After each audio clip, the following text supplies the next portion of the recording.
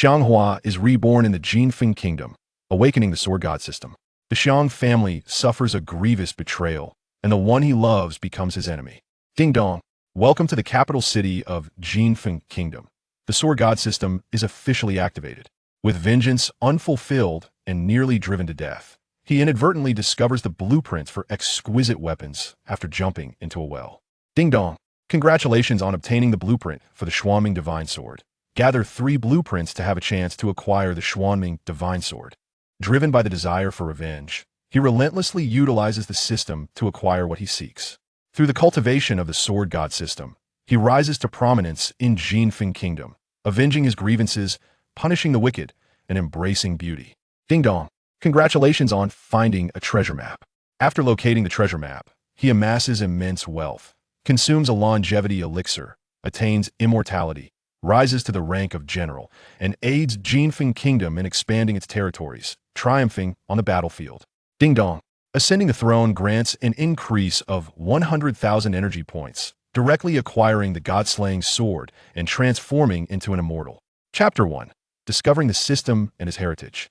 With a loud bang, Xiang Hua vaguely remembers falling off his bicycle. Many of his memories suddenly fragmented. In the capital city of Jinfeng Kingdom, upon awakening, Xiang Hua is startled to find himself in an unfamiliar world. He opens his eyes, sits up slowly, and realizes he is dressed in a robe, lying on a wooden bed that exudes antiquity. The furniture in the room is old-fashioned, rich in historical charm. Where am I? Why can't I remember anything? It feels like I fell off my bike, but shouldn't I be in the hospital receiving treatment? How'd I end up here? Why is everything in this room so antiquated? Am I being filmed in a historical drama? Did I fall and become an actor? Xiang Hua's face betrays his confusion and disbelief. Just then, a voice prompt echoes in his ear. Ding dong! Welcome to the capital city of Jinfeng Kingdom. The sword god system is officially activated. Xiang Hua is taken aback. Jinfeng Kingdom, capital city. Sword god system. What is this? The sword god system comprises 3 realms. The first is initial god, mastering the Xuanming Divine Sword, with skills that can cut through iron like mud. The second is intermediate god, mastering the demon-slaying sword, with skills that can pierce through targets 100 paces away to vanquish demons. The third is high god, mastering the god-slaying sword, with skills that allow one to stand above all and contend with immortals. Jinfeng Kingdom is a realm where the weak are devoured by the strong. Your name here is also Xiang Hua. Your parents have perished due to treachery, and you must rely solely on your abilities to survive in this kingdom. I have been reborn. I have arrived in Jinfeng Kingdom. Which dynasty is this? I never studied this in history class. It must be a small nation. However, the sword god system seems intriguing. This means I can rely on it to establish myself in Jinfeng Kingdom. Task activated. Signing in as a newcomer grants 100 energy points. Xiang Hua is astonished. He hadn't expected the system to allow sign-ins, so without hesitation, he declares, sign in. The system responds, congratulations, you have obtained 100 energy points. A surge of excitement courses through Xiang Hua. Although he feels somewhat unfamiliar with the sword god system, he senses that to establish himself in Jinfeng Kingdom, he must inevitably engage in combat. This is certainly a world filled with blades and swords. Failing to strengthen himself quickly would make survival difficult in this kingdom. Suddenly, the door swings open, and a young woman clad in a pink gown enters, carrying a bowl of medicinal liquid. She is tall, with a well-proportioned figure, long flowing hair, and exquisitely delicate features, her large, sparkling eyes captivating. Upon seeing Xiang Hua sitting up, her face lights up with joy and excitement as she approaches, holding the bowl of medicine. Young Master Xiang, you are awake. How wonderful! Xiang Hua gazes at the ancient beauty approaching his bedside with the bowl of medicine, his eyes widening in awe. She is truly stunning. Even without makeup, her beauty is overwhelming, making his heart race. At that moment, the sword god system chimes in. She is your savior, Xiao Lian. Xiao Lian extended the vial of medicine in her hand before Xiang Hua, urging him, quickly, drink the medicine. You were unconscious for several days after being knocked out. I secretly brought you to this and to hide, and now it seems worthwhile to see you awake and safe. Otherwise, I would truly be heartbroken and consumed by guilt. Upon finishing her words, the expression on Xiao Lian's face shifted from initial delight to one of deep sorrow. A wave of unfamiliar, yet familiar memories surged into Xiang Hua's mind. Memories of his present life in Jinfeng. The reason his parents in Jinfeng perished and their home was ransacked was primarily due to being wronged and framed. Slowly, Xiang Hua moved his body to the edge of the bed and stood up, glancing at Xiao Lian beside him. Instantly, his expression changed, and he swiftly extended his hand to forcefully push down the medicine bowl she held. The sound of the bowl shattering echoed through the room. Startled, Xiao Lian's face paled, and she cried out, "Ah!" as she noticed the sudden change in Xiang Hua's demeanor, tears welling in her eyes. "I am sorry. I know that no matter what I say or do now, I cannot earn your forgiveness, nor can I lessen your hatred for my father. However, I never anticipated things would turn out this way. My father was not a merciless killer. He must have been driven to desperation to act against your Xiang family." As she finished speaking, the tears that had filled Xiao Lian's eyes cascaded down her cheeks, flowing into her heart. Seeing Xiao Lian's pitiful state, tears streaming down her face, Xiang Hua felt no sense of compassion. Though he had merely been reborn into Xiang Hua's body, this Xiao Lian was the daughter of the man who had plotted against his parents in this foreign world. How could the hatred for the murder of his father and mother allow Xiang Hua to easily accept her? "You saved my life. Today, I will not make things difficult for you. Please leave immediately. I do not wish to see you again." Xiang Hua looked at Xiao Lian, his eyes filled with resentment. Hearing such callous words from him, Xiao Lian felt as if her heart were being cleaved. She recalled the time when she and Xiang Hua shared a deep bond, believing they could be eternally happy together. Yet, in the blink of an eye, all that beauty seemed to have been sealed away. They had suddenly transformed into irreconcilable foes, strangers to one another. Xiao Lian wiped her tears with the sleeves of her dress and choked out, "Fine, I will go. I will no longer disturb or cling to you. Please take care of yourself." After Xiao Lian finished speaking, she turned and slowly walked toward the door. With each step, tears fell down her cheeks, flowing into her heart. As Xiang Hua watched her retreating figure, an inexplicable sense of conflict and turmoil arose within him. To claim he felt nothing would be a lie. It was evident that Xiao Lian had deep feelings for him. Yet, how could he forget that she was the daughter of his enemy? At that moment, outside the guest room door, a man dressed in a black robe, bearing the appearance of a villain, had been eavesdropping at the entrance of Xiang Hua's room for some time. "Oomph. No wonder I couldn't find this brat all this time. It turns out he was hidden here by the young lady," the man muttered quietly, a smirk curling at the corners of his mouth, careful not to let his voice carry into the room. Upon hearing footsteps approach the door, he quickly turned and departed at a brisk pace. He exited the inn's main door and strode away. With a face full of worry, Xiao Lian reached the door and slowly extended her hand to open it, feeling as though even her breath was somewhat constricted. Chapter 2. Captured. Xiang Hua exclaimed with palpable excitement. "Get out of here at once. I never wish to see you again. Go back and inform your parents that the enmity for my parents' murder shall not go unpunished. I, Xiang Hua, will eventually seek retribution. A gentleman's vengeance is never late." Little Lian, feeling a pang of sorrow, bit her lip, revealing a bittersweet expression. She retrieved a silk pouch filled with silver coins from her belongings and placed it upon the wooden table in the guest room. Without a backward glance, she turned and fled, weeping as she exited the room. Observing little Lian's departure, Xiang Hua swiftly followed her out, inhaling sharply. "Do not blame my ruthlessness. After all, you are the daughter of my enemy. From this moment forth, we shall have no further dealings, nor shall any feelings blossom between us. Had you not saved my life, I would not have allowed you to leave so easily today." As he reached the door, he closed it behind him and turned to see the exquisite silk pouch resting on the table.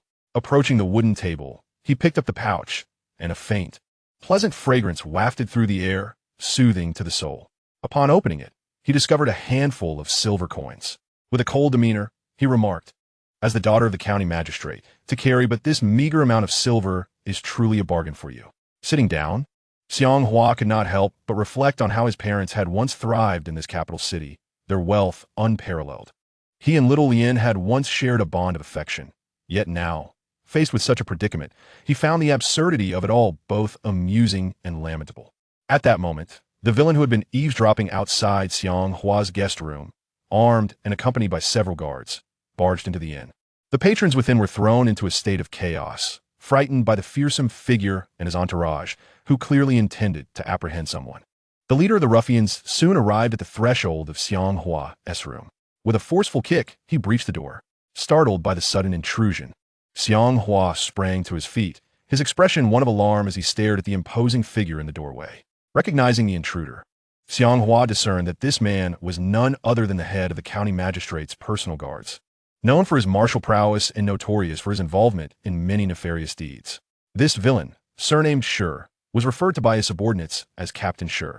With a swift motion, Captain Shi brandished his weapon and advanced into the room, followed closely by his guards. Approaching Xiang Hua, he unsheathed his blade and pressed it menacingly against Xiang Hua's throat, his demeanor fierce and threatening. With a sardonic chuckle, the leader of the guards proclaimed, "Now, where do you think you can escape? I have been scouring this city for days, and little did I expect you to have taken refuge in this very inn. You have made my search rather effortless." Xiang Hua felt a shiver run through him as the blade pressed against his throat. He dared not move a muscle, rendered almost paralyzed by the sudden turn of events. "Spare me your meaningless prattle. Since I have fallen into your clutches today, do as you will, kill or maim. I leave it to your discretion. However, let it be known that even in death, I shall not rest until I have sought vengeance upon you. Your alliance with the county magistrate will assuredly lead you to a grim fate." Though panic gripped Xiang Hua's heart, he summoned his courage and endeavored to maintain a facade of composure as he addressed the leader of the guards. "I refuse to be dispatched so easily. That would be an unjust end for me. Having been reborn, my vendetta remains unavenged. Would I truly meet my demise in such a manner?" Despite the fear and tension that coursed through him, Xiang Hua steeled himself, vowing not to plead for mercy. A wicked grin spread across the leaderess face, and with a tone of mock seriousness, he retorted, "Humph. You think I would grant you such an easy demise? I advise you to confront reality, your family. The Xiang clan has been obliterated, and you are no longer their heir. Your current predicament resembles that of a stray dog, bereft of its master. Do not oppose the magistrate. Surrender your family's treasure map to avoid a painful consequence. Otherwise, once I take you back to the county office, I have numerous methods to extract the truth from you. Do not tempt fate." Xiang Hua could not help but smile faintly. "A treasure map? Not only do I not possess such a map, but even if I did, I would never surrender it to the magistrate. Spare me your words and act swiftly. I have no treasure map. Do not waste more of my time." Upon hearing the mention of the treasure map, a flicker of memory ignited within Xiang Hua's mind. His father had once spoken of such a map. He recalled fragments of their conversations.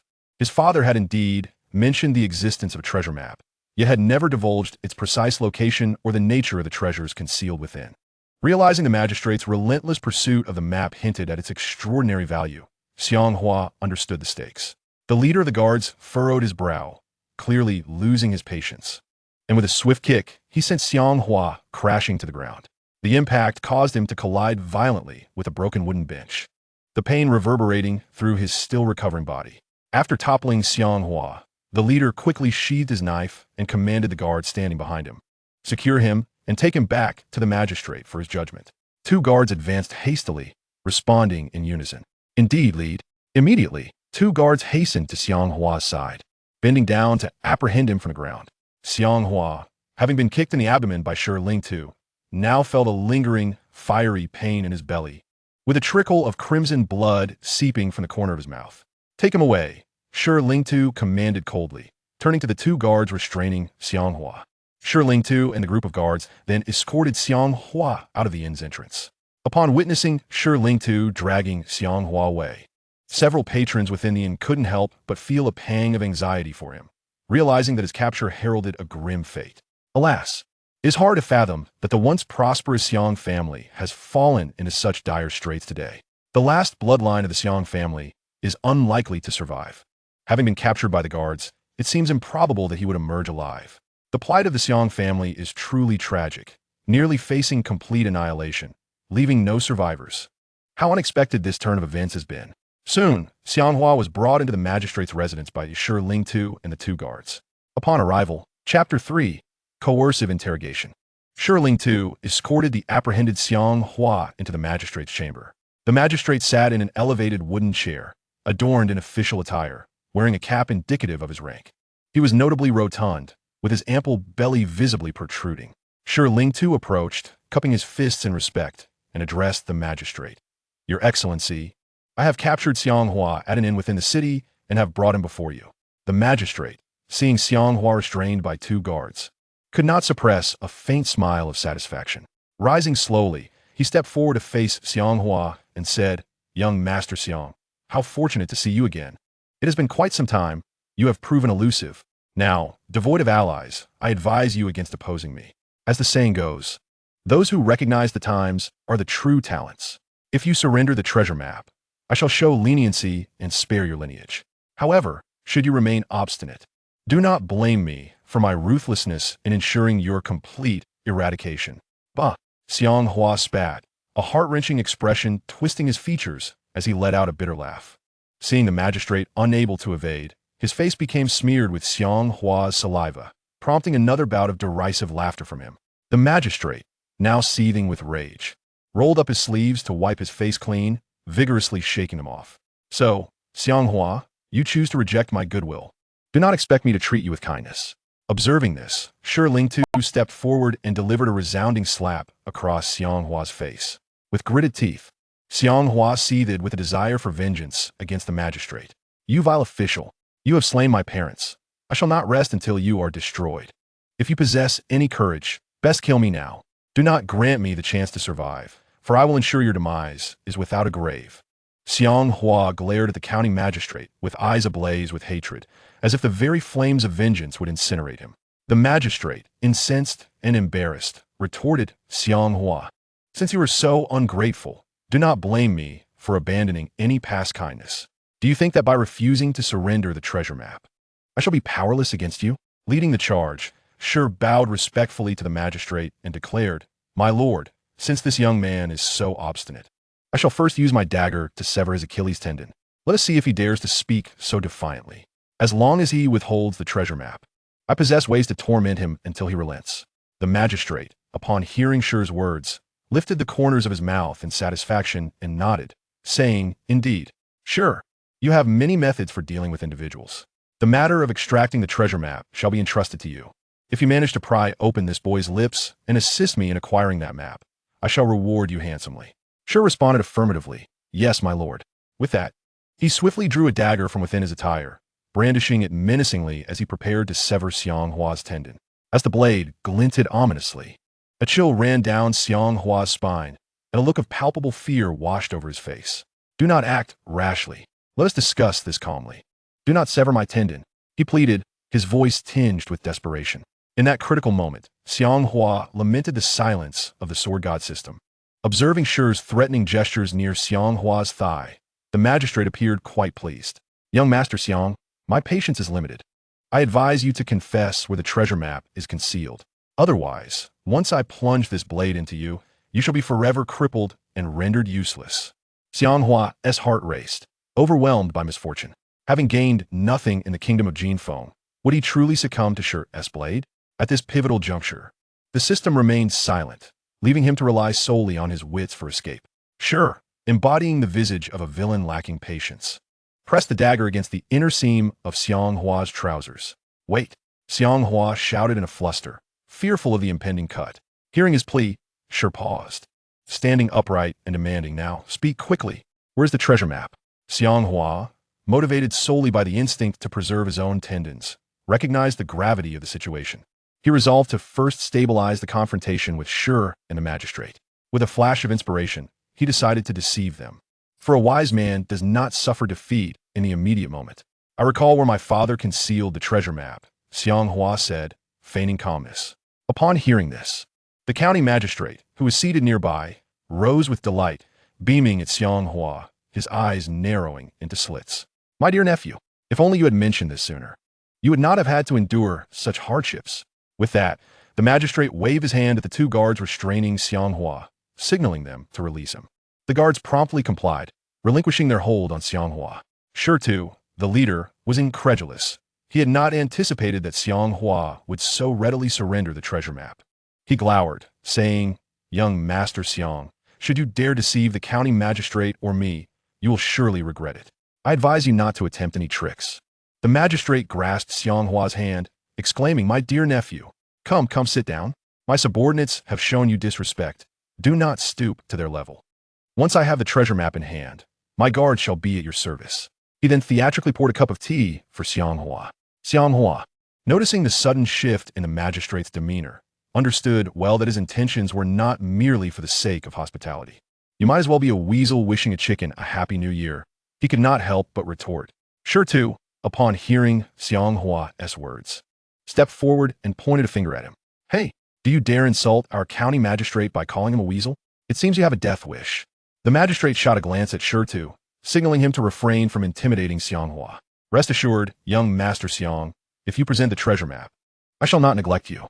In fact, I will adopt you as my son and arrange for you to marry Xiao Yin, uniting you both as a family.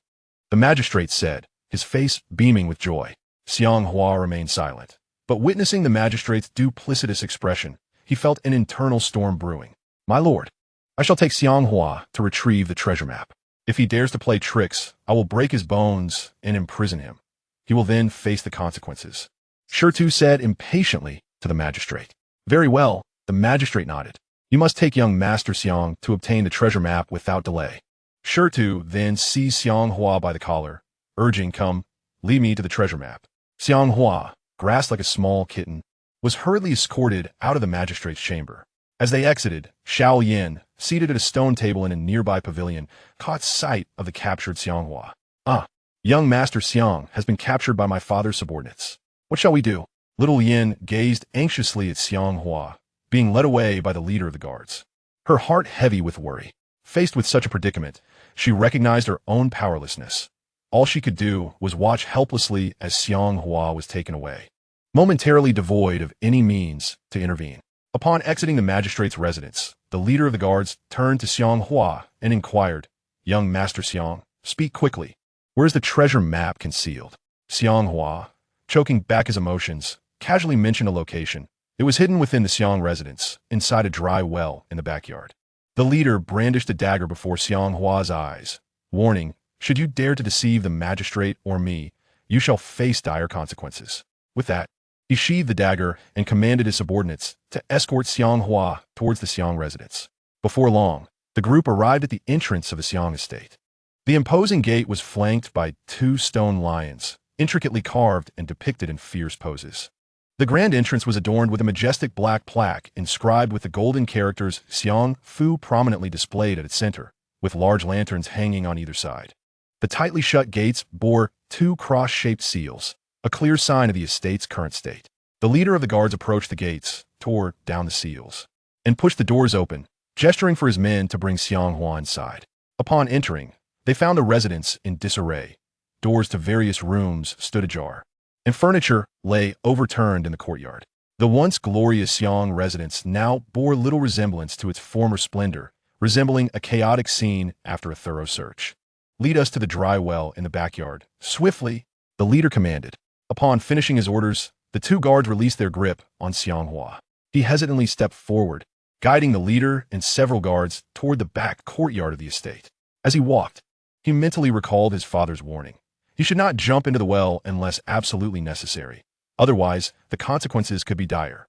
Now, having deceived both the magistrate and the leader, he feared that failure to leap into the well might result in his dismemberment.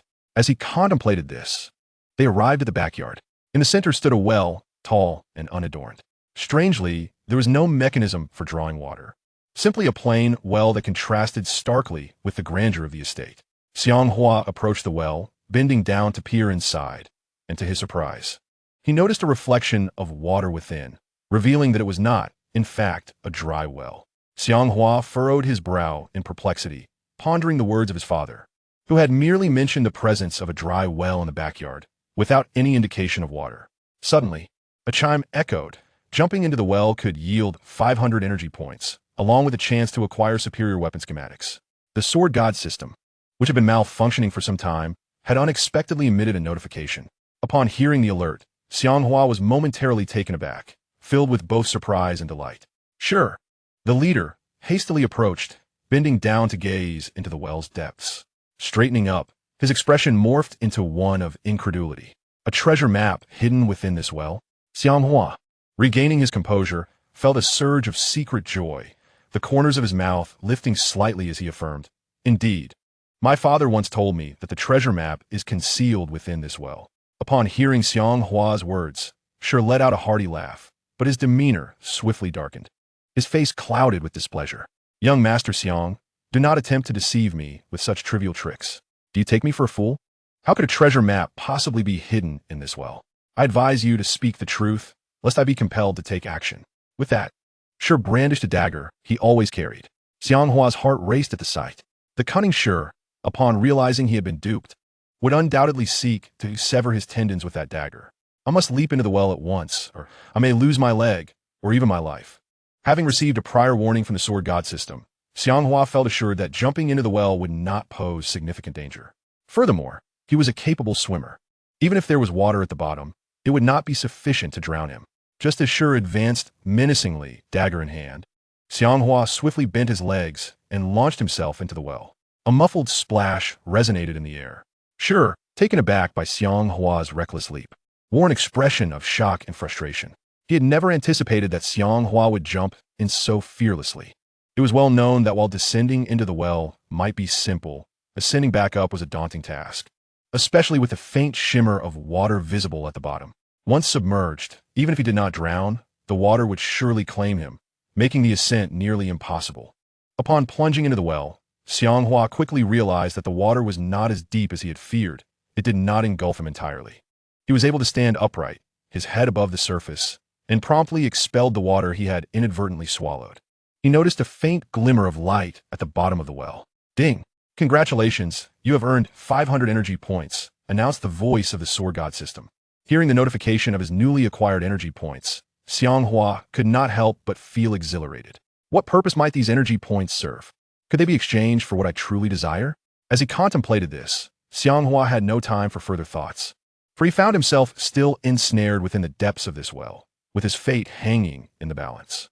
Should he perish in this abyss, even the most abundant energy value would amount to naught.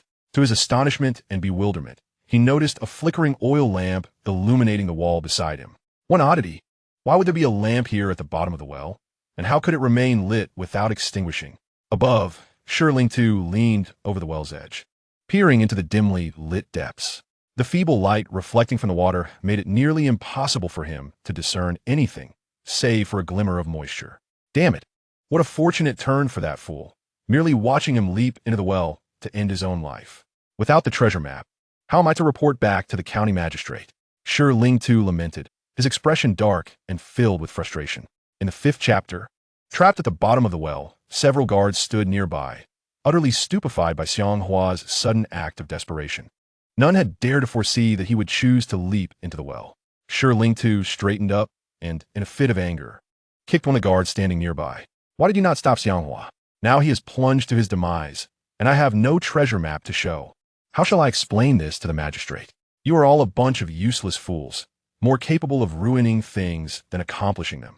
Shi was taken aback by Xiang Hua's unexpected choice, leaving him genuinely astonished. The guard who received the kick stumbled and fell to the ground, groaning in pain. The other guards, witnessing this, shivered in fear, feeling the weight of their own helplessness. Though they felt deeply aggrieved, they dared not utter a word in protest. Cowed by Shi fearsome demeanor, resembling docile kittens, their heads bowed and bodies hunched.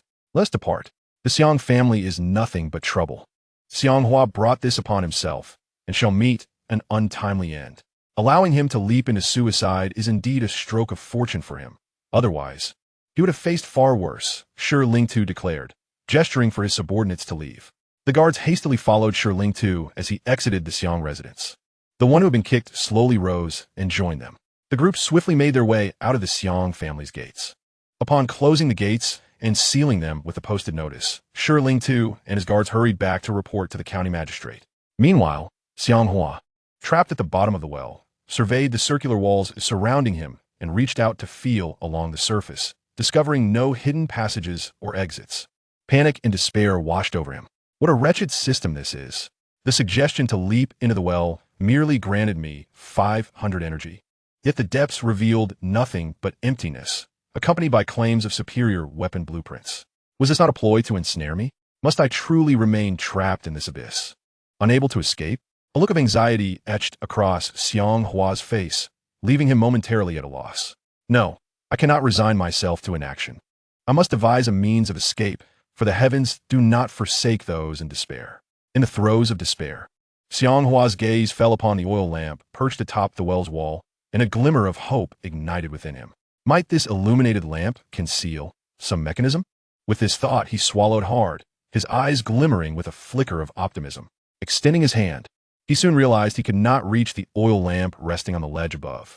Driven by the instinct for survival, Xiang Hua resolved to take a leap of faith. He closed his eyes, held his breath, and gradually crouched down. His body submerged in the water. He propelled himself upward with the force of his legs, akin to a leaping carp. With a resounding splash, Xiang Hua burst forth from the depths, half his body emerging as he reached the pinnacle of his ascent. Quick-witted, he grasped the oil lamp from the ledge. As he retrieved the lamp, his body descended slowly, and a wooden switch beneath him sprang forth. Suddenly, the well's wall trembled, and a stone door began to rise beside him. Xiang Hua gaped in astonishment, utterly captivated by the unexpected sight before him. To his disbelief, a hidden door lay within the well's depths. Surely, I cannot meet my demise here. The heavens do not abandon the desperate, he chuckled to himself. As the secret door ascended, a long corridor came into view, with oil lamps intermittently illuminating the walls, casting flickering points of light. Faced with the newly revealed stone door, Xiang Hua wasted no time. He grasped the rocky entrance of the secret passage and exerted all his strength to emerge from the water. Seated at the threshold of the open door, he exhaled deeply, feeling a sense of relief wash over him. After soaking in the well's depths for an extended period, he now felt considerably lighter, as if freed from the sensation of being an unwitting dumpling immersed in water. After resting for a moment, Xiang Hua gradually rose to his feet, his gaze fixed on the corridor's end, where another stone door waited. Taking a few cautious steps forward, he halted, reaching for an oil lamp affixed to the wall. With a forceful throw, reminiscent of a bowling ball, he sent the lamp flying towards the corridor's terminus. A resounding clatter echoed through the passage before tranquility reclaimed the space. Upon observing the surroundings and noting no unusual occurrences, Xiang Hua felt a renewed sense of reassurance. Hastily striding to the stone door at the end of the corridor, Xiang Hua glanced around and discovered a protruding stone block on the wall beside the door. Without a moment's hesitation, he reached out and pressed inward, causing the stone block on the adjacent wall to depress. The stone door then began to rise slowly. Once the door opened, it revealed a hidden chamber with oil lamps placed upon the surrounding stone ledges. Inside the chamber were a stone table and stone stools, with an assortment of food laid upon the table. A tall, prominent stone pillar beside the table bore a striking black wooden box, which exuded an air of intrigue and mystery. This was indeed a secret chamber. Could it be that there was no way out? A look of disappointment crossed Xiang Hua's face. Entering the chamber, he approached the stone table and was astonished to find that the fruits resting upon it had not rotted. There was also a platter of steamed buns and a jug of wine. After all the commotion, Xiang Hua's stomach began to grumble audibly. Spotting a stone stool beside the table, he decided to sit down and indulge in some food first. Even if he were to be trapped and perish in this hidden chamber, he would at least die with a full stomach, he mused with a hint of dejection. Casually picking up a steamed bun from the platter, Xiang Hua savored it with delight. His gaze was once again drawn to the black wooden box atop the stone pillar, igniting a flurry of speculation within him. What could be contained within this box? Perhaps it held a treasure map, or the blueprints for exquisite weaponry. Rising slowly, he stepped forward to the stone pillar that housed the black box, extending his hand to prepare for opening its lid. Eager to discover whether it contained the treasure map that the county magistrate so desperately sought, or the superior weapon blueprints hinted at by the sword god system. Chapter 6, Seeking an Exit. With curiosity swirling in his mind, Xiang Hua quickly stuffed the remaining morsel of bun into his mouth. A look of anticipation spread across his face as he gently lifted the lid of the black box resting on the stone pillar. As the lid opened, he beheld a piece of parchment within. A blueprint. Could it be the design for a superior weapon? His heart began to settle as he realized the box contained a single sheet of parchment. Having opened the black box, Xiang Hua reached in and retrieved the parchment. At that moment, he heard the familiar voice of the sword god system. Ding. Congratulations. You have obtained the blueprint for the Xuanming Divine Sword. Collect 3 blueprints to have a chance to exchange for the Xuanming Divine Sword. Holding the blueprint in his hands, Xiang Hua found himself momentarily stunned. Now that he possessed 1 blueprint for the Xuanming Divine Sword, he needed 2 more to complete the set. Where could he possibly find the remaining blueprints? At present, I possess but a single blueprint of the mystic Sword of the Abyss, while the remaining 2 blueprints remain shrouded in mystery. Fortunately, with the assistance of the sword god system, I am not overly anxious to seek them out. However, the desire for vengeance still lingers in my heart, leaving me somewhat unsettled. After all, having been reborn in the kingdom of Golden Phoenix, I find myself devoid of any martial prowess in both this life and the last. Dear Sword God System, do you possess a storage facility? Might you assist me in safeguarding the mystic sword of the Abyss blueprint? I inquired, my tone tinged with hope for a favorable response. Not yet skilled in martial arts, I fear that if I venture outside, I might inadvertently lose the blueprint, which would be most unfortunate. Thus, I sought to know whether the Sword God System could securely store the items I acquire, allowing me to retrieve them whenever necessary in the future. Indeed, the Sword God System storage can accommodate a plethora of items. Should you require assistance in storing your possessions, do not hesitate to ask, came the satisfactory reply from the Sword God System. A wave of joy washed over me, and I exclaimed, excellent. Please store the mystic sword of the Abyss blueprint I currently hold. Affirmative, commencing storage. Suddenly, the blueprint in my grasp vanished, seamlessly transferred into the storage of the Sword God System. With this system to secure my belongings, I felt a great sense of relief. I need not fear losing them or having them snatched away. What a delightful prospect. Now, having acquired a single blueprint of the mystic sword of the Abyss, I surveyed the enclosed chamber, discovering no hidden exits. This secret room was entirely sealed. How am I to find a way out? Surely there must be a means of escape, for it is inconceivable that the heavens would leave me trapped here. With this thought, I furrow my brow. Though I had leapt into the well, miraculously avoiding drowning, and stumbled upon this underground chamber, gaining 500 energy points and the blueprint, the benefits would be rendered moot if I could not find a way to survive and escape. There must be a way out. The heavens do not forsake the living, I declared resolutely. My gaze fell upon the stone table laden with food, further solidifying my determination. How peculiar. Logically, the presence of food on the stone table suggests that someone must have entered this chamber. Yet, given that the Xiang family had been raided and the front door sealed, it is impossible that anyone descended through the well. If they did not arrive through the well, then who placed this food here? I proceeded to meticulously examine the chamber, searching for any concealed mechanisms or hidden exits. I had no desire to be trapped in this underground chamber forever. After wandering around the secret chamber for some time and feeling along its walls, no discoveries were made. The furnishings within the chamber were quite austere, consisting solely of a stone table, a stone stool, and a black wooden box atop a nearby stone pillar. Each corner of the chamber was illuminated by an oil lamp. As he gazed at the oil lamp placed on the pedestal in the corner, a spark of delight ignited within Xiang Hua. Could it be that the mechanism was concealed beneath these lamp pedestals? Without hesitation, he approached the corner of the chamber, eyeing the oil lamp above him, and swiftly reached out to grasp it. However, his outstretched hand could not reach the lamp. Momentarily taken aback, he did not succumb to despair. Instead, he turned to see the stone stool beside the table. He quickly walked over to the stool, crouched down, and embraced it with both arms, preparing to use its height to access the lamp above. With great effort, he managed to lift the heavy stool and carried it to the corner of the chamber. With a thud, he set the stool down, beads of sweat forming on his brow. He promptly ascended the stool. Standing atop it, Xiang Hua gained considerable height and successfully lifted the oil lamp from the pedestal. He had anticipated that raising the lamp would trigger the opening of a hidden stone door, much like the scene he had encountered at the bottom of the well. As he held the lamp aloft, he turned his head to survey the chamber with eager anticipation. Yet, there was no response, nor did any stone door reveal itself. Swallowing hard, Xiang Hua decided to return the lamp to its original position, using his other hand to feel the smooth, even surface of the pedestal's base. There were no mechanisms or anomalies to be found. With a sigh, he placed the lamp back where it belonged and shifted his gaze to the other 3 lamps positioned elsewhere. Leaping down, he exerted himself once more to lift the stone stool and proceeded to the opposite corner. After a series of exertions, relying on the stool, he inspected the oil lamps and their bases in the other corners, only to find no further clues. The mechanisms and stone doors he had envisioned remained elusive. Was it possible that this secret chamber truly had no exit? A sense of despair began to wash over him. Sitting on the stone stool, Xiang Hua rolled up his sleeves to wipe the perspiration from his brow, casting another glance around the chamber in search of answers.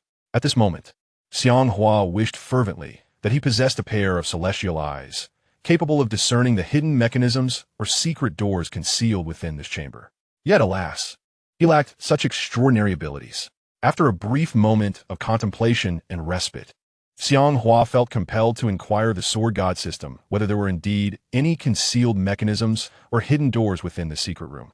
Sword God System, Are there any hidden mechanisms or secret doors in this chamber? He queried. As a newcomer, Chapter 7, Sword Immortal Yu Fei filled him with anticipation, as he believed the sword god system would provide him with answers. However, at that moment, the system seemed to vanish without a trace, utterly indifferent to his inquiries. Blinking in surprise, Xiang Hua touched his ear, only to find that the sword god system offered no guidance or response whatsoever. It was always at critical moments that it proved useless. Fortunately, there was no immediate danger. If it chose to remain hidden in every perilous situation, it would surely lead him to ruin. With a slight air of dejection, Xiang Hua realized that since he could not rely on the sword god system to find an exit, he must depend on himself. Rising to his feet, he approached the stone table, running his hands over its surface in search of any clues, and bent down to inspect it closely. Yet, he found nothing of significance. Just as he lifted his gaze, a stone pillar standing beside the table caught his attention once more. Could this upright stone pillar conceal some mystery? He pondered, a subtle smile gracing his lips. Taking a step closer, he reached out to remove the black wooden box that rested atop the pillar. However, when his hands made contact and he attempted to lift the box, he discovered that it seemed firmly affixed to the stone pillar, proving immovable. Faced with this predicament, Xiang Hua's focus sharpened, and he became increasingly convinced that both the pillar and the black wooden box were integral to some concealed mechanism. As he could not lift the box, a spark of inspiration struck him, prompting him to try rotating the black wooden box instead. To his astonishment, it indeed turned with ease. Xiang Hua's eyes sparkled with amazement as he gave the black wooden box a gentle twist. After rotating it halfway, a resounding rumble echoed from one side of the wall. Understanding that he must have activated the secret door within the chamber, he watched as it slowly began to rise. It seems I have discovered the way out, he mused. Xiang Hua could no longer contain the joy bubbling within him, and he swiftly turned to stride toward the open secret door. Upon reaching this enigmatic entrance, he discovered that behind it lay yet another concealed chamber, furnished with a stone table, stone stools, and a stone bed. As he stepped into the dimly lit room, his gaze was immediately drawn to an elderly man with flowing white hair seated cross-legged upon the stone bed. What a predicament! This secret chamber housed yet another chamber. But who was this old man? Why did he reside in such isolation? The old man's long, silvery hair cascaded disheveled down his back, his face adorned with a profusion of white whiskers, and he was clad in a flowing white robe. Observing the elderly figure, who sat motionless with his legs crossed on the stone bed, Xiang Hua was momentarily startled, then cautiously approached him. Standing before the old man, he called out, "Elder, can you hear me?" The old man did not open his eyes, remaining in a state of serene stillness, his expression devoid of emotion, resembling a living corpse. Taken aback, Xiang Hua pondered how this elderly figure could sit unmoving in this chamber. Could it be that he had already passed away? To ascertain the truth of the old man's condition, he slowly extended a finger towards the old man's nostrils, hoping to gauge his breath. As his fingertip made contact, Xiang Hua felt a startling absence of breath. Could it be true that he was dead? Yet, if that were the case, the body would surely show signs of decay. How could he appear so vibrant, his complexion rosy and unmarred by the ravages of time? In disbelief, Xiang Hua decided to press his fingers against the old man's cheek. The moment his fingers touched the warm flesh, he stumbled back in shock. What was this? The old man was not dead. How could the skin of a corpse radiate warmth? Astonished and panting heavily, Xiang Hua sank onto one of the stone stools. Gazing at the elderly figure seated before him, a wave of perplexity washed over him. Who was this old man? Why did he exist in this subterranean chamber? How did he venture outside? And what means did he have to procure sustenance? Living in solitude, did he not feel the pangs of loneliness or despair? Did he have no descendants? Confronted by these questions, Xiang Hua realized the futility of seeking answers. After all, the old man seemed to have just escaped the grasp of life. Alas, if only you were still alive, or had delayed your departure. You could have revealed to me the way out, sparing me the need to search for hidden mechanisms or secret doors. Xiang Hua lamented, casting a wistful glance at the old man. Suddenly, the old man opened his eyes. Startled, Xiang Hua leapt to his feet, his face a mask of astonishment. Are you human or spirit? Upon witnessing the elderly man with white hair suddenly open his eyes, Xiang Hua felt an overwhelming sense of disbelief and terror. The aged figure, seated cross-legged upon the stone bed, exhaled slowly, his hands gradually rising and then descending, embodying a demeanor of tranquility. Elder, you are not dead. Xiang Hua exclaimed, astonished by the sight before him. The old man slowly raised his leg, shifting himself to the edge of the stone bed, resting his hands upon its edge, scrutinizing Xiang Hua from head to toe. Xiang Hua, hesitant to approach the elder, inquired, "Who are you? Why do you dwell alone in this chamber at the bottom of the well? Is there an exit? I wish to leave." The elderly man stroked his long white beard with a calm smile. "I am the sword Immortal Yu Fei. I have resided in this well for over a decade," he replied steadily. Upon hearing the elder proclaim himself as the sword Immortal and reveal his name, Xiang Hua's astonishment intensified, curiosity piquing regarding the mysterious figure before him. "I care not whether you are a sword Immortal or a sword saint, nor how long you have been here. I simply wish to know if there is a way out, for I do not wish to remain trapped in this well." Xiang Hua feigned indifference towards Yu Fei's identity, directly addressing the matter at hand, eager to escape the confines of the well. The fact that Yu Fei was alive brought him immense joy, as he had initially presumed him to be a mere specter. Now, he felt compelled to ascertain the means of egress. But there is no exit from this well. It is easy to enter, yet escaping is not so simple. Upon hearing this, Xiang Hua furrowed his brow, recalling his father's earlier admonition never to leap into this well unless absolutely necessary. Chapter 8. Revealing Identity. Xiang Hua gazed at Yu Fei and implored, "Elder, spare the riddles and speak plainly. I was compelled to jump into this well. Had I not been desperate to escape, I would not waste words on trivialities." Yu Fei slowly rose from the stone bed, standing tall. "You are Xiang Hua, the young master of the Xiang family, are you not?"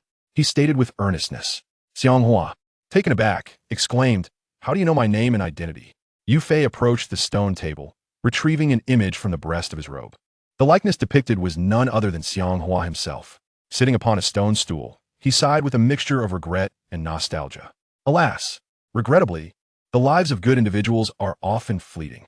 Your parents were exceptionally virtuous, generous souls. Despite the prosperity that the Xiang family once enjoyed, they never engaged in malevolent deeds and even saved my life. Our bond was profound. They treated me as family, often providing me with sustenance, which allowed me to survive in this secluded well for over a decade. Upon hearing this, Xiang Hua suddenly grasped the situation, beginning to comprehend the connection. It appeared that the sword Immortal, Yu Fei, shared a significant past with his parents, explaining the comfortable existence he enjoyed in this subterranean refuge. However, upon hearing these words, an expression of displeasure immediately crossed Xiang Hua's face. "How dare you speak of my parents' kindness towards you, when they were wrongfully imprisoned by the county magistrate? Why did you not come to their aid? They have perished, and now you speak of these matters as if they hold any weight. I cannot believe that a man of your age could be so ungrateful. How can you, who claims to be a sword Immortal, utter such words? It is utterly absurd.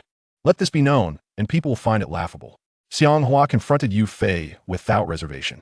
In response to Xiang Hua's scathing remarks, Yu Fei merely smiled faintly, showing no signs of shame or remorse, but rather a hint of resignation.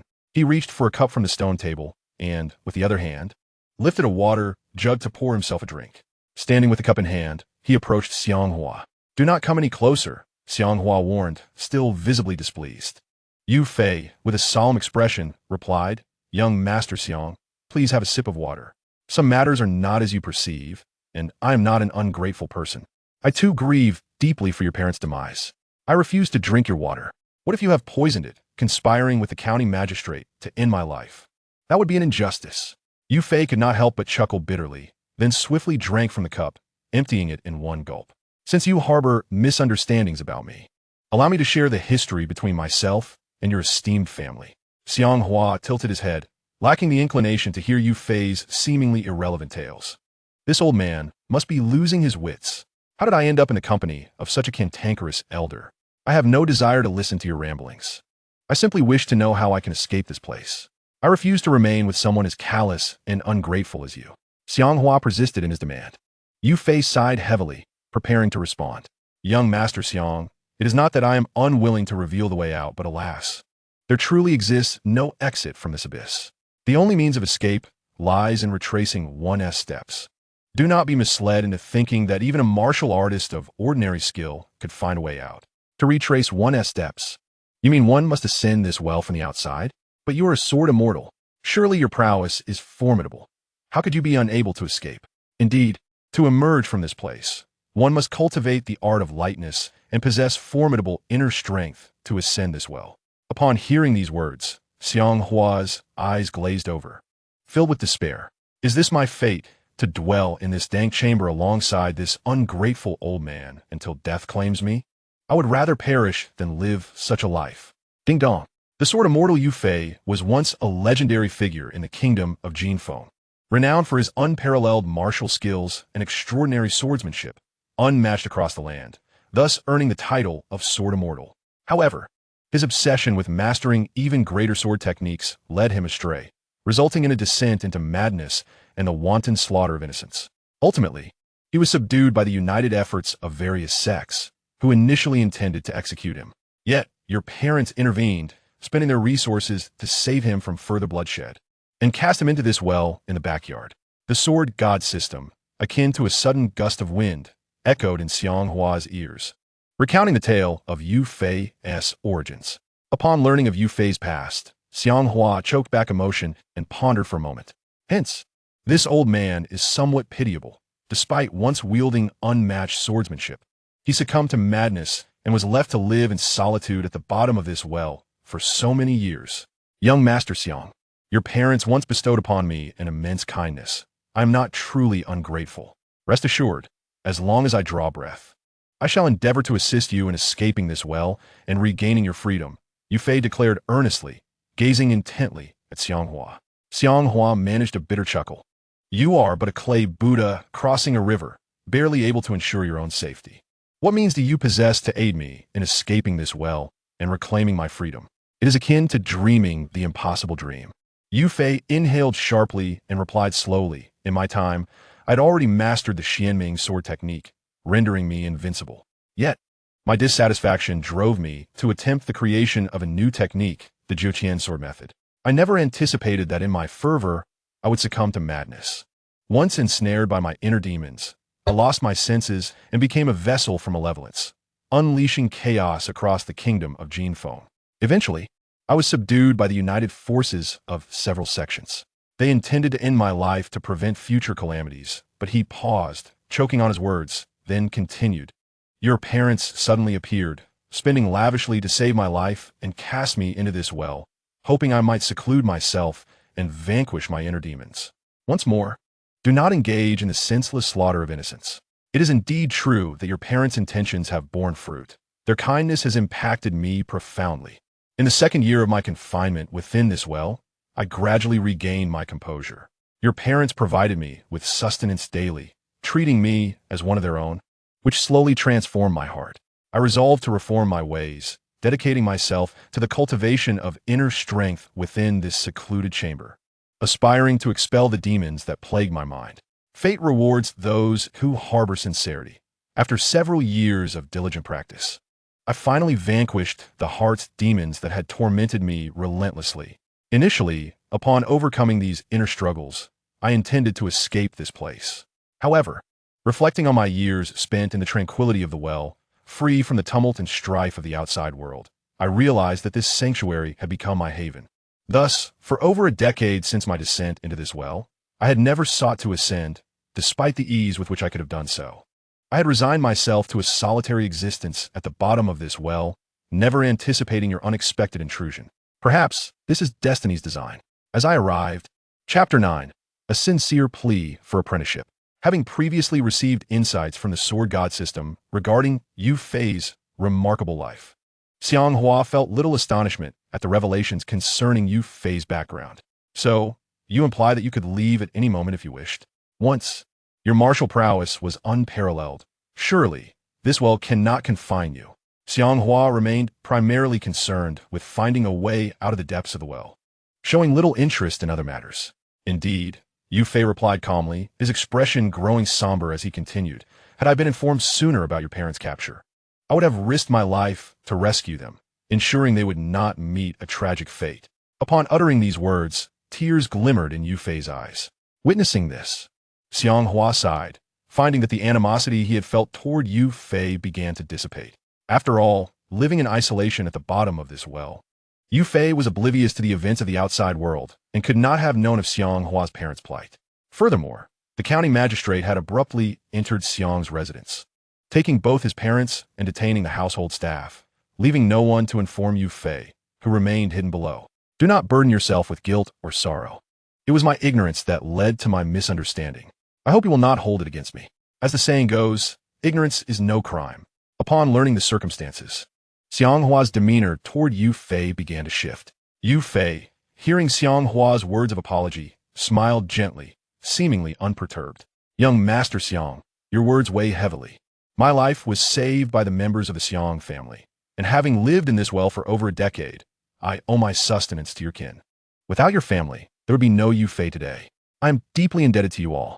Fortunately, heaven has spared a lineage from your family, preventing utter annihilation, a stroke of luck amidst misfortune. After speaking, Yu Fei gazed at Xiang Hua, a profound melancholy etched on his face, his heart brimming with emotion. Just moments ago, Xiang Hua expressed concern about how to escape, yet now, he abruptly shifted the conversation, turning to Yu Fei and proclaiming, "You were once unrivaled in martial prowess, a formidable force in the realm. I am yet to avenge my great grievances, but I find myself trapped in this well. Could you impart some martial skills to me? Teach me the lightness skill and the Xuanming Sword technique. Once I master them, I can seek vengeance against the county magistrate and that leader of the stone men." Upon hearing Xiang Hua's desire to learn martial arts for the sake of revenge, Yu Fei couldn't help but let out a hearty laugh. "Young Master Xiang, you and I are of the same mind. I was just contemplating taking you as my disciple, to teach you the internal arts and the Xuanming Sword technique.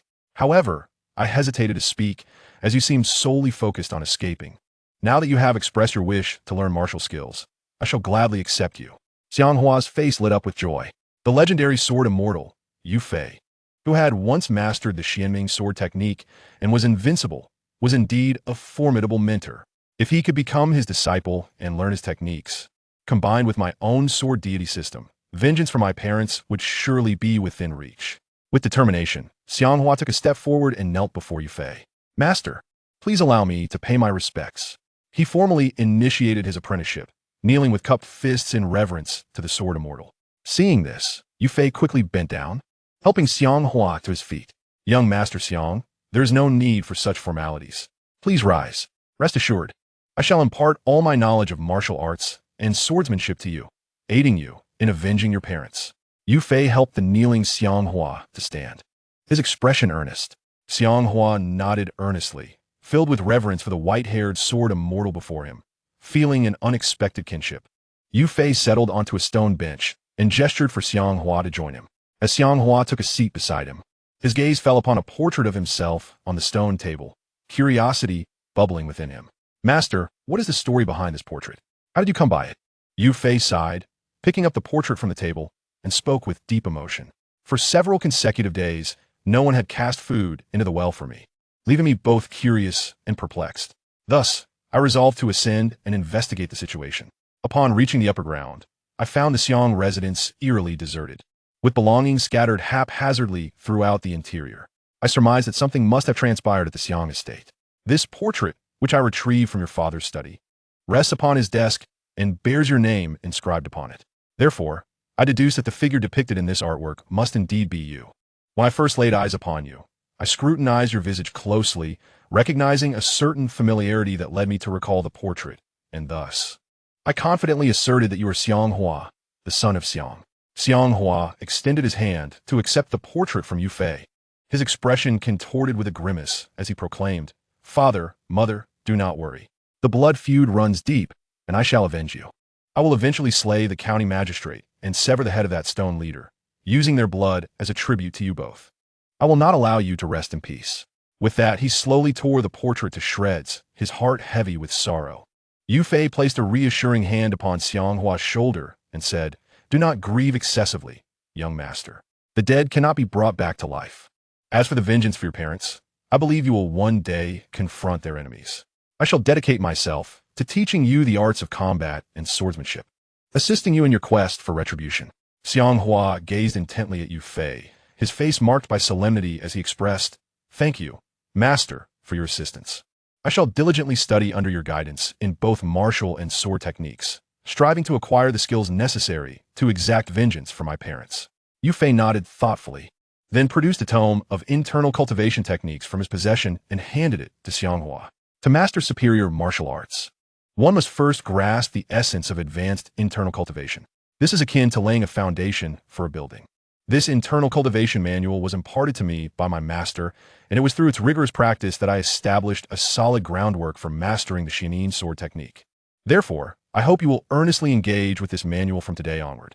Once you have made progress in its teachings, I shall then instruct you in the Xuanming Sword technique. As Xiang Hua received the somewhat worn tome, he appeared voracious, eager to delve into its teachings at once. With the internal cultivation manual in his grasp, he felt as though he held the ticket to a promising journey ahead, and his heart swelled with contentment. Yu Fei resolved to impart all his knowledge to Xiang Hua. Thus began Xiang Hua's earnest study of internal cultivation under Yu Fei's tutelage. Meanwhile, the stone leader returned to the magistrate's residence, accompanied by his guards, ready to report the incident involving Xiang Hua's leap into the well in the backyard of the Xiang estate. The county magistrate observed as Chief Shi entered his chamber, his expression brimming with anticipation. "Chief Shi, what news? Have you secured the treasure map?" Chief Shi, however, appeared dejected as he approached the magistrate and clasped his fists in a gesture of respect.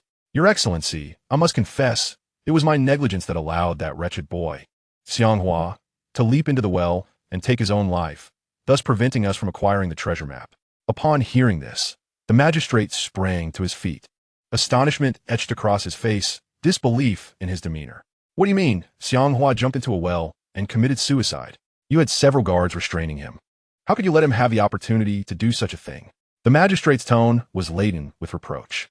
Chief Shi swallowed hard and continued, "Your Excellency, the matter has reached this unfortunate conclusion, and I acknowledge my fault.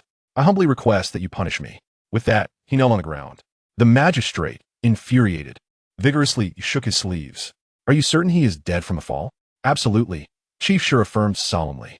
Xiang Hua plunged into the deep well at the back of the Xiang residence. Its depths are unfathomable. One can barely glimpse the reflective surface of the water from the edge. Thus his leap guarantees his demise. There is no possibility of survival. The magistrate sighed heavily, visibly perturbed. "What shall we do? Without the treasure map, if the Chancellor holds me accountable, how can I possibly explain this to him?" He appeared utterly at a loss, his mind in turmoil. Chief Shi, clasping his fists once more, reassured, "Your Excellency, do not worry. Should the Chancellor seek to blame anyone, I am willing to accept full responsibility. After all, it was under my watch that Xiang Hua met his end, and I bear undeniable culpability." "What good does that do now?" the magistrate retorted, frustration evident. "The reality is, with Xiang Hua dead, the whereabouts of the treasure map are lost. The Chancellor desires the treasure map, not to apportion blame upon us, nor does he seek the body of Xiang Hua." Chief Shi fell silent, lowering his head in contemplation. The magistrate paced the room, his expression grave. It was understood that the opportunity given to Xiang Hua to escape had been a calculated risk, intended to ensure a living witness from the Xiang family to compel the disclosure of the treasure map. However, with Xiang Hua's suicide and the demise of his entire family, the whereabouts of the treasure map were now shrouded in mystery. Finding it would be tantamount to searching for a needle in a haystack. The magistrate halted, glancing at Chief Shi. "Rise and take your leave. I must deliberate on how to address this matter with the Chancellor." Chief Shi slowly stood, bowing his head respectfully. "Yes, I shall take my leave." With that, he turned and swiftly exited the room. After stepping out the door, Shi Lingtu found himself intercepted by the waiting Xiao Yan. Upon seeing her, Shi Lingtu's expression turned ashen as he contemplated bypassing her. However, Xiao Yan shifted her position, resolutely blocking his path. "Miss, if you have something to say, please do so directly, rather than obstructing my way," Shi Lingtu stated coldly, gazing at her. Without any preamble, Xiao Yan inquired, "Shi Lingtu, you just detained young Master Xiang. Where have you taken him? Have you imprisoned him in the dungeon?" A faint smirk played at the corners of Shi Lingtu's mouth, his expression bordering on sardonic. "Miss, I have official duties to attend to and cannot linger. If you wish to know about Xiang Hua, I suggest you inquire with the magistrate. I am not at liberty to disclose such information." With that, he swiftly darted away, hastening his departure, being merely a delicate woman without martial skills. Xiao Yan was unable to impede Shi Lingtu's determined escape. As she turned to watch him leave in haste, she scoffed, "Do you think that by withholding information from me, I will be unable to uncover young Master Xiang's whereabouts?" Momentarily taken aback, she glanced toward the door of her father's chamber, contemplating entering to seek clarity on how to deal with Xiang Hua. However, she hesitated, retracting her foot to avoid arousing her father's suspicion. Thus, she resolved to devise her own means of discovering Xiang Hua's fate. Xiao Yin's initial thought was that since Shi Ling Tu and his guards had taken Xiang Hua away, it was highly likely he had been confined to the dungeon. Stealing her resolve, she decided to investigate the dungeon first. If Xiang Hua was indeed imprisoned, she would find a way to rescue him. After all, she could not bear to witness the demise of her beloved at her father's hands. Nor could she tolerate her father's continued misjudgments. With determination, Xiao Yin exited the estate and made her way towards the dungeon in the capital. Her face was etched with concern, deeply worried for Xiang Hua's safety. Before long, she arrived alone at the dungeon. Upon entering, she headed straight to the room of the chief guard in charge. Noticing her arrival, a guard followed her, bowing respectfully as he spoke. "Miss, what brings you to the dungeon? If you have matters to discuss, you could simply send a maid to relay your instructions. There is no need for you to come in person." Xiao Yin, preoccupied with the fate of Xiang Hua, paid little heed to his words. "I asked you earlier today, was young Master Xiang brought into the dungeon?" She queried the guard trailing behind her. The guard was momentarily taken aback, reflecting on her question before hastily responding. "Miss, I am afraid I do not know." Approaching the doorway of the chamber presided over by the chief guard of the prison, Xiao Yin boldly declared her intent to inquire directly of him, certain that he would possess the knowledge she sought. With determination, she strode into the room. The chief guard, seated upon a wooden chair, was preparing to indulge in a bowl of wine, accompanied by a jar and a plate of peanuts. His cheeks flushed. He hastily set down the bowl upon noticing Xiao Yin's sudden entrance. Rising swiftly, he approached her with a welcoming smile, his demeanor humble and respectful, albeit perplexed by her unexpected visit. "Miss, what brings you to the prison? Is there something you require of me?" he inquired, his expression one of surprise. Xiao Yin cast a scrutinizing glance at him and retorted coldly, "What? Is it impossible for me to visit the prison?" The chief guard, quickly regaining his composure, bowed with his hands clasped in front of him. "Of course, miss. You're always welcome here." Having established her presence, he gestured for her to take a seat. Xiao Yin moved to the wooden table and settled into a chair, her expression grave. The chief guard, still perplexed, asked, "May I inquire what brings you here? If there is anything you need, please do not hesitate to command me. I shall do my utmost to fulfill your wishes." Without preamble, Xiao Yin posed her question directly. "Tell me, did Chief Shi bring young Master Xiang to the prison earlier today? You would do well to answer truthfully, for your well-being may depend upon it." Upon hearing her inquiry, the chief guard's brow furrowed in agitation, and he responded fervently, "In response to your question, miss, Chief Shi did not bring young Master Xiang to the prison today, nor have I detained him." Xiao Yin's countenance darkened as she scrutinized the chief guard, her disbelief palpable. "I advise you to be forthright. Do not compel me to locate young Master Xiang within this prison. Should you fail to comply, you may wish to reconsider whether you shall continue to wear that esteemed title of chief guard upon your head." Her tone laced with veiled menace, the chief guard trembled. Fully aware of his precarious position, as a mere chief guard of the prison, he understood that a few ill-chosen words from Xiao Yin to the magistrate could easily strip him of his position. In a panic, he fell to his knees, exclaiming, "Miss, every word I speak is the truth. I would never deceive you. If the lady does not believe me, I shall summon all the guards within the prison. You may inquire of them whether I have spoken falsely. Today, Master Shi has not visited the prison, nor has he brought young Master Xiang to be detained here. I beseech you, do not make it difficult for me." The head guard knelt and pleaded. Xiao Yin swiftly rose, her countenance marred by displeasure. "I have no time for your trifling words. Simply lead me to young Master Xiang within the prison, and then we shall see how you account for this." With that, she strode towards the door, intent on searching the cells for Xiang Hua's whereabouts. The head guard, still kneeling, dared not hesitate. He quickly rose and followed Xiao Yin out of the room. Xiao Yin hastened through the door, arriving at the section where the prisoners were held. The two guards stationed at the entrance of the cells were taken aback and bewildered by her sudden entrance. Soon, the head guard joined her in the corridor flanked by the cells. As they stepped into the central passage, they beheld a variety of inmates, both male and female. Their hair disheveled, eyes vacant, resembling the living dead, listless and apathetic. Many wore prison garb stained with blood, languishing either seated or lying within their cells.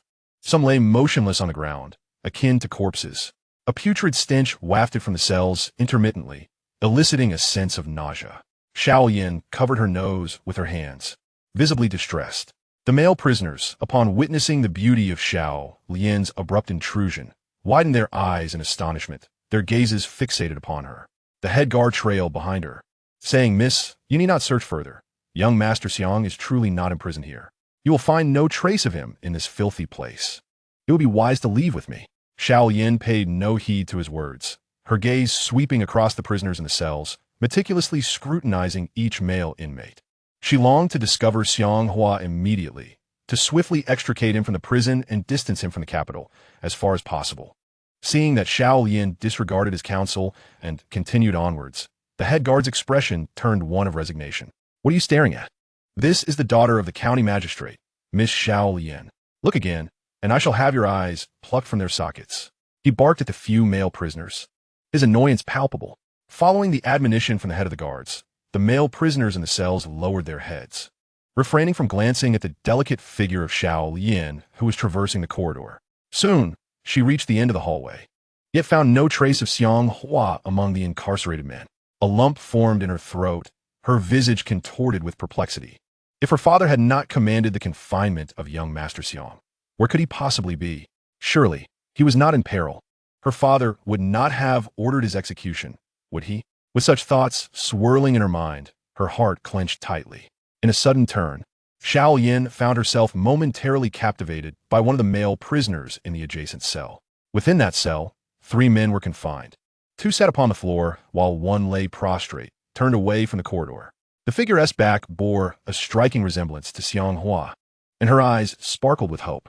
Noticing the crimson stains upon his prison garb, her expression shifted to one of deep concern.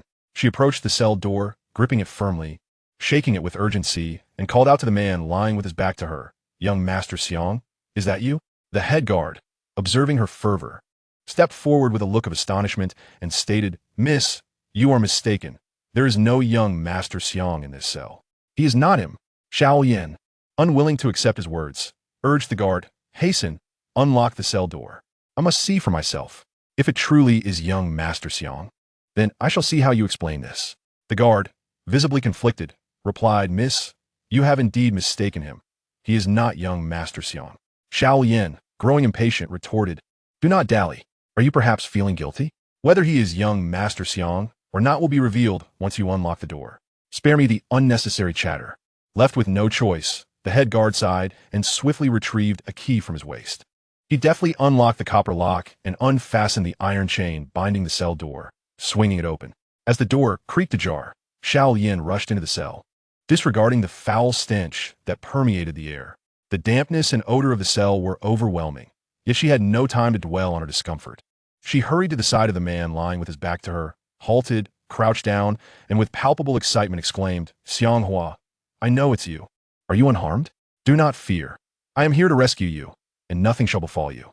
The head guard followed her inside and called out to the man lying with his back turned, "Lu Er, turn around swiftly, so the young lady may have a proper look at you. Do not feign a lifeless demeanor." The male prisoner, lying on his side with his back turned, heard the commanding voice of the head guard and gradually propped himself up, slowly turning to face the young lady. As Lu Er turned his head, his long, disheveled hair obscured much of his face. Xiao Yin, filled with excitement and sorrow, extended her hands delicately, yearning to part the hair that concealed his visage and discern whether he truly was Xiang Hua, before she could unveil the features hidden beneath his locks. She had genuinely perceived him as Xiang Hua. However, as she gently brushed aside the strands of hair from his face, she was taken aback. "Heh, young lady, I am Lu Er. I was sentenced to 3 months in prison for my indecent behavior with a sow." Lu Er grinned mischievously, fixating his gaze on Xiao Yin.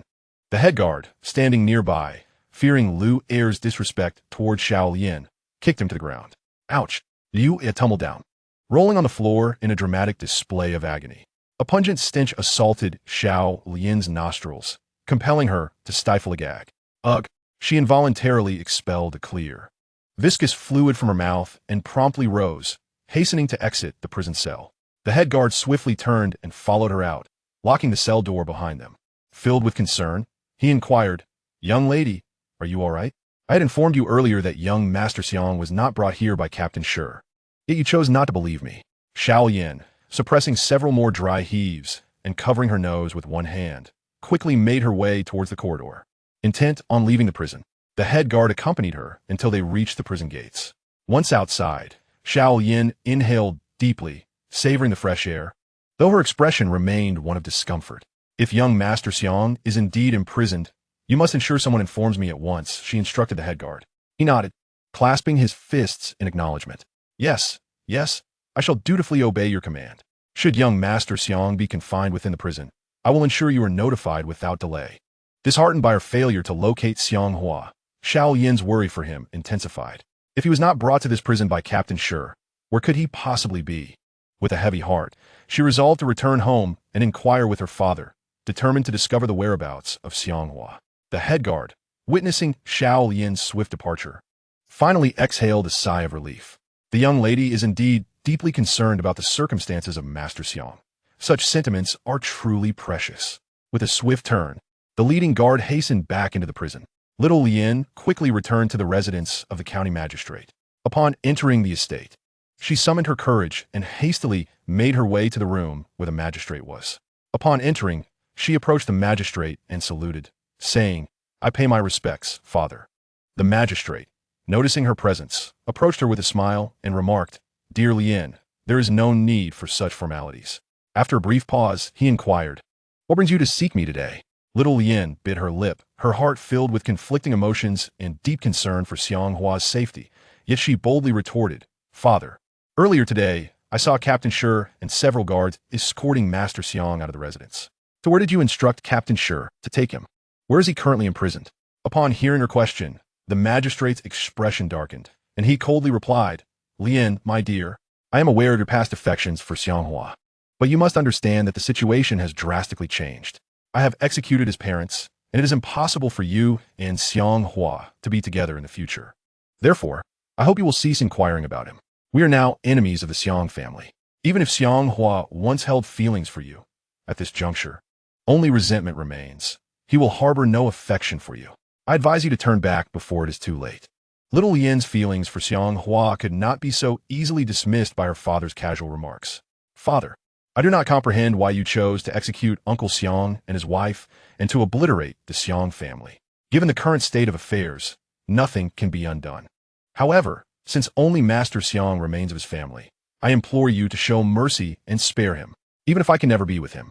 Merely knowing he is alive would suffice for my heart's content. I dare not hope for reconciliation with Master Xiang." With a tremor in her voice, she expressed her sentiments. Seeing Little Yin's sorrowful countenance, the magistrate slowly rose and walked to her side, gently patting her shoulder in comfort. "Enough. Do not dwell on matters concerning Xiang Hua any longer. I have already arranged a marriage for you. Once you are wed, you will enjoy a life of wealth and honor, a bounty that is endless. Why cling to Xiang Hua?" Upon hearing her father's declaration about her arranged marriage, Little Yin was left in shock. "What?" Her expression was one of utter astonishment. The magistrate smiled slightly. "My dear daughter, as your father, would I ever lead you astray? Trust that Master One will soon come to propose. Before long, you will be grandly married to him, an event of great dignity. Our ancestors will also bask in the glory." Which young Master One is father referring to? Xiao Yin could hardly believe her ears. For the one she held dear in her heart was Xiang Hua. She regarded other men with disdain, let alone someone like young Master One. The county magistrate moved aside, took a seat, and spoke with a smug expression. "As the magistrate of this capital city, any man seeking to marry my daughter must be a person of great wealth and influence. The young Master One I speak of is Wan Qing. He is the son of the Prime Minister, and he has seen you once before, harboring quite an affection for you. Furthermore, I believe that if you were to marry young Master Wan, it would bring immense honor and glory to our family. We would all bask in your success. Such a delightful prospect. Many daughters from respectable families line up for a chance to marry young Master Wan." Upon hearing the magistrate's words about marrying her off to Wan Qing, Xiao Yin's expression shifted dramatically, her brows knitting tighter as her heart filled with 100 unwilling sentiments. One must understand that Wan Qing was no ordinary individual. He was a prominent figure in the capital. His notoriety did not arise from noble deeds for the country and its people, but rather from the high-ranking father who had secretly committed numerous misdeeds. Wan Qing's father was none other than Wan Jinbao, the prime minister of the kingdom of Jinfeng. He originally had 2 sons. However, one succumbed to illness, leaving only Wan Qing. Consequently, Wan Jinbao showered Wan Qing with affection, leading to his increasingly arrogant and tyrannical behavior, where he bullied both men and women alike, embodying the essence of a tyrant. The magistrate's recent machinations against the Xiang family were instigated by none other than Wan Jinbao, who had slandered them, alleging that they were secretly plotting rebellion. Wan Jinbao had learned of a treasure map possessed by the Xiang family, which purportedly led to a hoard of gold and jewels. But most importantly, it concealed a longevity elixir. It was said that this elixir was no ordinary concoction. Consuming it could grant one eternal life. Hence, Wan Jinbao covertly urged the magistrate to act against the Xiang family, aiming to force them to relinquish the treasure map. However, he was taken aback when the Xiang family resolutely refused to acknowledge the existence of such a map, leading to the tragic event of their house being raided and nearly all members executed. Xiao Yan was somewhat aware of the nefarious deeds committed by Wan Jinbao and his son, harboring a deep-seated aversion to such individuals. However, who could deny that Wan Qing is the son of the current prime minister, Wan Jinbao? Indeed, the women of the Jin Feng kingdom vying for Wan Qing's hand would likely find themselves in a lengthy queue. Yet, to Xiao Yan, he holds no allure whatsoever. To be precise, even if she were to never have the opportunity to be with Xiang Hua again, she would rather marry an ordinary man than tie herself to Wan Qing. Father, if you wish to marry Wan Qing, you may do so yourself. I will not be wed to him, Xiao Yan exclaimed passionately to the county magistrate. The county magistrate furrowed his brow, looking at Xiao Yan with a serious expression. What are you saying? Young Master Wan is the son of the prime minister. If you were to marry him, it would not only bring honor to you personally, but also to our entire family. Establishing a connection with the prime minister would be an invaluable opportunity for us. Were it not for young Master Wan having expressed his affection for you in my presence, I would have hesitated to approach him or the prime minister regarding this matter. Yet here you are, failing to appreciate the fine match I found for you and speaking to me in such a manner. It is truly unacceptable. I must say, I have spoiled you for too long. Xiao Yan pouted, biting her lip in displeasure and turmoil. In her eyes, her father was not genuinely concerned for her happiness, but rather pursuing his own interests. In any case, I would rather remain single for life than marry someone like Wan Qing. He uses his power to bully others and has committed countless wrongs. Such a person is not worthy of my hand in marriage. Please do not force me. My heart has always belonged solely to young Master Xiang. There is no one else, Xiao Yan stated firmly. The county magistrate's face turned angry, and he slammed his hand heavily on the wooden table beside him. The loud crash echoed, as if he wished to splinter the table with his force. This match has already been discussed with the prime minister, and both he and young Master Wan have consented. On an appointed day, the prime minister will send someone to propose. You shall agree to this. Whether you wish to or not, you have no say in the matter, the county magistrate declared sternly to Xiao Yan. Hearing the county magistrate's words, Xiao Yan could not help but shed tears of sorrow. She turned and quickly ran out of the room. As she walked, tears streamed uncontrollably from her eyes. She had come to seek information about Xiang Hua from her father, but instead, she found herself being coerced in a marriage with Wan Qing, not even bothering to bid farewell. She dashed out the door. The county magistrate sighed, visibly displeased, and called out loudly towards the door, "This is truly outrageous. Do you intend to drive me to my grave?" Heartbroken, Xiao Yan returned to her room, swiftly closing the door behind her. Leaning against it, she could not help but sob softly. Young Master Xiang, where are you? I do not wish to marry Wan Qing. If only I could find you swiftly, I would follow you without hesitation. I no longer wish to be the daughter of the county magistrate. My heart aches profoundly. Can you sense it? I deeply regret that when I saved you, I should have taken you far away.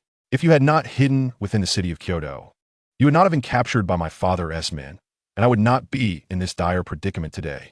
With tears streaming down her face, Xiao Yan spoke these words through choked sobs, nearly gasping for breath. After regaining her composure, Xiao Yan resolved to find a way to rescue young Master Xiang as soon as possible. Together, they would flee to a distant place where no one knew them, living a life of bliss in their own world. As she contemplated this, Xiao Yan wiped her tear-stained cheeks and approached a wooden table. Lost in thought and daydreams of a life with Xiang Hua in a paradise akin to an earthly utopia, suddenly, she remembered a guard who was holding Xiang Hua captive. She recognized him. Thus, Xiao Yan decided to send one of her maidservants to discreetly summon that guard to her chamber, hoping to ascertain the whereabouts of Xiang Hua's imprisonment. Without delay, Xiao Yan steeled her emotions and called out, "Come in." A maid standing at the door heard her call, promptly opening the door and stepping inside. The maid, filled with concern, approached her and said, "Miss, what troubles you? I see you have been crying. Is it about young Master Xiang?" Xiao Yin swallowed hard and replied, "Do not pry into my affairs. I called you in to send a message to Wang Erxiao. I have something to ask him. Ensure he comes to my room tonight without attracting attention, and he must not divulge this matter. Otherwise, I will not spare him." The maid nodded in understanding. "Yes, I comprehend. I shall seek out Wang Erxiao immediately." Feeling a pang of unease, Xiao Yin cautioned her maid, "You must be discreet in finding Wang Erxiao. Do not let anyone know I sent you." The maid, with a serious demeanor, assured her, "Rest assured, Mississippi. I know how to proceed." With a wave of her hand, Xiao Yin signaled for her maid to carry out the task. "Go now." The maid turned and hurried out of Xiao Yin's room, preparing to convey the secret summons to Wang Erxiao. As the maid departed, Xiao Yin clasped her hands together in prayer for Xiang Hua, beseeching, "May the Bodhisattva bless him, protect young Master Xiang, and grant him safety through this trial. I would willingly trade 10 years of my life for his well-being." Chapter 14. The discovery of the well-time during the day passed swiftly, and soon the night descended, casting a dark shroud over the land. Wang Erxiao crept stealthily, glancing around furtively, making his way toward the room where Xiao Yin resided, resembling a thief in the shadows. After all, when Xiao Yin had instructed her maid to summon Wang Erxiao, she had cautioned him to keep their meeting a secret, advising him to visit her quietly under the cover of darkness to avoid arousing suspicion. Thus, Wang Erxiao complied obediently with her directives. With a hint of anxiety, he arrived at the door of Xiao Yin's chamber. A maid standing at the entrance approached him and whispered, "You have finally arrived. The young lady has been waiting for you. Please go in." Wang Erxiao, visibly tense, replied, "I slipped out quietly, fearing that Shi Lingtu might discover me, which is why I delayed my arrival. Spare me the chatter. I must hurry inside." The maid urged him on. After ensuring that no one else was nearby, Wang Erxiao breathed a sigh of relief, swiftly pushed open the door, and entered Xiao Yin's room. Upon entering, he found her sitting by the wooden table, her expression one of melancholy. He stepped forward slowly and said, "My lady, I apologize for my tardiness. Please punish me." Seeing Wang Erxiao finally in her presence, Xiao Yin's voice trembled as she eagerly inquired, "It is of no consequence. I ask you, where has Shi Lingtu taken young Master Xiang today? Where is he currently imprisoned?" Upon hearing her question regarding Xiang Hua, Wang Erxiao swallowed hard, momentarily at a loss for words. After all, he had witnessed Xiang Hua leap into the well in the courtyard of the Xiang residence. Although no one dared to declare that Xiang Hua would surely perish after such an act, the odds of his survival appeared grim. Noticing Wang Erxiao's momentary daze, Xiao Yin's heart tightened, and her impatience grew. "I'm asking you a question. Why are you dawdling? Speak. Where is young Master Xiang now? If you tell me his whereabouts, I shall not treat you unjustly." Wang Erxiao exhaled slowly, furrowing his brow as he expressed his inner conflict. "My lady, I know that you and young Master Xiang share mutual feelings. However, given the present circumstances, I can only speak the truth without concealment." Seeing Wang Erxiao's hesitance and evasiveness, Xiao Yin stood up, anxiety palpable. "Do not keep me in suspense. Tell me where young Master Xiang has been taken and where he is being held." Her emotions were evidently heightened. Wang Erxiao could no longer conceal the truth and prepared to disclose the circumstances surrounding Xiang Hua's leap into the well.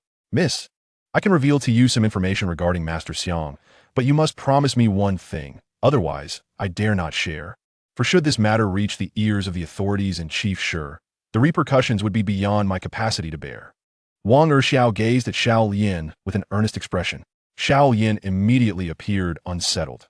Yet, in her quest for knowledge about Xiang Hua, she could only nod repeatedly in agreement, saying, "As long as you tell me where Master Xiang is, I will promise you not just one, but even 10 things.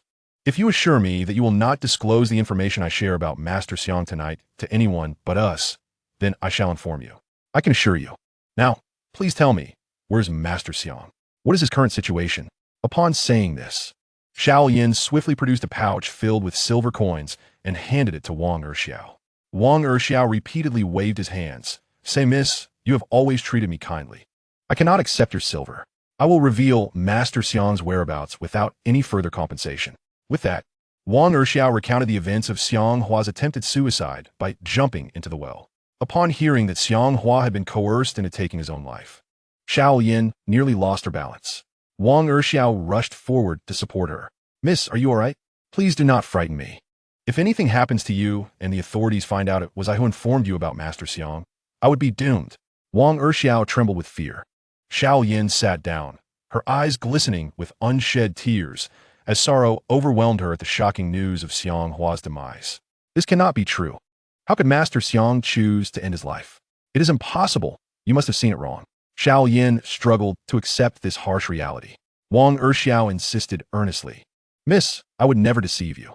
Today, Master Xiang was taken to the back courtyard of the Xiang residence.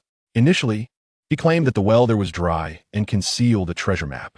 However, upon our arrival, we discovered that the well was not dry at all, but contained water. Chief Shi, doubting the existence of the treasure map in that water well, drew his knife to threaten Master Xiang, demanding he reveal the map's location. Fearing for his life, Master Xiang must have felt he had no choice but to leap into the well. Xiao Yin's heart shattered in an instant.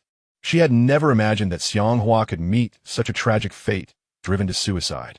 Closing her eyes, she tried to suppress her tears, but the warm droplets flowed uncontrollably from her eyes. Xiao Yin was enveloped in sorrow, gasping for breath as if she might faint, which caused Wang Erxiao, who stood nearby, to collapse to his knees with a thud.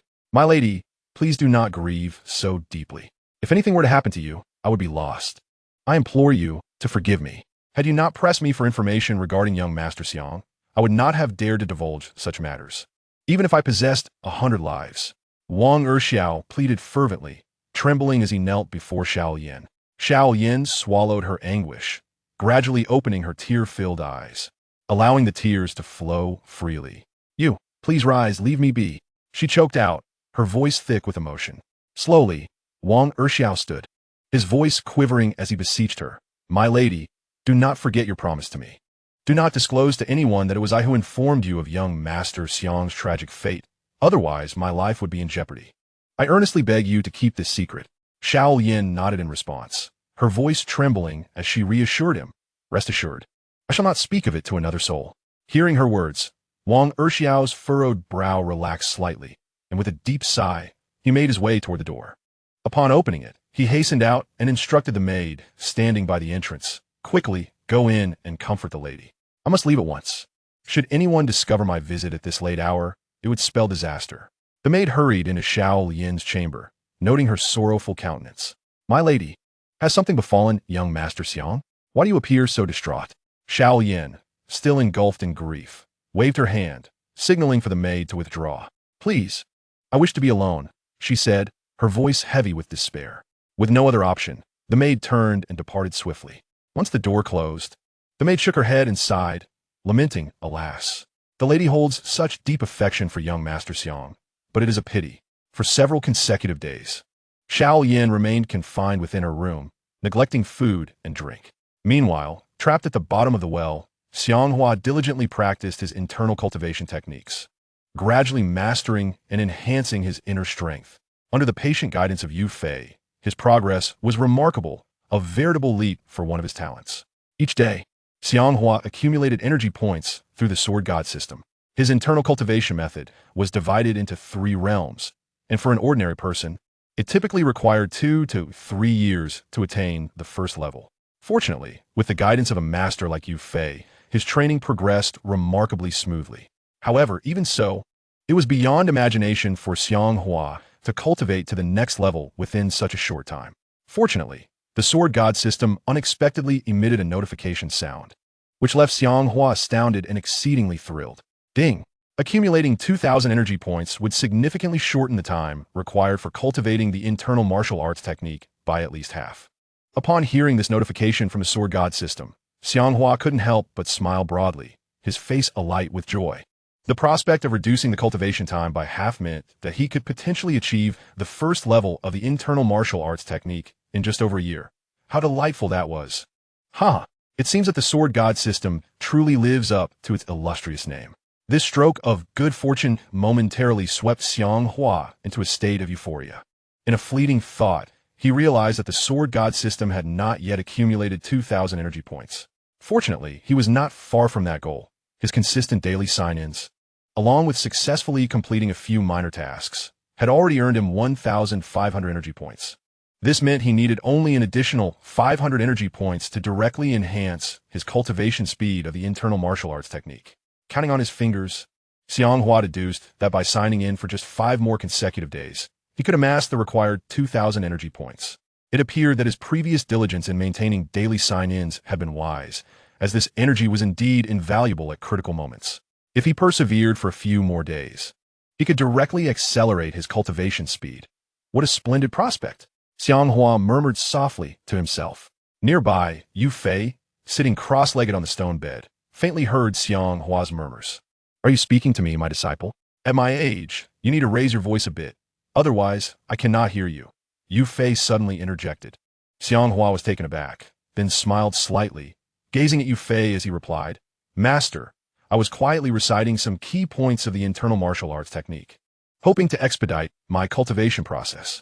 Upon hearing this, Yu Fei stroked his chin thoughtfully and replied, Do not be in such a hurry. The internal martial arts technique consists of 3 levels, and attempting to complete them all in a short time is nearly impossible. As the saying goes, good things take time, so do not rush.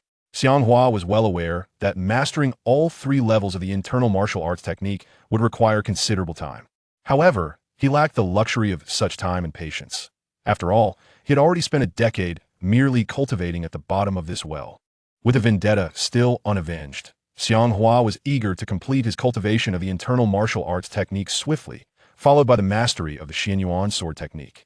Master, is there any way to shorten the time required for cultivating the internal martial arts technique? Xiang Hua inquired of Yu Fei. Now I possess the sword god system, which allows me to have the time required for cultivating internal martial arts techniques. Should my master offer further assistance, I could potentially reduce this time even more. Consequently, I would not need to expend an excessive amount of time mastering these internal arts. Upon hearing Xiang Hua's inquiry, Yu Fei couldn't help but smile, appearing contemplative. I anticipated you would eventually pose this question. Since you wish to expedite your cultivation, I can responsibly inform you that there are indeed methods available, albeit. Yu Fei hesitated momentarily. Master, as long as there is a way for me to swiftly cultivate these internal techniques, I am willing to try any method or approach. After all, I have much to accomplish and do not wish to be trapped in this abyss for many years. Xiang Hua declared with fervor in his eyes. Splendid. My master must possess a way to shorten my cultivation time for the internal arts. It seems that completing the 3 levels of internal techniques is just around the corner. Yu Fei paused, stroking his chin thoughtfully, and spoke slowly. Although I have methods to assist you in rapidly cultivating your internal techniques, your lack of prior martial arts training means that to achieve rapid advancement, you must endure the painful process of forcefully unblocking your meridians. Otherwise, I am unable to assist you. Forcefully unblocking the meridians. Xiang Hua appeared bewildered. The concept of the run and do meridians seemed familiar from the martial arts novels he had read, where aspiring martial artists must first find a way to open these meridians to swiftly elevate their skill levels. Master, as long as it enables me to quickly master these internal techniques, I am prepared to endure any hardship or unbearable pain. I shall grit my teeth and persevere. I fear no suffering, as long as it does not lead to death. Xiang Hua stated with unwavering composure, having been trapped in this abyss. What does it matter if it is painful, if I can quickly cultivate the internal techniques and learn the Xuanming Sword techniques? I will be more than capable of dealing with that nefarious stone leader. Yu Fei, taken aback by Xiang Hua's resolute tone, inhaled sharply and pondered for a moment before responding. Very well, since you are so determined, I shall risk my life to assist you in swiftly unblocking your meridians. The Xiang family has shown me immense kindness, and it is worth my utmost effort to aid you. Xiang Hua beamed with joy, looking at Yu Fei with excitement. Thank you, Master. I shall diligently follow your guidance in cultivating the internal techniques and learning the Xuanming Sword techniques. Once I have mastered them, I will seek vengeance against that stone leader and the county magistrate. At that moment, the formidable stone leader and the county magistrate seemed insignificant in Xiang Hua's eyes. I believe that it will not be long before I astonish everyone once I step outside. I shall show you all that the members of the Xiang family are not to be trifled with. In the 16th chapter, the opening of the run and do meridians, Yu Fei produced a worn sword manual from his possession, upon which the characters for Xuanming Sword manual were prominently inscribed. Young Master Xiang, I present to you this Xuanming Sword technique. It contains all the moves of the Xuanming Sword art. Once you have perfected the 3 levels of internal martial arts, Practicing this sword technique will yield remarkable results, Yu Fei stated earnestly, holding the Xuanming Sword manual towards Xiang Hua. Upon seeing the sudden appearance of the Xuanming Sword manual, Xiang Hua's eyes sparkled with excitement, a look of covetous desire adorning his face. Master, it was this very Xuanming Sword technique that enabled you to dominate the martial world and become invincible, Xiang Hua exclaimed, brimming with enthusiasm. Yu Fei nodded, maintaining his composure as he replied. Indeed, it was through mastering the Xuanming Sword technique that I traversed the martial realm without encountering a worthy opponent. However, one must never be easily satisfied. Had I not become obsessed with sword techniques and instead focused on creating my own, I might have avoided the tragic path of becoming a misguided slayer of the innocent. I have spent over a decade in this well, reflecting on my past misdeeds and seeking atonement. I cannot face the world again, thus I implore you, once you master the Xuanming Sword technique, do not follow in my footsteps. Use your martial skills to perform good deeds for our kingdom of Jinfeng, to punish the wicked and benefit the people, rather than abusing your prowess to commit atrocities. Upon hearing Yu Fei's words, Xiang Hua nodded earnestly. Rest assured, Master, I shall heed your teachings. Once I have mastered the Xuanming Sword technique, I shall not engage in any heinous acts that would bring shame upon you. Yu Fei slowly rose from the stone bed and passed the somewhat worn Xuanming Sword manual to Xiang Hua. Xiang Hua eagerly extended both hands to receive the manual from Yu Fei. Holding the antiquated Xuanming Sword manual in his hands, Xiang Hua's heart swelled with joy. Once I master the Xuanming Sword technique, I will undoubtedly make a remarkable impression, securing my place in the kingdom of Jinfeng. It appears my immediate task is to swiftly devise a way to cultivate the internal martial arts, and then practice the Xuanming Sword technique. As he casually flipped through the pages of the manual, Xiang Hua gazed at the illustrations of sword techniques and was thoroughly astonished. No wonder my master was once hailed as a sword immortal. This Xuanming Sword technique is truly formidable. In recent days, you have perused the inner cultivation techniques, and I trust some memories have taken root in your mind. With just a few more days of diligent practice, I shall open your run and do meridians, enabling you to swiftly enhance your inner strength. However, to fully transcend the three realms of the inner techniques, it is likely you will require at least 5 years. Yu Fei has resolved to expedite the opening of Xiang Hua's meridians, thus shortening the time required for his cultivation. Xiang Hua gazes at Yu Fei with eager anticipation, wishing fervently for the immediate unlocking of his run and do meridians. Yes, Master, I shall diligently follow your guidance, Xiang Hua replied with a respectful fist salute. Little does my master know that I am accompanied by the sword god system, and while he believes it will take 5 years to master the three realms, I am aware that once I gather 2,000 energy points, I can significantly accelerate my progress. It is likely that I will complete all three realms in no more than 2 years. However, achieving the first realm is not yet within reach. The speed of my cultivation will undoubtedly exceed that of a rocket soaring into space. With this thought, a proud smile inadvertently graced Xiang Hua's face once more. 2 days later, Yu Fei prepared to unlock Xiang Hua's meridians. He summoned Xiang Hua to his side and inquired, "Young Master Xiang, are you ready? Today, I shall commence the opening of your run and do meridians. The process will be exceedingly painful and uncomfortable. I hope you are mentally prepared. During this time, regardless of how your body feels, you must not resist. Otherwise, all our efforts will be in vain." Xiang Hua nodded in acknowledgement, stating, "Master, rest assured. As long as I do not perish, I will not resist. You may proceed with the unlocking of my meridians." With that, Yu Fei gestured for Xiang Hua to take a seat on the stone bed beside them. "Lie down on the stone couch.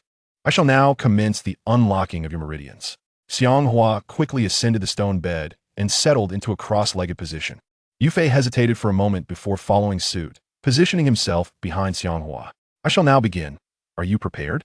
Yu Fei slowly raised his hands, channeling his inner energy to unlock Xiang Hua's meridians. Xiang Hua gently closed his eyes, gritting his teeth, ready for the process. Upon hearing Xiang Hua's readiness, Yu Fei too closed his eyes and initiated the technique. A faint blue light suddenly emanated from the center of Yu Fei's palms.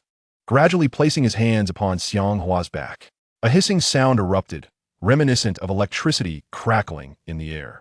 Yu Fei's palm struck Xiang Hua's back, and he instantly felt a wave of intense heat and a searing pain that began to spread throughout his entire body. Xiang Hua swallowed hard, enduring the discomfort that coursed through him. As Yu Fei channeled his energy, Beads of sweat emerged on Xiang Hua's forehead, cascading down like water from a boiling kettle, leaving him feeling utterly miserable. He gritted his teeth, fiercely battling against the discomfort that enveloped him. How intensely hot it was! It felt as though his body might explode. Xiang Hua grimaced, relying solely on his willpower to persevere. After a while, he began to rotate his neck, feeling his body swell with heat, as if he might ascend like a hot air balloon at any moment. Yu Fei, eyes closed and bearing a serene expression, also felt beads of sweat forming on his brow. Following his focused effort, he successfully opened Xiang Hua's run and do meridians, gradually withdrawing his hands from Xiang Hua's back. Yu Fei began to conclude his practice. Xiang Hua suddenly opened his eyes and let out a loud exclamation, as if experiencing a complete release. This heart-wrenching cry must surely be the common reaction of anyone who has just unblocked their meridians. Yu Fei exhaled slowly, saying, "Young Master Xiang, I have opened your run and do meridians. Though the process was undoubtedly painful, enduring it will greatly benefit your future martial training." Many in the martial world spend their entire lives without successfully unblocking their meridians. Xiang Hua's body gradually felt much better. Compared to the unbearable heat and swelling he had just endured, the difference was like night and day. He now felt incredibly light, as if he had suddenly acquired superhuman abilities. Clenching his fists, he sensed an extraordinary strength within.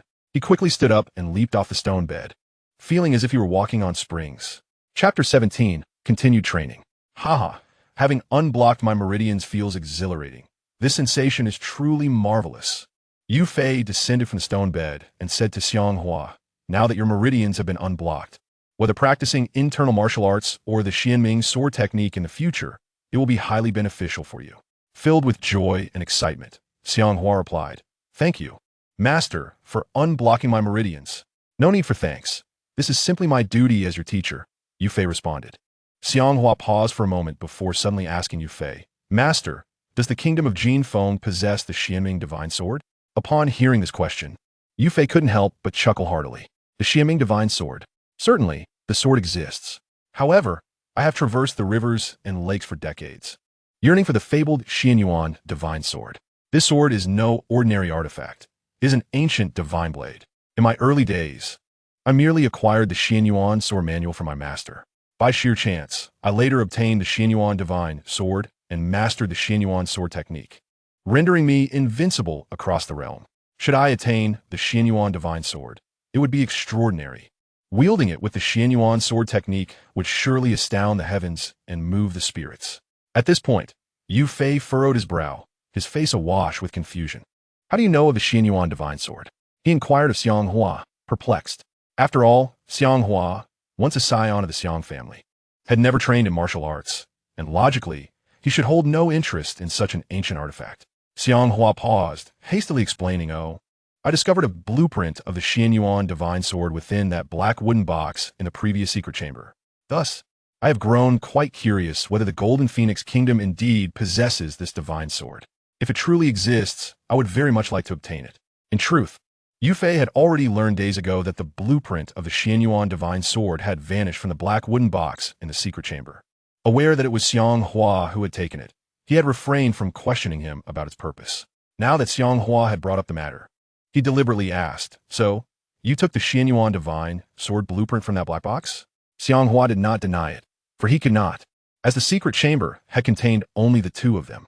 It was improbable that Yu Fei had forgotten he had taken the blueprint. Xiang Hua readily admitted to having taken the blueprint from a black wooden box. "The blueprint of the Xianyuan Divine Sword was taken by me. I had forgotten to mention this to you, Master. I hope you can forgive me," he said, somewhat abashed. After all, taking something without permission was hardly a commendable act. Yu Fei stroked his beard and smiled gently. "No matter. The blueprint of the Xianyuan Divine Sword within that black box was something I obtained from a wandering sorcerer. Originally, the sorcerer had transformed the Xianyuan Divine Sword into 3 blueprints, intending to keep one for himself and give the other 2 to Lin Shong, the leader of the Martial Arts Alliance. However, I refused to allow that. The Xianyuan Divine Sword was my own, and I could not permit all 3 blueprints to fall into another's hands. Fortunately, the sorcerer ultimately granted me one." Xiang Hua listened intently as Yu Fei recounted the tale of the Xianyuan Divine Sword. "So, it seems that finding the other 2 blueprints of the Xianyuan Divine Sword will be no easy feat?" Xiang Hua remarked with a furrowed brow. Yu Fei nodded in agreement. Indeed, 2 additional blueprints of the Xian divine sword lie in the hands of Lin Chong, the leader of the martial arts alliance, and a certain sorcerer from the rivers and lakes. Assembling these elusive blueprints will undoubtedly prove to be a formidable challenge. Although Xiang Hua perceives the task of swiftly acquiring the remaining blueprints to be daunting, he quickly reassures himself with the thought that he possesses the sword god system, which should facilitate his quest. He recalls the moment he leapt into the well, receiving a voice prompt from the system indicating the possibility of obtaining superior weapon blueprints therein. His master had mentioned that the other 2 blueprints were taken by different individuals long ago, making their retrieval seem nearly impossible now. Yet, by merely plunging into the well, he effortlessly secured 1 blueprint. It stands to reason that once he exits, he will surely be able to leverage the sword god system to swiftly locate the remaining blueprints. Originally, his master intended to bestow the Xian divine sword blueprint upon him after his internal strength had advanced further. However, since he has already taken it, he is advised to keep it safe, for losing it would make recovery exceedingly difficult. Yu Fei gently reminded Xiang Hua of the blueprint's significance, fully aware of its importance. Xiang Hua not only safeguards it meticulously, but also temporarily stores it within the sword god system's repository. For others to obtain the Xian divine sword blueprint hidden within the sword god system is no trivial matter. Rest assured, master, I shall guard the Xian divine sword blueprint with utmost diligence and will not misplace it. Once I am free, I will devise a plan to locate the other 2 blueprints and strive to gather all 3, ultimately achieving the mastery in martial arts that you once attained. So as not to bring you shame, Xiang Hua declared confidently. Yu Fei chuckled softly, shaking his head, thinking that Xiang Hua's ambitions were indeed lofty. Yet, such boldness is often characteristic of the young and untested. Young Master Xiang, your aspirations are commendable. Although I may not be able to assist you in acquiring the other 2 blueprints at this time, I offer you my moral support. I sincerely hope you can fulfill your ambitions and successfully gather all 3 blueprints to ultimately obtain the Xian divine sword. Xiang Hua paused, pondering his master's words, unaware that his master remains oblivious to his true capabilities.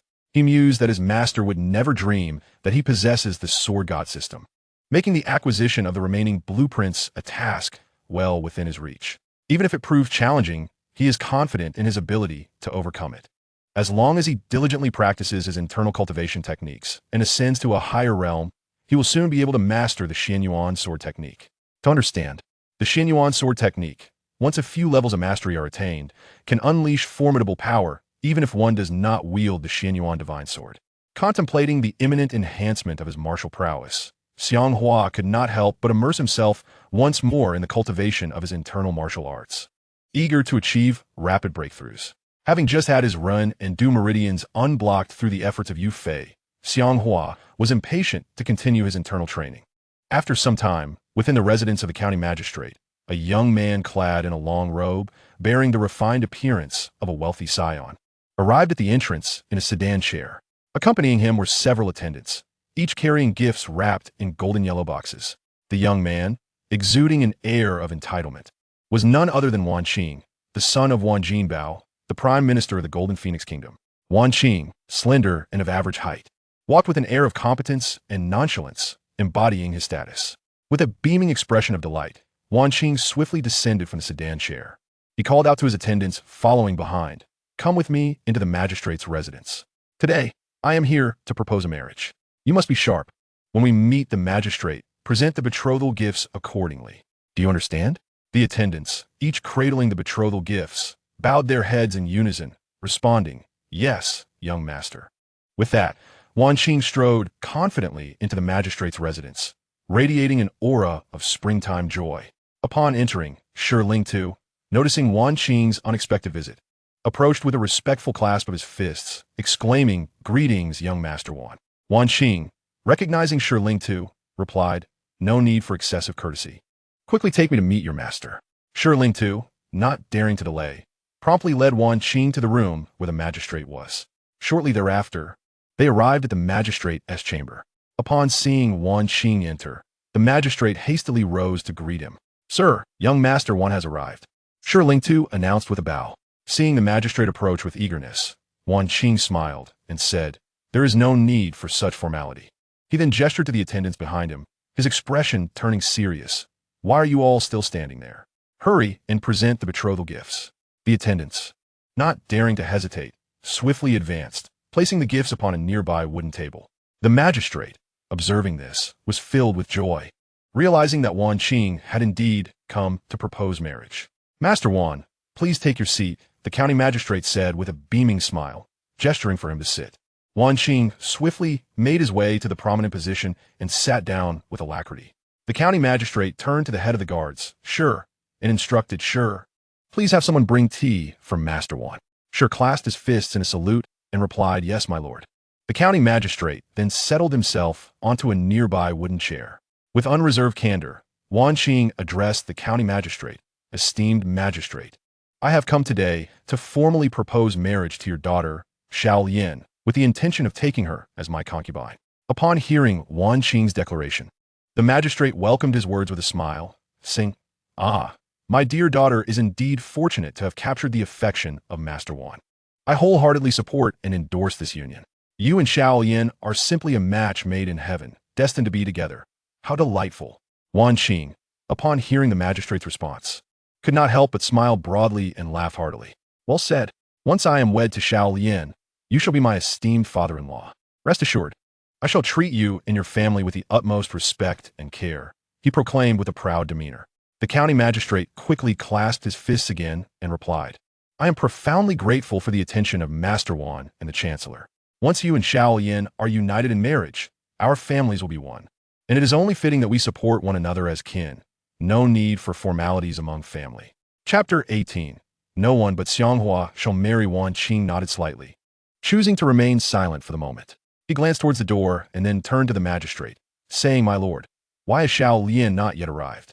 I wish to see her today. The magistrate paused for a moment, then rose and said, Please wait a moment, Master Wan. I shall send for Xiang at once. Xuanming, eager to meet her, gestured for the magistrate to hasten the request. The magistrate quickly approached the door and instructed a maid standing by. You must go to the young lady's chamber at once and tell her to come quickly. Inform her that I have urgent matters to discuss. No delays. The maid bowed her head and responded, Yes, my lord. I shall go immediately. She then hurried off towards Xiao's room. Upon entering Xiao's chamber, the maid found her seated by the vanity, her face clouded with worry.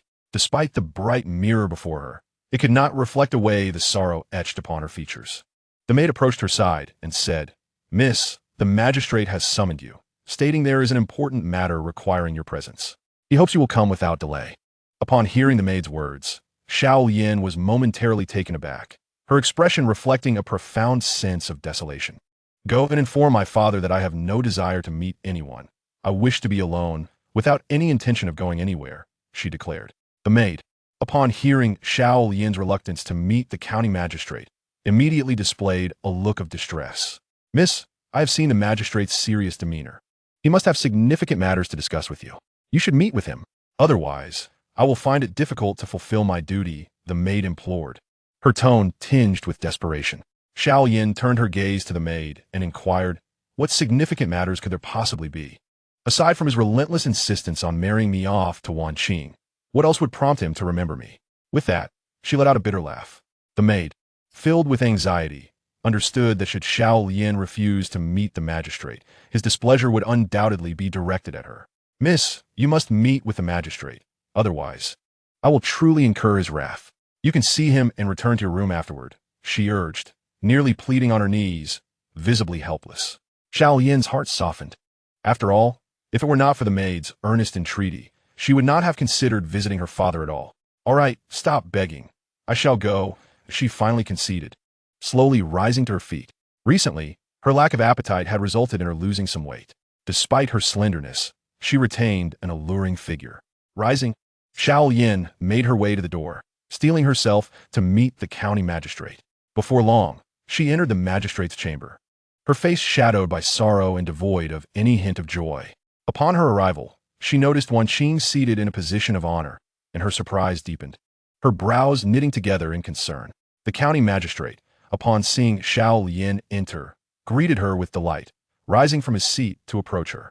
Xiang, young master Wan has come today to formally propose. From now on, you and he should spend more time together. He holds deep affections for you, as evidenced by the numerous gifts he has brought. The magistrate gestured towards a neatly arranged array of betrothal gifts on the wooden table. Xiao Yin cast a glance at Wan Qing, her disappointment evident as she observed the magistrate's jubilant expression. Father, I have never consented to this arrangement. Do you not consider my feelings at all? Are you truly so heartless as to wish to marry me off to Wan Qing? She confronted the magistrate.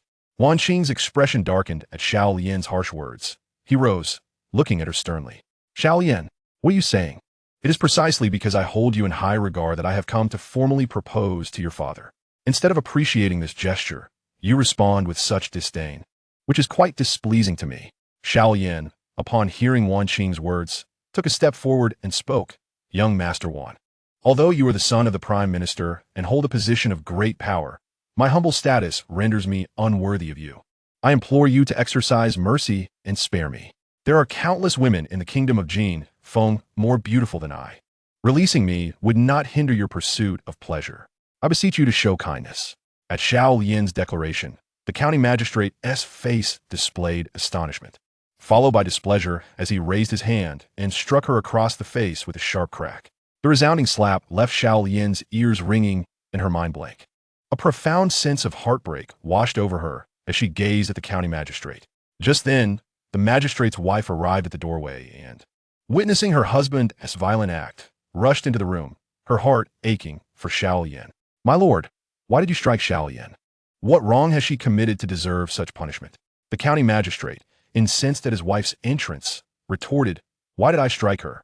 You should inquire of your beloved daughter how she dared to speak to young Master Wan in such an insolent manner. The magistrate's wife moved to Xiao Lian's side, who collapsed in her mother's embrace, overwhelmed with grievance and sorrow, weeping openly. Mother, I am exhausted from living. I do not wish to marry Wan Qing. Xiao Lian trembled and sobbed. Seeing Wan Qing's displeasure, the county magistrate stepped forward, smiling as he clasped his hands in respect. Young Master Wan, it is my fault for indulging Xiao Lian too much, which led her to speak so audaciously to you today. I hope you can overlook her transgressions. Wan Qing scoffed. It is not that I am unable to find a bride, but rather that your repeated requests to my father prompted me to come and propose. Had you not insisted so fervently, I would not have humiliated myself by coming here today. And now, to my surprise, your precious daughter dares to show me disdain. This is utterly unacceptable. Please, young Master Wan, do not be angered. Xiao Yin can indeed be headstrong, but I will ensure she complies and marries you. You need not worry. With that, the county magistrate held up 3 fingers and continued, Allow me 3 days, and I will personally bring Xiao Yin to your residence to apologize and select an auspicious date for your union. Though Wan Qing was seething with frustration, the magistrate's words quelled his ire, and he chose not to voice further objections. Very well, I shall grant you 3 days' time. After 3 days, should Xiao Lian refuse to accept my proposal of marriage, I shall not insist further, and I implore the county magistrate to seek his own fortune, proclaimed Wan Qing, his demeanor brimming with arrogance. The county magistrate nodded repeatedly, assuring, Rest assured, young Master Wan, in 3 days' time, I shall certainly bring Xiao Lian to your residence, allowing her to personally apologize for today's incident. Wan Qing cast a disdainful glance at Xiao Lian, who was weeping in her mother's embrace, and then strode swiftly towards the door. Observing this, the county magistrate promptly followed, saying, Young Master Wan, allow me to escort you out. Upon exiting, Wan Qing, flanked by several attendants, hastened towards the entrance of the magistrate's residence. Once he settled into the sedan chair waiting outside, he departed. The county magistrate exhaled deeply, his expression fraught with turmoil. Oh, Xiao Yin, you have truly disappointed your father. Should this marriage fall through, my aspirations for a higher official position in the court will be severely hindered. Without the treasure map, I am already anxious serving under the Prime Minister. I had hoped your union with Wan Qing would strengthen our ties with him, but instead, you insist on clinging to the memory of that deceased Xiang Hua. This cannot be permitted. I must take charge of your fate. With a determined flick of his sleeve, the county magistrate returned indoors. After a spell of lamenting in her mother's arms, Xiao Yin's emotions gradually settled. Mother, I refuse to marry Wan Qing. My heart has always been devoted to Master Xiang. Even in death, I will not marry anyone else. In life, I belong to Master Xiang, and in death, I shall be his spirit, declared Xiao Yin with unwavering conviction. Her mother gently patted her shoulder, her voice heavy with sorrow. My dear child, I have heard that Xiang Hua has taken his own life. He is gone. You must learn to let go. Though he has departed, you are still alive. You cannot choose to live a life of widowhood for him. Xiao Yin choked back her tears, slowly pulling away from her mother's embrace, her eyes still shimmering with unshed tears. Mother, if I must be forced into marriage, I will not wed Wan Qing. Just then, the county magistrate entered the room. Hearing Xiao Yin's resolute declaration, he retorted angrily. Let me make it clear. You shall marry no one but young Master Wan. Her mother interjected. My lord, perhaps you should temper your words. Xiao Yin has been consumed by her thoughts of Xiang Hua these days, neglecting her health and becoming this frail. Please do not press her further. I am not the one causing her distress. It is she who is causing me anguish. The county magistrate exclaimed, visibly displeased. Xiao Yin wiped her tears with the sleeve of her dress and, with a final utterance, fled from the room. Except for young Master Xiang. My daughter will not marry anyone else. Xiao Yin, overwhelmed by sorrow, rushed out of the room. The county magistrate, his face stern, exclaimed, then marry that dead ghost. You truly infuriate me. How could I have given birth to someone so exasperating? Xiao Yin's mother shook her head, sighed deeply, and said to the magistrate, my lord, please do not pressure Xiao Yin so. Although her temperament may be somewhat headstrong, she is a piece of my heart. If it comes to that, let her remain unmarried. She merely wishes not to wed young Master Wan. If necessary, we shall find her a suitable match. Chapter 19, shortening the training time again. The county magistrate glared at Xiao Yin's mother, his anger palpable, and retorted, nonsense. Young Master Wan is the son of the prime minister. Marrying him would bring untold wealth and glory. What an opportunity. How many women in this world could aspire to such a match? Xiao Yin has been spoiled by you. Now she listens to no one, more obstinate than a rock in a latrine. Xiao Yin's mother, upon hearing the magistrate's words, expressed her deep concern for Xiao Yin, saying, my lord, if you continue to coerce her, I fear she may do something rash, and it will be regrettable. While it is indeed a dream for many to reach such heights as young Master Wan, she must be willing to marry him. If she resolutely refuses this match, let be, do not press her further. The magistrate, regarding his wife with a serious expression, replied, do not speak on her behalf. In any case, Xiao Yin must agree to this union with the Wan family, whether she wants to or not. I have accepted the betrothal gifts from young Master Wan, so do not say anything more. Xiao Yin's mother gasped in despair, shook her head helplessly, and turned to leave the room. The magistrate gazed at the neatly arranged betrothal gifts on the wooden table, swallowed hard, and flicked his sleeves. Xiang Hua is already dead. Are you to remain unmarried for the rest of your life for his sake? Whom you marry is still marriage, if you wed young Master Wan. A bright future awaits you. It would bring benefits to your father and our entire family, without a doubt. The magistrate spoke earnestly, wishing he could transform into Xiao Yin and marry Wan Qing himself. Xiao Yin, heartbroken, raced back to her room. Once inside, she closed the door and collapsed on the wooden table, weeping uncontrollably, utterly despondent. Xiao Yin's mother, deeply worried, left the magistrate's chamber and approached her daughter's door. A maid standing at the door, her face anxious, exclaimed excitedly upon seeing Xiao Yin's mother. Madam, please knock on the door and check on the young lady. I noticed she was very distressed as she hurried into her room, and I quickly shut the door. No matter how much I knocked, she refused to open it, and I fear something terrible may occur. Xiao Yin's mother, visibly anxious, approached the door and began to knock insistently. Xiao Yin, please open the door. It is your mother, she implored, her worry palpable. Inside the room, Xiao Yin lay on the wooden table, sobbing. Upon hearing her mother's voice, she slowly raised her head and, with tears streaming down her face, replied, Mother, I feel so miserable my heart aches. After speaking, Xiao Yin gradually stood up and walked to the door, reaching out to open it.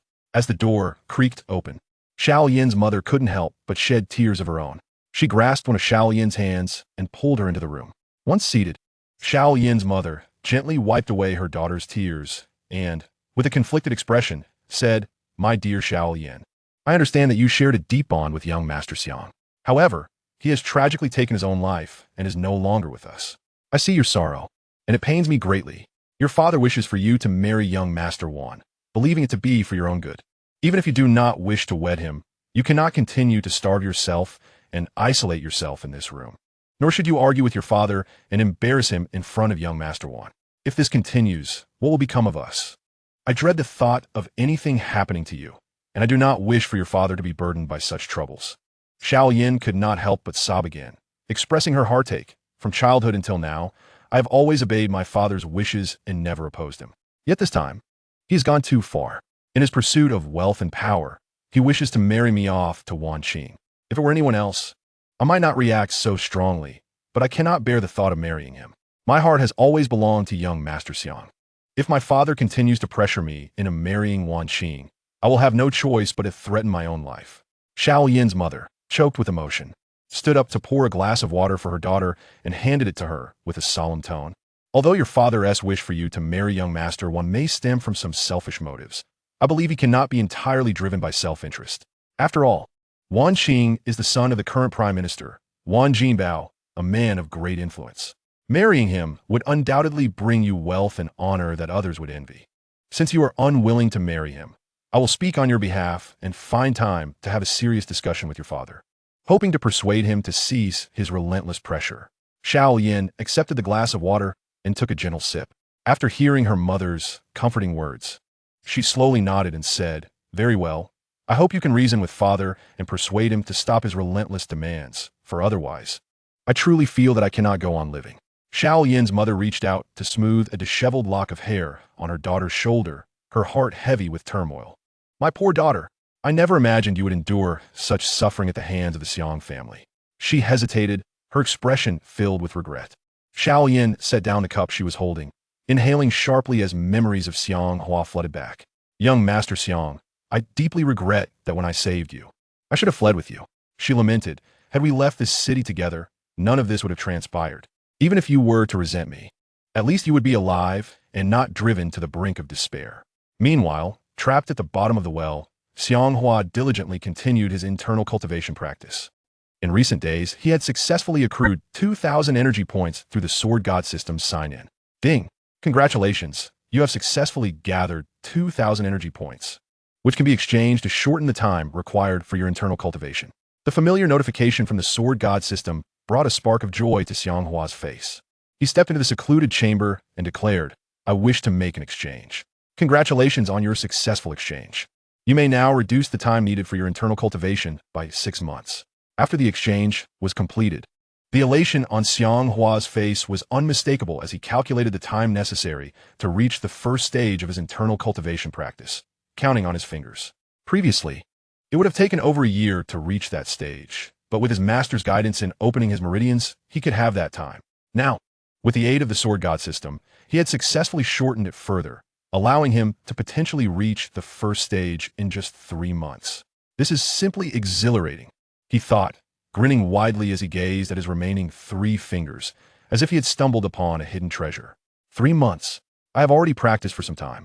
If I continue for another 2 months, I shall attain the first stage of my internal cultivation, and then my master can teach me wall running and lightness techniques. I can even attempt to practice the Xuanming Sword technique. Xiang Hua began to meticulously plan his forthcoming schedule, adjusting the rhythm of his cultivation practice. Although the time to reach the first stage had significantly decreased, he reminded himself to remain humble and diligent, for he had not yet fully attained that level. Thus, he settled down cross-legged once more, focusing intently on his internal cultivation. 3 days swiftly passed. This morning, the county magistrate hastily made his way to Xiao Yin's room. Upon entering Xiao Yin's room, the county magistrate observed her lying on a bed, her complexion appearing somewhat haggard and pale. "Xiao Yin, what has happened to you? Are you unwell?" he inquired with earnest concern, stepping closer to the bedside. Xiao Yin slowly opened her eyes, turning her head to see her father's figure. She choked back her emotions and, turning away again, spoke in a frail voice, "Father, why have you come?" The magistrate, taken aback, sat down on the edge of the bed and gently touched Xiao Yin's forehead, noting, "You do not have a fever. Why are you bedridden?" At that moment, Xiao Yin's mother entered the room, carrying a bowl of freshly made chicken soup. Upon seeing the magistrate beside Xiao Yin's bed, she hurried forward and sighed, "My lord." In recent days, Xiao Yin has eaten and drunk very little, having lost her appetite for both tea and food. Even the strongest body cannot endure such neglect. She has fallen ill. Holding the bowl of soup, Xiao Yin's mother looked at the magistrate with a hint of reproach. "Come now, how can you go without eating or drinking? A person is made of flesh and blood. Missing a meal is simply unacceptable." After saying this, she sat at the edge of the bed and urged her daughter, "Sit up, my dear. I have prepared this fragrant chicken soup for you." and I shall feed you." She scooped a generous spoonful of soup and gently blew on it before bringing it to Xiao Lian's lips. Xiao Lian gradually sat up, leaning against the bed, and smiled faintly at her mother, saying, "Mother, you have worked hard. I can drink the soup myself. There is no need for you to feed me." However, her mother, holding the spoon close, persisted in offering the soup. Reluctantly, Xiao Lian opened her mouth and began to sip the chicken broth. The county magistrate, observing his daughter consume the soup, spoke gravely, "Xiao Lian, it is not that I wish to force you into marriage with young Master Wan. Consider this carefully. To marry him would be a tremendous fortune.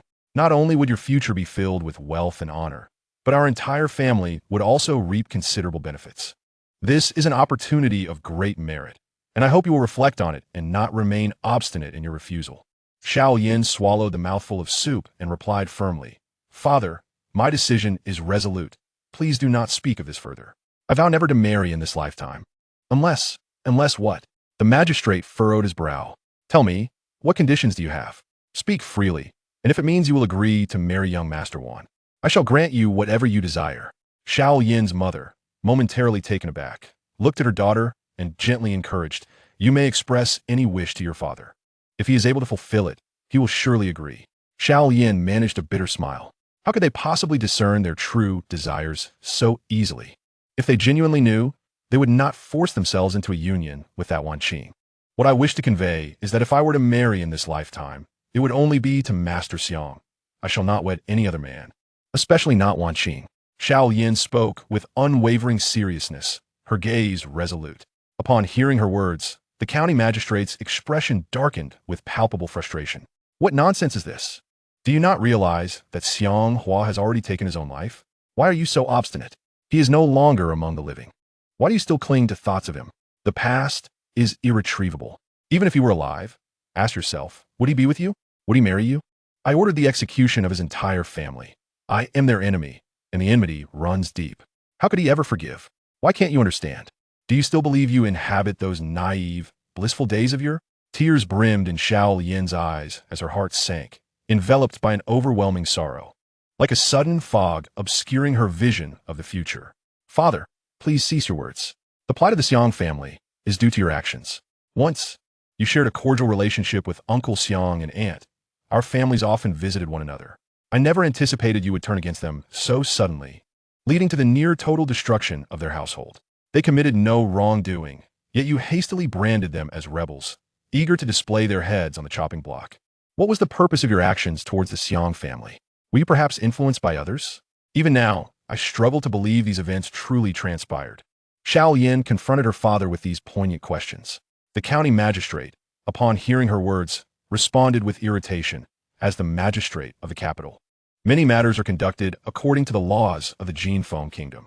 The Xiang family harbored treasonous intentions, which are unforgivable. They deserve to be punished, and my actions were justified. Otherwise, do you truly think I am a callous murderer of the innocent?" Xiao Yin took a deep breath, unwilling to hear further justifications from her father, for she found it difficult to comprehend and accept these harsh realities. Her father had never been one to issue orders for the indiscriminate slaughter of innocents. The saying goes, strange occurrences often conceal sinister motives. In her heart, her father had always been a good parent and a just magistrate, and any past misdeeds were a result of circumstances beyond his control. However, since the Xiang family's downfall, her affection for her father had plummeted significantly. "Father, please, no more explanations. You need not justify your actions. If you have erred, you will eventually face remorse and retribution." Xiao Yin spoke, disregarding the bond between father and daughter. Sitting on the edge of the bed, Xiao Yin's mother furrowed her brow upon hearing her daughter speak, so to her father. "Little Lien, how could you speak to your father in such a manner? It is utterly inappropriate. Although your mother has always found it hard to believe that the Xiang family harbors treasonous intentions, the unfortunate events have already transpired. As the magistrate of this capital city, your father must act in accordance with the laws of our Golden Phoenix Kingdom. Many matters are beyond his control, as he is bound to follow orders. While outsiders may doubt him, we, as his closest kin, must not waver in our faith." The magistrate, visibly incensed, gazed sternly at little Lien, who was seated upon the bed. Previously, Master One had come to propose, and before his departure, your father had consented to take you to his residence in 3 days to extend an apology. Now, Rise swiftly and accompany your father to meet Master Wan. Feigning illness is not an option, nor can we permit further delays.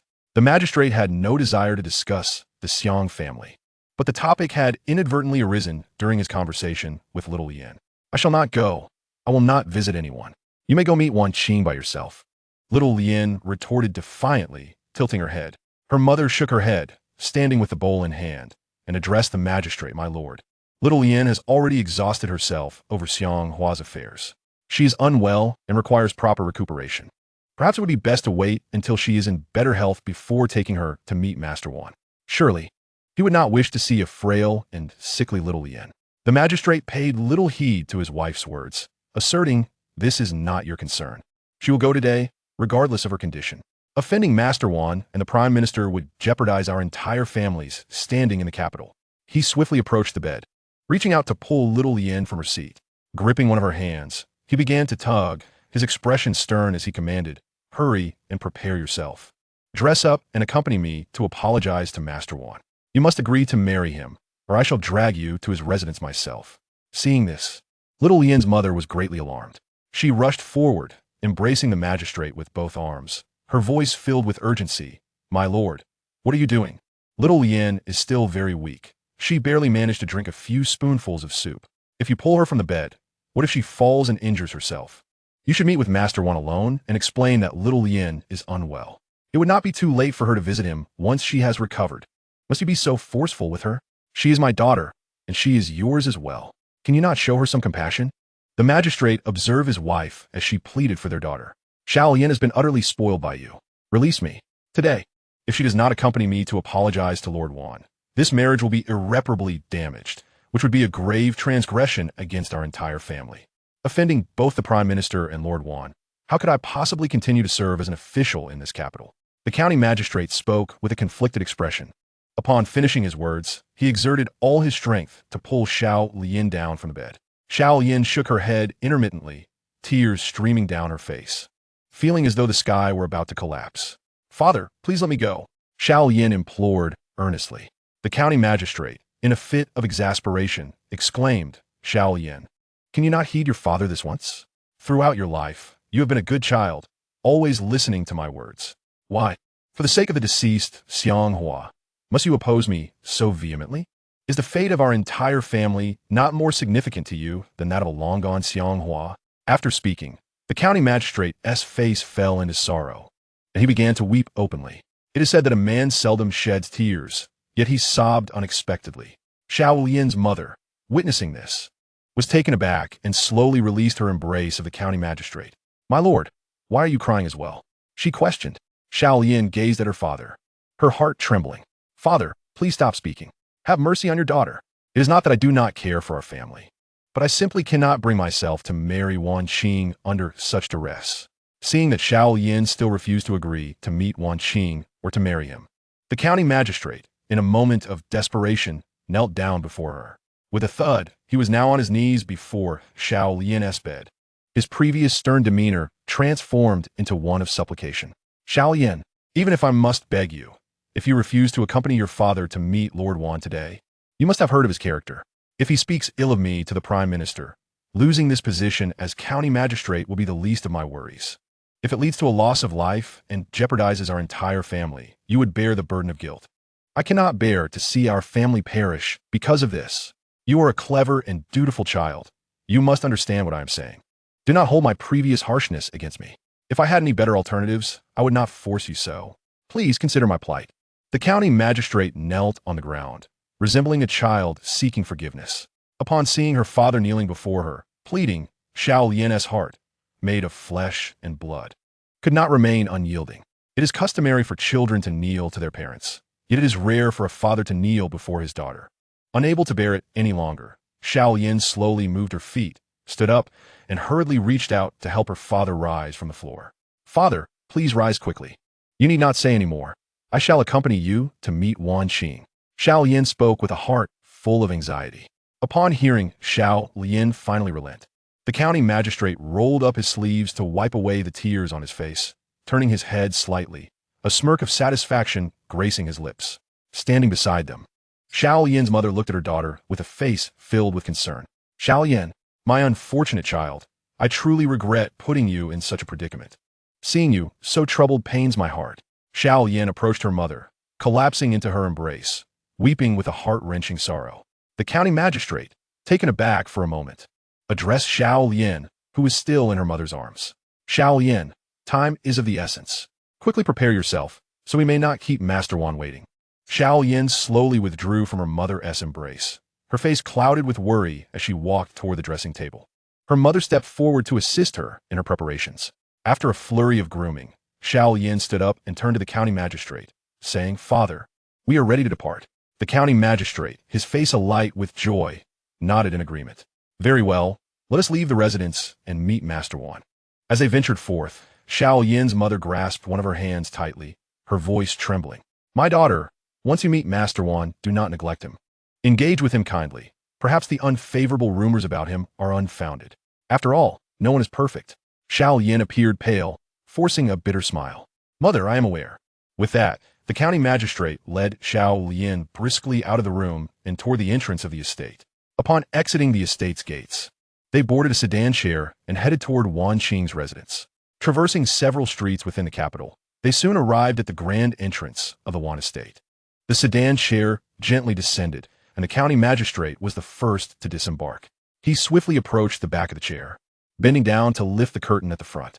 "Xiao Yin, we have arrived. Please step down," he urged earnestly. Xiao Yin inhaled sharply and gradually raised her foot, standing to exit the sedan chair.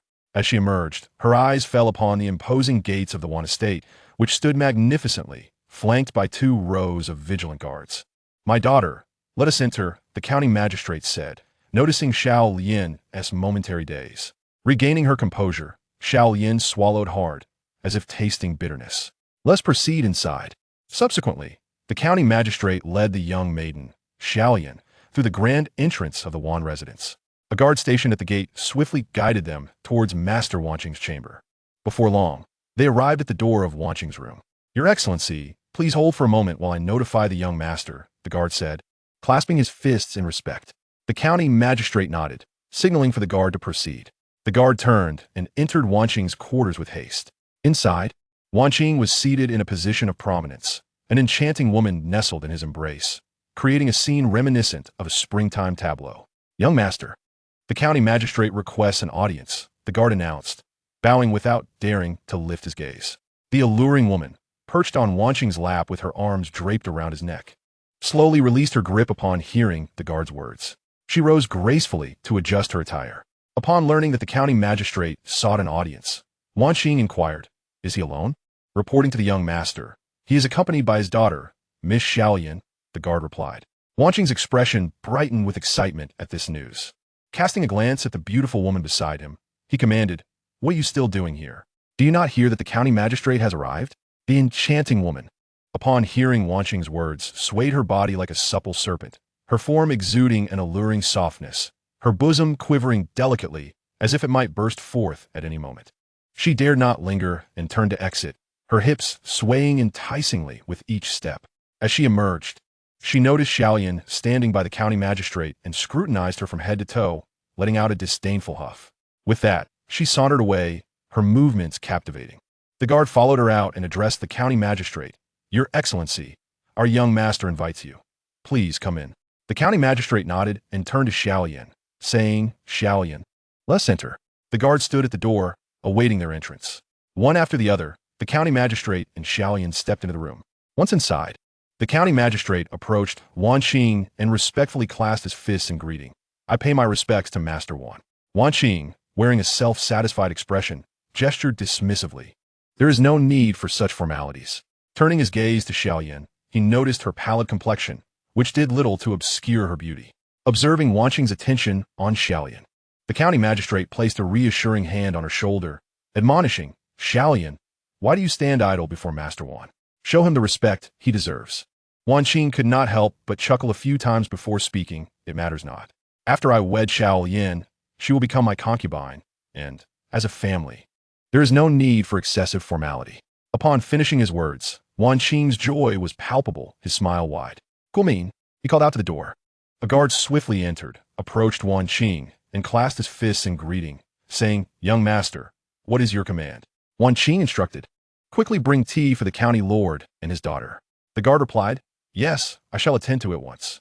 He turned and exited the room post-haste to fetch tea for the county lord and his daughter. Wan Qing extended his hand towards the county lord and Xiao Lian, saying, My lord, Xiao Lian, please take a seat. There is no need to stand. The county lord promptly moved to a nearby wooden chair and sat down. Xiao Lian, however, remained rooted in place, showing no intention of sitting, standing still like a living statue. Had she not been breathing, one might have mistaken her for sculpture. Miss Xiao Lian. Wan Qing noticed her immobility and expressionless demeanor. He stood up, his concern evident as he gazed at her. The county lord, observing this, called out to Xiao Lian, come and sit down. Are you not weary from standing? Wan Qing stepped before Xiao Lian, and a faint fragrance wafted into his nostrils, stirring his emotions and making it difficult for him to contain his feelings. Placing his hand on Xiao Lian's shoulder, he said, Xiao Lian, do speak with me. I hold no anger towards you. I am genuinely pleased and excited to see both you and your father here today. In the future, you shall belong to me, and I will cherish and care for you. His heart raced with emotion, his face beaming with delight. Xiao Lian slowly removed Wan Qing's hand from her shoulder, coldly replying, Young Master Wan, we are not yet formally wed. I ask that you maintain some decorum. Upon hearing Xiao Lian finally speak, Wan Qing let out a hearty laugh. Well said. Since you are so eager to marry me, I shall find a suitable date for our wedding shortly. Soon, we shall be together as one. Wan Qing declared with excitement. The county lord, seated nearby, nodded in satisfaction at Wan Qing's words. Who said I am eager to marry you? Xiao Lian retorted, her displeasure evident. The county lord's expression darkened upon hearing Xiao Lian's words directed at Wan Qing, and he looked at her sternly, saying, Xiao Lian, do not be disrespectful to young Master Wan. You have already promised your father that you would marry him. Why speak thus? Wan Qing slowly stepped forward to take his seat, turning around to sit down with an air of arrogance. Observing Xiao Lian's sullen expression, he inquired, From the tone of your words, it appears you are still unwilling to marry me? Of course, I am willing to marry you, young Master Wan. Xiao Lian thought to herself, such a fortunate opportunity is hard to come by. The county magistrate interjected, addressing Wan Qing, young master. It seems she is indeed inclined to accept your proposal. Xiao Lian bit her pink lips, feeling an indescribable sensation within her. To marry you? How could I be so ungrateful for such a favor from young Master Wan? She said, gazing at him with a hint of emotion. Upon hearing her words, Wan Qing's face brightened, and his heart blossomed with joy. Excellent. It brings me great delight to hear such words from you, Miss Xiao Lian. As the saying goes, those who know how to adapt are wise. Should you agree to marry me, I assure you and your entire family will enjoy endless wealth and glory. At that moment, a guard entered the room, holding a tray with 2 cups of tea. Setting the cups beside the magistrate's wooden bench, the guard promptly exited. The magistrate sighed with relief, lifted his cup, and savored the tea. Xiao Lian suddenly turned to Wan Qing and said, Young master, I can agree to marry you, but you must grant me one request. Wan Qing, initially thinking she would simply accept his proposal, was taken aback by her unexpected demand. He quickly blinked and responded, Speak freely. As long as you marry me, I would fulfill not just one request, but even 10, should you have them. The magistrate set down his cup, a frown creasing his brow, fearing that Xiao Lian might ask something unreasonable. Xiao Lian, you have already promised to marry young master. Do not make things difficult for him. If he were not fond of you, he would not indulge your whims. Otherwise, do you think you could speak to him in such a manner without being thrown into prison? The magistrate warned gravely. Wan Qing rose, forcing a smile. Not at all. I am curious to hear what Miss Xiao Lian has to request. Xiao Lian hesitated momentarily before blurting out, You cannot rush me into marrying you. I need a month to prepare. After that, we can discuss the specific date for our wedding. Wan Qing was momentarily taken aback by this request. A month? Was she attempting to play tricks on him? Observing her pale complexion and gloomy demeanor, he doubted her sincerity in wanting to marry him. Could there be some ulterior motive behind her request? With a wry smile, Wan Qing thought to himself, a month? Why must we wait for such an extended period? Are you aware that I have cherished feelings for you for quite some time? Ever since our brief encounter, you have occupied my thoughts day and night. I had hoped that this time we could swiftly unite in matrimony, yet you now propose an additional month of waiting. Are you attempting to play some trick? Or do you truly wish to evade our union and escape from the capital? Lord Wan's expression darkened immediately.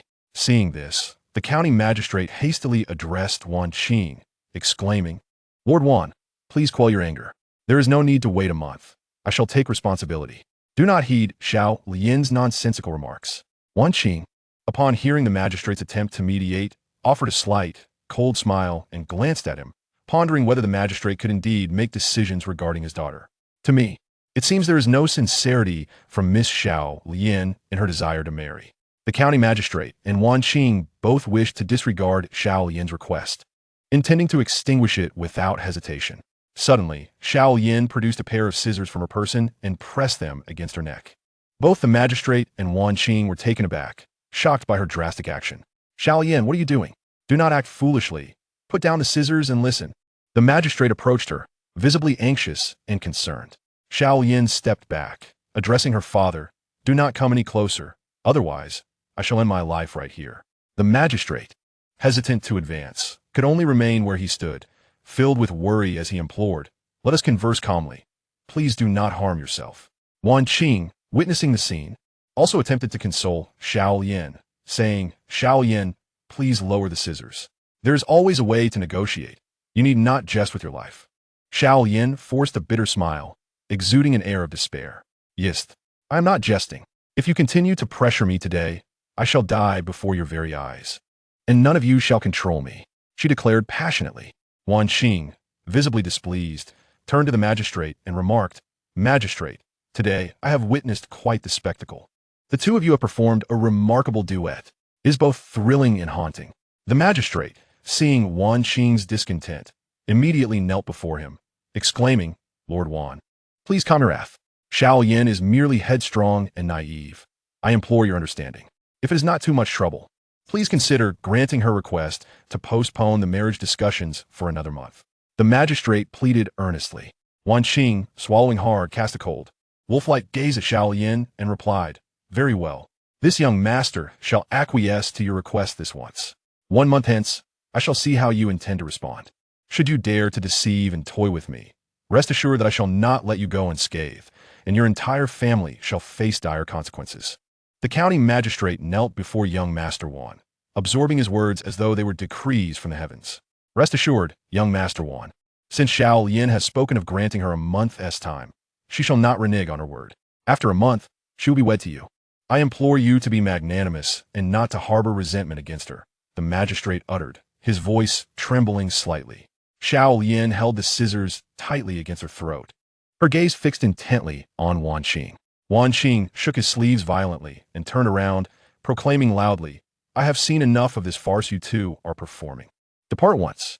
Should you attempt any further tricks after a month, I shall ensure you receive your just deserts." The county magistrate shuddered involuntarily and sprang to his feet, urging Xiao Lian, who stood beside him, "Why do you linger? Quickly put away the scissors and come with me."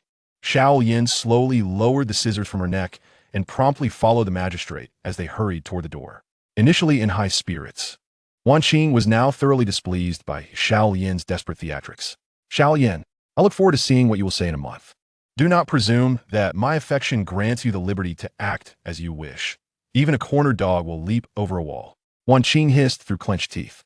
Upon exiting Wan Qing's residence, the county magistrate turned to Xiao Lian, his expression grave.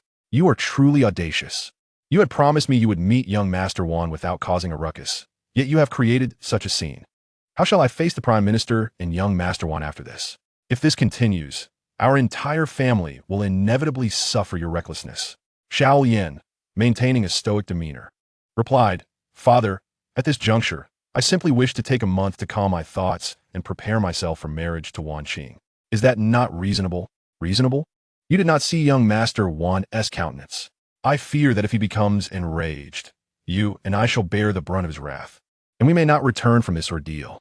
Xiao Lian, unwilling to engage further with the magistrate, swiftly approached the side of the sedan chair. She lifted the curtain and entered the carriage. The magistrate, exasperated, shook his head and sighed, surrendering to his fate as he also boarded the sedan. Once inside, Xiao Lian was overwhelmed with tears, her thoughts drifting back to Xiang Hua. "Young Master Xiang, they all claim you have taken your own life. Yet I cannot shake the feeling that you still live, that you are not truly gone." Xiao Lian spoke, her voice choked with emotion, unwilling to accept the harsh reality of Xiang Hua's death. Soon, The county magistrate accompanied Xiao Lian back to the residence. The reason Xiao Lian requested Wan Qing to postpone their marriage for a month was primarily due to her lingering hope. After all, she had only heard rumors that Xiang Hua had committed suicide by jumping into the well in the backyard of the Xiang residence. The adage to see the living is to believe, to see the dead is to confirm resonated within her, and thus she sought a way to find Xiang Hua. Even if he had perished in that well, she longed to see his body to ascertain his demise. Otherwise, her heart would remain unsettled. Upon returning to the estate, Xiao Yin immediately summoned a few trusted guards, intent on revisiting the Xiang residence to investigate the well in search of Xiang Hua's remains. 2 guards swiftly entered her chamber, clasping their fists in salute, and spoke in unison, "We greet you." Mississippi Xiao Lian rose, approached the door, glanced around, and then quickly shut it behind her. Once the door was closed, she moved aside and took a seat, addressing the 2 guards. "I summoned you both for an important matter that requires your assistance." The guards exchanged puzzled glances. One of them clasped his fists and replied, "Miss, please command us. We would be honored to serve you in any capacity." The other guard echoed, "Indeed, Miss, whatever you require, we shall obey without hesitation, even if it means facing perilous challenges." Xiao Yin could not help but smile wryly and slowly responded, "Do not be overly enthusiastic. I do not intend to send you into danger. I merely wish for you to accompany me to the Xiang residence." The guards were taken aback, exclaiming in unison, "To the Xiang residence?" Xiao Yin nodded earnestly, "Yes, but I wonder if you both have the courage to join me on this endeavor. Rest assured, you shall not be left wanting once we succeed." With that, she produced 2 silver ingots, rising to hand one to each guard. The guards gazed at the silver in their hands, their faces lighting up with joy. "Miss, it is merely a visit to the Xiang residence. I shall accompany you," one guard declared. The other quickly tucked away his silver and, looking at Xiao Yin, clasped his fists, saying, "I too am willing to accompany you to the Xiang residence." Xiao Yin paused momentarily, feigning curiosity. "Are you not afraid of being discovered by Stone Ling or my father for accompanying me to the Xiang residence?" Both guards were momentarily taken aback. Subsequently, they shook their heads at Xiao Yin, signaling that they were unafraid. After all, the 2 guards had previously declared with unwavering conviction that they would follow her commands, regardless of the perilous challenges they might face. At this moment, even when questioned by Xiao Yin, they had no choice but to feign courage and present a facade of fearlessness. With a serious expression, Xiao Yin declared, "Very well. Since that is the case, we shall set out to the Xiang residence this evening. Do not forget to bring a length of rope." Although the guards were puzzled as to why she required rope for their visit, they felt compelled to comply with her instructions. "Yes, miss." One of the guards nodded in acknowledgement. Xiao Yin gestured dismissively. "All right, you may leave now. After dinner, I will disguise myself as a maid and await you outside the estate." The guards clasped their fists in unison and replied, "Understood." They then turned and swiftly exited the room. Xiao Yin exhaled slowly and murmured, "Young Master Xiang, do not worry. Even if you have passed, I will retrieve your body from the well and grant you a proper burial. Wait for me. I shall come for you soon." Time gradually slipped away, seemingly swift, yet, for Xiao Yin, it felt protracted, though merely half a day had elapsed.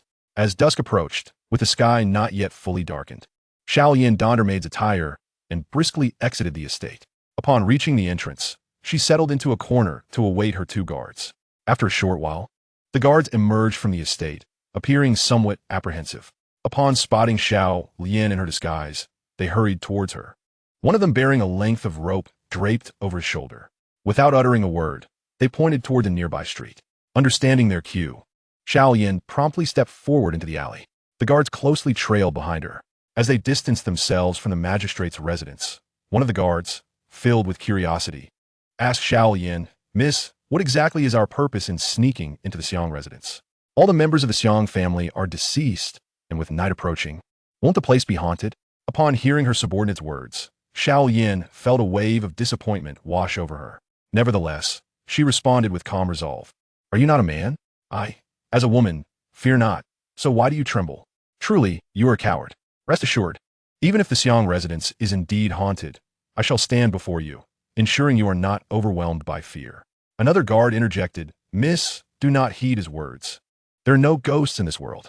If one were to speak of spirits, it would be more accurate to say that humans can be more monstrous than any specter. Once a person's heart turns dark, the deeds they commit can be far more terrifying than those of a ghost." Upon hearing this thought-provoking remark, Xiao Lian paused, her admiration evident as she responded, "I did not expect you to be so eloquent. However, this is not the time for idle chatter. We must swiftly enter the Xiang residence to avoid being discovered." The two guards promptly fell silent, wary of attracting attention from outsiders. The trio hastened towards the Xiang residence. As they arrived at the entrance, a heavy atmosphere enveloped them, and few passers-by were in sight. Even the stray dogs that wandered by seemed to shy away, hunching their backs in evident fear. Standing before the grand gates of the Xiang residence, Xiao Lian's mind drifted back to memories of laughter and joy shared with Xiang Hua within these very walls. In those days, they were deeply enamored, dreaming of a bright future together, hoping that love would ultimately unite them. Yet, the events that transpired later shattered their hearts and spirits beyond repair. "Miss, we should enter quickly. It will soon be dark," one guard urged as he noticed Xiao Lian lost in thought at the entrance. The other guard scanned the surroundings, anxious that their presence might attract unnecessary attention.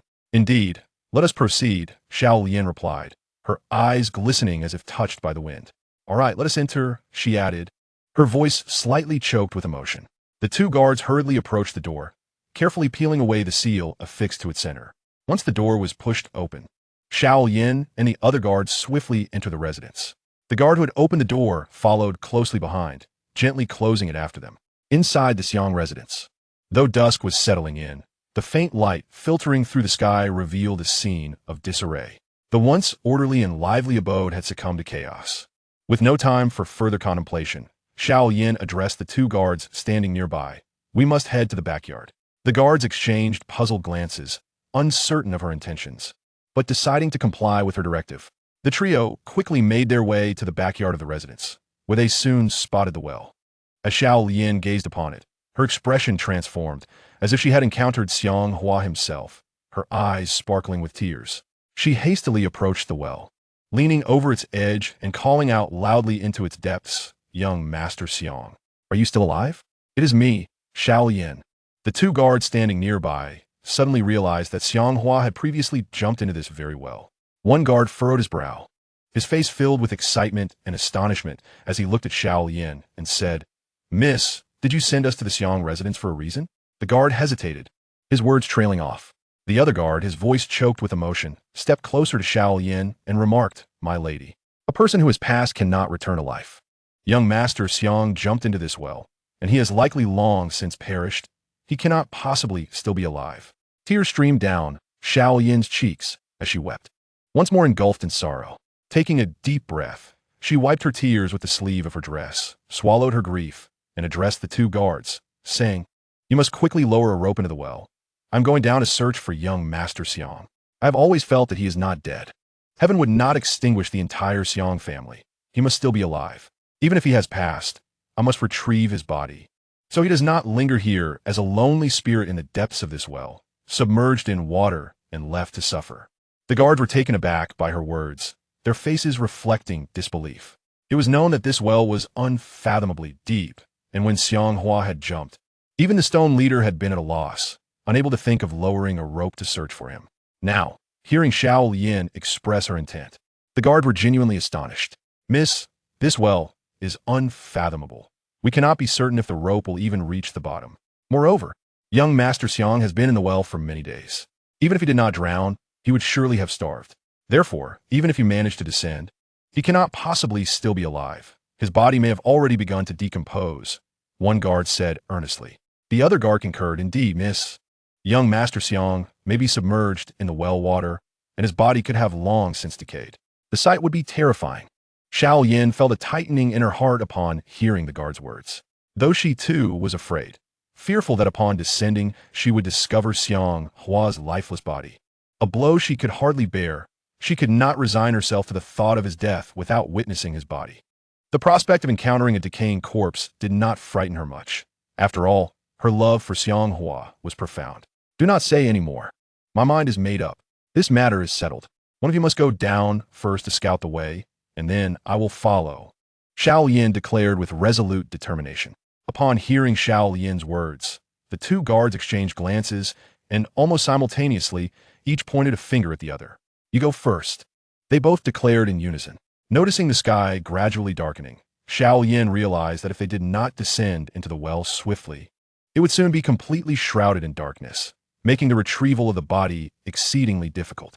Thus, she was determined to descend immediately. It's your turn, my good man. It's merely a matter of retrieving a corpse from the depths of the well. Is it truly necessary to be so frightened? You go first, and then I shall follow. She insisted, pulling the guard standing before her. Though the guard was genuinely reluctant to venture into the depths of the well, he felt compelled to comply with Xiao Lian's directive, as he was her subordinate and had already accepted the silver she had offered him. He now recognized that the silver felt rather burdensome, but it was too late to turn back. The other guard swiftly removed a bundle of rope from his shoulder. His demeanor surprisingly relaxed. I shall lower the rope into the well first, he proclaimed. With that, he approached the well's edge, methodically unraveling the rope as he lowered it into the abyss. Xiao Yin and the other guard stood by the well, waiting in silence for the rope to be fully deployed.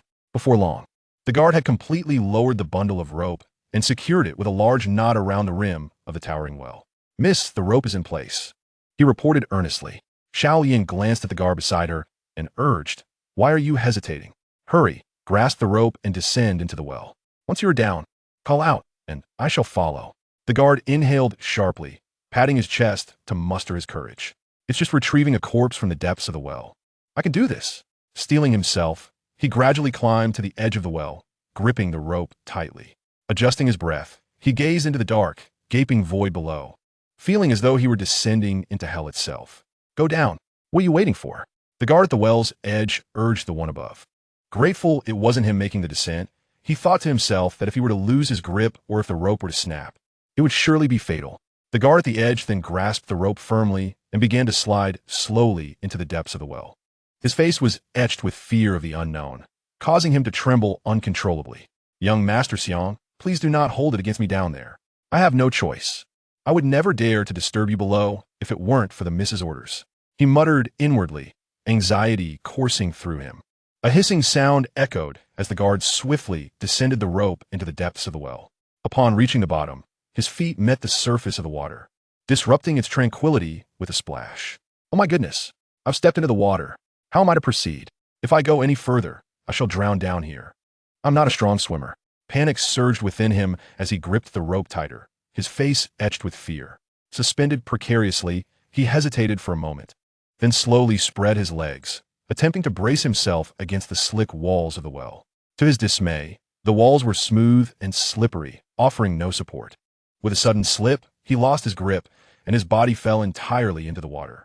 After a brief struggle beneath the surface, he emerged, gasping for air, relief flooding over him as he realized he had escaped drowning. Upon opening his eyes, he was astonished to discover a hidden door beside him and a corridor illuminated by faint light. The bottom of this well leads to another world. There is light in the corridor. It must be inhabited. Overcome with emotion, he choked back a few sobs. Encouraged by the dim illumination emanating from the corridor, he began to search the water around him, yet found no objects or bodies. Could it be that young Master Xiang had jumped into the well and was still alive, residing at the bottom? His eyes sparkled with disbelief. He had never imagined that Xiang Hua, having jumped into the well so long ago, might still be alive. Many at the county magistrate's residence believed that Xiang Hua had drowned since being taken from the inn by Shi. The people of the capital thought it impossible for him to have emerged alive. Gazing upwards towards the well's opening, although he could see nothing, he followed Xiao Lian's instructions and called out, Miss, I have reached the bottom. Above, a guard, leaning over the well with his ear attentive, suddenly heard the call and his eyes widened in excitement. By all that is holy, he has reached the bottom and is able to speak. He must have found young Master Xiang's body and is calling up in fright. Straightening up, he turned to Xiao Lian and reported, Miss, there's a voice coming from the bottom of the well. Upon hearing this, Xiao Lian's face lit up with joy. Excellent. Continue to call out and inquire whether he has found young Master Xiang's body. If the body is found, bind it with a rope, and we shall swiftly pull it up from the well. The guard immediately began to shout loudly into the depths of the well. If you find the body of young Master Xiang, quickly tie it up with a rope. Miss, and I'll pull him up. The guards at the bottom of the well perked up their ears, catching the sound of their comrades' voices above. Unaware of the true situation below, they assumed Xiang Hua had drowned, when in reality, he might still be alive, as evidenced by the nearby hidden door and the illuminated corridor. Although the guard had yet to see the living Xiang Hua, he was not a fool. He believed there was a high probability that Xiang Hua had survived. Young Master Xiang may not be dead. Pull me up quickly, and I will explain the situation. He called out towards the opening of the well. The guard, listening intently at the well's edge, was struck with disbelief upon hearing the voice from below. What? Young Master Xiang is still alive? His expression reflected incredulity. How is that possible? He clearly jumped into the well.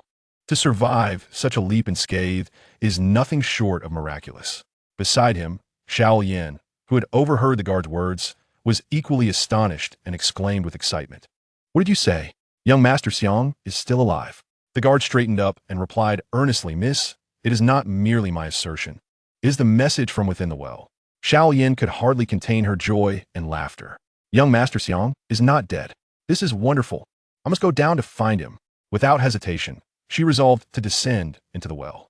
Originally, she had intended to retrieve Xiang Hua's body, but she never expected to receive such miraculous news of his survival. Eagerly, she climbed to the well's edge, gripping the rope tightly, preparing to slide down into the depths. The guard standing nearby observed her with concern and hesitation.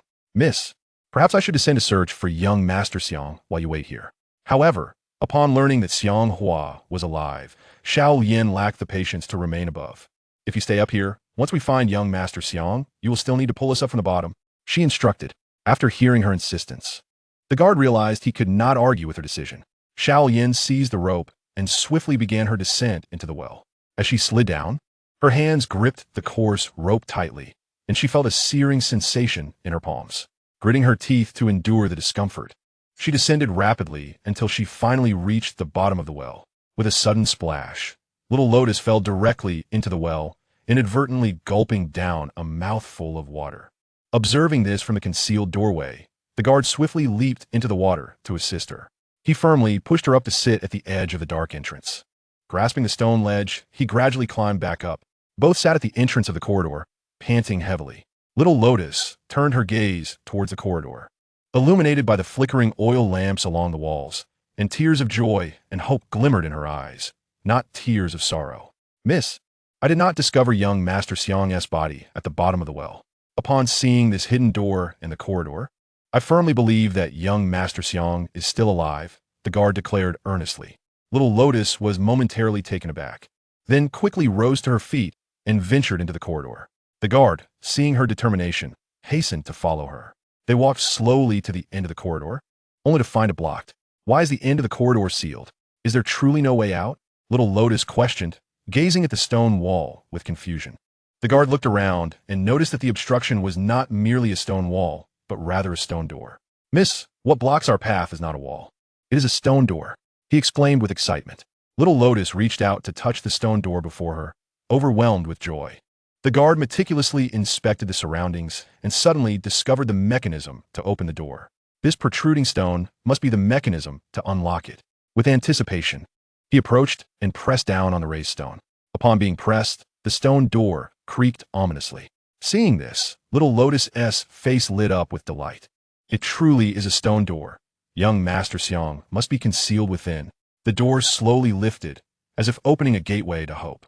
Inside the dim chamber, Xiang Hua, seated and meditating, abruptly opened his eyes upon hearing the commotion. He was taken aback by the sight of little Lotus and the guard standing at the entrance. Instantly recognizing Xiang Hua, little Lotus was overwhelmed with joy, tears of happiness streaming down her face as she rushed into the chamber. She quickly knelt before him, her trembling hands reaching out to gently caress his face, wanting to ascertain the reality of the moment and confirm that this was not merely a dream. Xiang Hua gazed at Xiao Yin, his expression one of bewilderment, as if he had been struck dumb. How on earth did she find her way to the bottom of this well? What is the situation? Although I have ascended to the first realm of inner cultivation, if the county magistrate learns that I am still alive and sends Ling to capture me from this abyss, it would spell trouble for me. Moreover, I have no desire for anyone to be aware of my continued existence.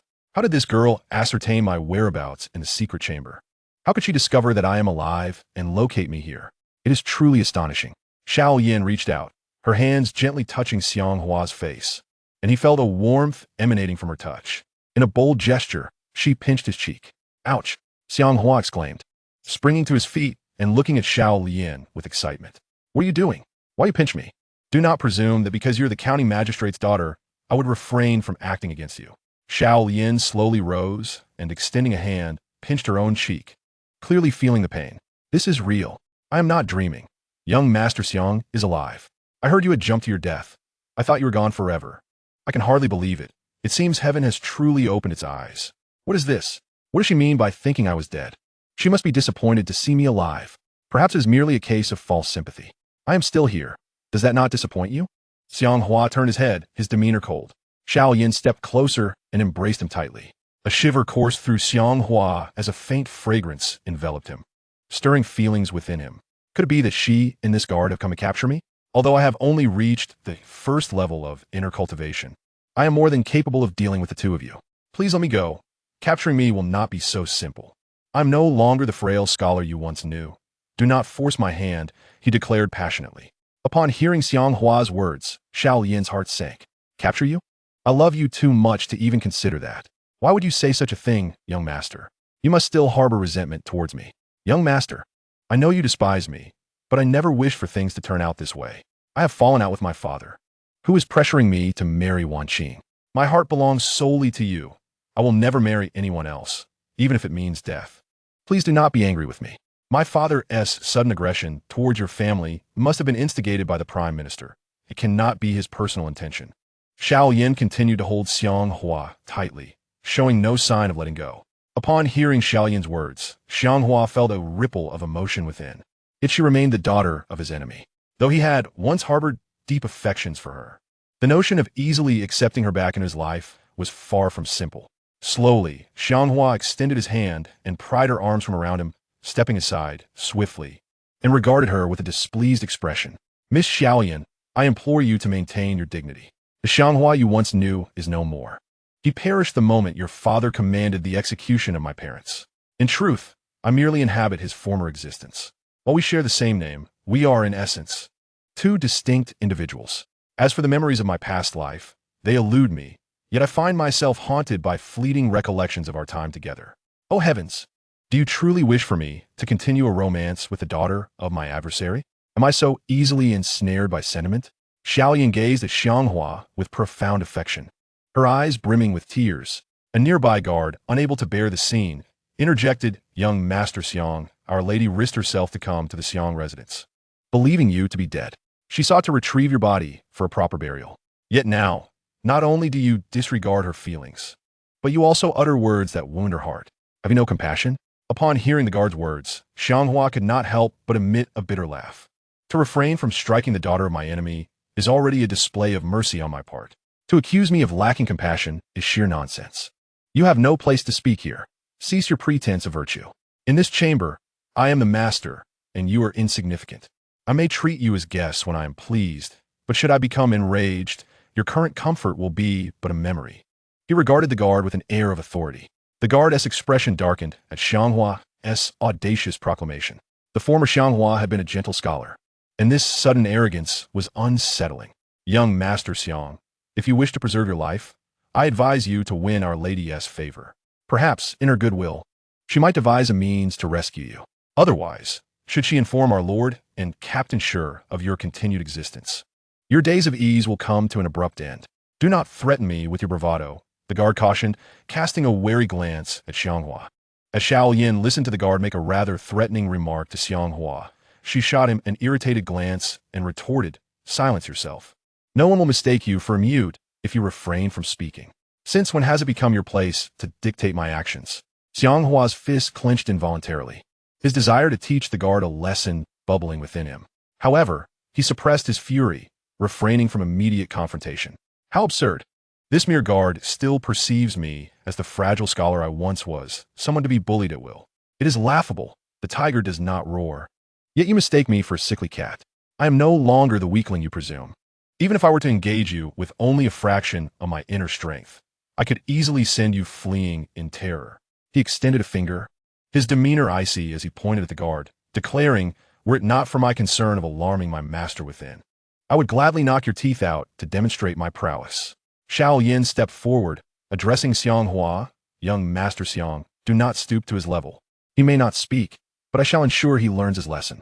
Hearing her plea on behalf of the guard, Xiang Hua's anger began to subside somewhat.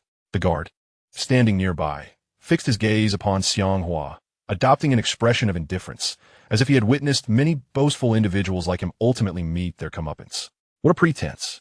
If you truly possessed any real skill, the Xiang residents would not be in such dire straits. Xiang Hua, momentarily taken aback, gazed at Xiao Lian with an air of impatience, stating, "I care not how you managed to enter. I implore you to leave at once. I am content within this well, and wish for no disturbances in my life. Depart, lest I be forced to expel you myself." Xiao Lian felt a pang of discomfort at his words, her emotions a tumultuous blend. "Young Master Xiang, do you truly harbor no feelings for me at all? I refuse to believe that you have no affection left for me." Her gaze resolute, tears welling up, she continued, "Having chosen to descend into this well to seek you, I have no intention of leaving. Even if you attempt to drive me away, I shall remain." The guard, overhearing Xiao Lian's declaration of intent to stay, was taken aback. He did not wish to be trapped in this well alongside her. "Miss, you cannot choose to remain here for such a heartless individual. If you refuse to return with me, we shall surely face the master's wrath, and we would be doomed." He looked at Xiao Lian with urgency, unable to believe his ears. Initially expecting to retrieve a corpse from this well in the Xiang residence's backyard, he was now confronted with the unexpected presence of a living person, one who captivated Xiao Lian to the point of desiring to remain, a situation both absurd and amusing. Upon witnessing with her own eyes that Xiang Hua was indeed alive, Xiao Lian found herself reluctant to leave. The thought of her father compelling her to marry the loathsome Wan Qing filled her heart with disdain. Although Xiang Hua had spent a considerable time dwelling at the bottom of the well, diligently practicing his internal martial arts and the Xuanming Sword technique alongside his master, the monotony of his existence did not dampen his anticipation for a future where he would wield formidable skills and embrace life anew. "You speak in vain. I harbor no fondness for you any longer. My sole desire is to avenge my parents and to exact retribution upon my enemies. As for matters of the heart, even should I wish for them, I shall not be with you again," Xiang Hua declared without a trace of sentiment.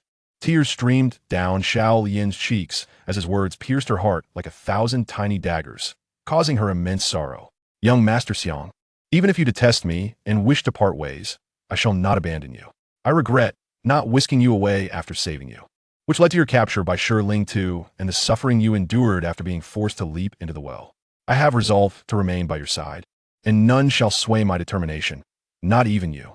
Determined to cling to Xiang Hua like an unyielding piece of toffee, she resolved not to be cast aside.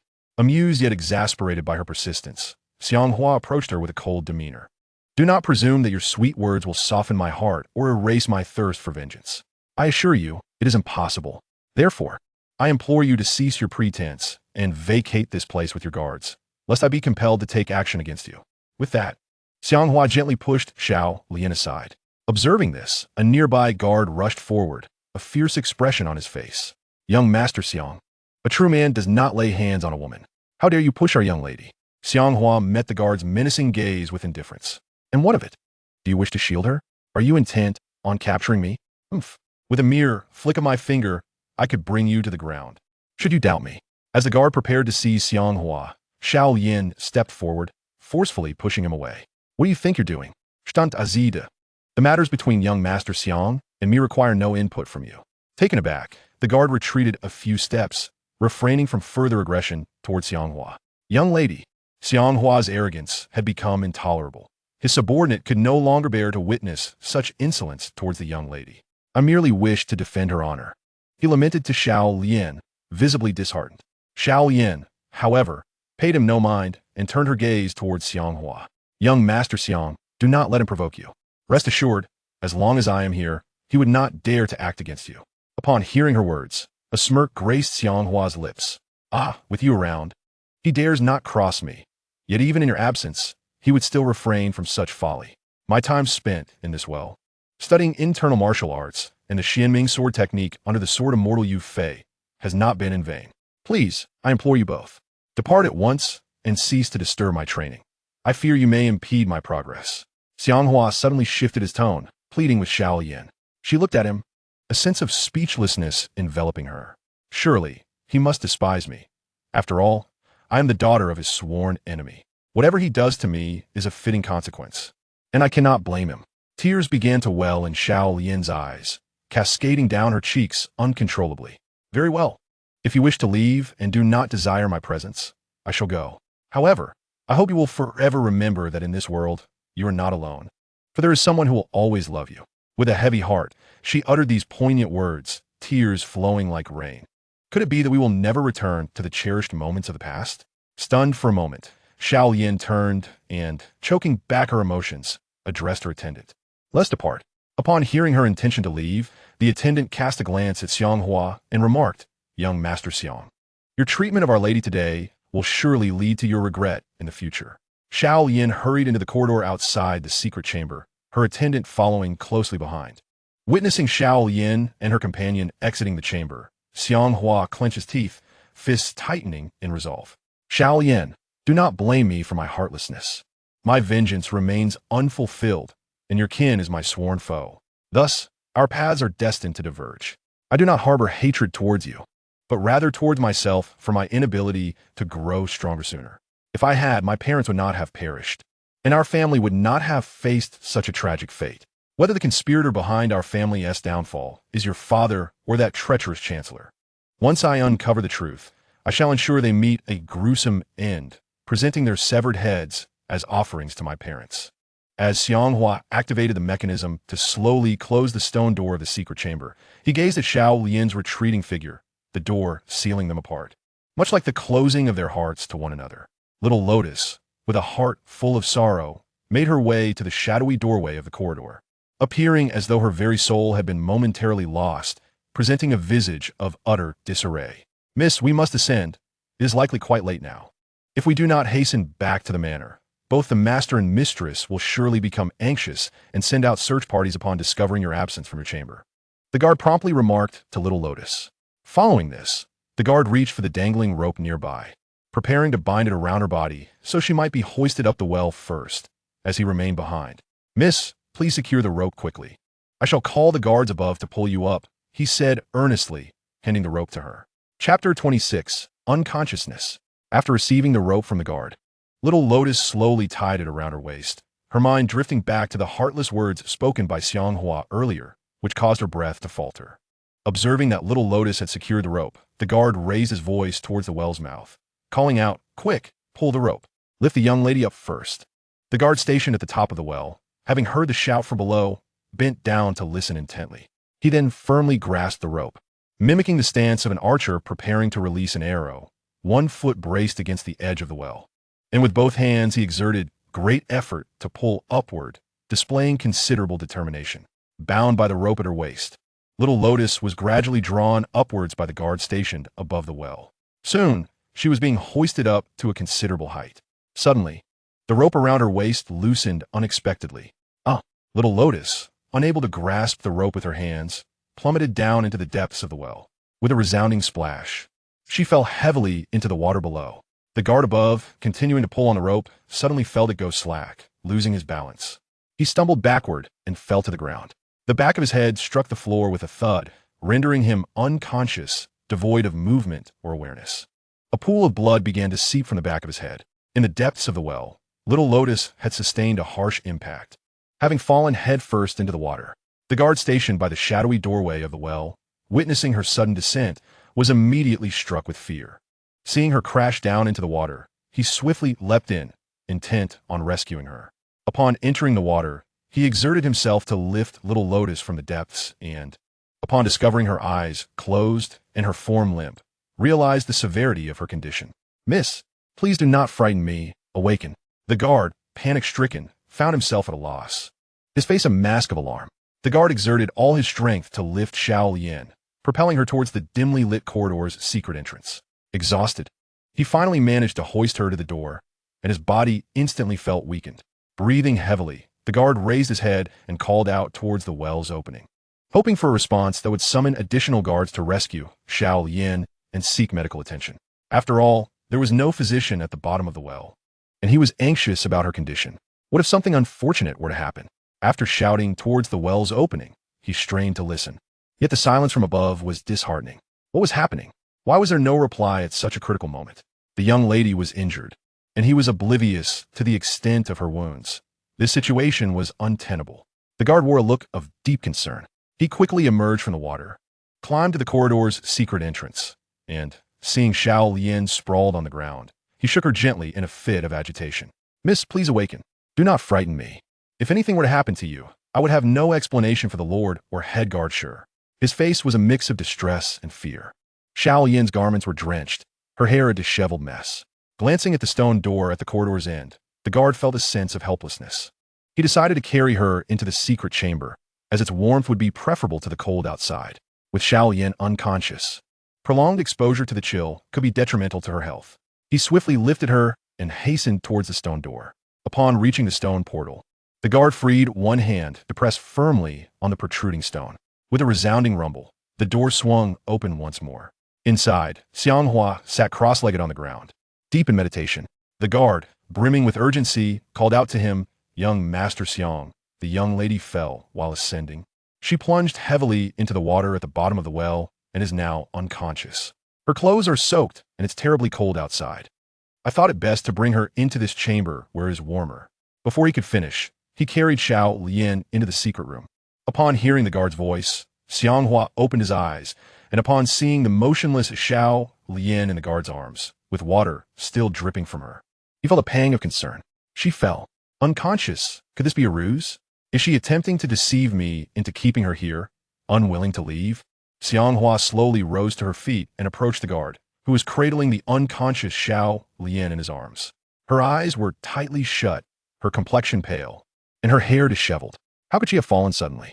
Surely, there should have been a rope to assist her ascent. Xiang Hua found it hard to believe that Xiao Lian had fallen during her ascent. After a moment, she reached out to touch Xiao Lian's forehead, noting it felt somewhat feverish. Could it be that she had fallen into the water upon her descent, soaking her garments, and now succumbing to a cold and fever? Xiang Hua expressed her concern. The guard, lacking medical knowledge, became agitated upon hearing her words and exclaimed, "I don't know. There is no physician or medicinal herbs at the bottom of the well. Surely, the young lady's fever won't lead to any dire consequences?" At that moment, the stone door of the inner chamber slowly rose and opened. Yufei stepped out with measured grace. Upon seeing the door lift and Yufei emerge, Xiang Hua addressed him, "Master, I apologize if our voices disturbed you." Yufei, noticing the guard holding Xiao Lian in the secret chamber, frowned and inquired, "Who are you two? How did you gain entry to the secret chamber at the bottom of the well? What brings you here?" The guard, taken aback by Yufei's pale visage and vigorous stride, replied in astonishment, "I never expected you two to reside at the bottom of this well." Xiang Hua's expression darkened as she admonished the guard, "My master has posed a question. Do not evade it." The guard then addressed Yufei earnestly, "Sir, I accompanied the young lady down to the well. We descended using a rope. Originally, she intended for me to retrieve the body of young Master Xiang. However, upon my arrival, I discovered there was no body to be found at the bottom of the well, only the corridor and hidden door outside the secret chamber. Consequently, the young lady decided to follow me down, and we inadvertently intruded upon this chamber." Yufei stepped closer to the guard, his attention drawn to the unconscious Xiao Lian, who appeared pale and unresponsive. He paused momentarily before continuing, "What has caused your mistress to be in such a state, pale and unconscious?" The guard, momentarily choked with emotion, responded, "The young lady, while ascending, suddenly found the rope slacken and fell, losing consciousness upon impact. It was somewhat chilly outside, so I thought to bring her into this secret chamber. Although there are no physicians or medicinal herbs to tend to her, at least this chamber is warmer, and I hope she recovers swiftly." Yufei then took hold of one of Xiao Lian's hands and, with utmost seriousness, began to check her pulse, stating, "She is not in grave danger. She sustained some internal injuries from her fall and is running a slight fever, which caused her sudden unconsciousness. We must first remove her wet dress and then replace it with dry garments, allowing her to rest properly. Once her fever subsides, she should regain consciousness swiftly." Upon hearing Yufei's insistence to quickly strip Xiao Lian of her wet attire, the guard almost faltered, nearly dropping her from his arms. "In this well, there are only the three of us, all men, and our young lady remains untouched, a delicate flower in her chamber. We cannot undress her for a change of clothes." The guard exclaimed with agitation. Yufei sighed, shaking his head, and replied calmly, "If her life is at stake, what significance do reputation and decorum hold?" With a faint smile tinged with bitterness, he spoke again. Instantly, the atmosphere in the secret chamber became rather awkward. As Xiao Lian's subordinate, The guard, even with tenfold courage, could not bring himself to undress her.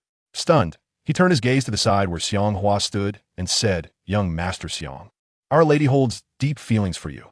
You have both once loved each other. Perhaps you should take on the task of changing her clothes." Xiang Hua felt a sudden tremor at the guard's words and quickly declined. "No, I cannot change her clothes. She remains a maiden in her boudoir. I am in the same predicament. I truly cannot do it. Changing her clothes may seem trivial, but what if, during the process, he were to see something inappropriate or think thoughts he ought not to? That would be disastrous. After all, Xiao Yin is the daughter of his enemy, and he never intended to be with her.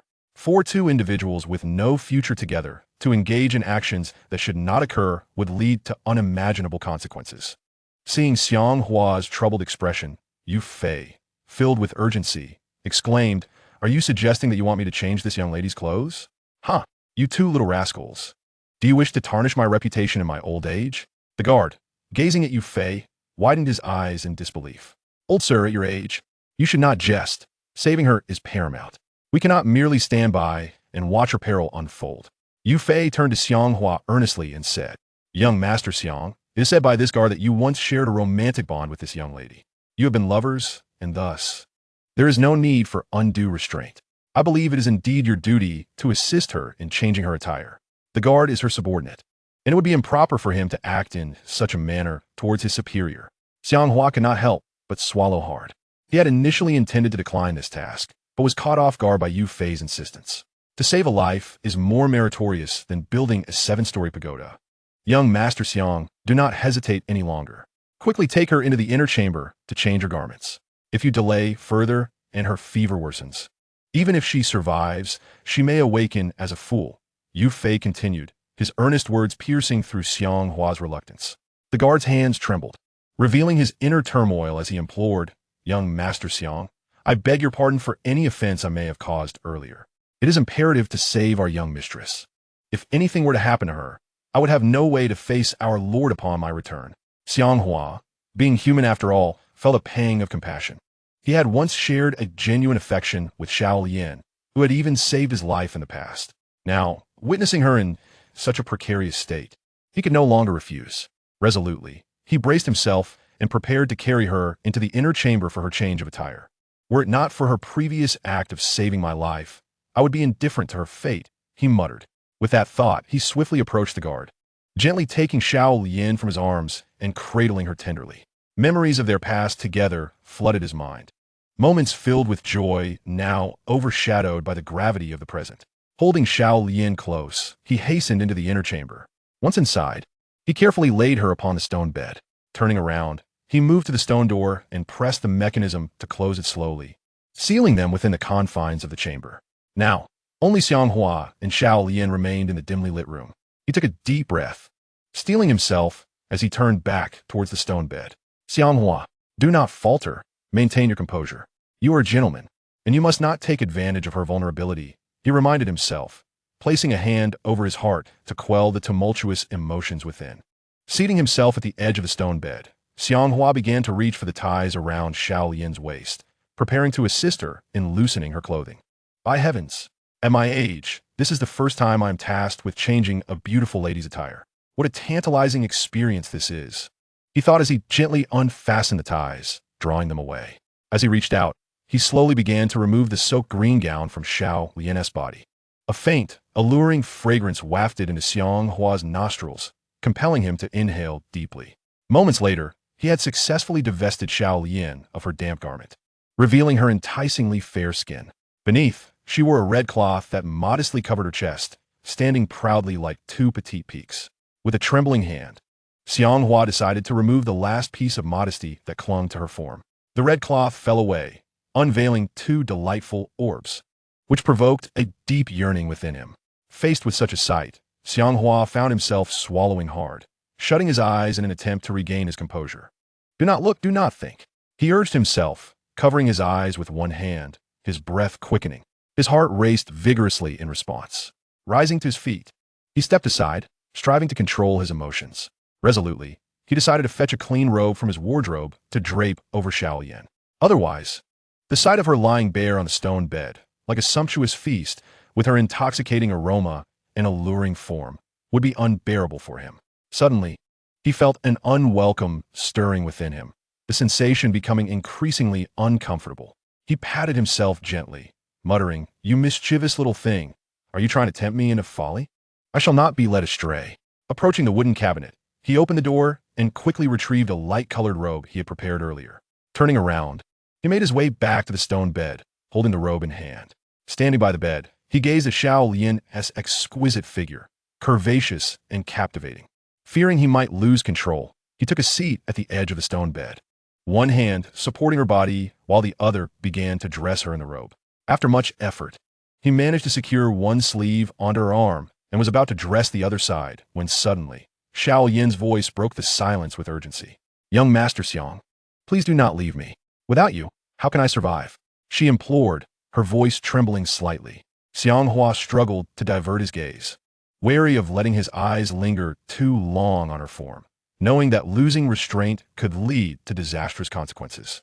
Grasping her hand gently, he prepared to fit her into the other sleeve of the robe.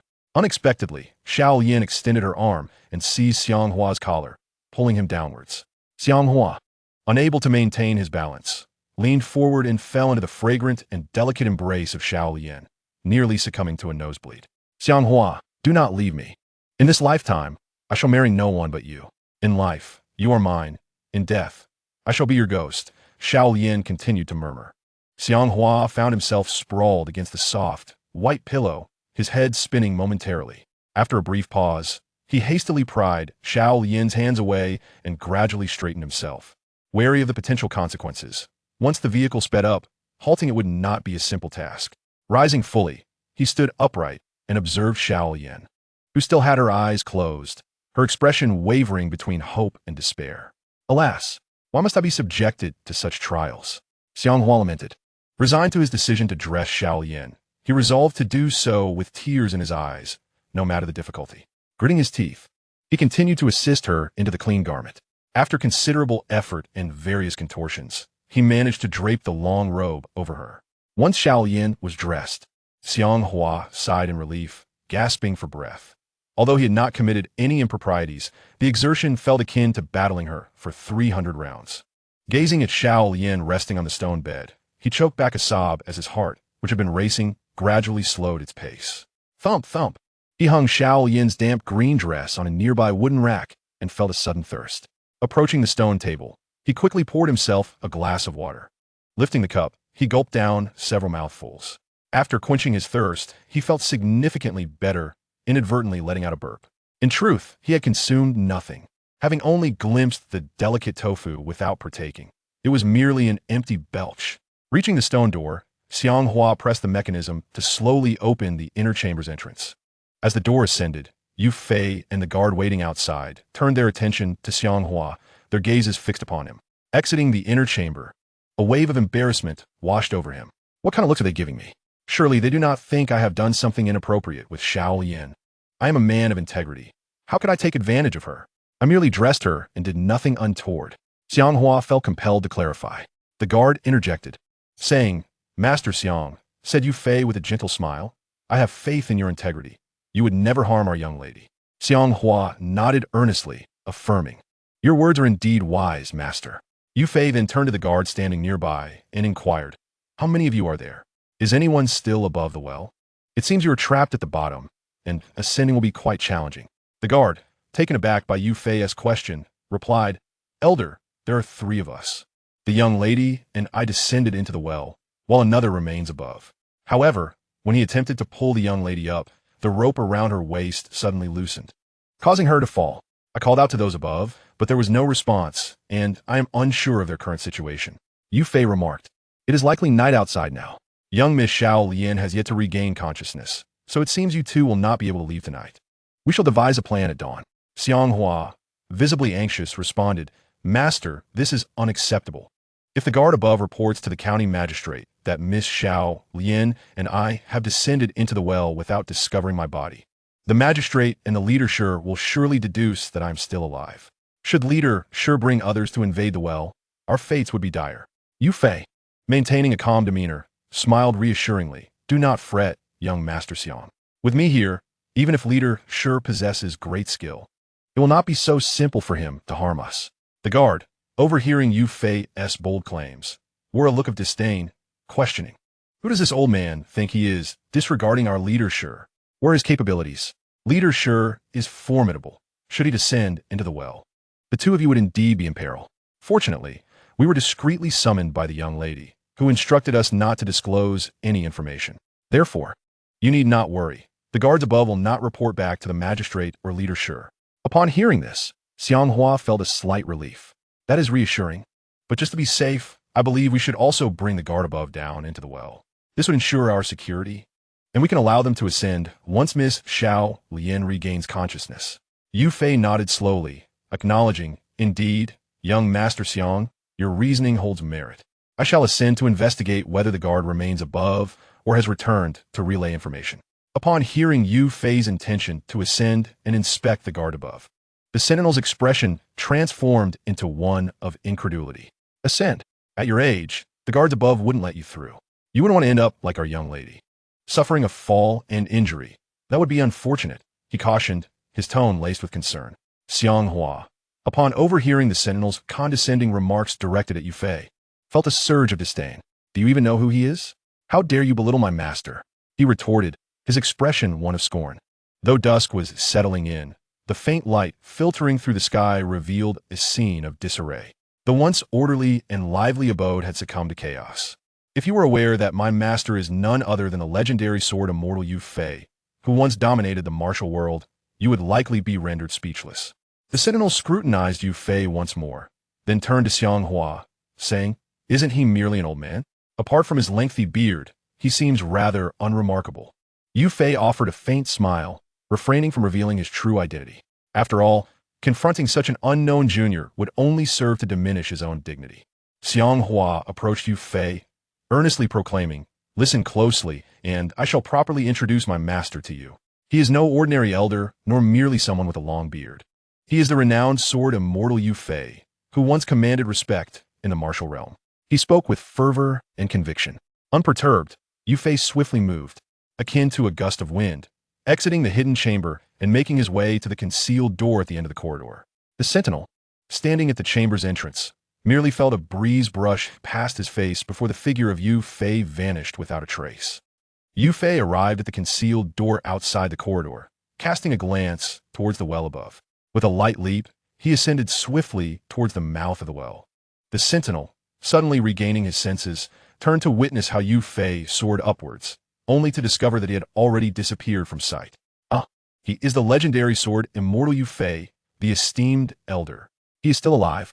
The sentinel's face wore an expression of shock, disbelief coursing through him at the fortunate opportunity to encounter the sword immortal. Having only heard tales of Yu Fei's illustrious past, he was utterly astonished by Xiang Hua's introduction, unable to fathom that the venerable elder still lived.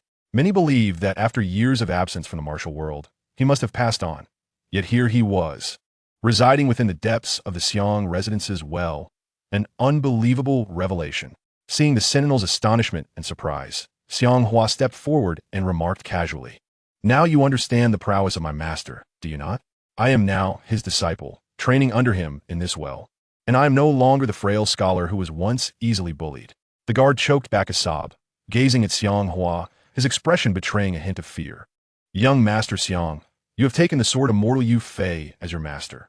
This is indeed remarkable. I have heard that your family once spent a fortune to save the life of the venerable Yu Fei, and now he has accepted you as his disciple, imparting his martial arts to you as a gesture of gratitude towards your family, the guard remarked. Xiang Hua let out a cold laugh, responding, Your words are misguided. Although my father did save my master's life, he never expected such a debt of gratitude. Had I not been forced to leap into the well, I would never have had the chance to meet my master. My parents were tragically wronged and murdered. The reason my master teaches me internal skills and sword techniques is so that I may one day avenge my parents, not merely out of a sense of indebtedness. Upon hearing Xiang Hua's words, the guard fell silent. Outside the well, Yu Fei swiftly ascended from the depths, a white figure darting through the air before gently landing. The moonlight tonight was exceptionally bright, illuminating the courtyard of the Xiang residence, dispelling any darkness. Upon entering the courtyard, Yu Fei immediately noticed the guard lying motionless on the ground beside the well. Yu Fei was taken aback. What had transpired above that left this guard so still? Approaching the fallen guard, he knelt slowly, reaching out to pat the guard's body, calling out, "Hey, wake up!" Seeing the guard remain utterly unresponsive, lying on the ground like a living corpse, Yu Fei's confusion deepened. Turning his head, he observed a dark stain on the ground where the guard's head rested, resembling a pool of water. He instinctively reached out to touch the shadowy mark, and a faint metallic scent of blood wafted into the air. Dipping his finger into the dark stain, he brought it to his nose and inhaled deeply. With a serious expression, he declared, "This is no mere water stain. It is blood." Yu Fei then gently touched the guard's nostrils with his fingertip, realizing that the guard had ceased to breathe. "He's lifeless. How'd he die?" Yu Fei pondered, his brow furrowed in confusion. Glancing around, he found no one else present and noted no signs of disturbance. This is strange. Could it be that he felt his death on his own? Yu Fei speculated. How could one possibly fall to their own demise? Regaining focus, he crouched down once more and noticed the guard's hand was still tightly gripping the rope that had been lowered into the well. Suddenly, he began to piece things together. Could it be that when Miss Xiao Lian fell, the guard lost his footing and tumbled backward, resulting in a fatal blow to the back of his head? Upon contemplating this, Yu Fei meticulously examined the posture of the guard sprawled on the ground, concluding that his analysis and deductions were indeed correct. To prevent the discovery of the deceased guard, he swiftly lifted the body and discarded it into the firewood shed in the adjacent yard, covering the lifeless form with some firewood. Yu Fei exited the room and promptly secured the door behind him. After closing the door, he returned to the well in the backyard, untied the rope, and callously tossed it into the well.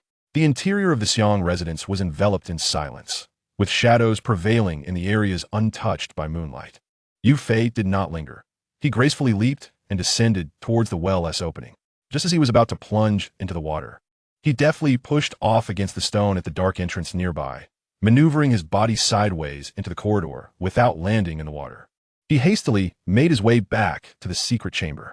Upon Yu Fei's return to the well's secret chamber, Xiang Hua inquired, "Master, is there anyone still in the courtyard above?" Yu Fei nodded and replied, "Indeed, there is still a guard in the backyard." The guard standing nearby gazed at Yu Fei, his expression transforming into one of profound respect. "Esteemed Elder Yu, I sincerely apologize for any offense I may have caused. I truly failed to recognize you, and I hope you will not hold it against me," he said, bowing with clasped hands. Yu Fei approached the stone table, seated himself on the stone bench, and addressed the guard. "There is no need for such formality. Ignorance absolves one of blame, and I bear you no ill will." Upon hearing Yu Fei's words, the guard responded with a beaming smile. "Indeed, Elder Yu speaks truth. Your magnanimity and formidable prowess command my utmost admiration." Xiang Hua, still feeling uneasy, pressed Yu Fei further. "Master, why did you not apprehend the guard at the well's edge?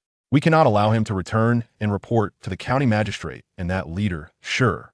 The guard beside them echoed the concern, asking Yu Fei, "Esteemed Elder Yu, you did not kill the guard above, did you? He has served alongside Miss for many years.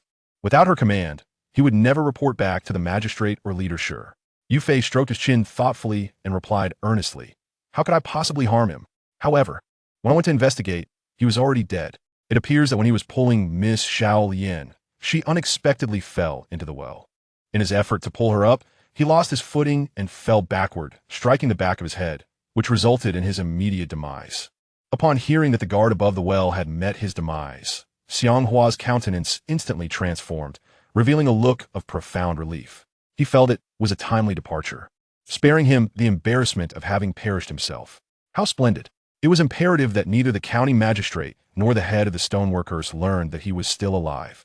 Otherwise, the latter would surely descend into the depths of the well, intent on apprehending him to inquire about the whereabouts of the treasure map. With an air of calmness, Xiang Hua remarked. The guard standing nearby, upon hearing the news of his own hand and the death of the guard above, wore an expression of sheer astonishment. What? He fell and ended up killing himself. The incredulity was palpable. Could such a ludicrous event truly transpire? To think that one could inadvertently end their own life. After all, Yu Fei had gone up to inspect, and he would not lie. What now? If he is dead, no one above will know that Miss and I are trapped at the bottom of this well. How shall we escape? The guard furrowed his brow, filled with despair. Yu Fei could not help but smile faintly, turning to the guard and inquiring, "Do you truly believe that young Master Xiang wishes to release you?" The guard was taken aback, glancing at Xiang Hua and then back to Yu Fei, filled with confusion. Elder Yu, what do you mean by that?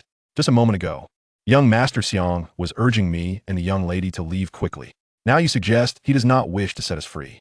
Xiang Hua gazed at the guard, letting out a sigh. It appears that while I do wish for both you and Xiao Yin to depart, the reality is that you cannot. This too is fortuitous. At least no one outside is aware that I am concealed within the secret chamber of this well, and I am very much alive. Yu Fei stifled a yawn. The night had grown deep, and fatigue washed over him, urging him towards slumber. With Xiao Yin occupying the stone bed in the inner chamber, he had no choice but to retreat to a corner, sitting cross-legged on the ground, his hands resting on his knees as he slowly closed his eyes. I shall rest now. You both should find a place to repose as well. With that, Yu Fei remained motionless in his seated position, drifting into sleep. Observing Yu Fei's slumber, Xiang Hua cast a glance at the guard and gestured toward the stone table. You may lie upon this stone table to sleep. Do not say I have not looked after you. Approaching the stone table, the guard noted the solitary stone stool beside it. His curiosity piqued. Why is there only one stone stool? Young Master Xiang, where will you sleep? Xiang Hua pointed towards the stone table in the inner chamber. I shall rest there. Should Xiao Lian awaken and desire water or anything else, I can attend to her. The guard hesitated, glancing at Xiao Lian, who lay upon the stone bed, and quietly asked Xiang Hua, Young Master, does this imply that you harbor no ill will towards our young lady? Xiang Hua let out a bitter laugh, shaking his head. Deeply conflicted, I have never harbored hatred towards her. She has saved my life. I do not wish to owe her a debt of gratitude. Let this be my way of repaying her kindness. The enmity we bear towards the county magistrate for framing our Xiang family is profound, and vengeance has its rightful targets. I shall not make things difficult for her. With that, Xiang Hua slowly stepped into the inner chamber. Upon reaching the stone table, he sat down and then reclined upon it, drifting into slumber. Outside, within the secret chamber, the guard sat on a stone bench, resting his head on the table as he succumbed to sleep. The night swiftly passed, a mere dream sufficient to envelop them. At dawn next day, a maidservant approached the door of Xiao Lian's room, carrying a bowl of thin porridge. She knocked on the door, the sound echoing, Miss, it is time for breakfast. The maid called out, but upon hearing no response from within, she knocked again, urging, Miss, are you still asleep? I have brought your breakfast. With that, she pushed the door open. Upon entering Xiao Lian's chamber, the maid placed the bowl of porridge on the wooden table and turned to rouse Xiao Lian from her slumber. However, to her astonishment, she found the bed neatly made, with no sign of Xiao Lian. A look of confusion and surprise washed over her face. Where could the miss have gone so early? She has never ventured out at such an hour before. This is truly strange. She is not in her room. The maid pondered to herself. With little time to deliberate, she decided to wait by the door. Perhaps Xiao Lian would soon return. As the sun rose higher, time gradually slipped away. The maid stood at Xiao Lian's door, waiting for several hours, yet there was still no sign of her return. Growing anxious, she exclaimed, Where on earth could the miss be? She has never left in the morning before. This is highly unusual. I must report her absence to the magistrate at once. It would be disastrous if anything were to happen to her. With that resolve, the maid hastily made her way to the magistrate's quarters. Soon, she arrived at the magistrate's room.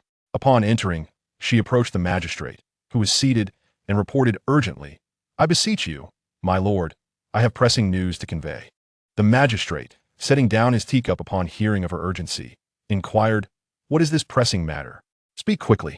The maid, her face etched with concern, began to relay her message. My lord, this morning, as is customary, I delivered breakfast to the young lady. However, upon entering her chamber, I discovered she was not present. Initially, I presumed she had stepped out for some matter and would return shortly. Yet, after waiting at her door for several hours, she still had not appeared. I inquired among the guards and maidservants in the residence, but none had seen her leave. This struck me as exceedingly peculiar, and I grew anxious about her safety. Thus, I hurried to report this to you. Upon hearing the maidservant's account, the county magistrate furrowed his brow, troubled by the news of Xiao Lian's absence. Is this true? Xiao Lian has suddenly vanished from her room? Where could she have gone? The magistrate pondered aloud. Indeed, my lord, the young lady's whereabouts are unknown. No one has seen her depart, the maidservant replied. A sense of urgency gripped the magistrate, prompting him to rise swiftly, his belly jostling slightly with the movement. I must investigate, he declared with a grave countenance, striding towards the door. The maidservant followed closely behind. The magistrate soon arrived at Xiao Yin's quarters and confirmed that she was indeed missing. As he approached the bedside, he noticed a neatly folded pink gown resting on the pillow. Had she changed her attire before venturing out, thus evading the notice of those in the household? The magistrate's brow furrowed in contemplation. Summon the guards at the gate immediately. I have inquiries to make, he instructed the maidservant. Yes, my lord. I shall do so at once, she replied, hastening to carry out his command. Seated at a wooden table within the chamber, the magistrate awaited the arrival of the guards. Shortly, one guard entered briskly, approaching the magistrate and saluting respectfully. Greetings, my lord, the guard said. The magistrate gestured for him to rise and promptly asked, Tell me, has any servant left the estate this morning? The guard hesitated, reflecting momentarily before responding. My lord, no servants have exited through the main gate this morning. However, I must report that a maidservant left the estate yesterday evening and has yet to return. I am unaware of her whereabouts. Upon hearing this, the magistrate's mind raced with speculation. Could it be that Xiao Yin changed into the attire of a maid and left the residence yesterday evening? However, it has been quite some time since her departure, and she has yet to return. The county magistrate gazed at the guard with a stern expression and inquired, Are you certain that the maid who left yesterday evening has not returned to the estate even now? The guard, hesitant to deceive, clasped his hands in respect and replied, I assure you, my lord, there is not a trace of falsehood in my words. I implore you to see clearly. The county magistrate was momentarily taken aback, then, filled with confusion, muttered to himself, This girl disguised as a maid left yesterday evening. Where could she have gone? What could she be doing? Without further contemplation, he commanded the guard standing before him, You must swiftly summon head guard Sure. I have pressing matters to discuss. The guard bowed his head and responded, Yes. I shall fetch head guard Sure immediately. With that, he turned and hurriedly exited the room. A sense of foreboding enveloped the county magistrate's mind. He felt an urgent need to locate Xiao Yin. It is crucial to understand that in a month's time, if Xiao Yin does not consent to marry Wan Qing, this opportunity will vanish forever. Xiao Yin, oh Xiao Yin, why can you not consider your father and our entire family? Should you leave home in this manner and we cannot find you, how shall I ever establish myself in this capital again? Or face the Prime Minister and young Master Wan? His expression grave, the county magistrate felt an increasing sense of anxiety, fearing that Xiao Yin might choose to flee to evade the marriage with Wan Qing. If that were the case, it would present a particularly troublesome predicament for him. Wan Qing is the Prime Minister's most cherished son. Should Wan Qing speak ill of him in front of the Prime Minister, coupled with the previous incident regarding Xiang Hua's failed attempt to acquire the treasure map, his position could be jeopardized, and he might even face punishment. The more he pondered, the more anxious he became, eagerly awaiting the arrival of head guard Sure. Soon, head guard Sure entered briskly, approaching Xiao Yin's chamber.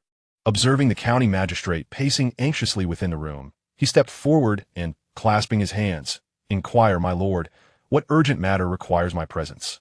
Upon seeing head guard Sure enter, the county magistrate sighed, filled with urgency, and said, Head guard Sure, you may not be aware, but Xiao Yin disguised herself as a maid and left the residence yesterday evening. She is yet to return, and I am deeply troubled. If she has fled to escape her engagement to young Master Wan, it would greatly offend the Prime Minister and his son, which would be exceedingly detrimental to my position. Upon hearing the magistrate's account of how Miss Xiao Yin had disguised herself as a maid and left home the previous evening, Chief Sure was instantly struck with astonishment. What? The young lady ventured out dressed as a maid? How could she be so headstrong? This is sheer folly, he exclaimed, his face a mask of shock. The magistrate, visibly restless, turned to Chief Sure with urgency. You must devise a plan for me. How can we swiftly locate Xiao Yin? Taken aback for a moment, Chief Sure quickly clasped his hands in a gesture of respect and replied earnestly, My lord, please do not fret.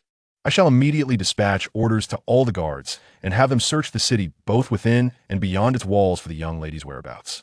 As soon as we obtain any news, I will promptly send someone to report back to you. The magistrate nodded, hastening him, Yes, yes, yes. Chief Sure, make haste and ensure you find Xiao Yin as quickly as possible. Should she resist, you must bring her back by force if necessary. Understood, my lord. Chief Sure acknowledged before swiftly exiting the room, determined to gather his subordinates in search of Xiao Yin. The magistrate could only place his hopes in Chief Sure, yearning for the swift return of the young lady to their abode.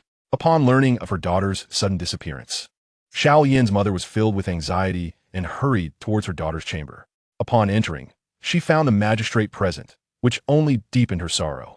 "My lord, it is your insistence that has driven Xiao Lian to flee. Had you not pressured her into marrying young Master Wan, she would not have left so abruptly. She has been unwell due to her feelings for young Master Xiang, and now, in her fragile state, she has ventured out without any skills to protect herself. If she encounters any ill-intentioned individuals, what will become of her? How am I, as her mother, to endure such a fate?" She lamented, her heart heavy with worry as she approached the magistrate. The magistrate, irked by her complaints, retorted, "How can you blame me? It is your indulgence that has led to this. You have allowed her to do as she pleases. Now look what has happened. She has learned to run away, feeling emboldened." With a frown, he briskly tossed his sleeves and exited the room. Watching him leave, Xiao Yin's mother sank into a chair beside the wooden table, her heart aching as she prayed, "Oh, Xiao Yin, please do not let any harm befall you. You have never been away from me. How could you be so heartless as to run away? Where could you possibly be? Return swiftly. If you come back, I will speak on your behalf and persuade your father not to force you into marriage with young Master Wan. Please return, and do not make your mother live in fear for your safety." Upon finishing her words, tears inevitably streamed down the face of Xiao Yin's mother, her sorrow palpable. Meanwhile, the head of the guards, Shi, swiftly assembled all his subordinates, preparing to scour both the inner and outer reaches of the capital in search of Xiao Yin. Standing at the entrance of the magistrate's residence, Shi addressed the 2 rows of guards before him, declaring, "Yesterday evening, the young lady disguised herself as a maid and has not returned since leaving the estate. Her departure has caused great concern and anxiety for the magistrate. Therefore, we must urgently seek her whereabouts in the capital, hoping to locate her swiftly and bring her back home." The guards, standing at attention, responded in unison, "Yes."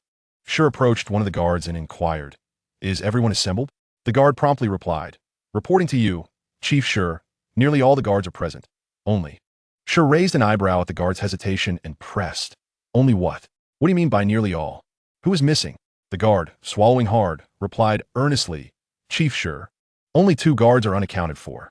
They went missing last night and their whereabouts remain unknown."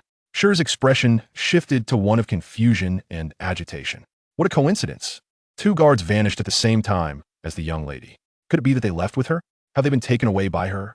The guard standing before him interjected, "I have heard that those 2 guards had a close relationship with the young lady and often followed her commands." Nodding slowly, Shi felt a lump in his throat, and without further contemplation, he turned to his assembled subordinates, commanding loudly, "Everyone, heed my orders. We shall split into 3 groups. One group will accompany me to search the streets of the capital for the young lady, while the other 2 groups will head out through the front and back gates, continuing along the main roads in search. Should you catch sight of the young lady, bring her back immediately. If she resists, you are permitted to detain her and return her to the estate." "Yes." The gathered guards echoed vigorously. With a decisive wave of his hand, Shi signaled for the guards to swiftly divide into 3 groups. He led one contingent into the streets of the capital, initiating their search for Xiao Yin, while the other 2 groups hurried towards the city gates in different directions. As time passed, the guards diligently sought traces of Xiao Yin, yet remained empty-handed. No one knows that Xiao Yin left home yesterday evening not to escape to another place, but rather to the Xiang residence, intending to retrieve Xiang Hua's body from the well. The reason she has not returned home is that she became trapped in the water well in the backyard of the Xiang estate, isolated and cut off from the world. It is exceedingly difficult to find. Days have passed in the search for Xiao Yin, yet no news has emerged. Captain Shi, leading a group of guards, has scoured the entirety of the capital, searching nearly every household, but still, there is no sign of Xiao Yin. 2 other groups of guards have ventured outside the city along the main roads in pursuit for several days, yet they have yielded no results. Within the county magistrate's residence, the magistrate has endured sleepless nights, anxiously awaiting news regarding Xiao Yin, hoping fervently for her safe return. However, the more fervent the hope, the longer the wait seems to stretch. Xiao Yin's mother feels each day drags on like a year, praying incessantly for her daughter's safety and swift return. The magistrate, seated in his chamber, displays dark circles under his eyes, dozing off intermittently, utterly exhausted and fatigued. Since Xiao Lian's departure, he has been like a lost soul, unable to find rest. As the days pass without any word of Xiao Lian, he is tormented with uncertainty about her whereabouts. Days have slipped by, yet still no news of Xiao Lian has surfaced, and the magistrate can hardly bear the mounting anxiety. Determined not to sit idly by, he summoned his guards and instructed them to call Captain Shi at once, to discuss strategies for locating Xiao Lian as swiftly as possible. Upon receiving the summons, Captain Shi hurried to the magistrate's chamber. Upon entering, he observed the magistrate's wan complexion and the pronounced dark circles beneath his eyes. Given the magistrate's stout figure, his round face, reminiscent of a panda, coupled with his plump belly, one might jest that with a bit of embellishment, he could easily be mistaken for an exhibit at the zoo. "Sir," Captain Shi reported, "I have meticulously searched the surrounding towns and cities with the guards for any trace of a young lady, but to no avail. No one has seen a woman clad in maid's attire pass through, nor have there been any leads regarding the two missing guards." Hearing this, the magistrate sighed heavily, his expression grave as he responded. "The official urgently summoned you back, wishing to deliberate further on how to swiftly discover the whereabouts of Xiao Lian. Time has elapsed, and despite your diligent searches, there has been no trace of her. This situation is untenable. A month is drawing near. And if we fail to locate Xiao Lian by then, how shall I account for it to young Master Wan? How can I maintain my position under the Chancellor's authority?" Upon finishing his words, the county magistrate appeared restless, his anxious expression mingled with a sense of helplessness, as he quickly turned his gaze towards the head of the guards. He hoped that the head of the guards could devise a strategy to expedite the search for Xiao Lian. "My lord, do not be overly anxious. At present, no one knows where the young lady has gone. Thus, relying solely on my subordinates to search for her would be akin to searching for a needle in a haystack. I believe it would be prudent for you to compose a personal letter and dispatch it via carrier pigeon to the various local authorities surrounding the capital. If they also send their guards to assist us in the search, I am confident it will yield more effective results," the head of the guards earnestly suggested. Upon hearing this proposal, the county magistrate nodded slowly, acknowledging the insight of the head of the guards. "Indeed, you possess many clever ideas. This plan is commendable. I shall write the letters immediately and send them to the local authorities in the surrounding cities, hoping they will aid us in locating Xiao Lian." With that, the county magistrate rose and approached his desk. The head of the guards stood by, awaiting his next instructions. Seated at the desk, the magistrate began to write. After a flurry of writing, he completed several personal letters. Folding them swiftly, he handed them to the head of the guards. "Take these letters and ensure they reach the local authorities without fail," the magistrate instructed earnestly. The head of the guards accepted the folded letters and responded, "Yes, I shall dispatch them immediately." With that, he turned and hurried out of the room. Once the head of the guards had departed, the county magistrate had a sudden thought. It would be wise to post notices in the capital and surrounding towns, accompanied by a sketch of Xiao Lian, to further facilitate her swift recovery. As time slipped away, still no word of Xiao Lian had surfaced. In the secret chamber at the bottom of the well, Xiao Lian regained consciousness after several days of slumber, finding herself unharmed. Since neither she nor the guards could ascend, they were left with no choice but to remain in this secluded chamber. Xiang Hua diligently practiced his internal martial arts daily, occasionally training in a Xuanming Sword technique under the tutelage of Yu Fei. Upon awakening, Xiao Lian observed Xiang Hua's unwavering dedication to his training, and out of respect and understanding, she refrained from disturbing him. The guard, confined in the dim chamber at the bottom of the well, found himself in a state of tedium and restlessness. After all, while he remained for the sake of Xiang Hua, his presence felt superfluous. Moreover, his family still resided in the capital city. Ding dong. Congratulations, you have acquired 1,000 energy points, which can be directly exchanged to shorten the training time for internal martial arts. The familiar notification from the sword god system echoed in Xiang Hua's ears. Slowly, he opened his eyes and silently intoned, "Exchange." In the chapter titled Encountering Difficulties, the system announced, "Congratulations, the exchange has been successful. You have attained the first layer of internal martial arts. With this mastery, you shall move as lightly as a swallow, effortlessly traversing walls and rooftops." Upon hearing this announcement, a surge of inexplicable joy welled up within Xiang Hua, and a smile crept across his face. Rising swiftly, he approached Yu Fei, brimming with excitement. "Master, I have successfully cultivated to the first layer of internal martial arts. I can finally traverse walls and rooftops." Yu Fei was momentarily taken aback by Xiang Hua's proclamation, followed by a look of astonishment. "You must be jesting. Although I previously opened your run and do meridians, achieving the first layer of internal martial arts in such a short span is no trivial matter. It took me nearly a year to reach this stage. Your progress is astonishingly swift. Xiang Hua, however, remained composed in response to his master's disbelief. Internally, he acknowledged that without the assistance of the sword god system, such rapid advancement would have been impossible. With calm assurance, he extended a hand towards Yu Fei and earnestly stated, "Master, am I deceiving you? Feel my pulse, and the truth shall be revealed. If it weren't for the sword god system as support, I might not have even had the heart to practice." Yu Fei, seeing Xiang Hua's outstretched hand, proceeded to check his pulse. After doing so, his expression shifted to one of profound astonishment. "Your pulse indicates that you have indeed reached the first layer of internal martial arts. This is," he exclaimed in disbelief, marveling at the extraordinary feat. It was worth noting that when he himself trained under his master, he had devoted nearly an entire year, immersed in relentless practice, to attain the same level of proficiency. Unexpectedly, after Xiang Hua successfully opened the Ren and Du meridians, he ascended to the first realm of internal martial arts in less than 2 months, a truly remarkable feat. The waves of the Yangtze River push the waves ahead, while the former waves crash upon the shore. Yu Fei could not help but smile at Xiang Hua, his face alight with excitement as he spoke. "Young Master Xiang, I did not anticipate that you were indeed a prodigy in martial arts. I had underestimated you.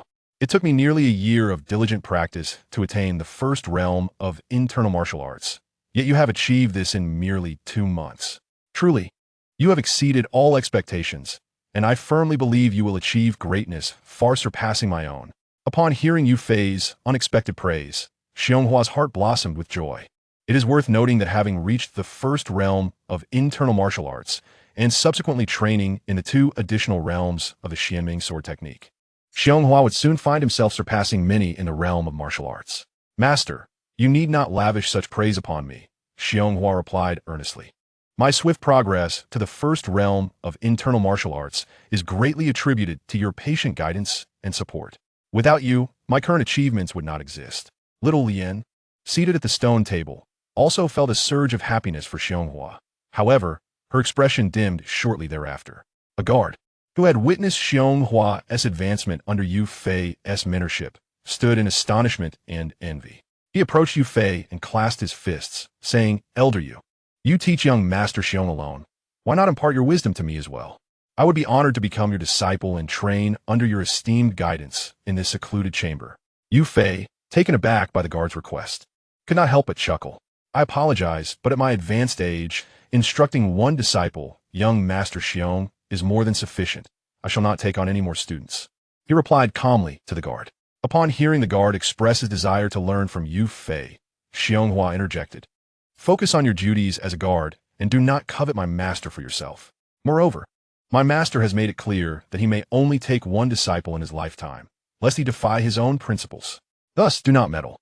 No matter how fervently you plead, my master will not accept you as a student." The guard, feeling dejected after hearing the words of Yu Fei and Xiang Hua, retreated to the side, disheartened. "In that case, consider my previous words as unspoken. To be honest, I did not genuinely wish to train under Elder Yu.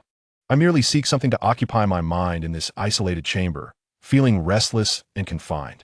The guard lamented. Seated beside him, the young Lien gazed at the guard and said, "Please be patient for a few more days. Once young Master Xiang has mastered his unparalleled martial arts, he will undoubtedly find a way to rescue us." Xiang Hua nodded in agreement, adding, "Indeed, do not fret. Once I attain my martial prowess, I shall surely liberate you all from this abyss." The guard exhaled slowly, clasping his fists in gratitude towards Xiang Hua. Yu Fei turned to Xiang Hua and remarked, "Though you have already reached the first level of internal cultivation, my dear disciple, I believe you must continue to hone your skills. Given your aptitude, you could ascend to the second level within a year. In the meantime, I shall teach you more about the Xuanming Sword technique. Mere internal strength will not suffice to conquer your foes. Compared to internal cultivation, the Xuanming Sword technique can be mastered at a much swifter pace." Listening to Yu Fei, Xiang Hua nodded eagerly, his face alight with determination. "Yes, I shall adhere to your teachings and strive to quickly reach the second level of internal cultivation." Gradually mastering the Xuanming Sword technique, young Lien stared at Xiang Hua, momentarily taken aback, before asking, "Young Master Xiang, once you have perfected your extraordinary martial arts, will you seek revenge on my father?" Upon hearing her question, Xiang Hua's gaze hardened, his expression darkening. Your father has slandered my parents, accusing them of treason, leading to the destruction of our household and the execution of my parents. Such deep-seated enmity cannot be left unavenged. If I do not exact retribution, do you believe I could still call myself human? Young Lian's voice trembled, tears glistening in her eyes. She understood that once Xiang Hua attained his martial prowess, he would undoubtedly seek vengeance on her father, placing her family in grave peril. How could she possibly accept the thought of the one she loved killing her own parents? Her heart was torn with conflicting emotions and anguish. With loved ones on both sides, how could she choose? Observing the furrowed brow and sorrowful countenance of young Lian, Xiang Hua recognized her inner turmoil. If I do not avenge my parents, how can I allow their souls to rest in peace? Although you are a good girl, and I have cherished you, I cannot simply abandon this deep-seated hatred.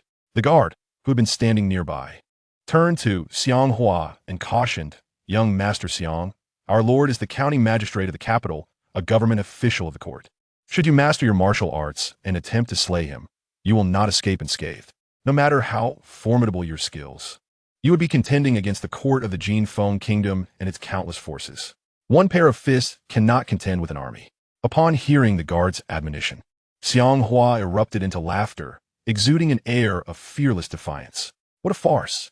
I seek vengeance for my parents, disregarding the authority of any court officials or the might of 1,000 soldiers.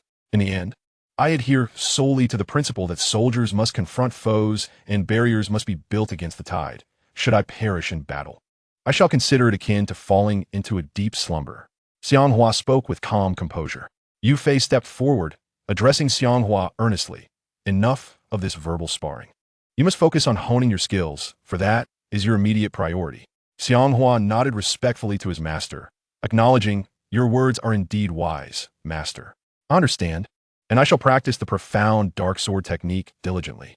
Having devoted time to perusing the manual, Xiang Hua had nearly memorized all the stances and movements of the technique. Yu Fei, holding a wooden staff, began to demonstrate the movements slowly before handing the staff to Xiang Hua. Have you committed to memory the stances of the profound dark sword technique I taught you? Show me your practice. Upon receiving the staff, Xiang Hua began to emulate the movements with precision and grace. After executing a series of stances, Yu Fei observed Xiang Hua's performance with satisfaction, nodding in approval. Following some practice, Yu Fei expressed his delight. Young Master Xiang, with time, you shall undoubtedly reach the third tier of the profound dark sword technique. Xiang Hua, filled with pride, replied, Master, I desire to master all the stances of the profound dark sword technique and directly attain the 9th tier. When my internal cultivation reaches the 2nd tier, my martial prowess will ascend to extraordinary heights. In the future, I shall become a sword immortal and restore your illustrious reputation.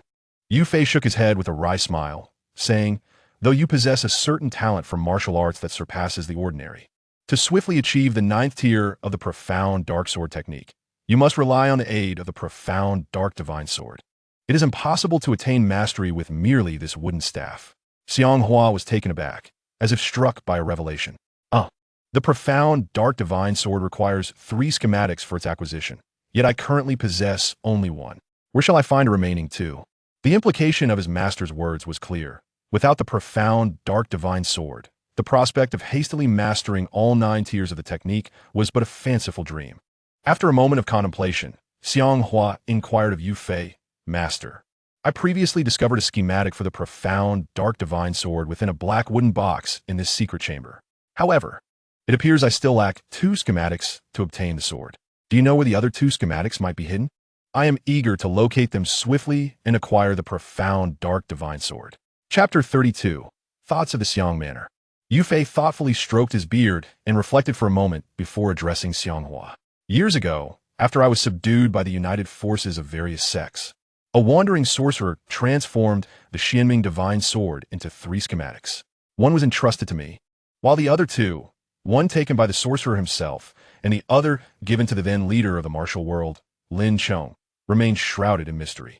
After all these years, it is uncertain whether the other 2 schematics are still in their possession, primarily because the sorcerer roams the world, elusive and difficult to locate. Pausing briefly, Yu Fei continued.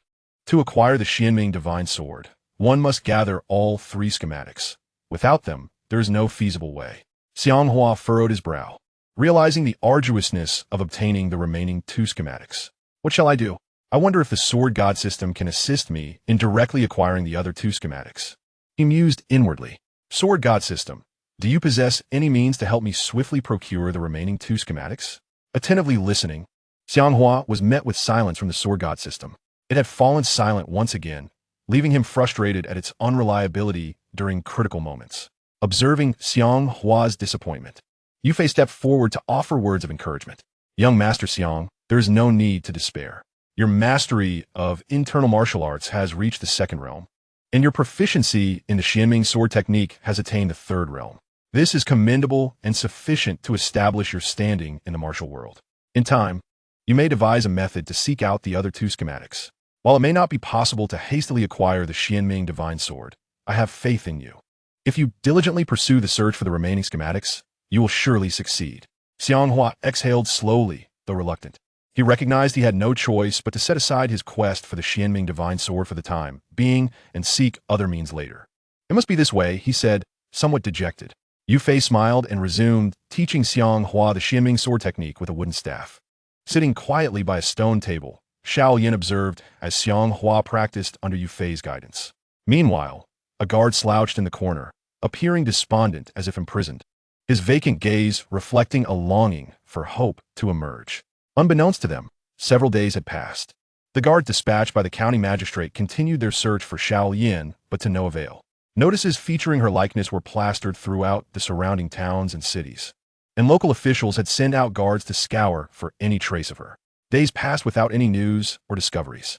Little Lotus seemed to have vanished in a thin air, leaving no trace behind. The county magistrate, seated in his chamber, wore an increasingly grim expression, having been tormented for over a month regarding Little Lotus's predicament. Her mother hastily approached the magistrate's quarters, occasionally wiping away tears from her cheeks, her eyes slightly swollen. Upon entering the magistrate's room, she earnestly addressed him, "My lord, I firmly believe that Little Lotus has not departed from the capital. She must have gone to the Xiang residence." The magistrate's countenance shifted to one of astonishment and disbelief upon hearing her words. "What did you say? Little Lotus has not left the capital, but gone to the Xiang residence?" He struggled to accept the notion. Her mother nodded emphatically, stating, "Indeed, for the past month, I have been contemplating where Little Lotus might be. Today it suddenly occurred to me that she is deeply enamored with young Master Xiang, and considering his recent plunge into the well at the Xiang estate, I suspect she may have gone there to retrieve his body." Upon hearing this revelation, the magistrate was struck with clarity, as if awakening from a dream. He rose with fervor, exclaiming, "Yes.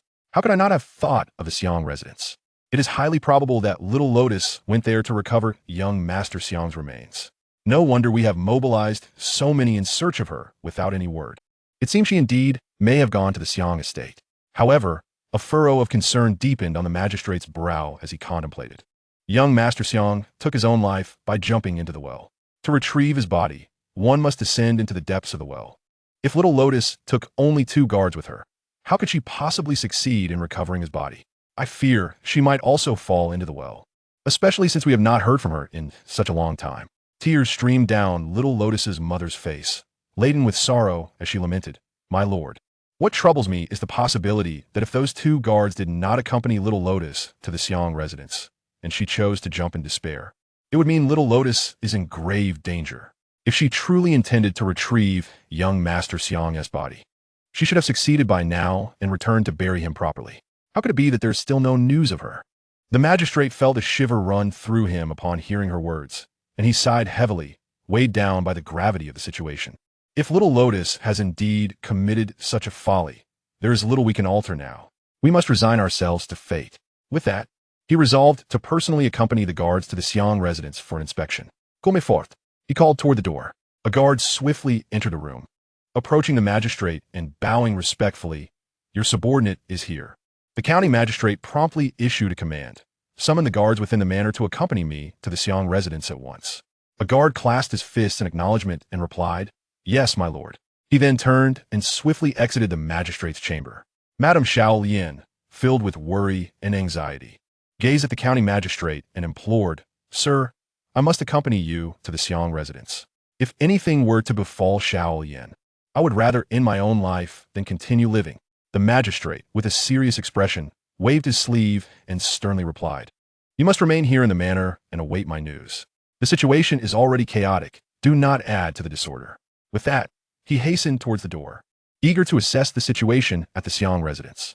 As the magistrate exited, he found 5 guards assembled in the courtyard. One guard stepped forward and reported, "My lord, only 5 guards remain in the manor. The others have accompanied Captain Shi to search for the young lady." The magistrate regarded the remaining guards and instructed, "Do not forget to bring a length of rope. It may prove necessary at the Xiang residence." The guard in front responded promptly, "Yes, I shall retrieve the rope immediately." After a brief wait, the guard quickly returned with the rope in hand. The magistrate then commanded, "Let us proceed to the Xiang residence." He walked briskly towards the manor's entrance, and the guards swiftly followed suit. Once outside, the magistrate entered a sedan chair, and the guards hurriedly made their way towards the Xiang residence. Soon, they arrived at the grand entrance of the Xiang residence. The 2 bearers gently lowered the sedan chair, and one guard approached, bowing, and announced, "My lord, we have arrived at the Xiang residence. Please disembark."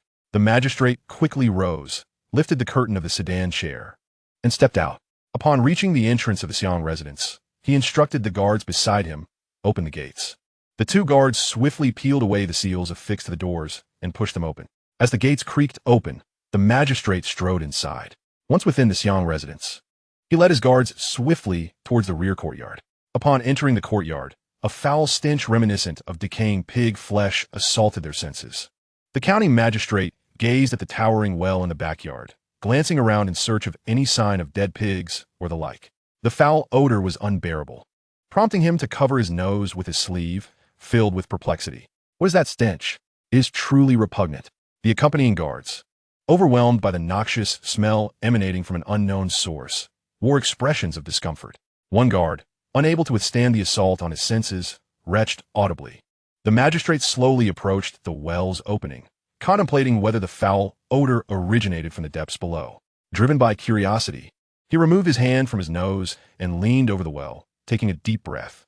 To his surprise, he found little trace of the foulness emanating from within.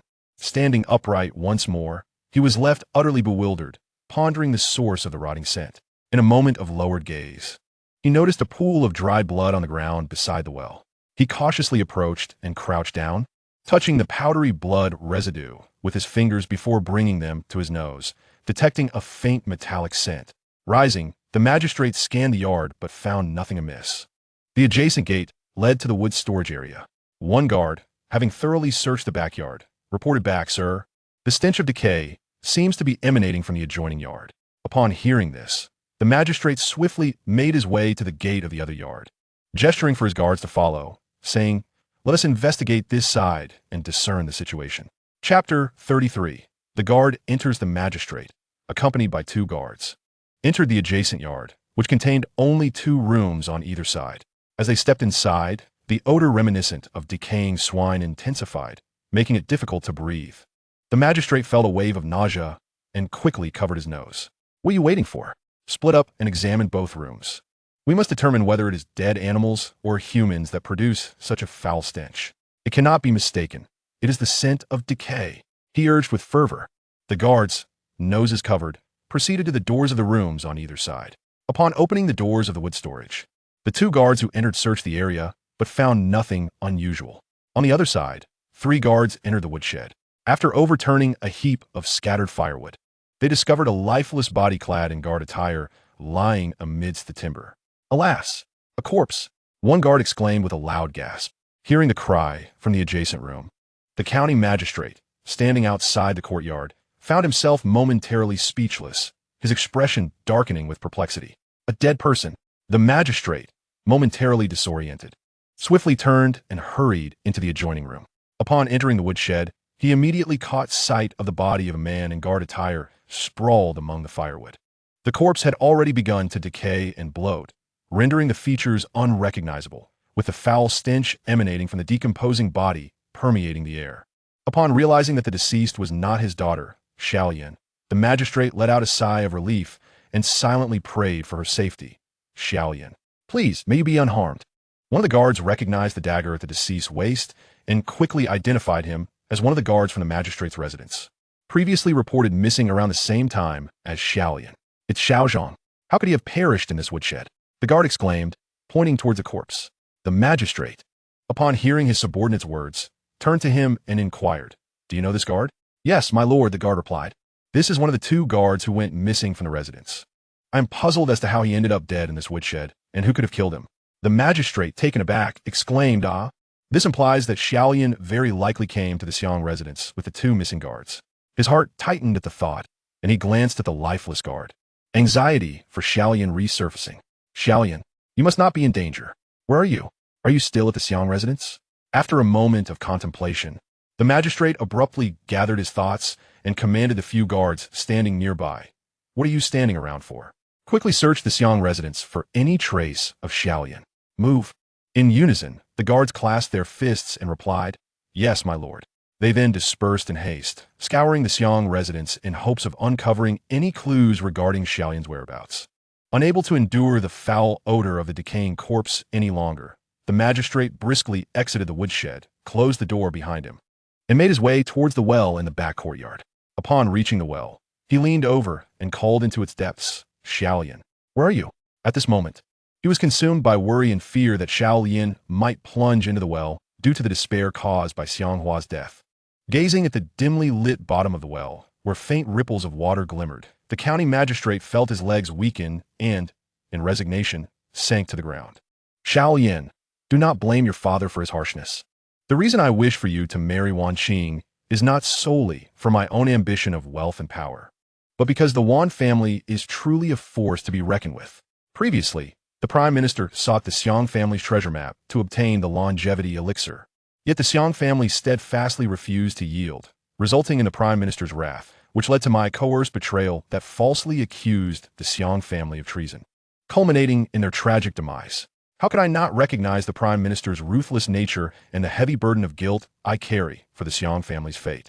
The Xiang family was charitable, and our families once shared a cordial relationship. I never wished to harm them. However, if I did not comply, the Prime Minister's wrath would spell doom for our entire clan. My transgressions were born out of desperation. I am powerless, alone in the Xiang family's backyard. Leaning against the towering stone wall of the well, the county magistrate continued, his heart laden with remorse. "Xiaolian, rest assured, after a month of reflection and contemplation, I have come to realize that even if I attain a higher position under the Prime Minister, I will remain merely a pawn in his game. I no longer wish to be his executioner. If I can find you and ensure your safety, I am willing to resign my post and return home with you and our family, to a place where no one knows us, where we can live peacefully together. I yearn to escape this treacherous existence." At this point, his voice faltered, memories of laughter and camaraderie with the Xiang family, and the cherished moments spent with Xiaolian flooded his mind. Slowly closing his eyes, the specters of those who perished in the Xiang family's tragedy loomed in his thoughts, their anguished cries echoing, causing him to shudder in fear. Suddenly, he opened his eyes wide, trembling once more. "I acknowledge my faults. Please do not blame my daughter. Protect her, Xiaolian, and keep her safe. The fault lies solely with me. You may seek vengeance upon me." The county magistrate's demeanor was disoriented, as if he had fallen under a spell. Since Xiaolian had left home without a trace, he had been unable to eat or sleep, living in a state of heightened tension. Such hallucinations and peculiar utterances were to be expected. Meanwhile, several guards under his command scoured the rooms and corners of the Xiang residence, finding nothing. After their search concluded, they hastily returned to the backyard, where they found the county magistrate seated beside the well and approached him. One guard bowed respectfully and reported, "Your Excellency, my companions and I have thoroughly searched every room and corner within the estate, yet we have uncovered no trace of the young lady." The county magistrate staggered to his feet, gazing at the guards, and promptly declared, "Since we cannot find Xiaolian in the manor, you shall descend into the well. Regardless of the outcome, I demand to see her alive or her remains today." Upon hearing the magistrate's words, the guard's spirits were instantly lifted, as if the foul stench of decay that permeated the air had become more bearable, and they responded in unison, "Yes, sir." Subsequently, one of the guards removed a coil of rope from his shoulder and swiftly lowered it into the depths of the well. Once the entire length of the rope was secured at the bottom, another guard stepped forward and respectfully addressed the magistrate. "Sir, I am willing to descend into the well to investigate." The magistrate, noticing the volunteer, felt a surge of excitement and urged, "Excellent. Quickly descend and ascertain the situation. The guard promptly turned and strode toward the well. Grasping the rope firmly, he leapt with agility over the edge. With a confident grip, he descended gracefully into the well. As he slid down, his palms were rubbed raw against the rope, causing a sharp sting in his hands. Soon, he reached the bottom, plunging into the water with a splash. Expecting the water to be deep, he was astonished when he pushed off the bottom and surfaced. Realizing the water only reached his neck, he expelled a mouthful of water, gasping for breath in shock and disbelief. Feeling around in the water, he found nothing amiss, nor any bodies. The well was utterly empty, as if he were the sole inhabitant. Turning his head, he noticed a hidden door in the wall of the well, illuminated intermittently by light. How could there be a secret door at the bottom of the well? He pondered, a look of surprise crossing his face. Could there be an entire world concealed below? Overwhelmed with astonishment, he reached out to grasp the rocky surface beneath the hidden door and began to climb, eager to uncover the mystery. Upon reaching the entrance of the secret door, he was greeted by a short corridor. Rising to his feet, curiosity ignited within him, and he stepped cautiously into the corridor, as if venturing into an unknown realm. As he reached the end of the corridor, a stone door obstructed his path. Shaking his head, he surveyed his surroundings and spotted a protruding stone on one of the walls. He choked back a sob, momentarily lost in thought, before resolutely reaching out to press the protruding stone on the wall. With a firm push, the stone gradually sank inward, causing the stone door beside it to slowly rise. After emitting a deep rumbling sound, the door swung wide open. The inhabitants of the secret chamber were taken aback by the sound of the door opening. Their expressions filled with astonishment as they turned their gazes towards the entrance, eager to comprehend the unfolding situation. As the door opened, the guard stationed at the threshold gazed upon the individuals within the chamber, his shock palpable as he struggled to believe his own eyes. The guard, upon seeing Xiao Yin seated at the stone table, was filled with astonishment. Xiao Yin quickly rose to her feet and, looking at the guard standing outside the door, inquired, "How did you enter? How did you find your way to the bottom of this well? Who sent you down here?" The guard, brimming with excitement, replied, "Miss, I was dispatched by the Lord himself. He is greatly concerned for your safety and specifically ordered me to investigate the well. I never anticipated that you would actually be here. Knowing that you are safe and sound will surely bring joy to the Lord upon hearing the news." Chapter 34. Xiang Hua's Emergence. Upon finishing his words, the guard noticed Xiang Hua standing within the chamber, and his eyes widened in disbelief as if he had encountered ghosts. "Young Master Xiang, you are still alive. I cannot believe my eyes." Xiang Hua took a few steps forward, approaching the guard at the threshold, and coldly remarked, "What? Surprised to see me alive?" "Oomph." The guard, taken aback, stumbled back 2 steps and hurriedly replied, "And no, young Master Xiang, you've misunderstood. That day when I saw you suddenly leap into the well, I presumed you had perished. I never expected to see you standing before me, alive and well. It is truly hard to believe." Xiang Hua pondered for a moment and asked the guard, "You say you were sent by your lord. Does that mean he is above the well?" The guard nodded, affirming, "Indeed, our lord is above the well." The guard within the chamber rose, looking at the newly arrived guard with an expression of exhilaration, as if a ray of hope had suddenly pierced through the darkness. "So, the Lord has come to rescue the miss, and I can ascend as well. I shall no longer remain in this well."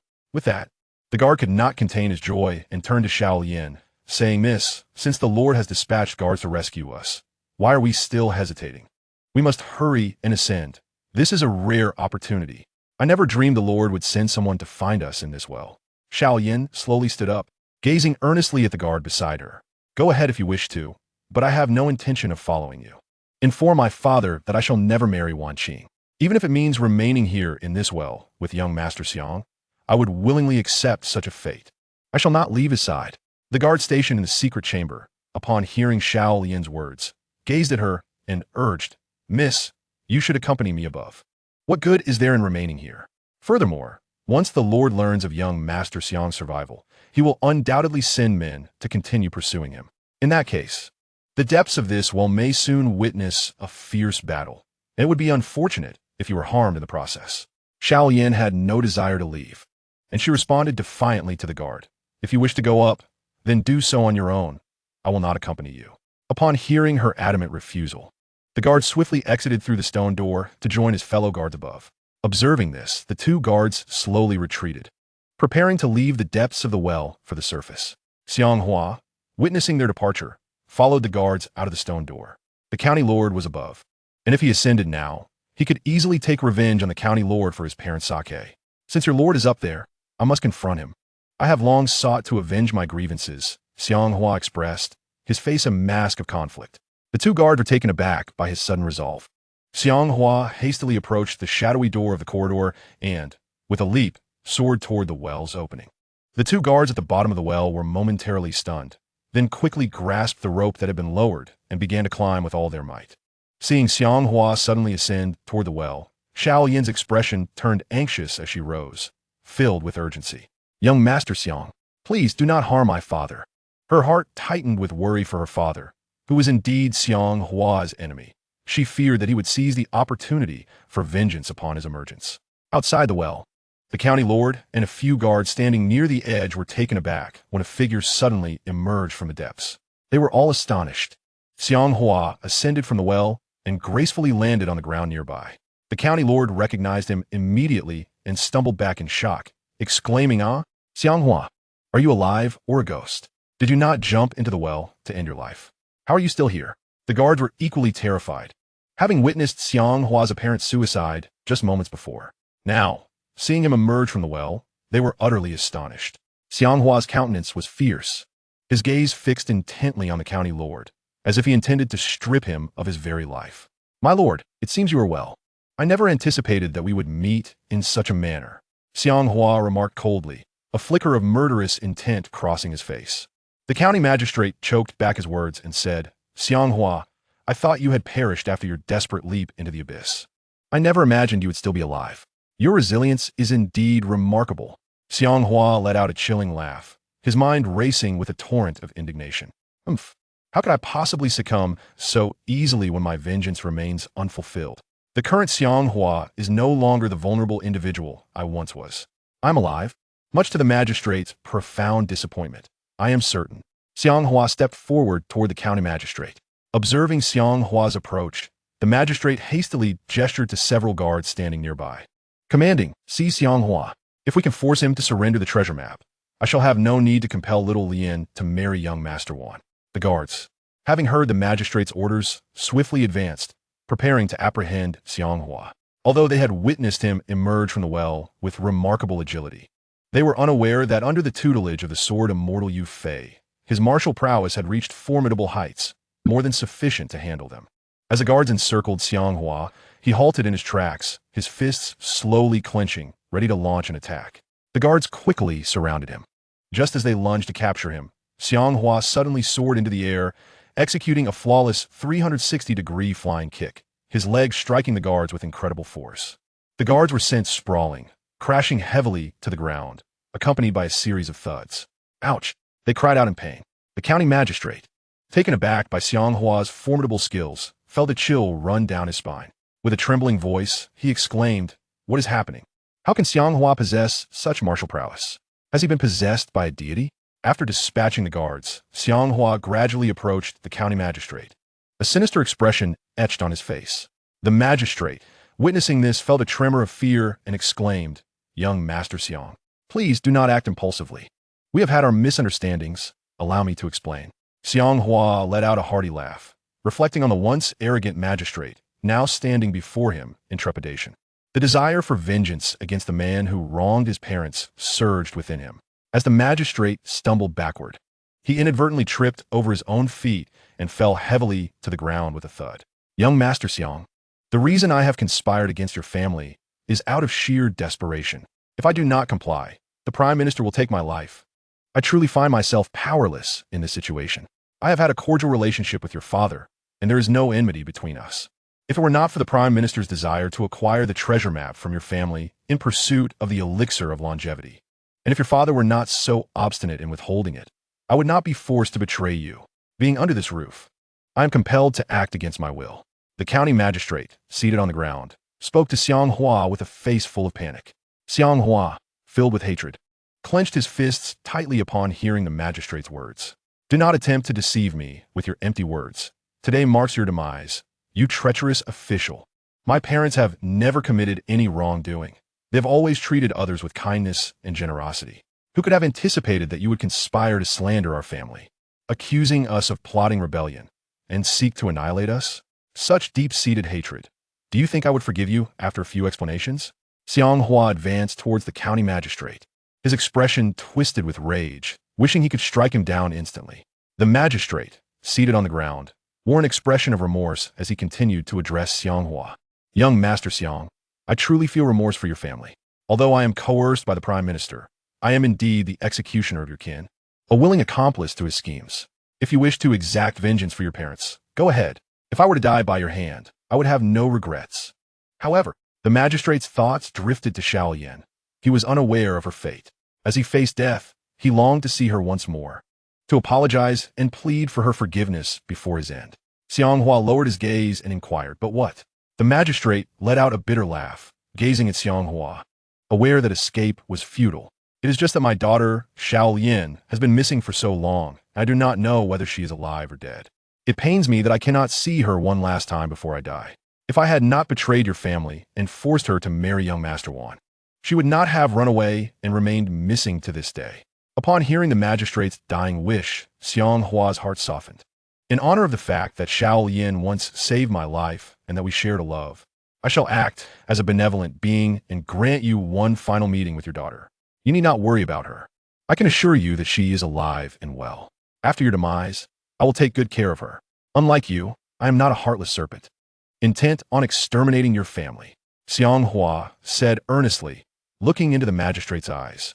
Upon hearing Xiang Hua mention that Xiao Yan was still alive and thriving, the county magistrate could not help but allow a faint smile to grace his lips, a wave of relief washing over him. In chapter 35, as Shur led the way, the magistrate thought to himself, "It is good that Xiao Yan is safe. Now I can rest easy. I'm neither a good magistrate nor a good father. I deserve my fate." His eyes glistened with moisture, betraying a deep sense of remorse. Noticing this, Xiang Hua inhaled sharply and coldly remarked, "Before you depart from this world, do you not wish to see Xiao Yan one last time? She is at the bottom of the well. I shall not allow you to leave this life without that encounter. I will descend and bring her to you."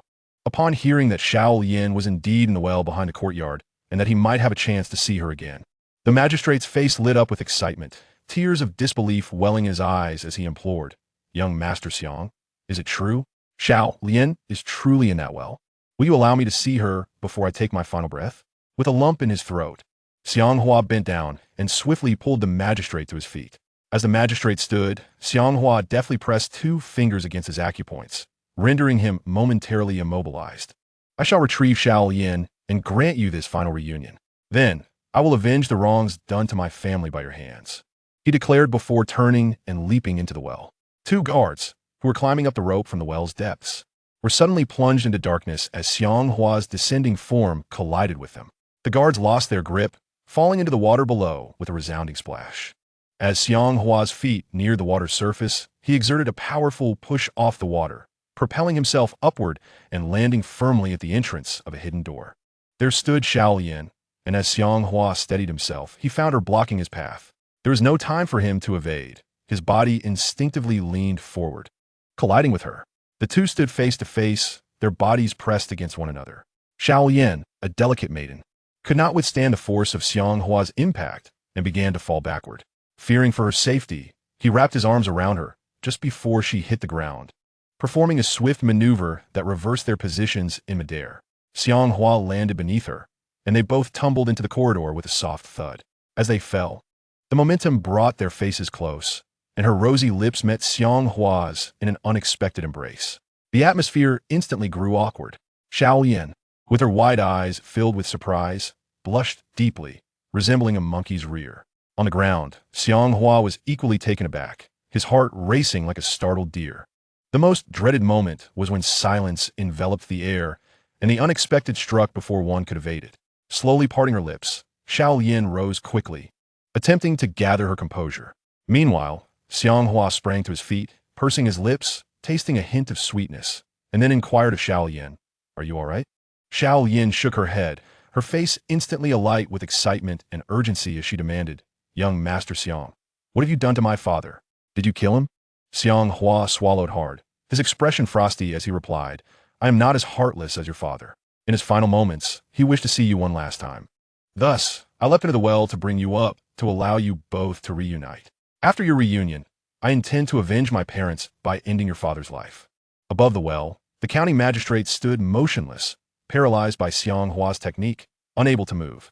Upon learning that the magistrate had gone to the Xiang residence with several guards in search of Xiao Lian, Shi Lingtu rapidly assembled a large contingent of guards and hastened to the Xiang estate.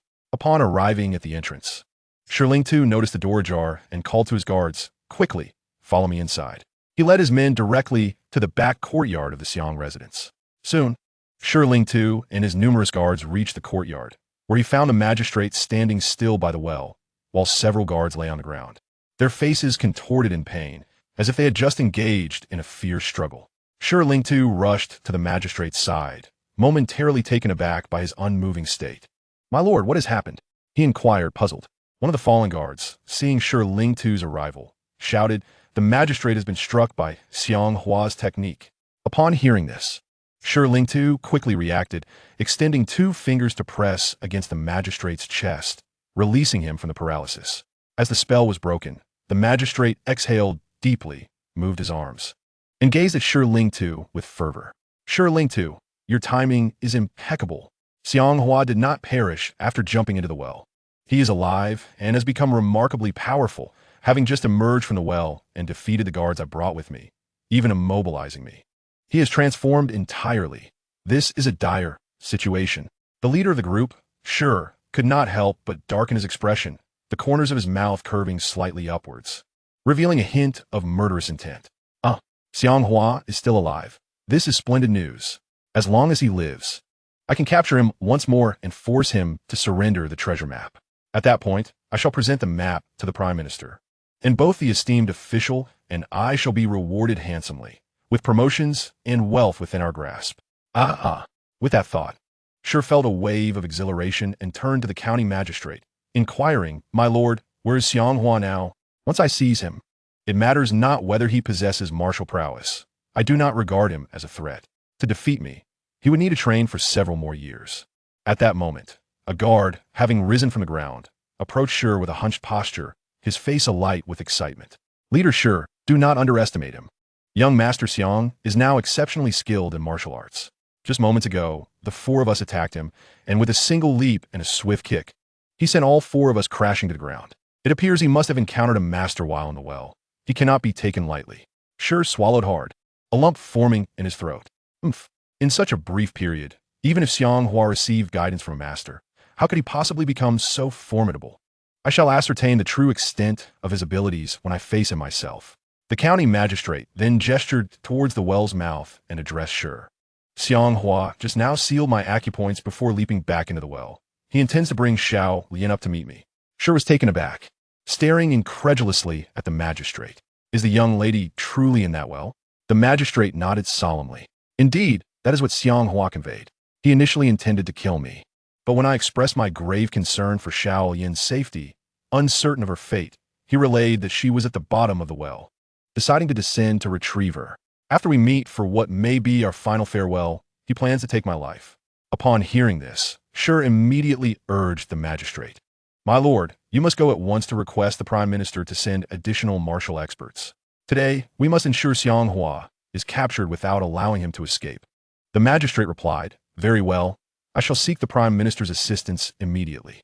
With that, he turned to leave, but then paused, turning back to remind Shi, "Once Xiang Hua brings Xiao Lian out, ensure that she is swiftly escorted back to my residence to avoid any harm during the confrontation." Shi inclined his head respectfully towards the magistrate. "Rest assured, my lord, I shall ensure the safety of the young lady. When Xiang Hua brings her out shortly, I will immediately dispatch guards to escort her back to the manor. You need not worry about her safety. Focus instead on seeking assistance from the chancellor." Upon hearing these words from Shi Lingtu, the county magistrate felt reassured and hurriedly departed to seek aid from the chancellor. At this moment, Shi Lingtu and a multitude of his guards surrounded the well, patiently awaiting Xiang Hua to emerge with Xiao Lian from the depths below. Shi Lingtu exuded an air of menace, gripping his sword tightly. Having heard of Xiang Hua's sudden prowess in martial arts, his hands itched with anticipation, eager to engage him in a fierce contest and ascertain the truth of his newfound strength. Before long, Xiang Hua emerged from the well, cradling Xiao Lian in his arms. After spinning gracefully in the air, he landed softly on the ground. Noticing the absence of the county magistrate and the throng of guards surrounding the well, Xiang Hua's gaze fell upon Ling Tu amidst the crowd. Releasing Xiao Lian from his embrace, he felt a wave of frustration. He had underestimated the situation and allowed the magistrate to escape. Xiao Lian, realizing her father's absence, understood that he had likely departed the Xiang residence. Ling Tu, taken aback by the sight of Xiang Hua soaring from the well with Xiao Lian, was astonished. To emerge from such depths while carrying another indicated an extraordinary level of inner strength, a feat not easily attained by the average martial artist. With a decisive gesture, Ling Tu commanded his surrounding guards, declaring, "Surround Xiang Hua. He must not be allowed to escape. Today, we shall capture him and ensure he does not elude us again." The guards promptly advanced towards Xiang Hua. Observing this, Xiao Yin stepped forward, positioning herself protectively in front of Xiang Hua. Her voice filled with urgency as she addressed Ling Tu. "Please, let young Master Xiang go. Do not make things more difficult for him. The Xiang family has suffered enough. He is the last of his line. Must you pursue him to the brink of annihilation?" Upon finishing her plea, Xiao Yin stood defiantly before Xiang Hua, challenging the guards with fervor. "I dare any of you to lay a hand on young Master Xiang." Ling Tu, momentarily taken aback by Xiao Yin's boldness, took a few steps forward and implored her, "Miss, please step aside. Do not place yourself in danger for the son of a traitor. Today, I vow to capture Xiang Hua."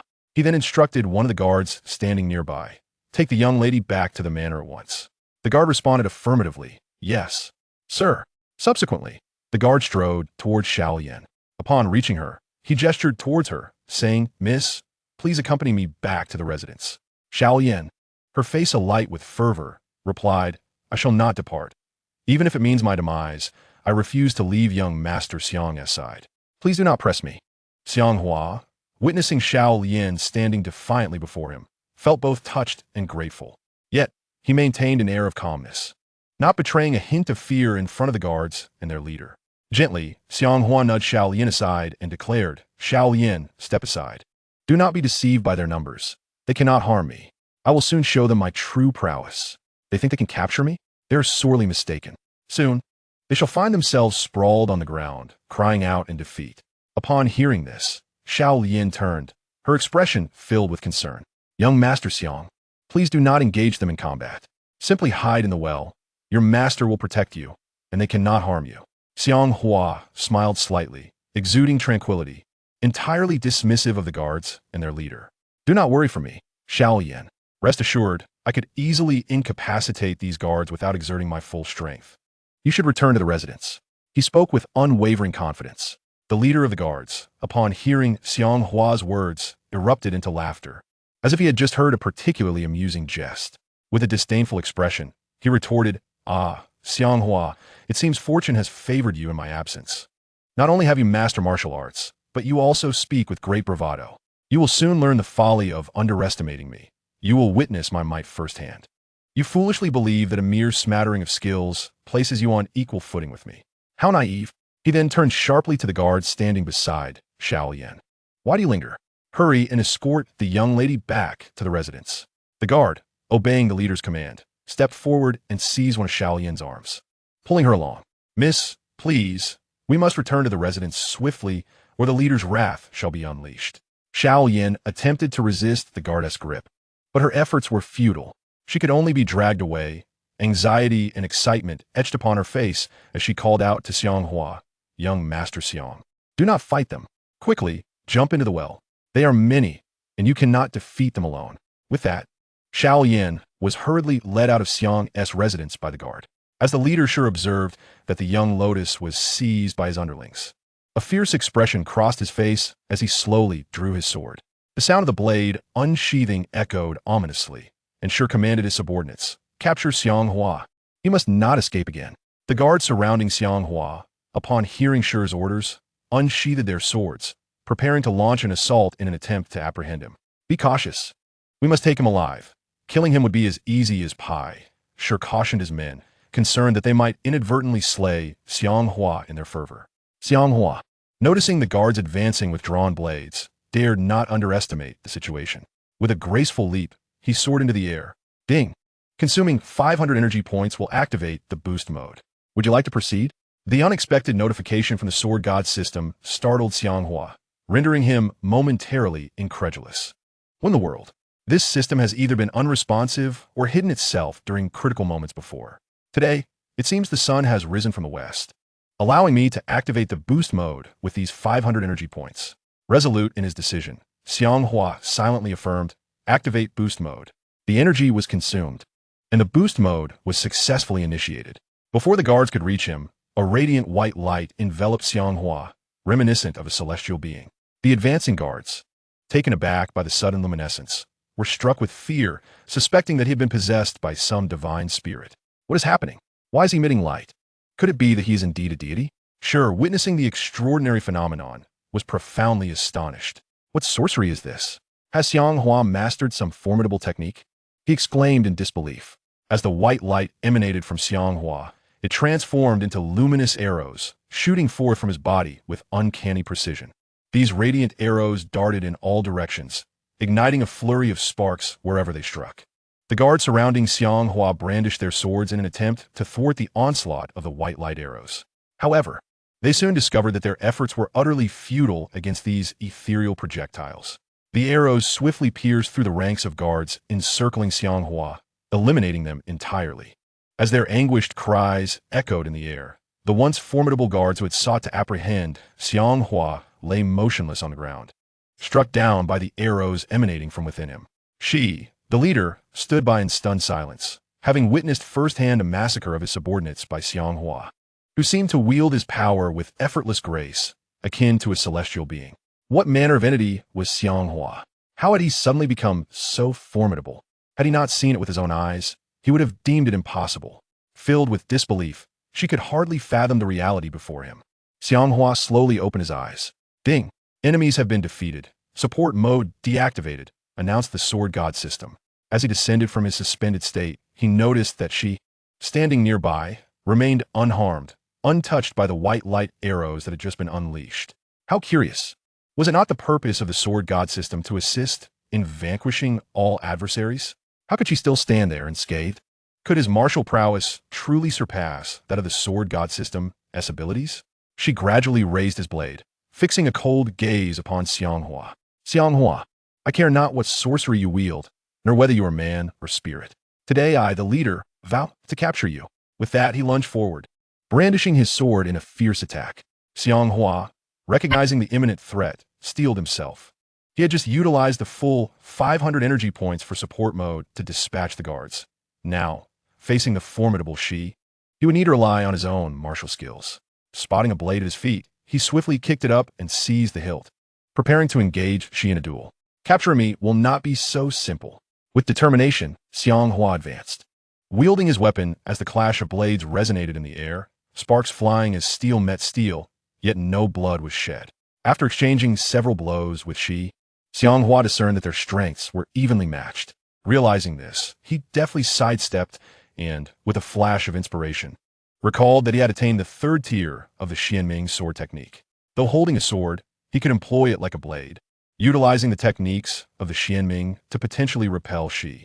As Ling Tu noticed Xiang Hua suddenly sidestep, he seized the opportunity to pursue, swinging his blade fiercely toward Xiang Hua. The clash of steel rang out as Xiang Hua swiftly countered, employing the profound and mysterious sword technique. Although the blade in his hand was heavier than a sword, Xiang Hua had already attained the second level of internal martial arts mastery, allowing him to wield the weapon with flawless precision. With a sharp clang, the sound of metal meeting metal echoed, followed by the resounding thud of the blade dropping to the ground, as Xiang Hua decisively severed the weapon in Ling Tu's grasp. The blade was instantly rendered into two fragments, leaving Ling Tu astonished, marveling at Xiang Hua's formidable skill. In a swift motion, he evaded the oncoming strike from Xiang Hua, retreating with agility, unwilling to prolong the engagement. Xiang Hua, sheathing his weapon, could not suppress a slight smile, feeling a surge of exhilaration within. With a single strike, I have severed your blade. If you hadn't dodged so quickly, another strike would surely have sent you to meet the king of hell. The profound sword technique is indeed formidable. He laughed heartily, exuding an air of triumph as he regarded Ling Tu. Hearing Xiang Hua's laughter, Ling Tu frowned. His heart weighed down with frustration. How had Xiang Hua suddenly become so powerful? Just moments ago, his swordplay had been astonishing, imbued with immense force. How could he have transformed so dramatically? Who was assisting him behind the scenes, enabling such rapid mastery of martial arts? Chapter 37. Repelling Shi. Truly remarkable. If this continues, I stand no chance against him. It seems I have underestimated him gravely. Shi, aren't you supposed to be highly skilled? Why do you hesitate to continue battling me? Xiang Hua provocatively taunted. After engaging in combat for a while, Shi had discerned Xiang Hua's extraordinary prowess, and he felt a surge of anger at the taunt. Xiang Hua, I never expected you to surprise me so profoundly after just a few days. How did you manage to achieve such remarkable martial skill in such a short time? He inquired, his expression grave and perplexed. Xiang Hua let out a cold laugh, slowly advancing toward Shi, the tip of his blade scraping against the ground, producing a series of sharp, scraping sounds. Observing Xiang Hua's approach, Shi took a step back, a glint of cold light flashing in his eyes. Suddenly, he reached into the inner folds of his garment, retrieving 3 throwing darts. With a swift motion, he hurled the darts at Xiang Hua, channeling all his inner strength into the projectiles. The tips of the 3 flying darts were exceptionally sharp, swiftly darting towards Xiang Hua. Upon noticing Shi's sudden attack with the darts, intending to strike him from the shadows, Xiang Hua's brow furrowed in response. He promptly drew his blade, executing a rapid, graceful motion. The knife in his hand whirled with remarkable agility, reminiscent of the Monkey King wielding his Rui Jingu Bang with effortless flair. The sound of 3 metallic clangs echoed as Xiang Hua's blade intercepted the darts thrown by Shi. One of the darts rebounded and hurtled back towards Shi. Realizing the imminent danger, Shi quickly swallowed hard, preparing to evade the incoming dart. He deftly leaned backward, and the dart narrowly grazed his cheek. As the razor-sharp tip of the dart passed, it left a minor gash, drawing forth a trickle of blood. Feeling a sudden sting on one side of his face, Shi quickly rolled to his feet. Xiang Hua observed the crimson mark that marred Shi's cheek, a testament to the dart's precision. Shi cautiously reached out to touch the painful wound, only to find his fingers stained with blood. You despicable coward! Unable to defeat me, you resort to treachery, attempting to take my life. Such actions are the hallmark of a scoundrel, Xiang Hua exclaimed passionately, fixing his gaze upon Shi. In response, Shi, gripping his weapon, drew closer, unwilling to engage further. He resolved to retreat, planning to return with reinforcement from the Prime Minister to capture Xiang Hua later. It was evident that continuing to fight was futile. His swordsmanship was far from a match for Xiang Hua's extraordinary skill.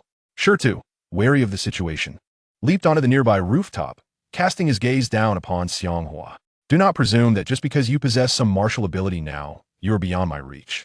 I lack the time to continue this confrontation today, but I shall return to settle the score with you on another occasion. Xiang Hua, fully aware that these words were merely a desperate attempt to salvage Shi's pride, responded with a smirk. A defeated foe still speaks boldly. Do not flatter yourself. Even with reinforcements, you would struggle against me. The Xuanming Sword technique I have mastered is far from ordinary. To triumph over it is a fanciful notion for you. You, a vanquished adversary, now seek to retreat like a turtle, yet you once boasted of severing my tendons and flaunted your strength before me. Come down, and let us engage in another 300 rounds. I am in need of a sparring partner, and I assure you, I will not kill you. Xiang Hua gazed at the figure of Shi standing atop the roof, his voice laced with a subtle provocation. Shi, visibly enraged, clenched the hilt of his half-broken blade and gritted his teeth in response, exclaiming, "This is too much. Do not be overly arrogant. There's a saying that goes, to bring about one's downfall, one must first let them become reckless. Today, I have matters to attend to, so I shall not engage with you further. Rest assured, I will seek retribution in the future, and I will show no mercy." With that, he swiftly departed from the roof of the Xiang residence. Upon witnessing Shi hasty retreat, Xiang Hua cast aside his weapon, a wave of relief washing over him, and he felt a profound sense of vindication. I thought you were formidable. Who would have guessed that when faced with defeat, you would scurry away like a turtle? Should our paths cross again, your luck will not be so favorable. A triumphant smile spread across Xiang Hua's face.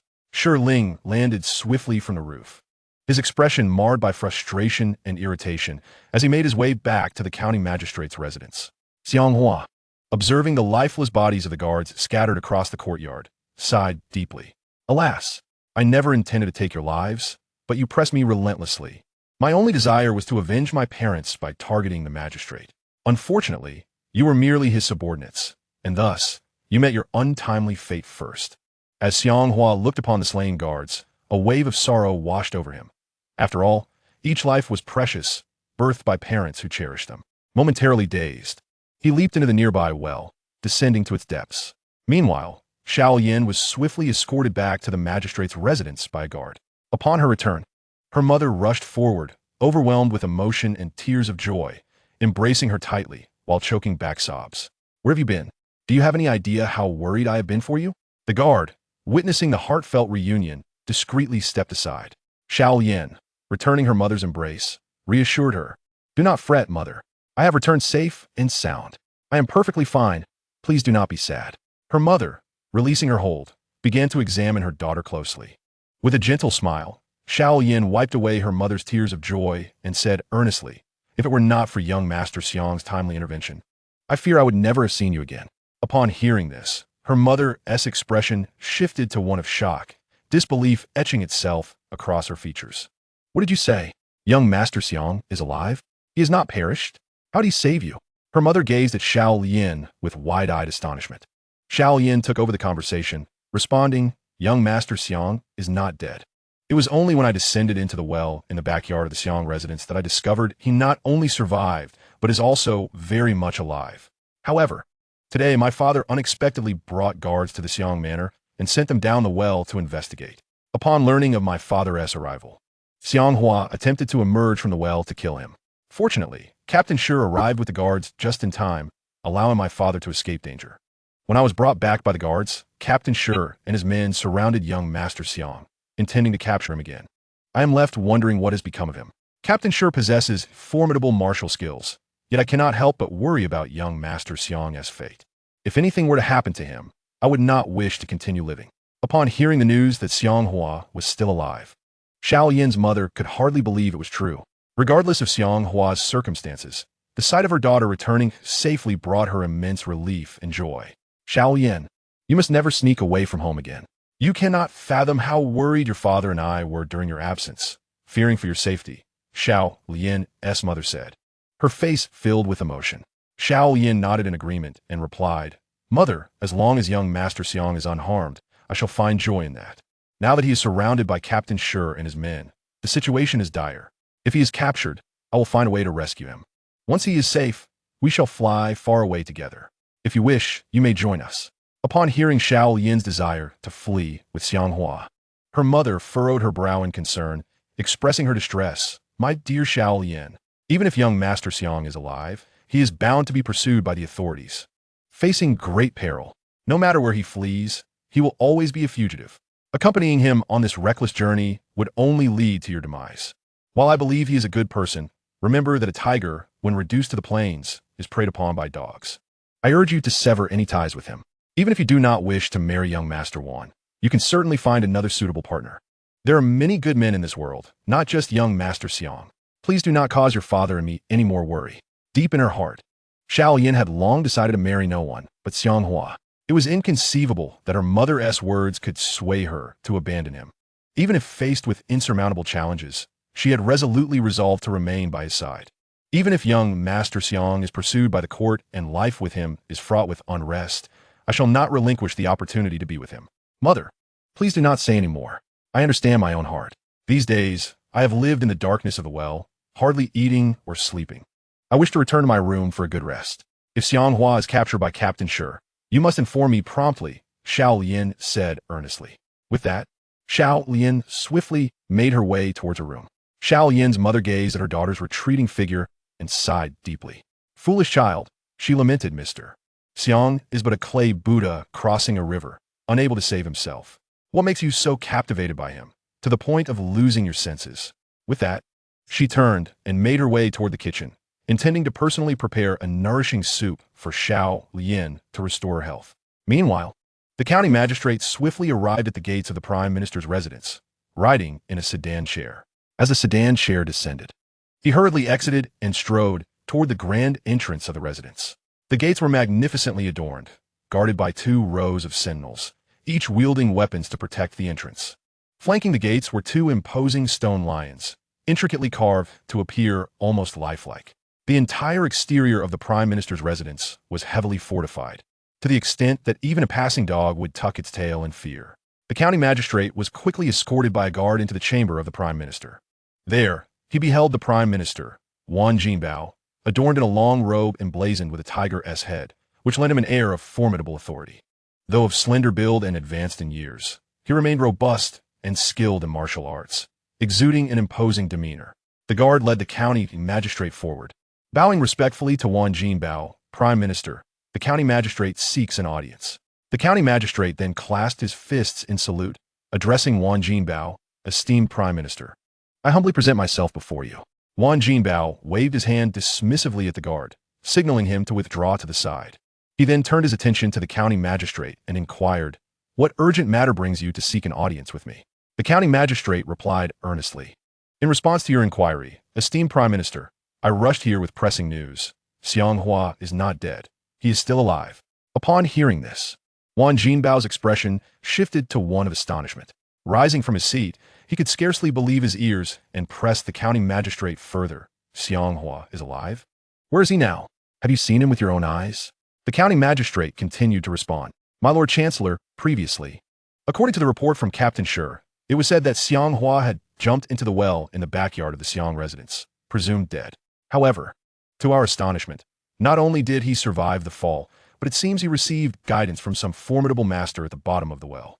He has not only mastered martial arts, but has become remarkably powerful. Had it not been for Captain Shi's timely arrival at the Xiang residence, I might have perished at his hands today."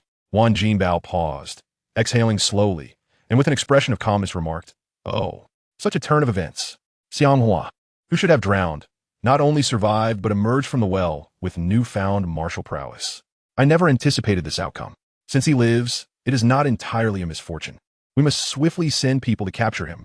The Xiang family has but one hope left, and that rests solely on him.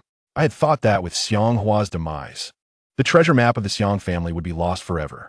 Yet, it appears that heaven has spared him, truly a stroke of fortune for me. Xiang Hua, this time, you shall not escape easily. I, the Chancellor, will not rest until I possess the treasure map of your family."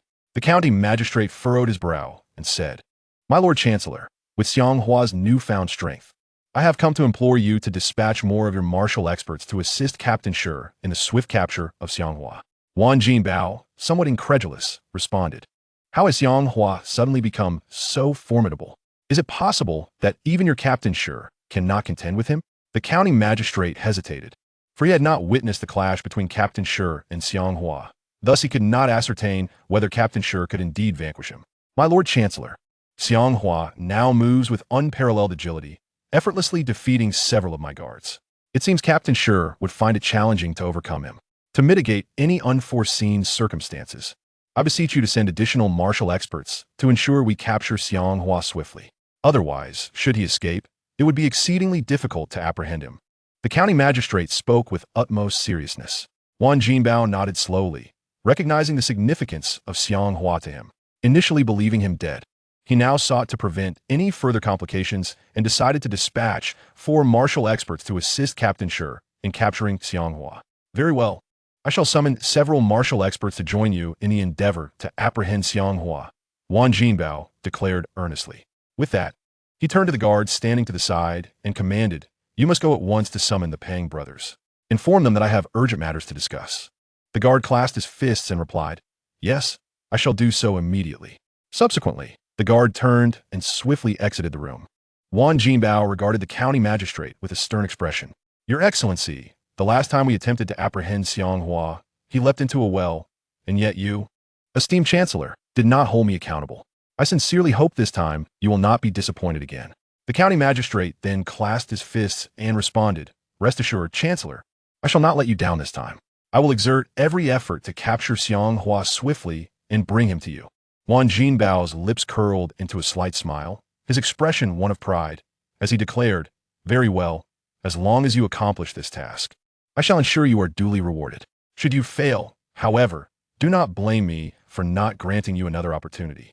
The county magistrate bowed deeply, affirming, "Indeed, I will not betray your expectations, esteemed Chancellor." Wan Jinbao paused momentarily then took his seat, gently lifting the teacup from the wooden table beside him to sip. After placing the cup down, he inquired of the county magistrate, "I have heard from Xiang Hua that you intend to marry your daughter to him as a concubine. Yet, given the time that has passed, why is there no progress? Does your daughter hold my Xiang Hua in disdain?" Upon hearing Wan Jinbao mention the marriage of Xiao Lian and Wan Qing, the county magistrate felt a tremor of anxiety, his demeanor growing grave. "Esteemed Chancellor, this matter has indeed lingered for some time. I had initially intended to wed my daughter Xiao Lian to young Master Wan. However, ever since their last encounter, she suddenly vanished from home. It was only today that I managed to locate her. It is not that I am unwilling, nor that Xiao Lian is opposed to marriage. Rather, she disappeared without a trace after leaving home. I searched tirelessly for her, and had I not found her today, I would have feared I would never see her again. Therefore, I will personally visit young Master Wan soon to discuss the matter further. Please rest assured, esteemed Chancellor, I shall handle it appropriately." The county magistrate expressed his respect with a deep bow towards Wan Jinbao. Wan Jinbao nodded slowly and replied, "That is excellent news. Xiang Hua is infatuated with your daughter. They are a match made in heaven. Her union with my son would be a blessing for your entire family. I hope you can find the time to expedite this matter and not neglect my son's sincere affections." "Certainly," the county magistrate responded with another bow. At that moment, 4 men of varying heights and physiques, each wielding weapons, entered the room. They were the 4 Pang brothers, summoned by Wan Jinbao. Pang De, the tallest and most robust, brandished a broadsword. Pang Er, somewhat shorter, held a long sword. Pang San, taller still, carried an axe in each hand, and Pang Si, the slenderest, wielded a whip. The 4 brothers approached Wan Jinbao and, in unison, bowed and proclaimed, "We pay our respects to the esteemed Chancellor." Wan Jinbao raised a hand, signaling for them to rise. "The 4 brothers of the Pang family have been summoned for a matter of great importance," Wan Jinbao stated earnestly as he gazed at them. Pang De, with his robust voice, inquired, "What does the esteemed Prime Minister require of us? Please command us, and we shall unhesitatingly assist in alleviating your burdens." Wan Jinbao responded with a slight smile, "Very well. The county magistrate has just reported to me that the young master of the Xiang family, Xiang Hua, is still alive. It appears he has unexpectedly received guidance from a remarkable individual, and his martial prowess has reportedly surged.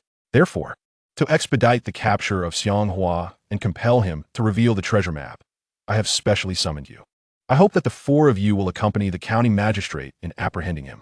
Pang Si clasped his fists and assured, "Rest assured, esteemed Prime Minister. Once we, the 4 brothers of the Pang family, take action, even if Xiang Hua possesses extraordinary skills and is backed by a formidable mentor, we shall certainly bring him to justice." Wan Jinbao let out a hearty laugh, maintaining an air of composure. "Excellent. Upon the successful completion of this task, you shall be richly rewarded. Now, go forth with the county magistrate to capture Xiang Hua." The 4 brothers of the Pang family bowed in unison and declared, "We obey." They then turned and approached the county magistrate. The county magistrate, eager not to waste any time and uncertain whether Lingtu had successfully captured Xiang Hua, gestured to the 4 brothers, "Gentlemen, please follow me swiftly." After speaking, he respectfully addressed Wan Jinbao, "I shall take my leave now. Once I have captured Xiang Hua and obtained the treasure map, I will report back to you without delay." Wan Jinbao raised a hand, signaling the county magistrate and the 4 brothers to depart, urging, "Hasten to apprehend Xiang Hua. There must be no mistakes." The county magistrate promptly led the Pang brothers out of the room. Upon exiting the Prime Minister's residence, the county magistrate boarded a palanquin, deciding to return to his own estate to ascertain whether Lingtu had returned. If Lingtu had managed to capture Xiang Hua on his own, there would be no need to call upon the Pang brothers for assistance. Soon, the county magistrate, accompanied by the 4 brothers of the Pang family, arrived at the entrance of his residence. After disembarking from the palanquin and entering the estate with haste, he spotted Lingtu, who bore a scar on his face and appeared dejected and disheveled, standing at the door of his chamber. The county magistrate approached quickly and asked, Lingtu, "Have you captured Xiang Hua?" Lingtu stepped forward, sighed, and with a gloomy expression replied, "My lord, it appears that Xiang Hua has unexpectedly transformed into a formidable martial artist, as if possessed by some divine spirit. I, your subordinate, barely managed to achieve a draw against him, and even bore a wound from his hidden weapon across my face. Therefore, I deemed it prudent to withdraw and return to the manor, awaiting assistance from the Prime Minister before we endeavor to capture him together." Upon finishing my report, the leader noticed the 4 Pang brothers standing behind the county magistrate and, filled with excitement, clasped his fists in salutation. Pang brothers. This time, the Prime Minister has dispatched you to aid us, and I am confident that we shall defeat Xiang Hua and successfully apprehend him. The county magistrate gazed at the crimson mark on Shi's face, astonished. I never anticipated that Xiang Hua would become so powerful as to injure Shi. This is truly remarkable. Fortuitously, I managed to escape in time. Otherwise, I would surely have perished at his hands by now. Upon hearing Shi's words, Pang let out a cold laugh and remarked, Shi possesses impressive martial skills, yet he was still wounded by Xiang Hua. It seems we, the four Pang brothers, must have a proper encounter with this Xiang Hua to ascertain the extent of his abilities. Pang Si, with a disdainful expression, interjected, Humph.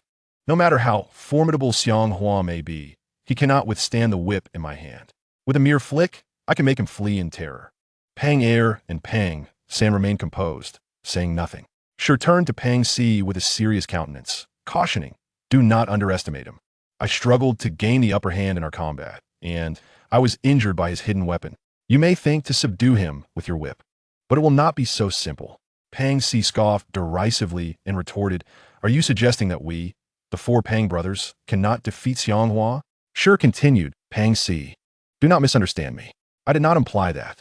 Xiang Hua is no longer the bookish lad he once was. We must not take him lightly. The county magistrate interjected. Enough of this discussion. Let us proceed into my quarters so we can deliberate on how best to subdue Xiang Hua and capture him. With that, the county magistrate strode towards the door, hastily entering the room. Shi turned and followed him inside. The Pang brothers, seeing the county magistrate and Shi enter the room, also stepped inside. Once they were all gathered, the county magistrate took his seat at the head of the table, his expression grave. Although the Prime Minister had sent the Pang brothers for support, they were still unaware of the true extent of Xiang Hua's martial prowess. The county magistrate turned to Shi and inquired, Xiling Tu, today you are to engage in combat with Xiang Hua. Based on your intuition, how would you assess his martial prowess? Do you believe he can surpass you? Standing nearby, Pang Si could not help but chuckle at the county magistrate's inquiry directed at Xiling Tu. He sneered, with a face bruised by his encounters. There is no way Xiling Tu could best Xiang Hua. Xiling Tu, incensed by Pang Si's belittling remarks, shot him an annoyed glance and retorted, Pang Si, do not presume that your mere display of whip skills grants you the liberty to be so arrogant. To speak candidly, not only can I not defeat Xiang Hua, but if you were to face him, you might not even return alive. Pang Si, unable to tolerate such disparagement, stepped forward defiantly. Do not elevate others while diminishing your own stature. I have long wished to experience Xiling Tu's martial abilities, yet alas, opportunity has eluded me. Do you dare to compete with me? With excitement, Pang Si brandished his whip and challenged Xiling Tu. Xiling Tu could only manage a bitter smile before swiftly unsheathing his dagger. Upon seeing the half-broken blade, Pang Si burst into laughter, mockingly exclaiming, Ha, Xiling Tu, is that shattered dagger a remnant from your battle with Xiang Hua today? Pang Da, standing nearby, was also amused by Pang Si's jest, chuckling heartily without uttering a word. Pang Air and Pang San, initially expressionless, could not suppress a slight smirk upon witnessing Xiling Tu's sudden display of the broken weapon. Observing the unfolding scene, the county magistrate hastily rose and interjected. Enough of your internal squabbling. At such a critical juncture, you still wish to engage in competition? If you possess such vigor, it would be far wiser to devise a plan to capture Xiang Hua. Xiling Tu sheathed his half-damaged dagger with a sense of dissatisfaction, his expression grim. Pang Si, too, subdued his laughter, retreating to the side as instructed by the county magistrate, choosing to temper his emotions. My lord, Xiling Tu said gravely, Xiang Hua's sudden escalation in martial skill surely indicates the influence of a formidable master behind him. It is inconceivable for him to achieve such extraordinary prowess in such a brief span. The county magistrate slowly seated himself, nodding thoughtfully. Are you suggesting that there may be a transcendent master concealed within that well? Xiling Tu continued, elaborating on this notion. Indeed, I am convinced that within the depths of the well in the courtyard of the Xiang residence, there undoubtedly resides a master of unparalleled martial prowess. It is clear that Xiang Hua's earlier plunge into the well was not a mere accident. He must have been rescued by this reclusive expert hidden at the bottom. Subsequently, this master has imparted their skills to Xiang Hua, which accounts for his sudden and remarkable transformation. Without this explanation, his extraordinary abilities would remain a mystery.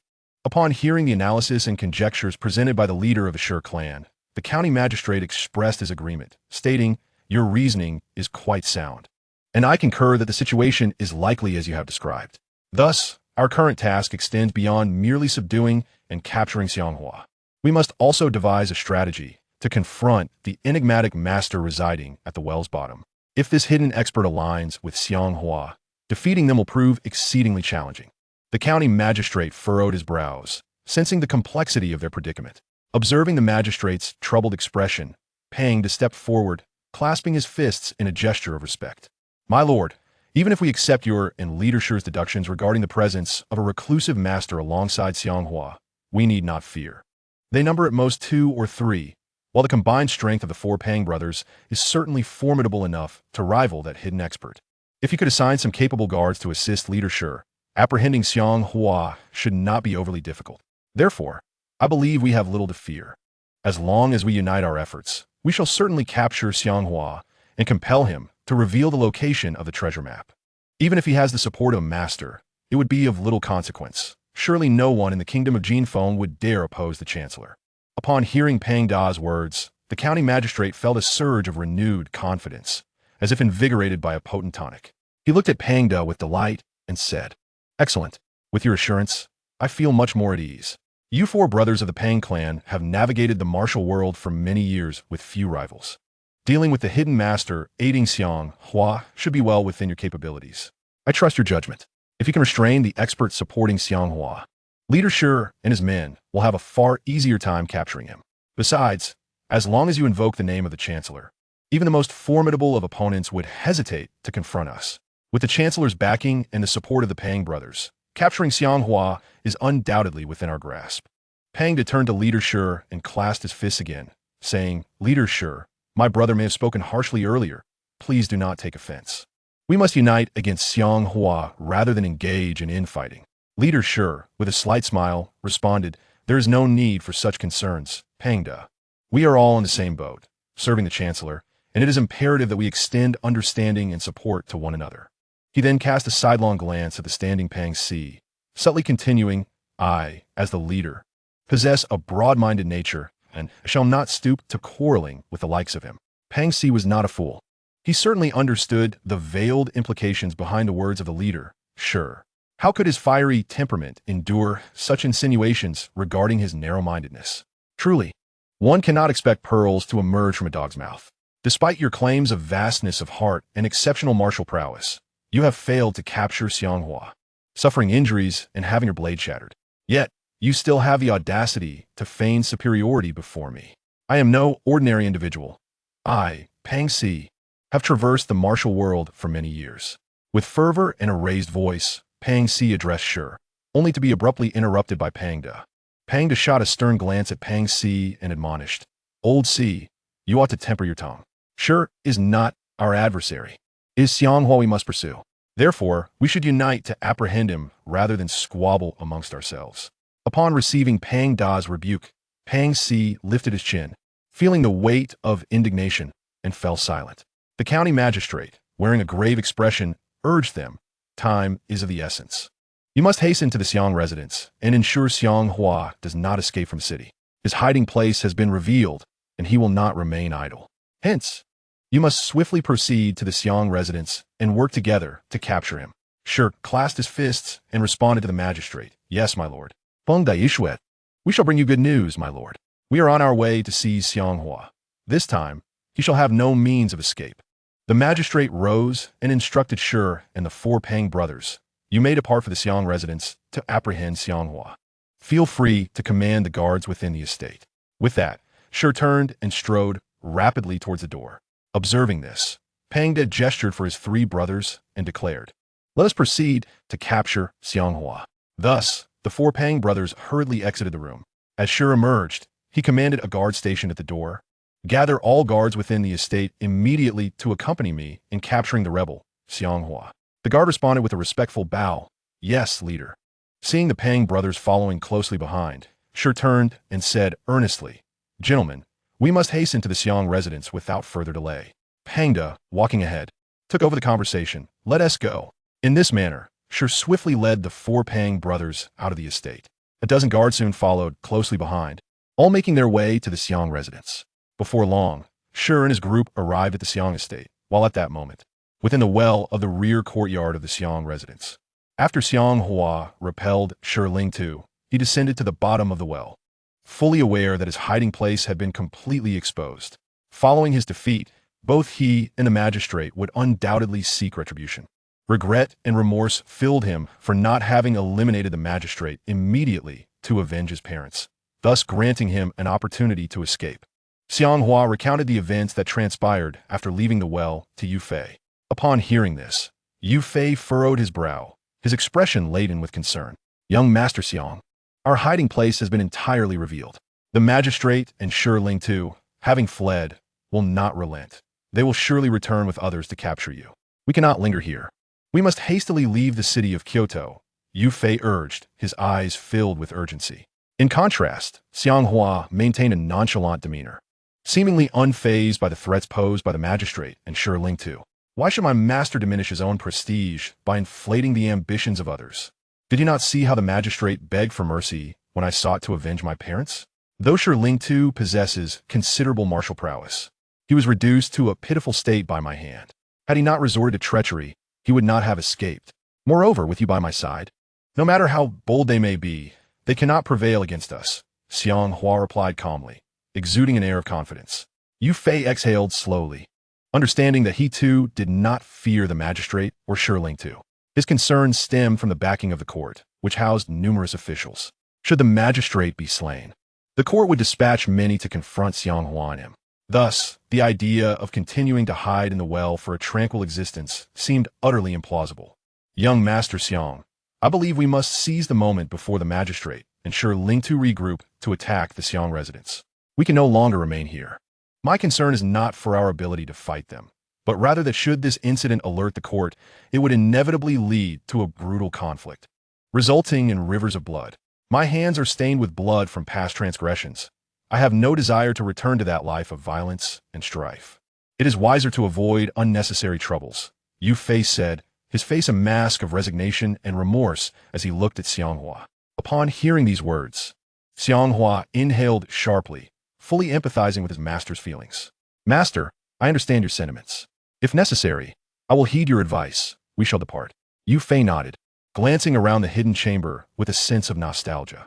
"I had originally intended to spend my days in these two secret chambers at the bottom of the well, living a carefree existence, isolated from the world. However, I did not anticipate that events would unfold in this manner. Alas, perhaps this is fate. I must admit, I feel a twinge of reluctance at the thought of leaving now." With a sense of helplessness and deep reflection, he shook his head and continued to speak to Xiang Hua. "Young Master Xiang, time is of the essence. Let us hasten our departure and flee from the capital." Xiang Hua clasped his fists in respect towards Yu Fei, replying, "Yes, master." Subsequently, Xiang Hua hastily went to the inner chamber to prepare a bundle, slinging it across his back, and said to Yu Fei, "Master, let us depart." Without hesitation, Yu Fei stepped forward towards the corridor leading to the stone door, with Xiang Hua swiftly following in his wake. The two arrived at the concealed entrance by the well, and Yu Fei leapt upward towards the opening above. Observing Yu Fei's ascent, Xiang Hua followed suit, both emerging from the well in the rear courtyard of the Xiang residence. Upon landing, they were met with the sight of numerous fallen guards strewn across the ground, their bodies bearing fatal wounds, each marked by a gaping hole resembling that made by a sharp arrow, their flesh a gruesome sight. Yu Fei, astonished, turned to the nearby Xiang Hua and inquired, "Young Master Xiang, did you slay these guards?" Xiang Hua paused momentarily before nodding in affirmation. "Indeed, it was I who killed them. I had no desire to take their lives. However, they pressed me relentlessly. Had I not acted, they would have surely sought to end mine. I was left with no choice." He reflected that had his master witnessed the scene of him dispatching these guards with the aid of the sword god system, he would have been utterly astounded by its prowess. Yu Fei, still reeling from surprise, continued with curiosity, "What weapon did you employ to bring them down? Why do they each bear a puncture wound? It appears as though they were struck by arrows or darts. Yet I have never taught you the arts of stealth weaponry. What secret armament did you use to vanquish these guards?" At a loss for words, Xiang Hua pondered how to respond. He could not simply disclose the existence of the sword god system to his master. He reasoned, "Master, these guards surrounded me, and in my haste to escape, I was struck by a concealed weapon from the leader of the guards. In an effort to defend myself, I may have inadvertently deflected his dart, which then struck and killed those guards encircling me, leaving them with such unusual wounds." With little time to dwell further on the matter, Yu Fei, having heard Xiang Hua's explanation, wore a look of skepticism. Concerned that the county magistrate might send the leader of the guards back to the Xiang residence, he urged, "Young Master Xiang, we must leave at once." Yu Fei urged Xiang Hua to hurry. Xiang Hua swiftly moved aside, gesturing to his master to leave. "Master, we must be on our way." Thus, Yu Fei and Xiang Hua briskly made their way toward the entrance of the Xiang residence. Upon exiting through the grand gates, they encountered Ling Tu, the 4 brothers of the Pang clan, and a dozen guards they commanded, already assembled at the entrance. Upon noticing Xiang Hua and Yu Fei emerging together, Ling Tu cast a glance at Yu Fei, suddenly enlightened. Who exactly is this white-haired elder? Could he truly be the formidable master behind Xiang Hua's martial prowess? "Xiang Hua, I knew you sought to flee. To speak candidly, today you cannot escape. I advise you to surrender willingly, lest we be compelled to take action, for the consequences will not be pleasant for you." Ling Tu admonished sternly as he approached Xiang Hua. Hearing Ling Tu's proclamation, Xiang Hua could not suppress a hearty laugh. "Ling Tu, had it not been for your sneak attack earlier today, you would have met your end by now. Do not flatter yourself into thinking that your little entourage can apprehend me. I assure you, all of you combined would still be no match for me." Upon hearing Xiang Hua's remark regarding Ling Tu's earlier ambush, Pang Si could not contain his laughter. Just moments ago, he boasted of his prowess, claiming he could contend with Xiang Hua, even stating that his injuries were inflicted by Xiang Hua's concealed weapon. It seems he was merely deceiving himself. Ling Tu's anger deepened as he clenched his fists, his face a mask of fury. "Xiang Hua, I swear, I will personally capture you today and teach you a lesson you will not forget." He grasped the hilt of his dagger, preparing to charge at Xiang Hua. However, suppressing his burning rage, Ling Tu hesitated upon observing Yu Fei standing beside Xiang Hua. Clad in white and with graying hair, Yu Fei exuded an aura of unparalleled skill, instilling a sense of trepidation in Ling Tu. "Pangda, why are you still standing idle? Let us all join forces to capture Xiang Hua. Such an accomplishment will surely earn us favor with the Chancellor." Ling Torist, Tanning Topang Darlastli. Pangda slowly unsheathed his blade and called out to his 3 brothers beside him, "Brothers, it is time to showcase our skills. Let us advance and demonstrate to Ling Tu the might of the Pang brothers." With that, Pangda lunged at Xiang Hua with his sword drawn. Observing this, Pang Er swiftly followed suit, brandishing his own sword as he charged towards Xiang Hua. As Xiang Hua observed Pangda and Pang Er charging towards him, weapons in hand, he dare not show any signs of negligence. How dare they bully me for being unarmed? With blades and swords brandished, they approached with intent. I must demonstrate my prowess. Seeing this, Yu Fei tossed the wooden stick he usually used to teach Xiang Hua the Xuanming Sword technique. "Young Master Xiang, take this stick and teach them a lesson, so they may understand your strength," Yu Fei encouraged as he threw the stick to Xiang Hua. Xiang Hua caught the stick and immediately assumed a defensive stance. Let them witness my Xuanming Sword technique." With that, he swiftly wielded the stick, engaging in combat with Pangda and Pang Er. The 3 became embroiled in a fierce skirmish, each refusing to yield. The leader initially expected the white-haired elder Yu Fei to assist Xiang Hua. Yet Yu Fei remained an observer. Can this old man actually fight? Thought, astonished at Yu Fei's inaction as Xiang Hua faced the onslaught of the Pang brothers. After several exchanges, Xiang Hua showcased his undeniable strength. Though wielding only a wooden stick, he executed the Xuanming Sword techniques with remarkable finesse. Now at the 3rd level of mastery, he effortlessly countered the attacks of Pangda and Pang Er. Pangda swung his large blade with all his might, yet he could not inflict any harm. Meanwhile, Pang Er brandished his sword with grace, but he too was unable to land a blow on Xiang Hua. Watching the fight unfold, Yu Fei maintained a calm demeanor, occasionally stroking his long beard with a composed expression. Observing that the Pang brothers could not defeat Xiang Hua, gasped and turned to Pang San and Pang Si beside him, exclaiming, "Are you not true brothers? Why don't you assist? Can't you see your elder brothers are incapable of besting Xiang Hua?" Upon hearing Shi's words, Pang Si frowned and retorted, "What are you saying? According to our previous agreement, You were supposed to lead your guards to capture Xiang Hua. Why are you now hiding like a turtle? Using us Pang brothers as your pawns while you wait to reap the rewards? I wonder how you came to be the leader of the guards with such a lack of ambition. In response, Shi drew his half-sword, pointing it at Pang Si with indignation. Pang Si, don't push your luck. Regardless of who captures Xiang Hua, rewards will be bestowed accordingly. Please, mind your words, otherwise, once Xiang Hua is apprehended, I shall ensure you receive a proper reprimand. Pang Si, with his tempestuous temper and a visage dark as thunder, lashed out with the whip in his hand towards Shi Lingtu. The whip flew swiftly towards Shi Lingtu, who, perceiving the imminent danger, hastily evaded. A sharp crack resonated as Pang Si's whip struck the ground with a deafening sound. If you dare to evade, I shall cleave you in twain with a single strike. He bellowed, observing Shi Lingtu's frantic attempts to escape.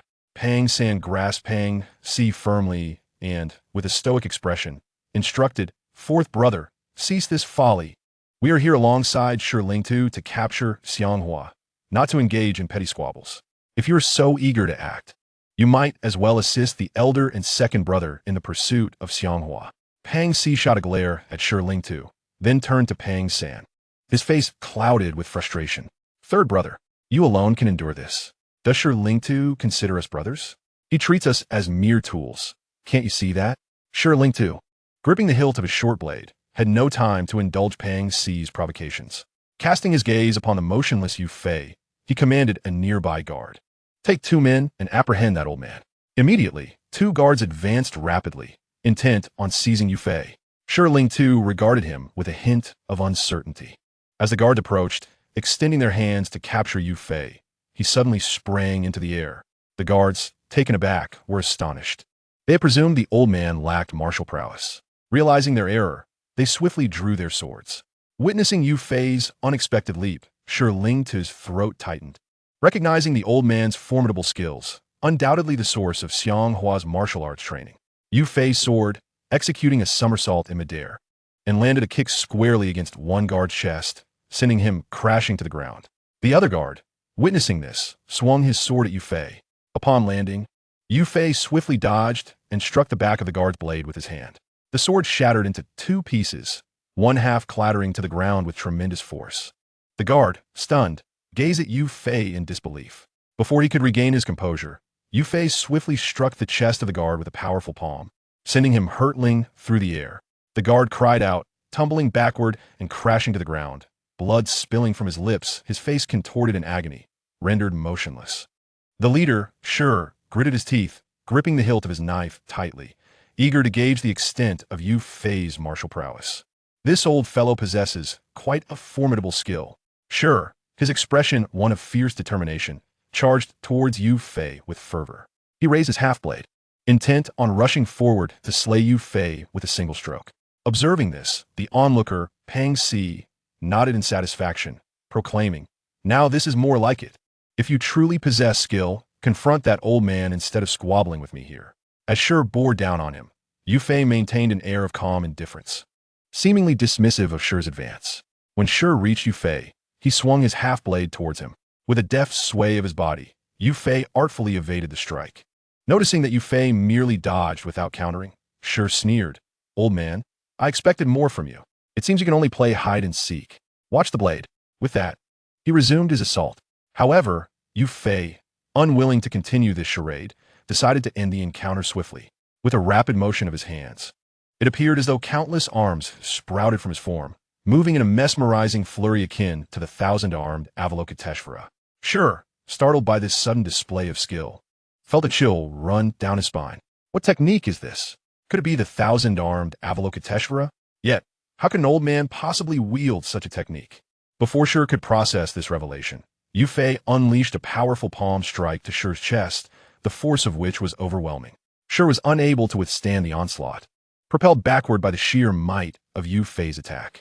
Blood erupted from his mouth as he was forcefully sent flying, suffering immense pain. Just as Shi was about to crash to the ground, Pang San, quick and agile, reached out to catch him, preventing a second injury from a fall.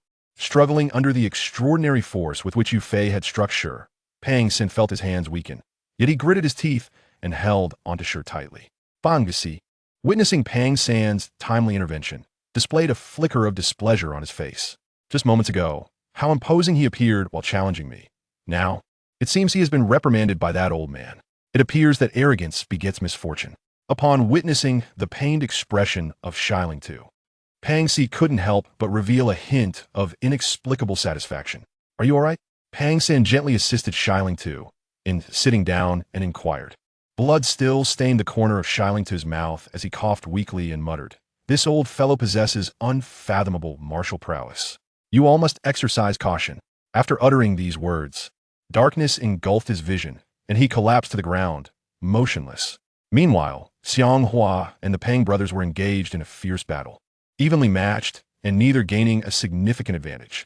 Observing Xiang Hua's fainting state, Pang San cast a glance at Yu Fei, picked up an axe from the ground, and expressed his desire to test his skills against him. This old man has profound internal strength. I, Pang San, am eager to experience it. With a serious demeanor, he raised the axe high and charged towards Yu Fei. Yu Fei glanced at the incapacitated Xiang Hua, and, seeing Pang San approaching with his axe, couldn't help but shake his head slightly, displaying a look of resignation. "Young man, why must you not learn to temper your temperament? You compel this old man to take action. I had no intention of engaging with you, but since you wish to play, I shall oblige." A sense of helplessness adorned Yu Fei's face. After all, unless he dealt with these obstructive individuals, he and Xiang Hua could not possibly escape. To expedite the resolution, Yu Fei bellowed at Pang Si and the guards beside him, "All of you, join forces. If I even furrow my brow, consider it my defeat." "What audacity!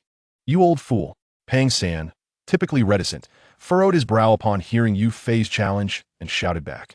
Before his words could fully escape his lips, Pang San swung both axes toward Yu Fei's body.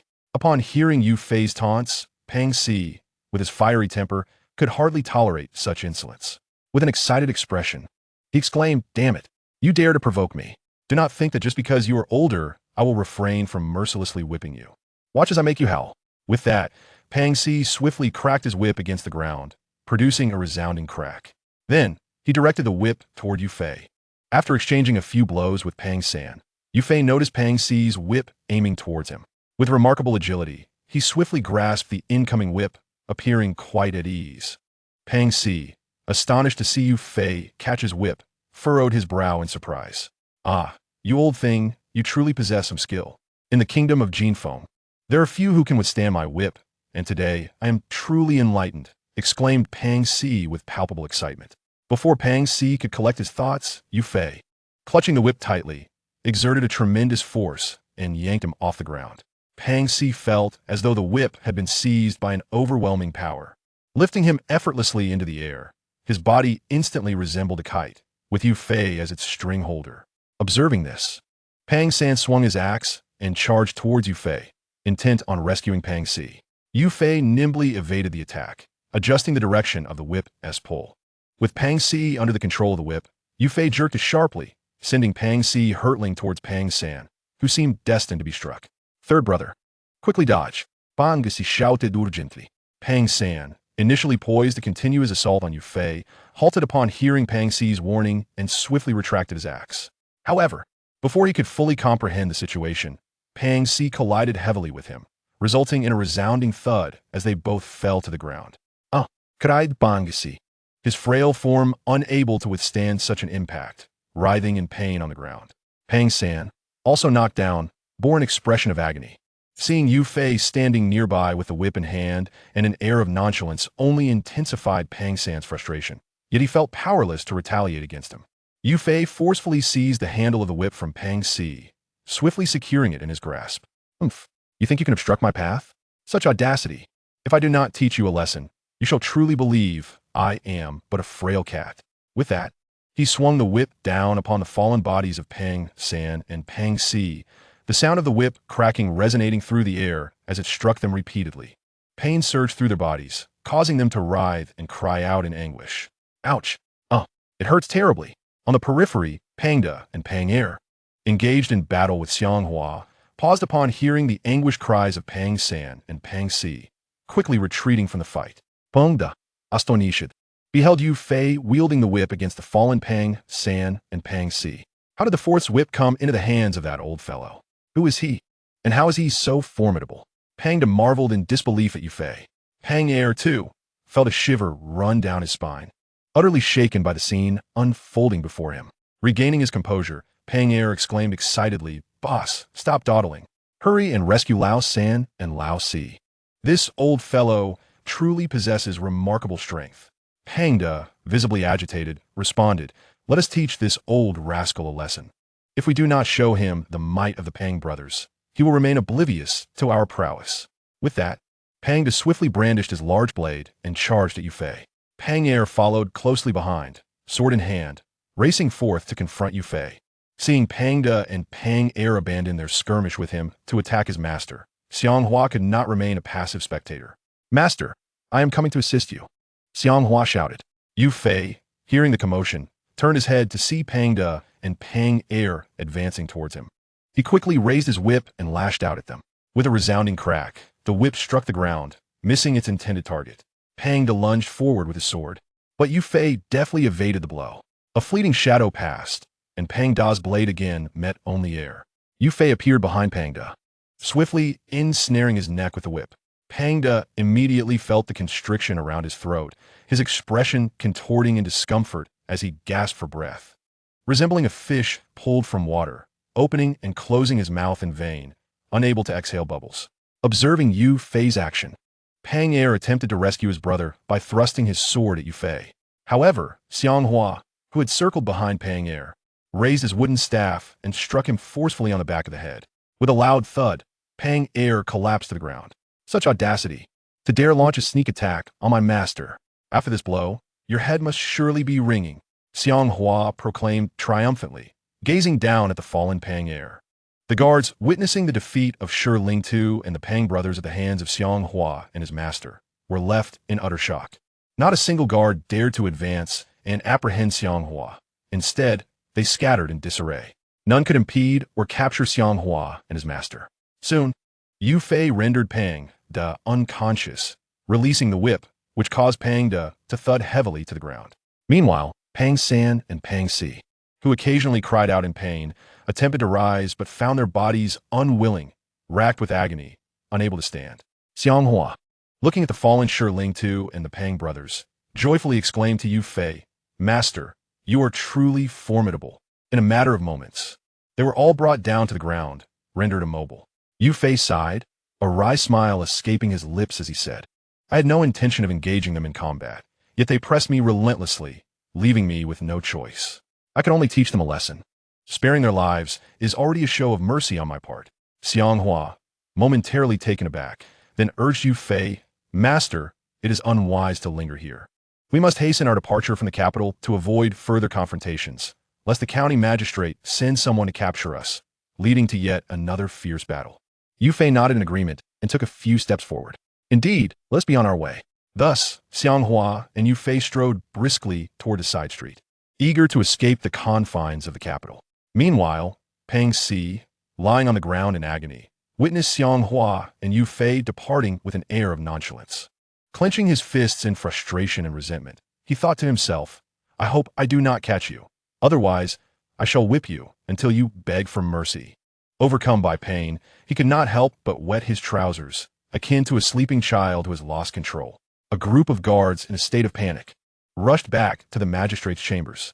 A few of them hurried into the room, where the magistrate sat with a solemn expression, his eyes filled with anticipation, praying that Shi Ling Tu and the Pang brothers would successfully apprehend Xiang Hua. Upon seeing the guards enter in such a flurry, the magistrate furrowed his brow, noting the absence of Shi Ling Tu and the Pang brothers, and felt a pang of confusion. "Have you captured Xiang Hua? Why do I not see Shi Ling Tu and the Pang brothers with you?" he inquired, his gaze fixed on the guards. One of the guards stepped forward, bowing respectfully, his voice trembling with excitement and alarm. "My lord, Shi Ling Tu and the Pang brothers were defeated by Xiang Hua and that old man. We were no match for them, and thus we hurried back to report. Please, my lord, send reinforcements to the Xiang residence, or they shall surely escape." The other guard chimed in, "Indeed, my lord, Xiang Hua and the elderly gentleman possess extraordinary martial prowess. In mere moments, they incapacitated Shi Ling Tu and the Pang brothers. The old man's skills were particularly formidable. Shi Ling Tu could not withstand even a couple of exchanges before being sent flying." Hearing the guard's frantic recounting of how formidable Xiang Hua and his master were, The magistrate's heart trembled, his face reflecting profound shock. He could hardly fathom that even with the leadership of Captain Shi and the combined efforts of the Pang brothers, they were unable to capture Xiang Hua. Furthermore, he had heard that Xiang Hua was receiving assistance from a venerable elder with white hair. This revelation left him in a state of profound frustration and excitement. What extraordinary luck had Xiang Hua stumbled upon?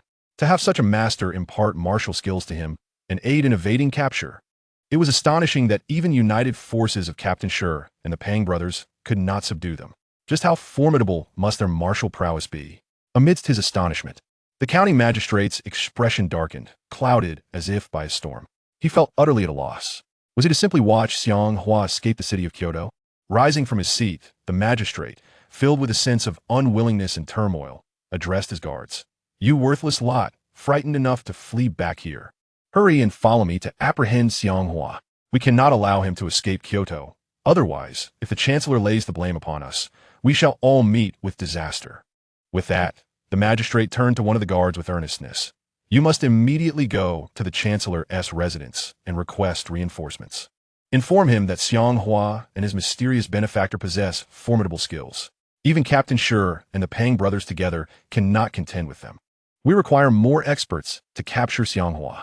Upon hearing the magistrate's orders, the guard clasped his hands in a salute and replied, "Yes, I shall rush to the chancellor's residence at once." With that, he swiftly exited the room. The magistrate inhaled sharply, a bitter taste in his mouth. "Why are you all still dawdling?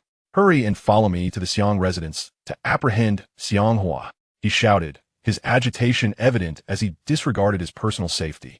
At that moment, he could not afford to consider the consequences. If Xiang Hua managed to escape, he would undoubtedly face the chancellor's wrath, and death was inevitable. He had no choice but to fight for his survival. With a few guards in tow, the magistrate hastened out of the room and made his way towards the gates of the estate, preparing to head to the Xiang residence. Upon arrival at the entrance of the Xiang estate, he discovered that both Xiang Hua and Yu Fei had already vanished without a trace. To his astonishment, he found Captain Shi and the Pang brothers lying motionless on the ground before the estate. He approached Captain Shi with incredulity, kneeling beside him and gently patting his face. Captain Shi slowly opened his eyes and, upon seeing the magistrate beside him, expressed his deep regret. "My lord, I am incompetent. I could not capture Xiang Hua and was severely injured by that old man." The magistrate rose to his feet and directed a nearby guard. "Why are you still standing there? Quickly carry Captain Shi back to the estate and summon the physician to tend to his wounds." Upon his arrival at the scene, the guard promptly acknowledged the command and hastened to assist Shi Ling Tu, lifting him from the ground and carrying him back to the magistrate's residence. The magistrate, casting a glance at the fallen Pang brothers, instructed several of his subordinates, "Bring the Pang brothers back to the estate." After issuing this order, he surveyed his surroundings, troubled by the absence of Xiang Hua and Yu Fei. Alas, allowing Xiang Hua to escape could incur the wrath of the chancellor, jeopardizing my very life. The magistrate's countenance darkened. Though he was unafraid of death, his concern for his family's safety weighed heavily upon him. After a moment of contemplation, he resolved that upon returning home, he would immediately dispatch someone to ensure his family's swift departure from the capital, seeking refuge elsewhere. Sighing deeply, he mused, "It appears I am indeed trapped in a dire predicament." With that, he turned on his heel and made his way back to the estate.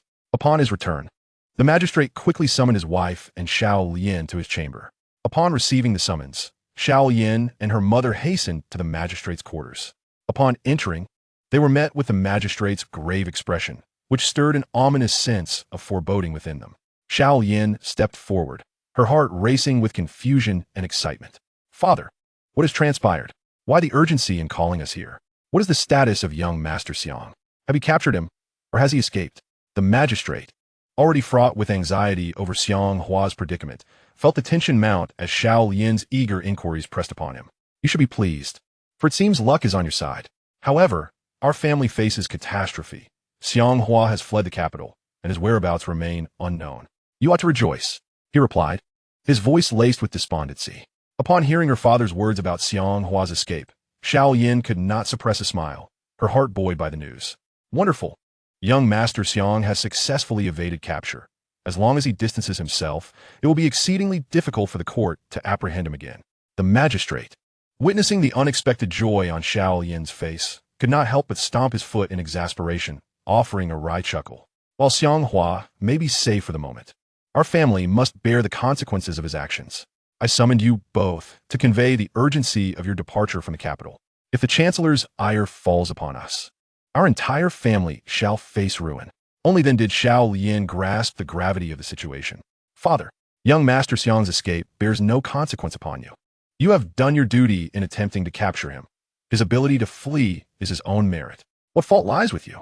Xiao Lian furrowed her brows and addressed the county magistrate. Indeed, my lord, are you perhaps worrying excessively? Young Master Xiang has escaped. It was not your intention to let him go, so what guilt could you possibly bear? No matter how high the Chancellor's rank, he cannot be unjust. Xiao Lian's mother, gazing at the magistrate, spoke with fervor. Upon hearing the words of the mother and daughter, the magistrate displayed an expression that was both amusing and sorrowful. You two are quite naive. The Chancellor covets the longevity elixir and desires the treasure map. He previously allowed Xiang Hua to escape once and forgave me. Now, with Xiang Hua fleeing the capital again, how could the Chancellor simply let this slide? If he places blame, our entire family will suffer. To prevent any eventuality, I must take precautionary measures and send you away from the capital as swiftly as possible. The farther you go, the better. In the future, if you do not hear from me, you must not return to the capital. Xiao Yin's mother, her eyes glistening with tears, choked out, my lord, I will not leave. Even if the Chancellor lays blame, I wish to die alongside you.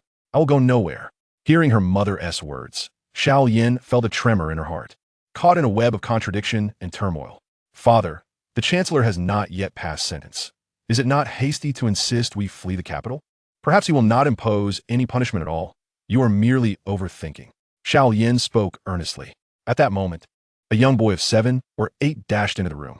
He rushed to Xiao Yin, tugging at her skirt with a childish voice, Sister, play with me. This little boy was the magistrate's youngest son, affectionately named Xuanming. The magistrate, witnessing this, turned to his wife with urgency. My dear, do not let your emotions cloud your judgment. Quickly take Xiao Yin and Xuanming out of the capital. I have instructed 2 guards to prepare a carriage. You must leave immediately without delay. Otherwise, when the Chancellor's punishment comes, you will find it impossible to escape. I cannot bear to see you suffer because of me. Xiao Yin knelt down and embraced Xuanming tenderly, saying, All right, sister will play hide and seek with you soon. Xuanming clapped his hands in delight, Yea, I love playing hide and seek with sister. Xiao Yin's mother could not hold back her tears. Sorrow etched on her face. She did not wish to leave, to abandon the precarious county magistrate, even if she felt powerless to change anything. My lord, I do not want to leave. Please do not force me. Xiao Yin's mother lamented. Seeing his mother's tears, Xuanming, cradled in Xiao Yin's arms, looked up with a troubled expression and asked, Mother, why are you crying? Do not cry. Do not cry. Xuanming will not play anymore. I will listen to you and will no longer cause you sorrow. Upon hearing Xuanming's words, Xiao Yin's mother turned around, tears mingling with a smile, gazing at Xuanming. Xuanming, be good, mother will not cry. The county official, observing Xuanming, could not help but feel his eyes moisten. He turned away, suppressing both tears and inner turmoil. Come here, the county official called out. 2 guards promptly entered the room, stepping forward to clasp their fists in unison. My lord, the county official, his voice slightly choked, instructed, take my wife and children away from the capital immediately. As far as possible. In the future, if there are no news of me, they are not to return to the capital. The 2 guards were momentarily taken aback, then bowed and replied in unison, Yes, my lord. The county official turned to Xiao Yin's mother and Xiao Yin, his face alight with urgency. Hurry, leave. Xiao Yin's mother looked at the county official, her heart aching. After so many years by his side, the prospect of parting filled her with immense sorrow. My lord. She shook her head, clearly unwilling to depart. The county official gestured to the guard standing beside his wife. Quickly, take her away. The guard promptly grasped Xiao Yin's mother by the hand, urging her excitedly, Madam, we must go. Thus, she was pulled out of the room by the guard. Father, come with us, Xiao Yin implored. Suddenly, Xuanming burst into tears, looking at the county official. Father, I do not want to leave. I want to play hide and seek with you. Tears brimmed in the county official's eyes, silently cascading down his cheeks. Xiao Yin, take good care of your mother and brother. Forgive your father. Many of my past actions were beyond my control. Do not resent me. I was compelled. The county official spoke with a quivering voice. Upon hearing her father's words, Xiao Yin felt her eyes well up with tears. She fought to hold them back. Father, do not worry. I will take care of mother, my brother, and grandmother. Please take care of yourself. The past is behind us. Though I have felt anger towards you, I have never considered you a heartless villain. With that, the tears she had been holding back flowed freely. Seeing Xiao Yin cry, Xuanming reached out to wipe the tears from her face. Xiao Yin turned, embracing Xuanming as they made their way towards the door. A guard escorted them swiftly towards the exit of the residence. Before long, the family of the county official was all seated in a carriage, while 2 guards, disguised as commoners, drove the carriage, leading the county official's family away, preparing to escape the capital. Within the confines of the carriage shelter, Xiao Yin and her mother wept profusely, deeply concerned for the safety of the county magistrate. Previously, Xiao Yin harbored a profound resentment towards her father and yearned to flee the capital with Xiang Hua. Yet, in this moment, as she sat in the carriage, a surprising sense of attachment arose within her, devoid of any lingering animosity towards her father. Instead, worry consumed her heart, and sorrow painted her visage. Only Xuanming, bewildered by the situation, turned to his mother and inquired, "Mother, where are we going? Are we heading to grandmother's house?" Xiao Yin's mother wiped her tears and, mustering a semblance of cheerfulness, responded, "Yes, we're going to grandmother's house. Do you miss her?" Xiao Yin gazed at her brother, her voice trembling as she reached out to embrace her grandmother beside her, assuring her, "Grandmother, do not fret. Father will surely find a way to protect himself. He'll be all right." The magistrate's wife sighed heavily, her face etched with worry.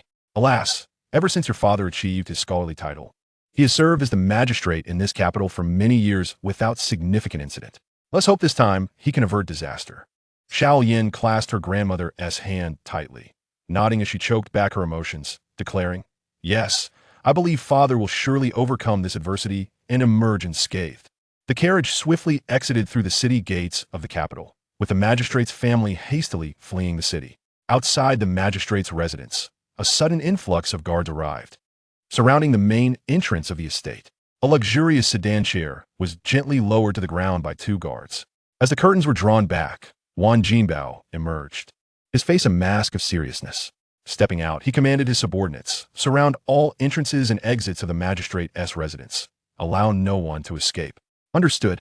The multitude of guards stationed at the gate responded in unison. With that, the guards dispersed quickly, securing the various access points to the magistrate's estate, forbidding anyone from exiting. Chapter 44. Punishing the county magistrate. Wan Jinbao, visibly displeased, strode purposefully into the magistrate's residence. A panicked guard rushed into the room where the magistrate was present, bowing deeply as he reported, "My lord, the chancellor has arrived with a large contingent of guards. His countenance is grim. He likely intends to hold you accountable. Please, my lord, devise a strategy to address this." Maintaining a calm demeanor, the magistrate waved his hand. "I understand. You may leave now." After a brief pause, he rose slowly, hastening toward the door. Upon exiting, he encountered the displeased Wan Jinbao approaching, and he greeted him with a smile, clasping his hands in respect. "The Prime Minister has arrived. I beg your pardon for not receiving you properly. Please punish me." Wan Jinbao cast a glance at the county official and let out a cold snort. Then he spoke icily. "County official, for allowing Xiang Hua to escape to the capital. What punishment do you deserve?" Upon hearing Wan Jinbao's words, the county official fell to his knees with a thud, saying, "My Lord Prime Minister, I dispatched Shi Ling-Tu and the 4 Pang brothers to apprehend Xiang Hua at his residence. Alas, they failed to capture him and the skilled master who taught him martial arts. They were severely injured instead. Upon learning of this, I promptly rushed to Xiang's residence with my guards, only to find that Xiang Hua had vanished without a trace. My inability to capture him and obtain the treasure map is a grave sin. I implore you to punish me." Wan Jinbao turned to the guards standing behind him with a serious expression. "Arrest him and await my judgment." 2 guards swiftly approached and seized the kneeling county official. Detaining him, Wan Jinbao cast a disdainful glance at the county official, expressing his dissatisfaction. "You allowed Xiang Hua to escape once before, and now you let him flee again. You must understand the significance of the Xiang family's treasure map to me. Do not blame me for being ruthless. If I were to spare you this time, how could I command my subordinates in the future?" After speaking, he continued to the guards, "Send orders to arrest the entire family of the county official and imprison them, awaiting execution." Upon hearing Wan Jinbao's orders, the guards clasped their fists and replied in unison, "Yes, my Lord Prime Minister." They then dispersed quickly to search the residence for the official's family members. The county official, detained by the two guards, could not help but let out a few derisive laughs. Looking at Wan Jinbao with a conflicted expression, "My Lord Prime Minister, I have served you faithfully in the capital for many years, obeying your commands and accomplishing numerous tasks. Yet, I find myself in this predicament. As Prime Minister, you can execute whomever you wish, and I would understand without complaint. However, to seek the capture and execution of my family as well, this truly reveals the depths of your cruelty. After all these years of service, I have offered at least some effort. Haven Ti. Fortunately, I had the foresight to send my family out of the capital beforehand. Otherwise, my household would have met the same fate as the Xiang family, facing destruction and execution." Wan Jinbao's expression darkened upon hearing the county official's words about sending his family away. He replied with a frown, "What is this? You anticipated that I would punish you and seek the execution of your entire family? You truly are remarkable. However, do not rejoice too soon. As long as the Prime Minister issues a decree to the magistrates throughout the kingdom of Jinfeng to capture your family members with all their might, it is certain that they will not escape for long and will inevitably be apprehended." Several guards hastily approached Wan Jinbao, clasping their fists in respect as they reported, "Esteemed Prime Minister, there is no one in any of the rooms within the residence. We have not discovered the family of the magistrate. All the rooms are empty." Upon hearing the report from Wan Jinbao's guards, the magistrate could not help but chuckle, yet he did not forget to plead for his family. "Esteemed Prime Minister, ever since I learned of Xiang Hua's escape, I have not expected you to show me mercy again. Since I chose not to flee, I have naturally come to terms with life and death. If you wish to execute me, I am prepared to await my fate. However, I humbly request that you refrain from sending people to capture my innocent family members. I beseech you to spare them." The magistrate gazed pleadingly at Wan Jinbao. Wan Jinbao, with an air of arrogance, regarded the magistrate and retorted, "Release your family? You allowed the rebel Xiang Hua to escape from the capital, a grievous sin indeed. The Prime Minister has already shown you mercy once, granting you an opportunity for redemption, yet you failed to cherish it. Now, your pleas are in vain. If my subordinates were to commit grave offenses and all petition for clemency, should I then forgive them, allowing them to act with impunity and neglect their duties to me and the court? How could I maintain authority and command respect among my ministers?" In ordinary times, Wan Jinbao wielded immense power, commanding loyalty from his subordinates, and even the emperor of Jinfeng feared him. There was no one who dared to oppose him, and those who did in the past have been systematically undermined. It would not be an exaggeration to say that although no member of the Wan family held the throne, Wan Jinbao's status in the court was tantamount to that of an emperor. The magistrate, embodying a spirit of defiance in the face of death, felt a profound sense of relief for having arranged for his family to escape to the capital in advance. Had he delayed, even slightly, his family would certainly have been captured and faced the same fate as his own, awaiting execution. Wan Jinbao glared at the magistrate and commanded the two guards who were restraining him, "Take him away and imprison him. He shall be executed at noon tomorrow." The two guards responded in unison, "Yes." They then escorted the magistrate to the prison. With a bitter smile, the magistrate was led away. Meanwhile, lying in another room, Ling too, despite enduring physical pain, managed to rise from the bed and slowly made his way out of the door. Upon seeing the magistrate being taken away by the guards, he looked at Wan Jinbao with great agitation, saying, "My Lord Chancellor, you have ordered the arrest of the county magistrate." As the county magistrate saw Ling too stepping out and addressing him, he looked at Ling too and replied, "Previously, I was granted mercy by the Chancellor. However, this time, he has failed to capture Xiang Hua, allowing him to escape once more. If I do not execute him publicly, it will be difficult to maintain order." Although Ling too had committed numerous misdeeds under the county magistrate's command, he was acutely aware that the orders he followed originated from Wan Jinbao, not the magistrate's own intent. "My Lord Chancellor, the county magistrate has served you faithfully for many years, contributing significantly, if not through merit, then through hardship. You cannot execute him. Furthermore, Xiang Hua is now exceptionally skilled in martial arts and has the assistance of an elderly ally. My subordinates and the Pang brothers were unable to defeat them and capture Xiang Hua, so to execute the county magistrate for this failure would be most unjust."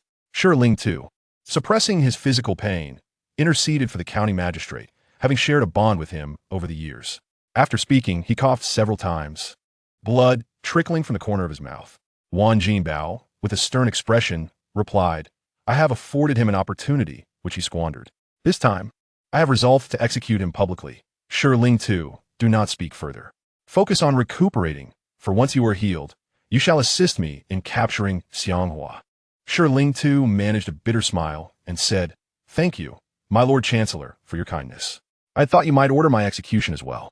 Wan Jinbao laughed heartily, stepping closer to Shi Ling too and patting him on the shoulder earnestly. Fear not, Shi Ling too. I am in search of talented individuals. It is precisely people of your caliber that I require. How could I bear to execute you so easily? Shi Ling too exhaled deeply, feeling a sense of relief. And what the Pang brothers? Wan Jinbao inquired. Shi Ling too slowly turned and gestured towards the door, responding, the Pang brothers are gravely injured and resting within their chamber. Wan Jinbao promptly strode into the room, while Shi Ling too gritted his teeth, enduring his pain as he followed. Upon entering a side chamber, Wan Jinbao observed the 4 Pang brothers lying on the bed, their expressions grave. Bing Da, noticing Wan Jinbao's arrival, attempted to rise to pay his respects but found himself too weak, the marks on his neck evident. My Lord Chancellor, we 4 are incompetent, having failed to apprehend Xiang Hua, allowing him to escape. Please, punish us as you see fit. Pangda expressed, filled with self-reproach as he gazed at Wan Jinbao. Approaching the bed, Wan Jinbao saw the Pang brothers in various states of distress and inhaled sharply. Xiang Hua, you shall not escape. I will employ every means at my disposal to capture you and obtain the treasure map. On the bed lay Pang Air, Pang San, and Pang Si, their eyes closed as if in slumber. Wan Jinbao addressed Pang Da earnestly. You brothers must take care to heal your injuries. In the future, you shall redeem yourselves. Once we capture Xiang Hua, I, the Prime Minister, shall bestow upon you generous rewards. This time, I shall not hold you accountable for your transgressions. Having spoken, Wan Jinbao turned and briskly made his way to the door. Seeing Wan Jinbao hastily exit, Shi Ling too could not help but cough twice, filled with a sense of foreboding. Though we are unharmed, it appears that the county magistrate is in grave danger. I did not expect the Prime Minister to order his execution. Meanwhile, after Xiang Hua and Yu Fei departed from the capital, they hurried towards a nearby city, their steps quickened. Master, where shall we flee to? In this vast world, is there truly no place for us to find refuge? Xiang Hua inquired of Yu Fei. Yu Fei paused, turning to respond. Do not fret, young master. We shall certainly find a place. If you wish to further enhance your martial prowess and master the Xuanming Sword technique, you must swiftly obtain the remaining 2 scrolls of the Xuanming Divine Sword. Thus, we are not without a destination. Rather, we seek those 2 scrolls. Upon hearing Yu Fei's words, Xiang Hua longed for the immediate acquisition of the remaining scrolls, eager to complete his training in the Xuanming Sword technique. Yet, where could he possibly find the 2 scrolls? He recalled his master mentioning that one was taken by a wandering sorcerer, while the other was seized by Lin Chong, the then leader of the martial arts world. Master, you previously spoke of the whereabouts of the 2 scrolls. One was taken by a sorcerer, and the other by the martial arts leader. Are you suggesting we seek these individuals to request the scrolls? Xiang Hua asked Yu Fei with earnestness.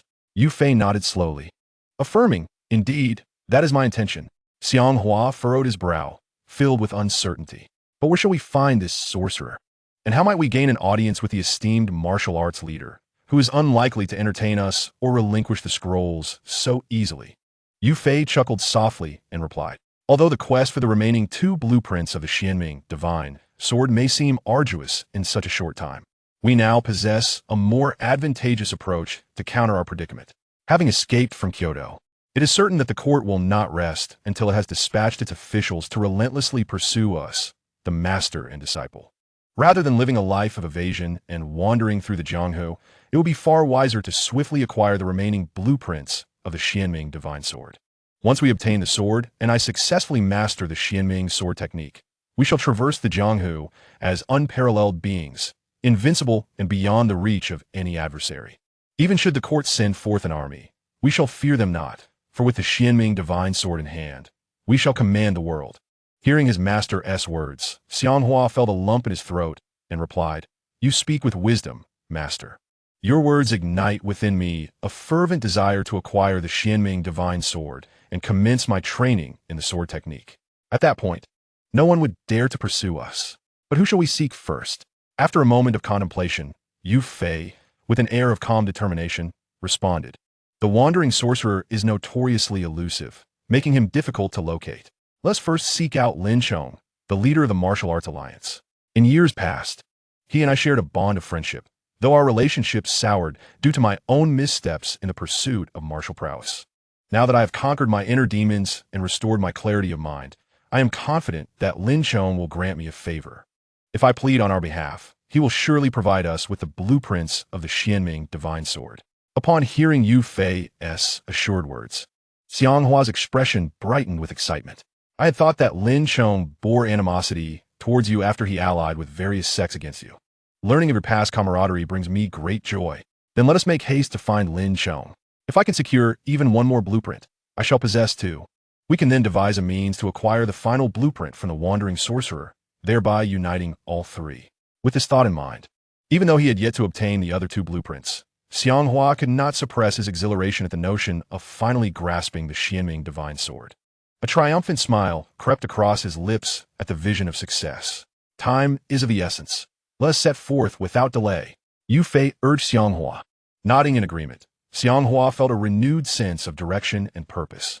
He silently rejoiced in the presence of his esteemed master, the sword immortal Yu Fei, and the support of the sword god system, believing that he would undoubtedly find his footing in the kingdom of Jinfeng while evading the court's pursuit.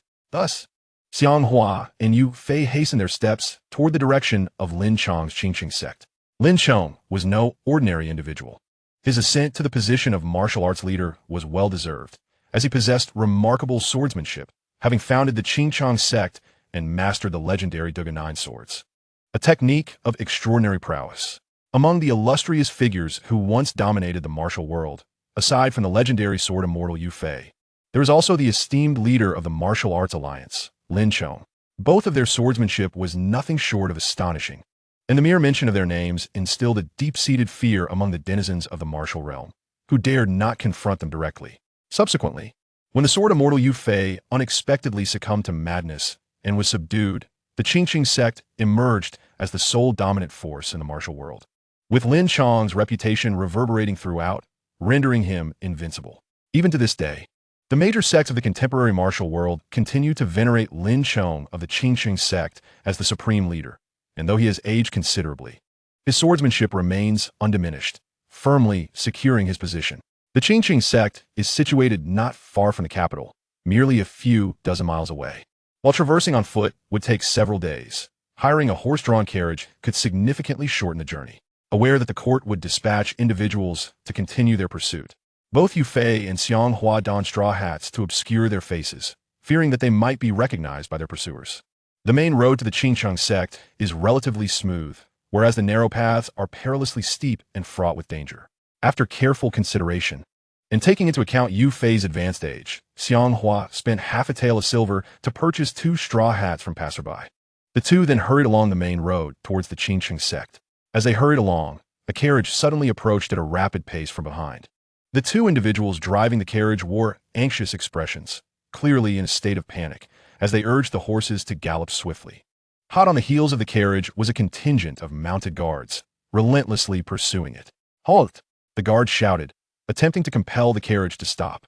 Hearing the commotion behind them, Yu Fei instinctively halted and slowly turned to glance back. Xiang Hua, drawn by the noise, also stopped and turned, witnessing the guards furiously chasing after the carriage. Yu Fei quickly turned back and urged Xiang Hua earnestly, "We must move swiftly and not look back. We cannot allow these guards to recognize us." With that, Yu Fei adjusted his straw hat to shield his face further. Xiang Hua nodded in agreement and resumed their hurried journey forward. Inside the carriage, little Lien and her family wore expressions of anxiety and fear. Little Ming, trembling in his mother's embrace, whimpered, "Mother, I am scared." Little Lien's mother, with a worried expression, tightly held onto little Ming, reassuring him, "Do not fear. My dear, we will be safe, and we shall evade the guards." Little Lien, filled with trepidation, frequently peered out of the carriage window, watching as the guards drew ever closer, their pursuit becoming more imminent. She shouted at the 2 men driving the carriage, urging them, "Hurry up with the horses. We must not be overtaken by the guards behind us, or we shall all meet our doom." Little Lien's grandmother, jostled by the bumps of the carriage, appeared quite distressed and anxious. "What shall we do? Why are the guards pursuing us?" she exclaimed, visibly agitated. In no time, the guards on horseback caught up and surrounded the carriage. The two servants had no choice but to pull the reins, bringing the carriage to a gradual halt. Little Yin swiftly leapt from the canopy of the carriage and confronted the surrounding guards, demanding, "Why are you pursuing us? We have committed no crime." The leading guard, mounted on his steed, produced several portraits and examined them against little Yin's features. He then held up one particular image. The likeness of the face depicted strikingly resembling little Yin. Addressing her, he declared, "You are little Yin, the daughter of the magistrate of Kyoto County." Taken aback, little Yin replied earnestly, "Since you know my identity, you ought to step aside and let us pass. How dare you obstruct me?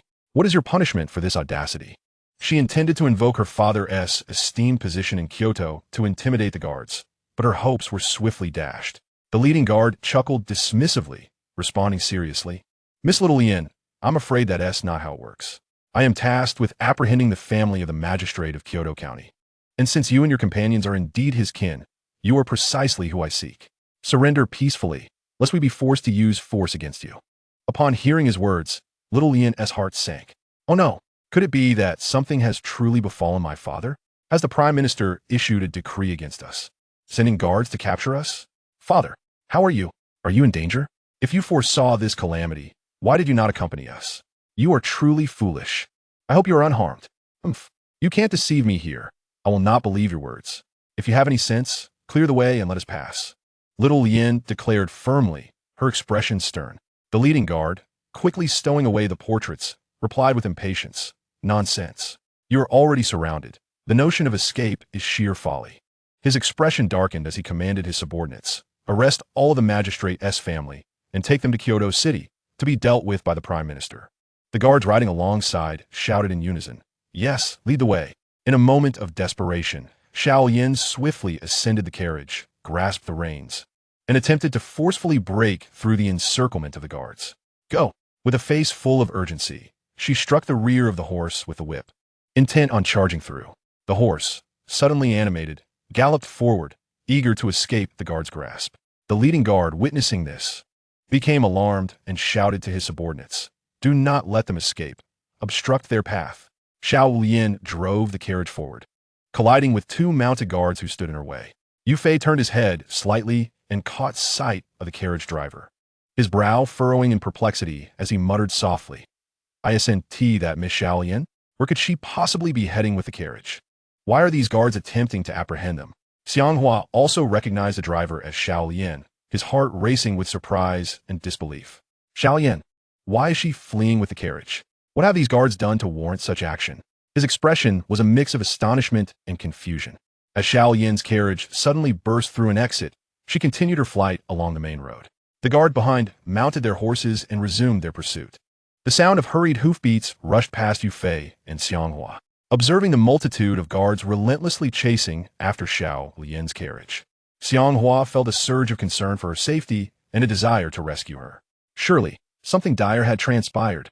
Although she was the daughter of my enemy, I cannot stand idly by in her time of need. I cannot commit such an act of heartlessness. After a frantic dash, a protruding stone on the road jolted the carriage wheel. Suddenly, the carriage lost balance, and Xiao Yin, unable to steady herself, was thrown from the vehicle, landing heavily on the ground. "Ah!"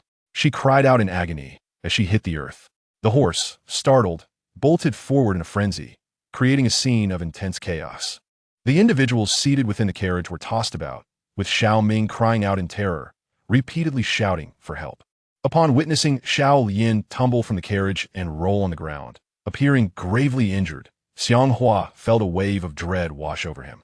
"This is bad. I must save her." Seeing several mounted guards swiftly encircle Xiao Yin, preparing to dismount and capture her, he turned to Yu Fei and declared, "Master, I must go to Xiao Yin's aid."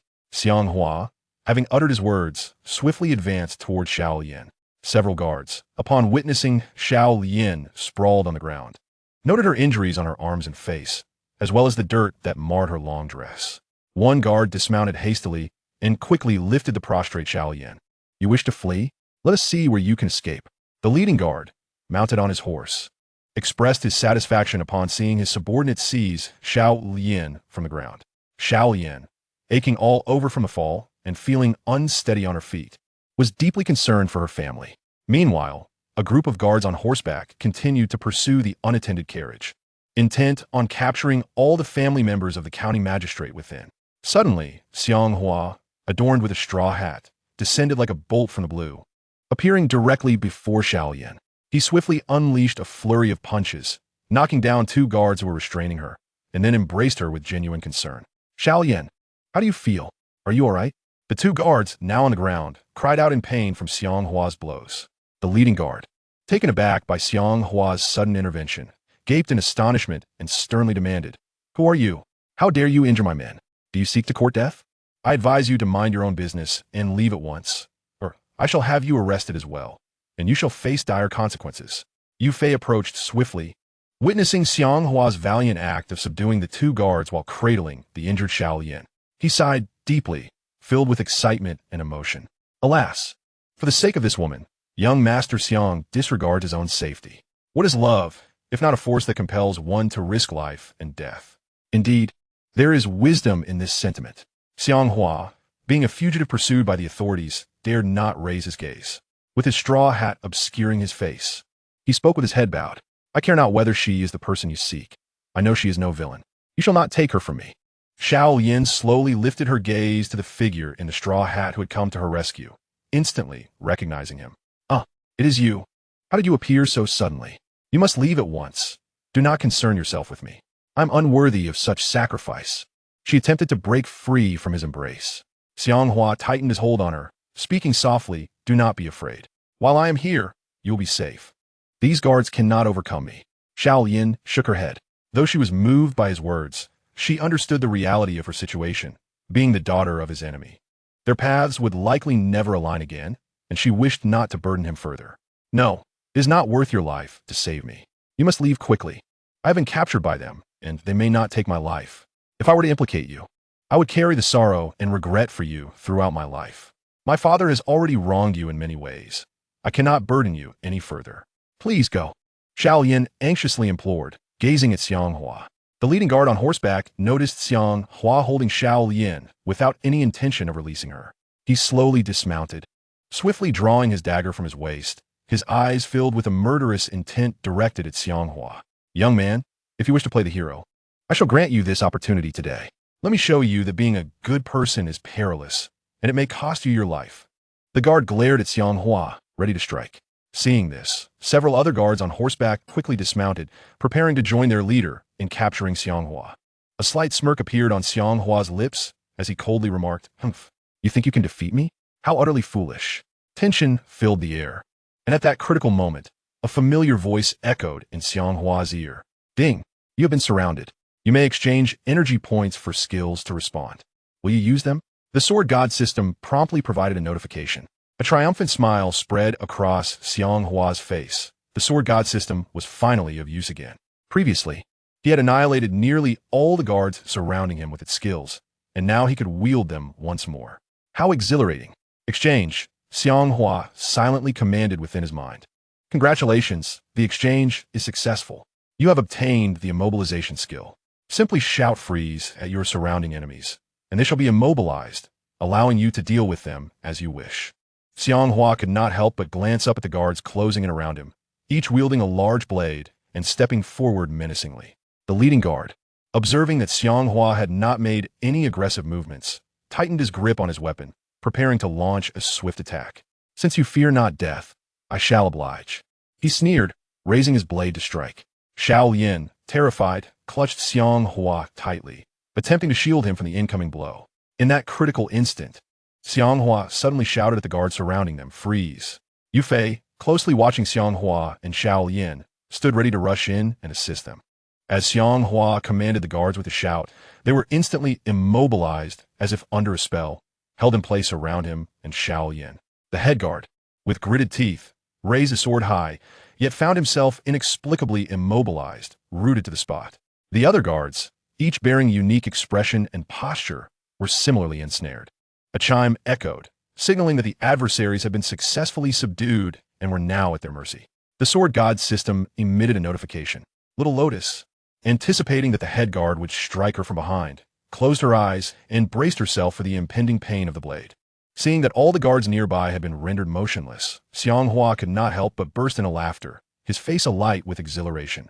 Come on, weren't you all so formidable just moments ago? Weren't you going to slay me and abduct little Lotus? Now look at you utterly immobile. Huh, not far away. Yu Fei stood in stunned disbelief as he observed the guards surrounding Xiang Hua and little Lotus suddenly freeze, as if ensnared by an invisible force. It was a rare feat to immobilize such guards swiftly. For someone of Xiang Hua's level, accomplishing this in the blink of an eye seemed almost impossible. What on earth is happening? Why are these guards suddenly motionless? How peculiar! Yu Fei exclaimed in astonishment. Little Lotus, momentarily dazed, noticed the eerie silence surrounding them, a stark contrast to the earlier tension. As she turned her head, the sight before her filled her with utter amazement. The guards stood still, each caught in a unique pose, their expressions frozen as if under a spell. Young Master Xiang, what is going on? Why are they all so motionless? She asked, her voice laced with surprise. Xiang Hua smiled gently at the little one cradled in his arms and reassured her, do not be afraid. They are immobilized and cannot capture us. We must leave quickly, or else, when they regain their senses, our escape will be hindered. Yu Fei swiftly approached Xiang Hua and little Lotus, stroking his chin thoughtfully before reaching out to touch the face of one guard. He slapped the guard's cheek forcefully, yet the man remained as still as a statue, devoid of any awareness. Strange. Why have these guards suddenly been rendered motionless? Could it be that a divine force is aiding our escape? Yu Fei marveled in disbelief. Upon noticing Yu Fei's presence, Xiang Hua quickly urged his master, we must hurry. The sudden immobilization of these guards is likely an act of providence, preventing them from committing further misdeeds and assisting us in our escape. Inwardly, Xiang Hua understood the true reason behind the guard's sudden stillness, yet he refrained from divulging this secret, knowing that no one would believe it. He preferred to keep to himself the fact that he had the sword god system at his side, as long as it benefits oneself. Revealing the matters concerning the sword god system to others may not necessarily be a favorable endeavor.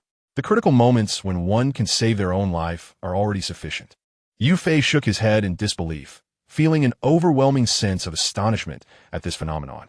Upon hearing Xiang Hua's words, he deliberately lifted his gaze to the sky, observing the vast expanse of clear blue, devoid of any divine manifestations. Master, we must depart swiftly. Otherwise, if the guards pursue us again, we shall be embroiled in a fierce battle, Xiang Hua urged Yu Fei. Without much time to ponder, Yu Fei nodded in agreement and remarked, very well, let us go. However, can Miss Xiao Lian, who fell from her horse and sustained grave injuries, still manage to walk? Xiang Hua was taken aback as he looked at the unconscious Xiao Lian in his arms and asked, Xiao Lian, are your injuries severe? Can you walk on your own? Although Xiao Lian was standing, it was only because she was leaning against Xiang Hua. Otherwise, she would not have been able to remain upright. She felt a sharp pain in one of her legs, which had been scraped, causing her considerable discomfort. Xiang Hua supported Xiao Lian with both hands, gently moving her away from his body. He noticed her slowly squatting down, appearing unable to stand independently. My leg hurts, she lamented, touching her injured leg with a pained expression. Yu Fei, observing her injury, promptly addressed Xiang Hua, young Master Xiang. Xiao Lian has sustained an injury to her leg. You should carry her as we make our way. At that moment, Xiao Lian was far too preoccupied to think of her own escape. Although she was physically present, her heart had already plummeted alongside the chaotic carriage, deeply concerned for her loved ones still aboard. No, I cannot leave. My mother, my brother, and my grandmother are still in the carriage. They're being pursued by the guards, and there is no one to drive the carriage. They are in grave danger. With tears welling in her eyes, she implored Xiang Hua, please, young Master Xiang, do not concern yourself with me. I beg you, go save my family. They are my dearest kin. If anything were to happen to them, I cannot bear to live. Upon hearing her words, Yu Fei exhaled slowly, noticing that the carriage had long since vanished from sight, and he was uncertain whether the guards had managed to catch up to it. Young Master Xiang, as the saying goes, to send a Buddha to the west is to escort him to his destination. To save a person is to see it through to the end. Since you have chosen to rescue Miss Xiao Lian, her family must also be saved, Yu Fei said earnestly, gazing at Xiang Hua. Turning back, Xiang Hua saw that the direction in which the carriage had fled was now devoid of any trace of presence. However, he could not leave Xiao Lian alone in this place to rescue her family. Xiang Hua furrowed his brow, gazing at the sorrowful Xiao Lian seated on the ground. Unable to contain her grief, Tears streamed down her face as she implored him with fervor. Young Master Xiang, I beseech you, if you could just save my family, I would dedicate my life in servitude to repay your immense kindness. My grandmother is of advanced age. My mother is heartbroken over my father's plight. And my younger brother is still so small. I cannot bear to watch them come to harm. If anything were to happen to them, I would find it unbearable to continue living. Even if you save me, my life would be filled with despair. It would be better for the guards to capture me instead. Upon hearing Xiao Lian's heartfelt plea, Xiang Hua resolved to rescue her family. Fortunately, several horses stood nearby. He turned to Yu Fei and declared, Master is right. When one offers aid, it should be complete. Let us, master and disciple, together save Miss Xiao Lian's family. With that, Xiang Hua approached a horse, reaching out to assist Xiao Lian. Xiao Lian, allow me to help you mount the horse. My master and I shall pursue them.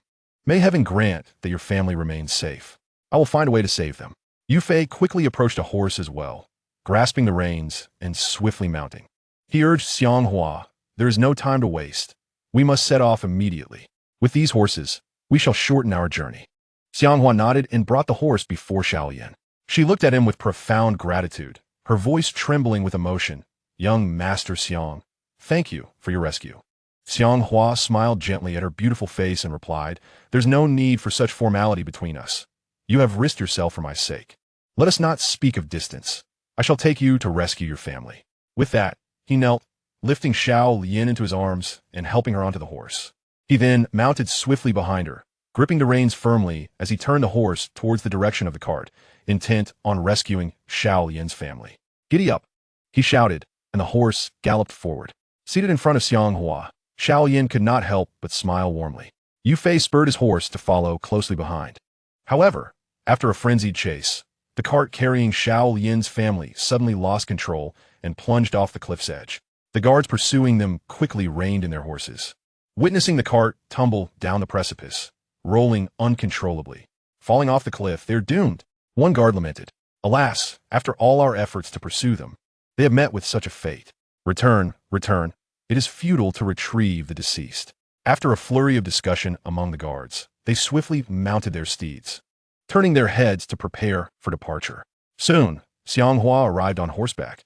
Noticing the group of guards poised to leave, he rode forward hastily and instructed, Xiao Lian, hold the reins and sit tight. I shall inquire of a guard regarding the whereabouts of the carriage your family was traveling in. Xiao Lian nodded, her brow furrowed in worry and confusion as she noticed the absence of the carriage and her family. Where could the carriage have vanished? What has happened to my mother, brother, and grandmother? She pondered anxiously within herself. Dismounting, Xiang Hua observed the guards galloping away and with swift reflexes seized the last guard, pulling him from his mount. Covering the guard's mouth to stifle any cries, he ensured the others remained oblivious to the commotion behind them. As the bulk of the guards receded into the distance, Xiang Hua loosened his grip on the guard's mouth and demanded, speak quickly. Where is the carriage you were pursuing? Why has it disappeared? The guard, his face etched with terror, replied, the carriage we were chasing suddenly lost control and plunged over the cliff ahead. Xiang Hua was taken aback, his expression morphing into one of profound dismay. What? The carriage has fallen off the cliff? A heavy weight settled upon him, filled with regret for arriving too late to save Xiao Lian's family. Seizing the opportunity, while Xiang Hua was momentarily distracted, the guard fled, mounting his horse and escaping swiftly. Xiao Lian approached Xiang Hua slowly, her voice trembling with concern as she asked, young Master Xiang, did you manage to extract any information from that guard? Where's my family's carriage gone? And why do we not see them being captured by those guards? Yu Fei rode forward, equally curious, and inquired, indeed, why has the carriage vanished? Moreover, were the guards who were supposed to apprehend Miss Xiao Lian's family? Xiang Hua's voice caught in his throat, his gaze heavy with sorrow as he addressed Xiao Lian. Xiao Lian, I have arrived too late. I cannot save them. Upon hearing his words, Xiao Lian's expression shifted to one of alarm and urgency as she pressed. What do you mean, young Master Xiang? What does it mean to arrive too late? As Xiang Hua observed Xiao Lian's anxious and concerned demeanor, he hesitated to speak the truth, fearing that the revelation of her family's tragic plunge into the abyss alongside the carriage would be unbearable for her. Xiao Lian, how can I possibly tell you that your family has fallen into the chasm with the carriage? He thought, trying to maintain his composure. You must brace yourself.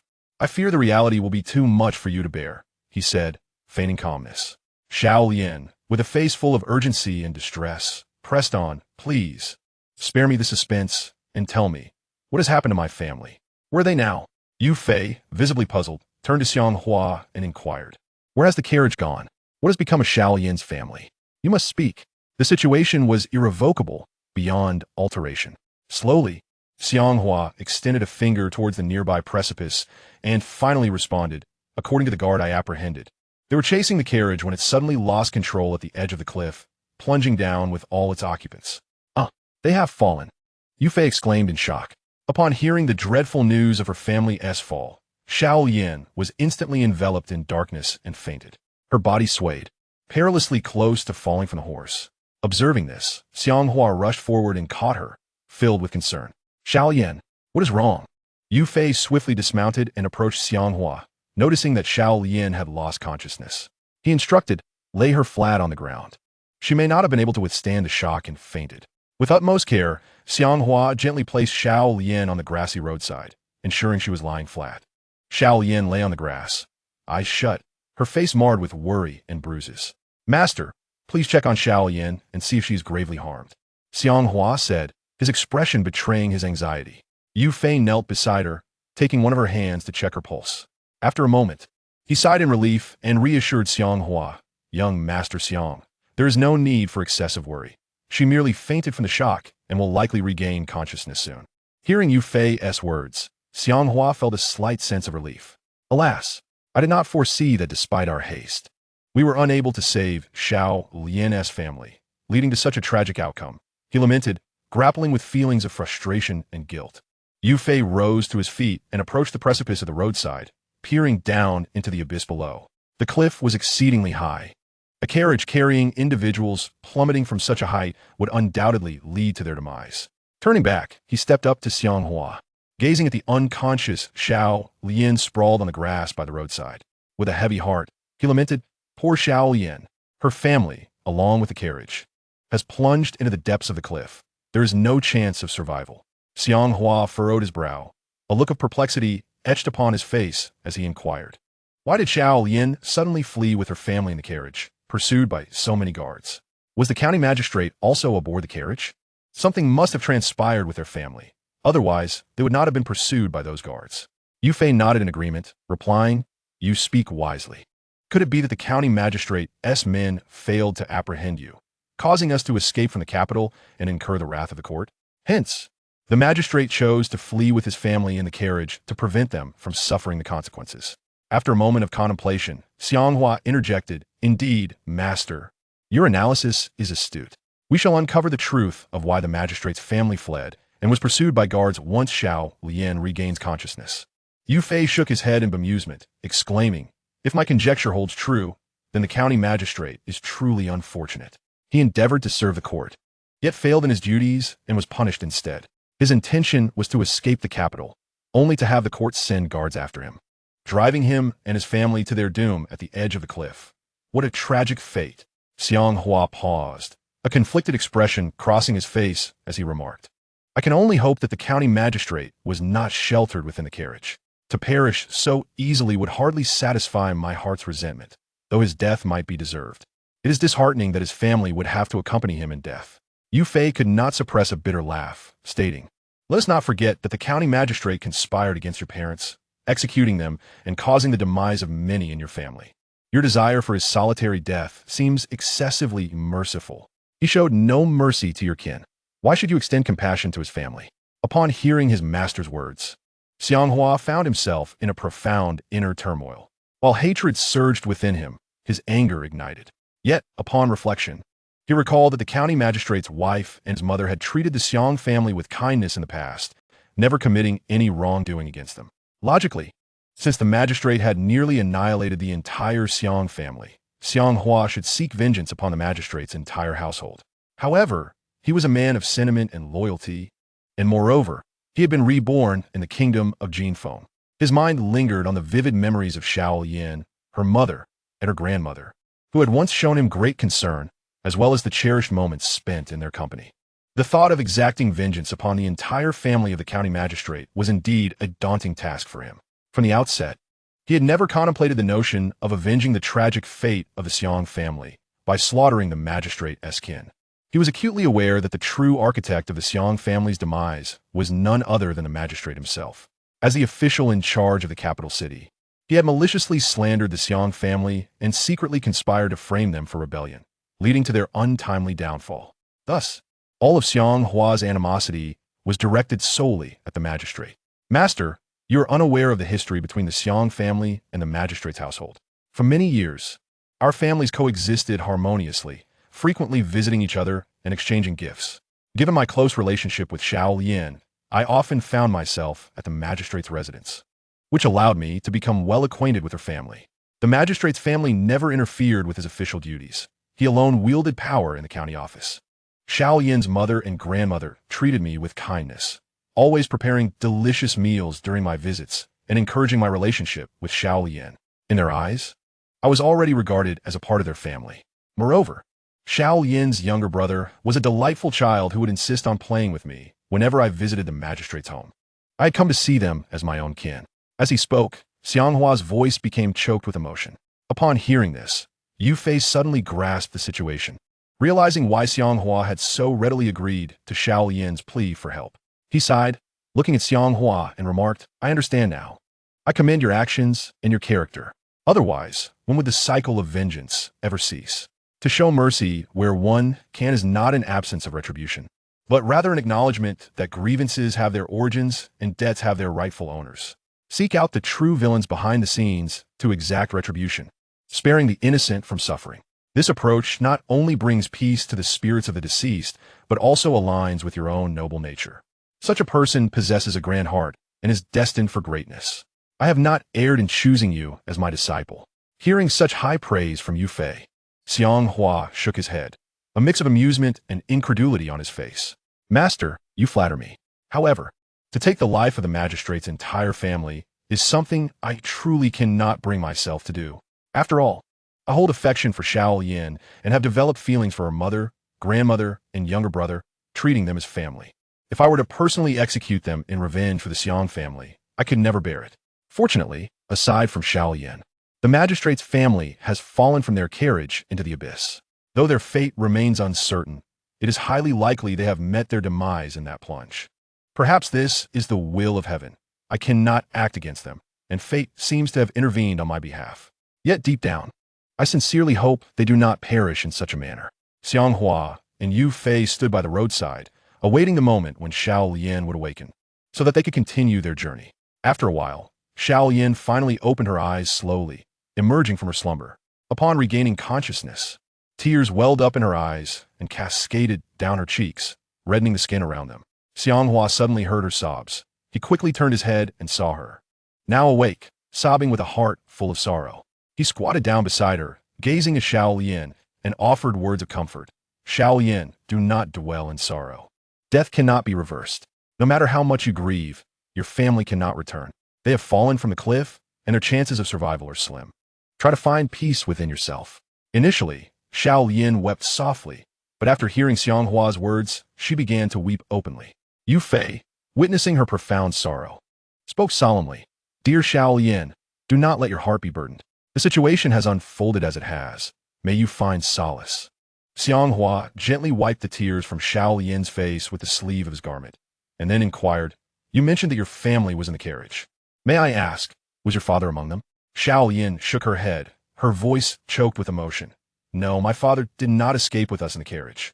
Xiang Hua was taken aback, filled with confusion, and pressed on. He was not in the carriage. Why did you suddenly flee Kyoto in a carriage? Why were the guards pursuing you? What transpired?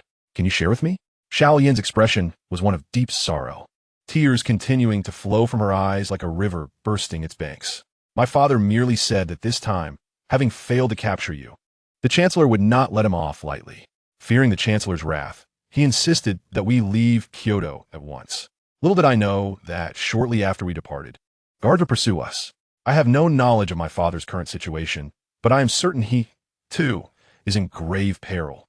The Chancellor is known for his ruthless methods. Since my father could not capture you, he will surely face severe punishment. If nothing had befallen him, there would not be so many guards chasing us. Suppressing her grief, Xiao Yan spoke to Xiang Hua. Upon hearing her words, Yu Fei slowly nodded, his expression grave. It seems your father may be in imminent danger, potentially facing the Chancellor's retribution. Otherwise, there would not be a multitude of guards in pursuit. Xiang Hua extended his hand, gently helping Xiao Lian to sit up from where she lay on the ground, his concern evident. Enough now. Cease your tears. Reflect upon my plight, which is no less tragic than your own.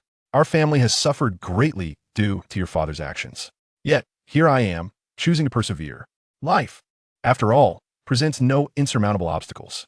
I once contemplated vengeance against your father, but it seems that should the Chancellor impose severe punishment and execute him, I may not even have the opportunity for retribution. I am the one truly wronged and suffering, more so than the likes of Do Yi. Until now, my motivation for survival was the thought of revenge, but what, I wonder, drives me to live now? A flicker of uncertainty clouded Xiang Hua's gaze as he pondered the future. In that moment of contemplation, Xiao Yin slowly collapsed into his embrace, her voice heavy with sorrow. Young Master Xiang, I am now utterly alone and desolate. I do not wish to be a burden to you. You and your master should leave. The court is pursuing you, and I am injured, unable to accompany you. Upon hearing Xiao Lian's lament, Xiang Hua found it impossible to abandon her in such a vulnerable state. Chapter 49. Arrival at Qingshang Sect. Yu Fei regarded Xiang Hua earnestly. Young Master Xiang, we must never relinquish our hopes for the future, nor should we easily forsake a person who genuinely cares for us.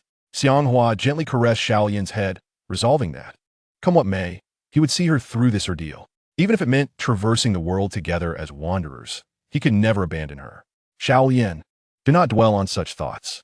I will not forsake you. If you are willing, I will take you with me on this journey through the world, he declared earnestly. Upon hearing Xiang Hua's promise, Xiao Yan's face lit up with joy and excitement. Really? You truly wish to take me with you? You do not find me bothersome or harbor hatred towards me? She asked, her disbelief evident. It is worth noting that her father had previously committed grievous acts against the Xiang family, and it would not be surprising if Xiang Hua sought vengeance by annihilating her entire family, especially considering she was his enemy's daughter. Thus, she found it difficult to believe that he would suddenly express the desire to have her by his side. Once they shared a deep bond, but after the Xiang family was destroyed and their lives shattered, Xiang Hua grew cold and distant towards her, even harboring resentment. However, after their unfortunate fall into the well and spending considerable time together in the depths, their relationship began to mend. To this day, Xiao Yin sensed that Xiang Hua still held feelings for her, yet his desire for revenge led him to deliberately distance himself. Meanwhile, Xiang Hua's heart was a tumultuous sea of emotions. He had just witnessed Xiao Lian's family being pursued by guards to their doom, and the county magistrate was surely facing a dire fate as well. At this juncture, Xiao Lian, having fallen from the carriage, found herself injured and utterly alone. Evoking a deep sense of pity, Xiang Hua gazed at the unconscious Xiao Lian in his arms, feeling as though he were beholding a reflection of his own desolation. Fool! Though I initially harbored hatred for you and your entire family, upon reflection, I realized my own impotence. I lacked the courage to truly despise you. I cannot forget the kindness your family once showed me. However, as for your father, my loathing knows no bounds. I long to flay his flesh, to drink his blood, to exact vengeance for my family. Xiang Hua spoke with a conflicted expression. Young Master Xiang, my father has secretly served the Prime Minister for many years. His nature is not inherently malevolent. Even now, I struggle to believe that he orchestrated the scheme against your family. It must have been the Prime Minister who manipulated him. My father, in his foolishness and folly, has performed numerous tasks for the Prime Minister, only to suffer this disastrous fate. I feel a sense of injustice for him. Xiao Lian lamented, her heart heavy with sorrow. Yu Fei, after a moment of contemplation, urged Xiang Hua and Xiao Lian, young Master Xiang, Miss Xiao Lian, we should not linger here. It is prudent for us to leave swiftly. Otherwise, should the authorities send someone after us, we will find ourselves in dire straits. Xiang Hua nodded in agreement, then turned to embrace Xiao Lian, saying, Xiao Lian, let us depart. I will protect you from the guards. I shall not abandon you. Xiao Yin nestled in Xiang Hua's embrace, feeling a surge of warmth within her heart. Where are we going? Xiao Yin inquired casually. To the Qingshang sect. Xiang Hua replied nonchalantly. Xiao Yin was momentarily taken aback. Although she lacked martial skills and had lived in the capital for years, the mere mention of the Qingshang sect resonated with her like thunder. The Qingshang sect. Is that not the very faction established by Lin Chong, the current leader of the martial arts world? A look of confusion crossed Xiao Lian's face.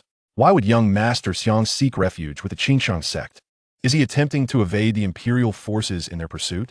Regardless, now that she had been taken under Xiang Hua's wing, Xiao Lian had already resolved within herself. In life, she would be his, and in death, his spirit. Wherever he ventured, she would follow.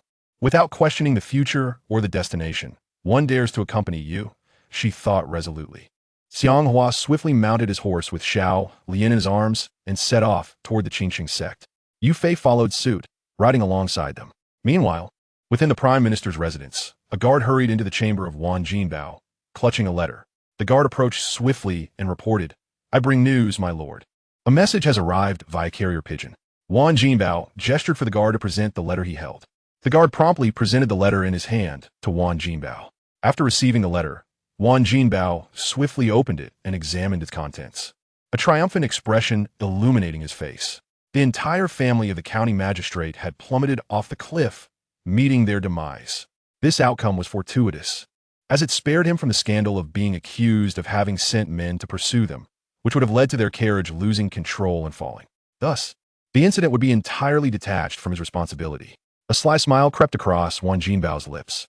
Inquiring of the guard standing before him, he asked, "Is there any news regarding Xiang Hua?" The guard clasped his fists in reverence and replied, "Esteemed Chancellor, there is currently no information regarding Xiang Hua." Wan Jinbao furrowed his brow and commanded, "Issue orders to all prefectures and counties that upon discovering Xiang Hua's whereabouts, immediate capture should be enacted.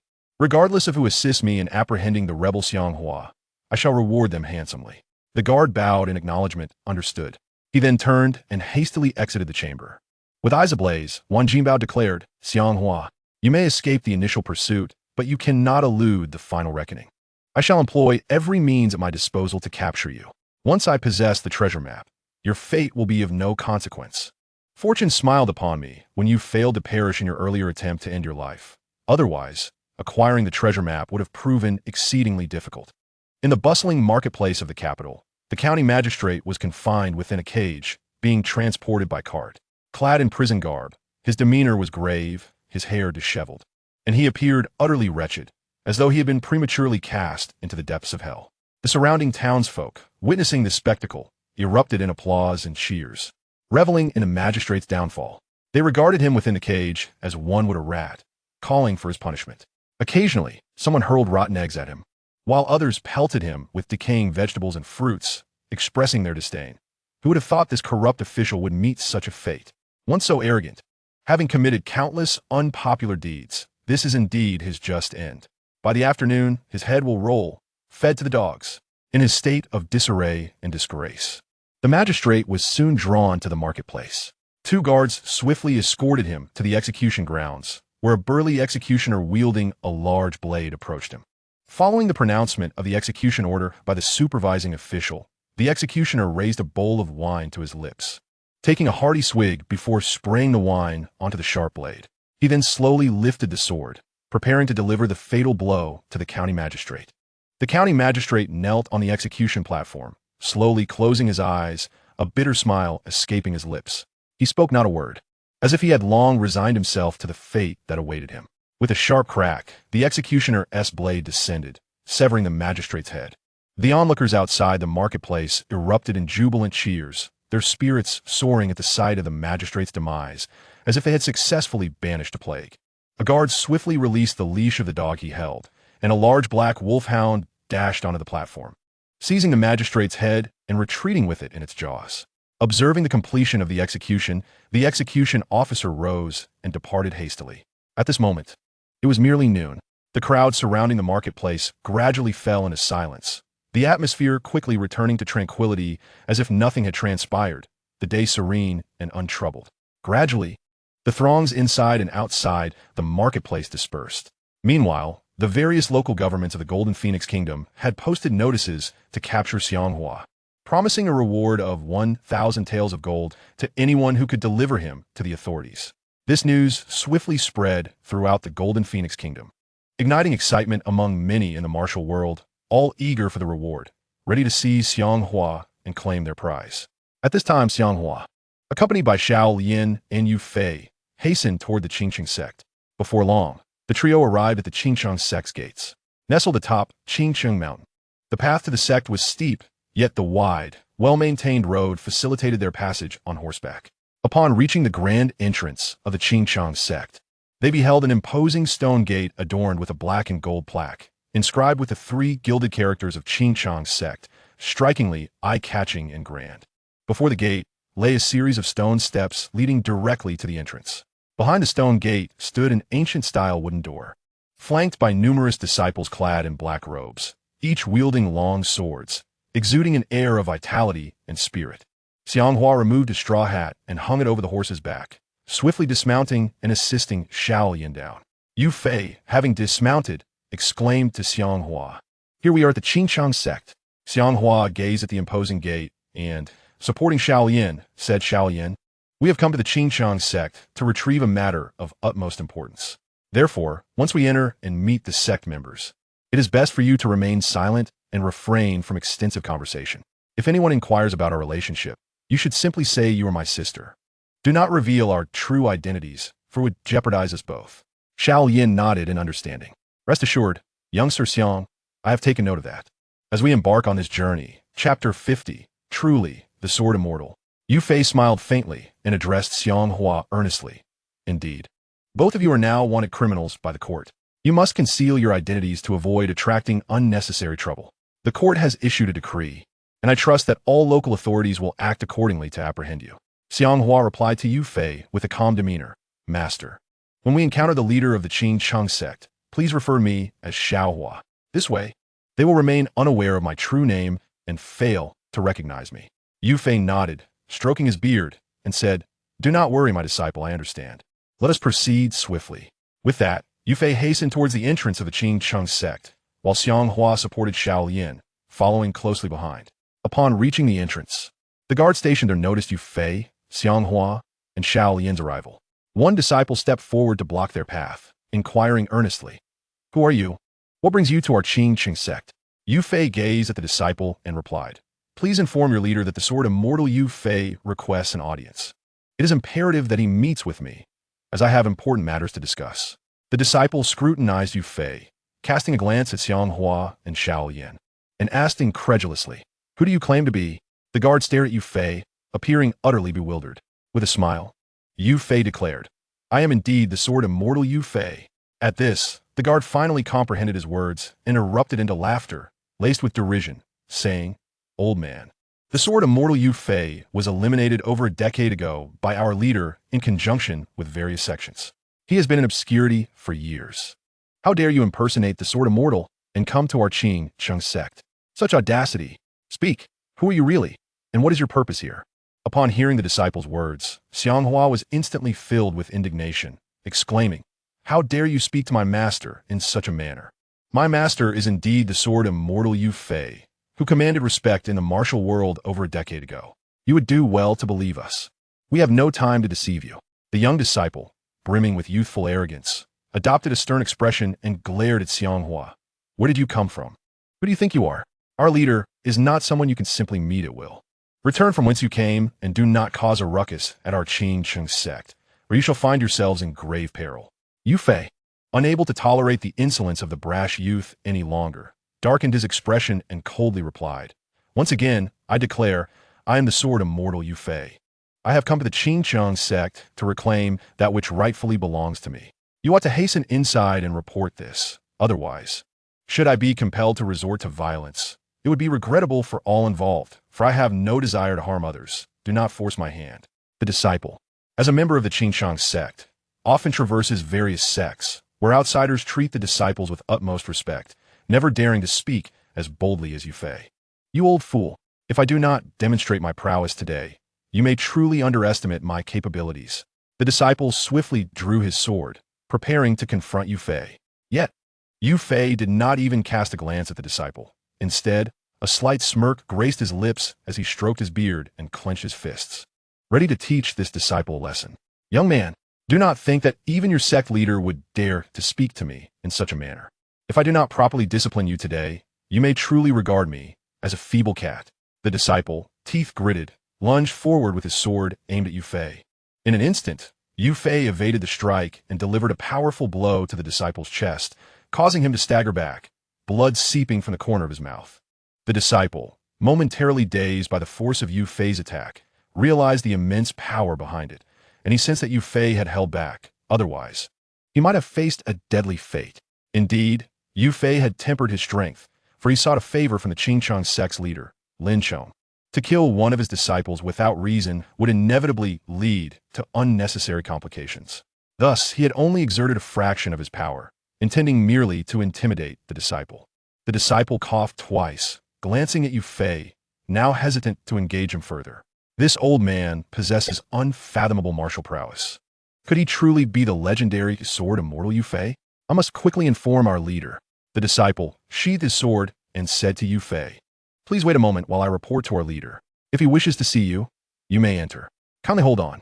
With that, the disciple turned and hurried through the gates of the Qingchang sect to seek out Lin Chong. Soon, he arrived at the chamber where the leader resided. Upon entering, the disciple approached Lin Chong and respectfully reported, "Honorable leader, 3 individuals have unexpectedly arrived at the gate, an elderly man, a young man, and a woman. The elder possesses formidable martial skills, and he claims to be the sword immortal Yu Fei, renowned in the martial world. They wish to meet with you, stating they seek to reclaim something." Seated in an elevated position, the sect leader Lin Chong donned a gray robe and a leader's hat, his arms adorned with strands of silvery hair. His visage radiated righteousness, albeit marked by the passage of time, and his physique was both balanced and refined. Upon hearing from his disciple that 3 individuals had arrived at the entrance, one of whom claimed to be the legendary swordsman Yu Fei, Lin Chong's demeanor shifted dramatically. He became visibly alert, his face a canvas of astonishment. "What did you say? 3 individuals at the door. An elder claiming to be the swordsman Yu Fei? What could he possibly seek from me?" Lin Chong appeared incredulous and perplexed. The disciple continued, "Indeed, master." Beside Lin Chong stood a tall man clad in a blue robe, wielding a long sword, his features exuding a sense of integrity, and his appearance strikingly handsome, embodying an air of charm. This man was Lin Chong's eldest son, Lin Meng. He promptly addressed Lin Chong. "Father, I recall you mentioning the legendary swordsman Yu Fei, yet did you not say he had passed from this world? Why then, does this elder, claiming to be Yu Fei, come seeking an audience?" Upon finishing his words, Lin Meng wore an expression of disbelief, suspecting that the visitor was merely an impostor sharing the same name. Lin Chong exhaled slowly, gazing at his disciple. "Since they have come to find me, hasten and bring them in to see me. I am familiar with the swordsman Yu Fei. Should it truly be him, I would recognize him at a glance. If it is not, then why would he assume the name of the renowned swordsman?" The disciple clasped his fists in respect, affirming, "Yes, I shall escort the 3 visitors in to meet the sect leader." With that, he turned and swiftly exited the room, preparing to bring Xiang Hua and the others to Lin Chong. Lin Chong's brow furrowed, his expression heavy with contemplation as he recalled the past, when various sects united against Yu Fei. At that time, Yu Fei's swordsmanship was unparalleled, though he had not claimed the title of the martial arts leader. His renown in the martial world rivaled that of Lin Chong. Lin Chong remembered that after defeating Yu Fei, he was gravely injured and was rescued at great expense by a wealthy man surnamed Xiang. Although no one had witnessed Yu Fei's demise, the years had passed without a single sighting of him, leading to the widespread belief in the martial world that the legendary swordsman had long since perished. Some lies, when repeated, become truths more genuine than pearls. At the entrance of the Qingchang sect, the disciple approached Xiang Hua and his companions, bowing earnestly. "Our sect leader requests your presence. Please follow me to meet him." Upon hearing the disciple's words, Xiang Hua nodded and said to Yu Fei, "Master, let us proceed inside." Suddenly, Yu Fei stepped forward, while Xiang Hua assisted Xiao Lian into the gates of the Qingchang sect. The group was promptly guided by a disciple of the sect to the room where Lin Chong was located. Upon entering, Lin Chong, seated at a distance, instantly recognized Yu Fei, who followed behind the disciple. "Ah, he truly did not perish. He is indeed alive." Lin Chong gazed at Yu Fei with astonishment. Disbelief etched on his face. The disciple brought the group before Lin Chong and clasped his fists, stating, "Master, these individuals seek an audience." After conveying this, the disciple wisely stepped aside to await their discourse. Yu Fei turned his gaze towards Lin Chong, who sat in a position of authority and with an air of calmness. smiled gently as he said, "Leader Lin, I trust you have been well?" Lin Chong's daughter, Lin Ming, stood beside him, her expression filled with shock as she looked at Yu Fei, then turned to her father and inquired with curiosity, "Father, is this elder truly the legendary sword, Immortal Yu Fei from years past?" Lin Chong slowly rose to his feet, a tremor of recognition coursing through him as his eyes fixed intently on Yu Fei. "He still remembers me. It is indeed Yu Fei." Lin Chong furrowed his brow tighter, taking deliberate steps towards Yu Fei, seemingly ignoring Lin Meng's question. Upon seeing Lin Chong approach, Yu Fei's expression shifted to one of surprise as he continued, "Leader Lin, what is this?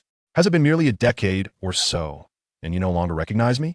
In the past, you commanded the various sects and united to defeat me. Fortunately, you did not slay me with a single strike. Otherwise, it is likely we would never meet again today." As Lin Chong reached Yu Fei, the recollection of past events solidified his belief that the man before him was indeed the renowned figure who once dominated the martial world, Sword Immortal Yu Fei. "You truly are that Sword Immortal Yu Fei. After all these years, everyone who knew your name believed you to be long deceased. It is astonishing to witness you in the flesh," Lin Chong expressed, filled with deep emotion. Xiang Hua observed that although Lin Chong was not much younger than his master, the aura he exuded was unmatched, and it was no surprise he was once hailed alongside his master. He could not be underestimated. Chapter 51, Offering Courtesies. Lin Meng regarded Yu Fei with a look of disdain, swiftly approaching him, and exclaimed excitedly, "Are you truly the legendary Sword Immortal Yu Fei? Are you certain you are not an impostor? Or perhaps have you undergone some transformation? Pray tell, what brings you to the Qingchang sect?" Xiang Hua, taken aback by Lin Meng's audacity towards his master, regarded her with seriousness and replied, "And who might you be to speak in such a manner? You possess an audacious spirit, daring to speak to my master in such a manner." Observing this individual's distinct aura, one would not anticipate that his words would carry the pungency of garlic. Lin Meng turned his head to cast a glance at Xiang Hua, whose expression darkened. It was with this fleeting glance that he beheld Xiao Lian, whom Xiang Hua supported. Her exquisite beauty instantly captivated his heart. Lin Meng gazed at Xiao Lian, a subtle smile gracing his lips as his demeanor brightened considerably. Noticing Lin Meng's unwavering attention, Xiao Lian hastily averted her gaze, exhibiting a semblance of discomfort and shyness. Xiang Hua, observing the glimmer in Lin Meng's eyes directed toward Xiao Lian, tightened his embrace around her and, rather impolitely, addressed Lin Meng. "What are you staring at? I see you possess an appealing visage, yet your character is that of a petty individual." Lin Meng, regaining his composure, responded to Xiang Hua with fervor, "Mind your language. We are at the Qingchang sect, not a bustling marketplace where you may speak indiscriminately." Upon hearing the commotion between Lin Meng and Xiang Hua, Lin Chong turned to Lin Meng and admonished, "Menger, do not be disrespectful. Our guests have traveled from afar.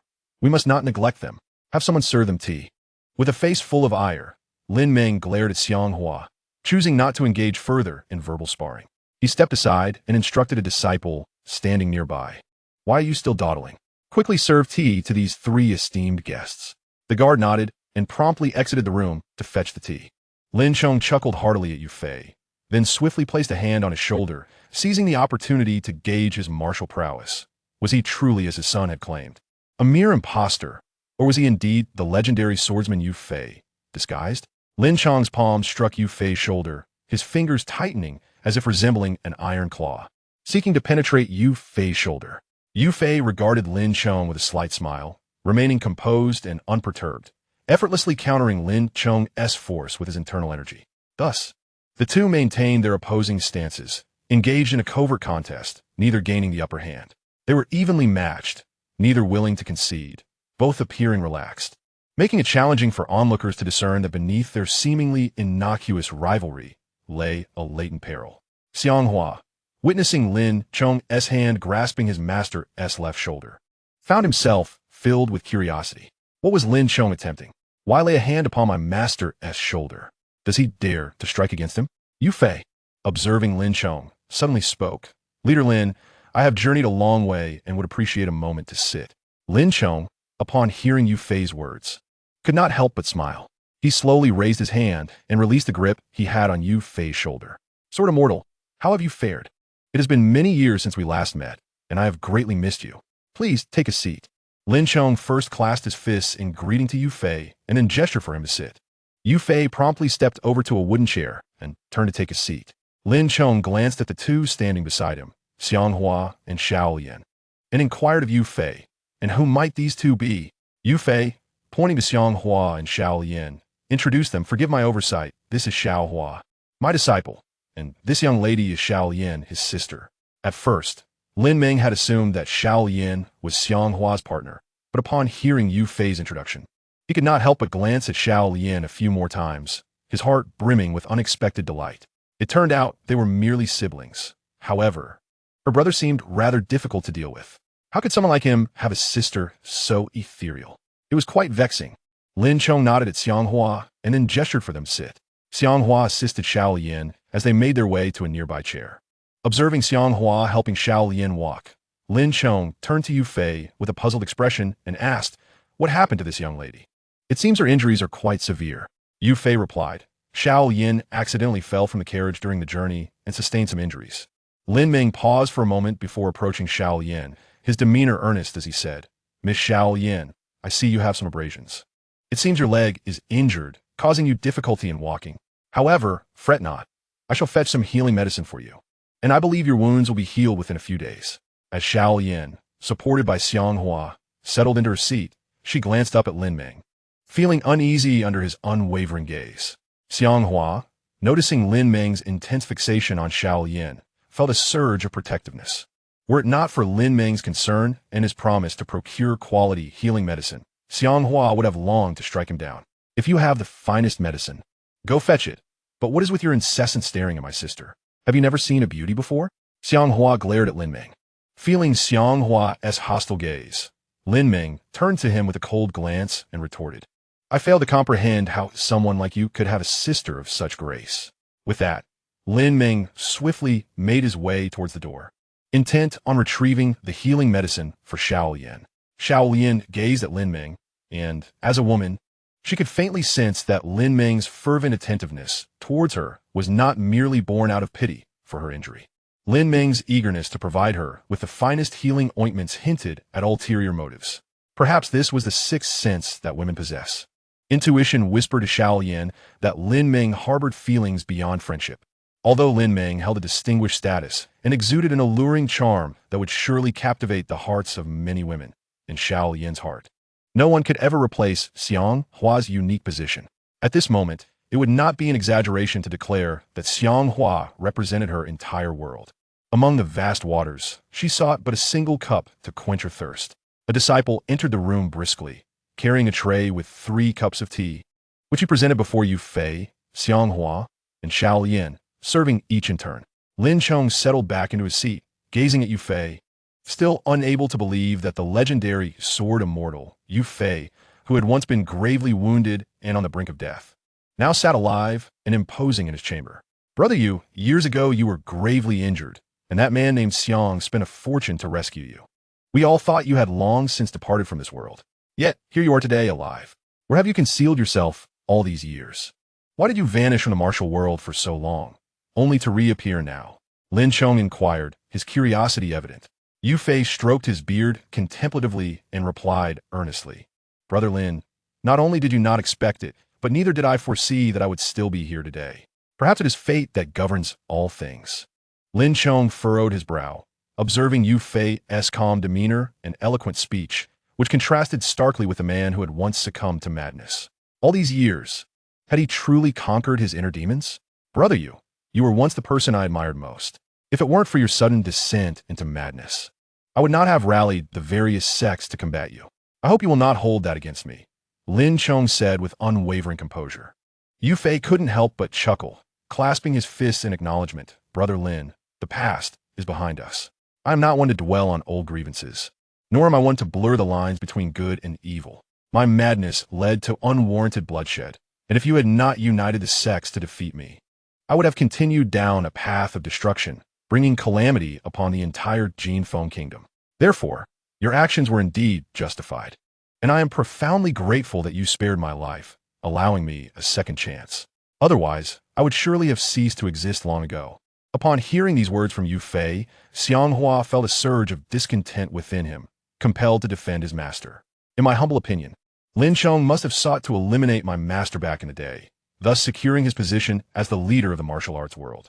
Once my master perished, he would reign supreme. Yet now, he shamelessly claims that he never intended to target my master, feigning benevolence. Such farce is truly laughable.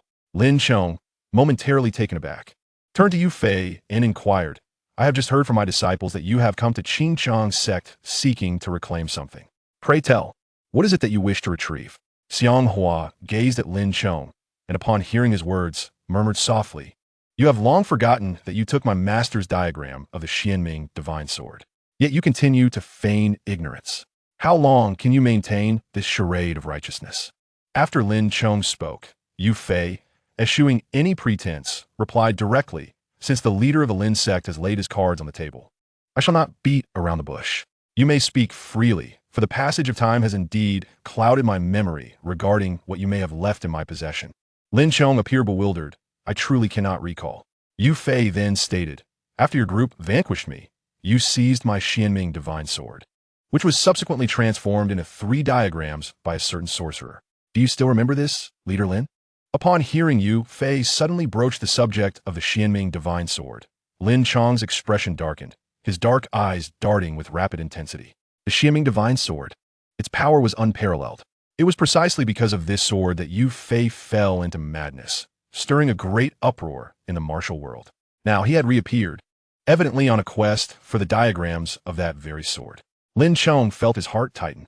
He was acutely aware of this matter and indeed possessed one of the diagrams. However, he had never contemplated relinquishing this diagram to anyone, fearing it might precipitate another calamity akin to the chaos caused by Yu Fei's madness. As the current leader of the martial arts world, Lin Chong bore the responsibility of ensuring the safety of the various sections. Should Yu Fei have already acquired another diagram, and Lin Chong were to hand over his own, they would then possess all 3 diagrams necessary to reconstruct the Xuanming divine sword. No one could guarantee that Yu Fei would not repeat past mistakes. Hence the matter of the sword's diagrams was far from trivial.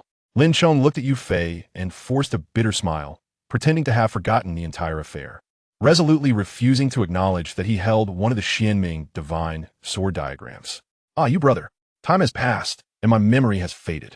I recall that the wandering sorcerer indeed transformed your revered Xianyuan sword into 3 intricate blueprints. However, I can no longer remember to whom he entrusted those blueprints for safekeeping. What I can assert with certainty is that he did not provide me with any of those blueprints. Thus, I wonder if perhaps you might be mistaken, dear brother Yu. Lin Chong asserted vehemently to Yu Fei. Yu Fei, aware of Lin Chong's denial regarding the existence of the blueprints, retorted, insisting he had received one from the sorcerer.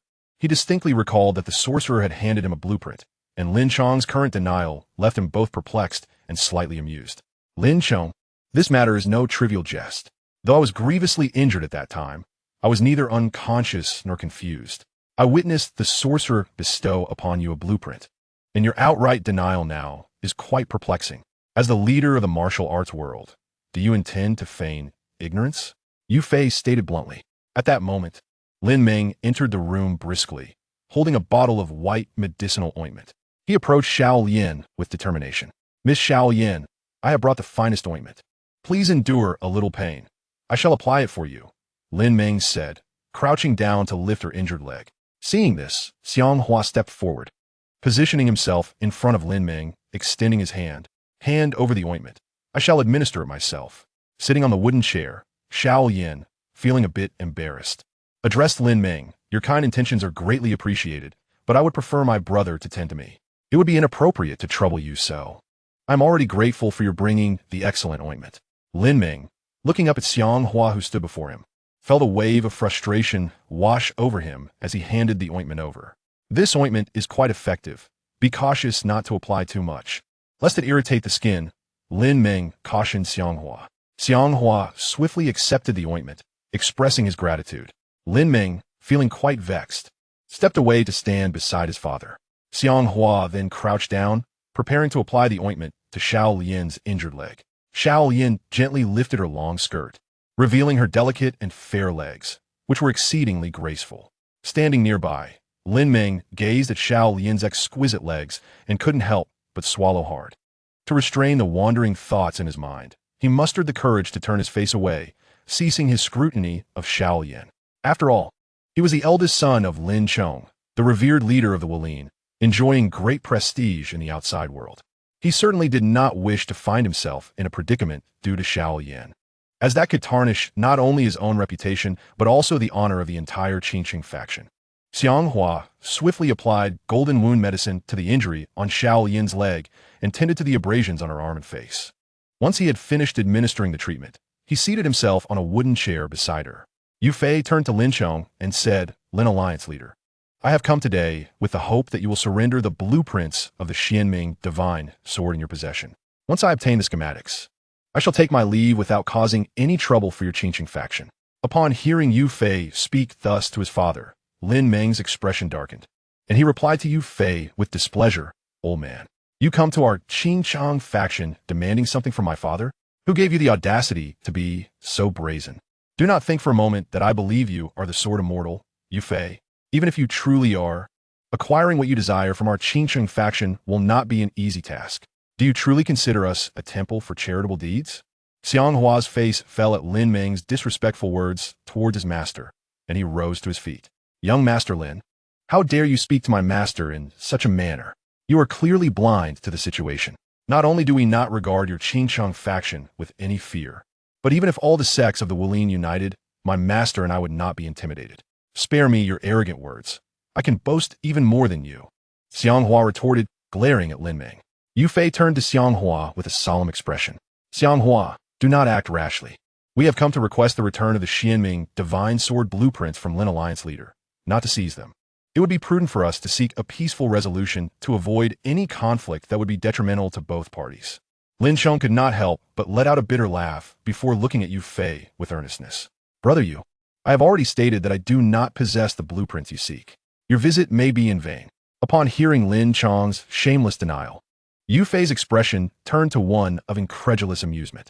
He had never anticipated that the esteemed Wulin Alliance leader, Lin Chong, would brazenly refuse to acknowledge the fact that he had taken the blueprints of the Xuanming divine sword many years ago, resorting to such underhanded tactics. In that moment, Yu Fei was utterly taken aback. Slowly rising to his feet, he looked at Lin Chong with fervor. "Master Lin, I hold you in high esteem as the current leader of the martial arts world and the head of the Qingqing sect. I wish to express my sentiments without harshness. In essence, the Xuanming divine sword has always been my treasured weapon. After your defeat of me years ago, I was transformed by that rogue sorcerer into 3 schematics of the Xuanming divine sword, which enabled you to acquire one of those designs. Now, I have long since triumphed over my inner demons and have come to the Qingqing sect to reclaim what rightfully belongs to me. If you refuse to return it, that is one thing, but to deny its existence and attempt to feign ignorance is truly astonishing." Lin Meng stepped forward, his eyes blazing with fury as if ready to shoot arrows at Yu Fei. He glared at Yu Fei and coldly declared, "Old man, do not mistake my courtesy for fear. Just because you bear the illustrious name of Sword Immortal Yu Fei does not mean I am intimidated. I could easily cast you and your disciple out of the Qingqing sect without needing my father's assistance. I advise you to leave promptly if you know what is good for you. Otherwise, I shall be forced to expel you." Xiang Hua could hardly bear the indignation. He swiftly approached Lin Meng, fists clenched. "Young Master Lin, this is not a matter of disdain. I need not even raise a hand to send you fleeing." Lin Meng fixed Xiang Hua with a fierce glare, gritting his teeth as he responded, "Very well. If you speak so boldly, I am eager to witness your prowess." Lin Chong regarded Xiang Hua with a calm demeanor and said to Lin Meng, "My son, since he boasts of his abilities, it would be prudent for you to engage him in a contest to ascertain the extent of his skill. It would also serve to demonstrate the capabilities of the disciple of Sword Immortal Yu Fei. Having trained under Lin Chong since childhood, Lin Meng's martial arts may not rival his father's, but he certainly inherited the prowess of a strong lineage." Lin Chong felt confident that Lin Meng could defeat Xiang Hua, who appeared frail and unassuming. Yu Fei initially intended to dissuade Xiang Hua from engaging in combat with Lin Meng, as their visit to the Qingqing sect was solely to reclaim the Xuanming divine sword schematic, not to engage in duels. Fighting could jeopardize the harmony between them. However, upon hearing Lin Chong's provocative remarks, Yu Fei's composure faltered. He recognized that although Xiang Hua's skills were not yet formidable, He had nonetheless attained the second level of internal martial arts and the third level of Xuanming Sword techniques. Thus, he should possess a fair chance against Lin Ming, who was of comparable age. At this moment, Xiang Hua and Lin Ming exchanged glances, both eager to engage in a life-and-death struggle. Xiang, since Master Lin and young Master Lin wish to witness your martial prowess, showcase your skills for their edification. Remember, however, that this is merely a sparring match, and no harm should come to anyone to maintain the peace. Yu Fei earnestly cautioned Xiang Hua. Xiao Yin observed the intense standoff between Xiang Hua and Lin Ming, both poised as if on the brink of a fierce confrontation. She couldn't help but feel a surge of anxiety for Xiang Hua. Young Master Xiang, I hope you triumph over young Master Lin, so we can swiftly obtain what we desire and depart from the Qingchang sect without delay. Lin Ming urged impatiently as she addressed Xiang Hua. Since that's the case, why not step outside and engage in a contest? Lin Ming proposed. Xiang Hua, wearing a relaxed expression, smiled slightly and replied nonchalantly, "Why not? I'm not afraid of you." With that, the two quickly made their way toward the door. Lin Chong and Yu Fei followed closely behind, eager to witness the impending clash that was charged with tension. Xiao Yin intended to rise and accompany them, but as she exerted pressure on one leg, a sharp pain reminded her of her injury. Although she was deeply concerned for Xiang Hua's safety, she had no choice but to remain seated on the wooden chair in the room, waiting for the outcome of the duel between Xiang Hua and Lin Ming. Chapter 53. Striking from afar, Lin Ming swiftly led Xiang Hua to the central platform of the Qingchang sect, a spacious area typically reserved for disciples to practice their martial arts. Various weapons were displayed on wooden racks on either side, while a large drum stood upright on a wooden frame below, accompanied by two stout drumsticks resting beside it. A row of wooden benches was arranged for spectators. Upon ascending the platform, Xiang Hua and Lin Ming faced each other, their gazes locked in a fiery exchange, the atmosphere crackling with anticipation of the impending battle. After exiting the room, Lin Chong and Yu Fei took their seats on the benches beneath the platform, each selecting a spot to observe the event. Lin Chong maintained an air of superiority, convinced that Lin Ming would easily defeat Xiang Hua and relishing the prospect of his rival's humiliation. Meanwhile, Yu Fei, calm and composed, stroked his beard thoughtfully as he regarded Xiang Hua, believing that defeating Lin Ming would pose little challenge for him. Standing on the platform, Lin Ming slowly drew her sword and pointed toward the weapons rack, addressing Xiang Hua. "Go select a weapon, lest I be accused of taking advantage of you after I defeat you." Xiang Hua contemplated stepping forward to choose a weapon, but hesitated after taking a single step. "I just boasted that I could defeat him without resorting to violence. If I now select a weapon from the rack, it would diminish my stature and pride. How humiliating," he thought. "I refused to use a weapon." In that moment of resolve, Xiang Hua silently invoked the sword god system, recognizing that it was time for it to make its entrance. "Now is the critical moment. You must not falter. Assist me in vanquishing young Master Lin and demonstrate my prowess." With a suppressed sob, Xiang Hua slowly closed his eyes and murmured, "Activate the sword god system."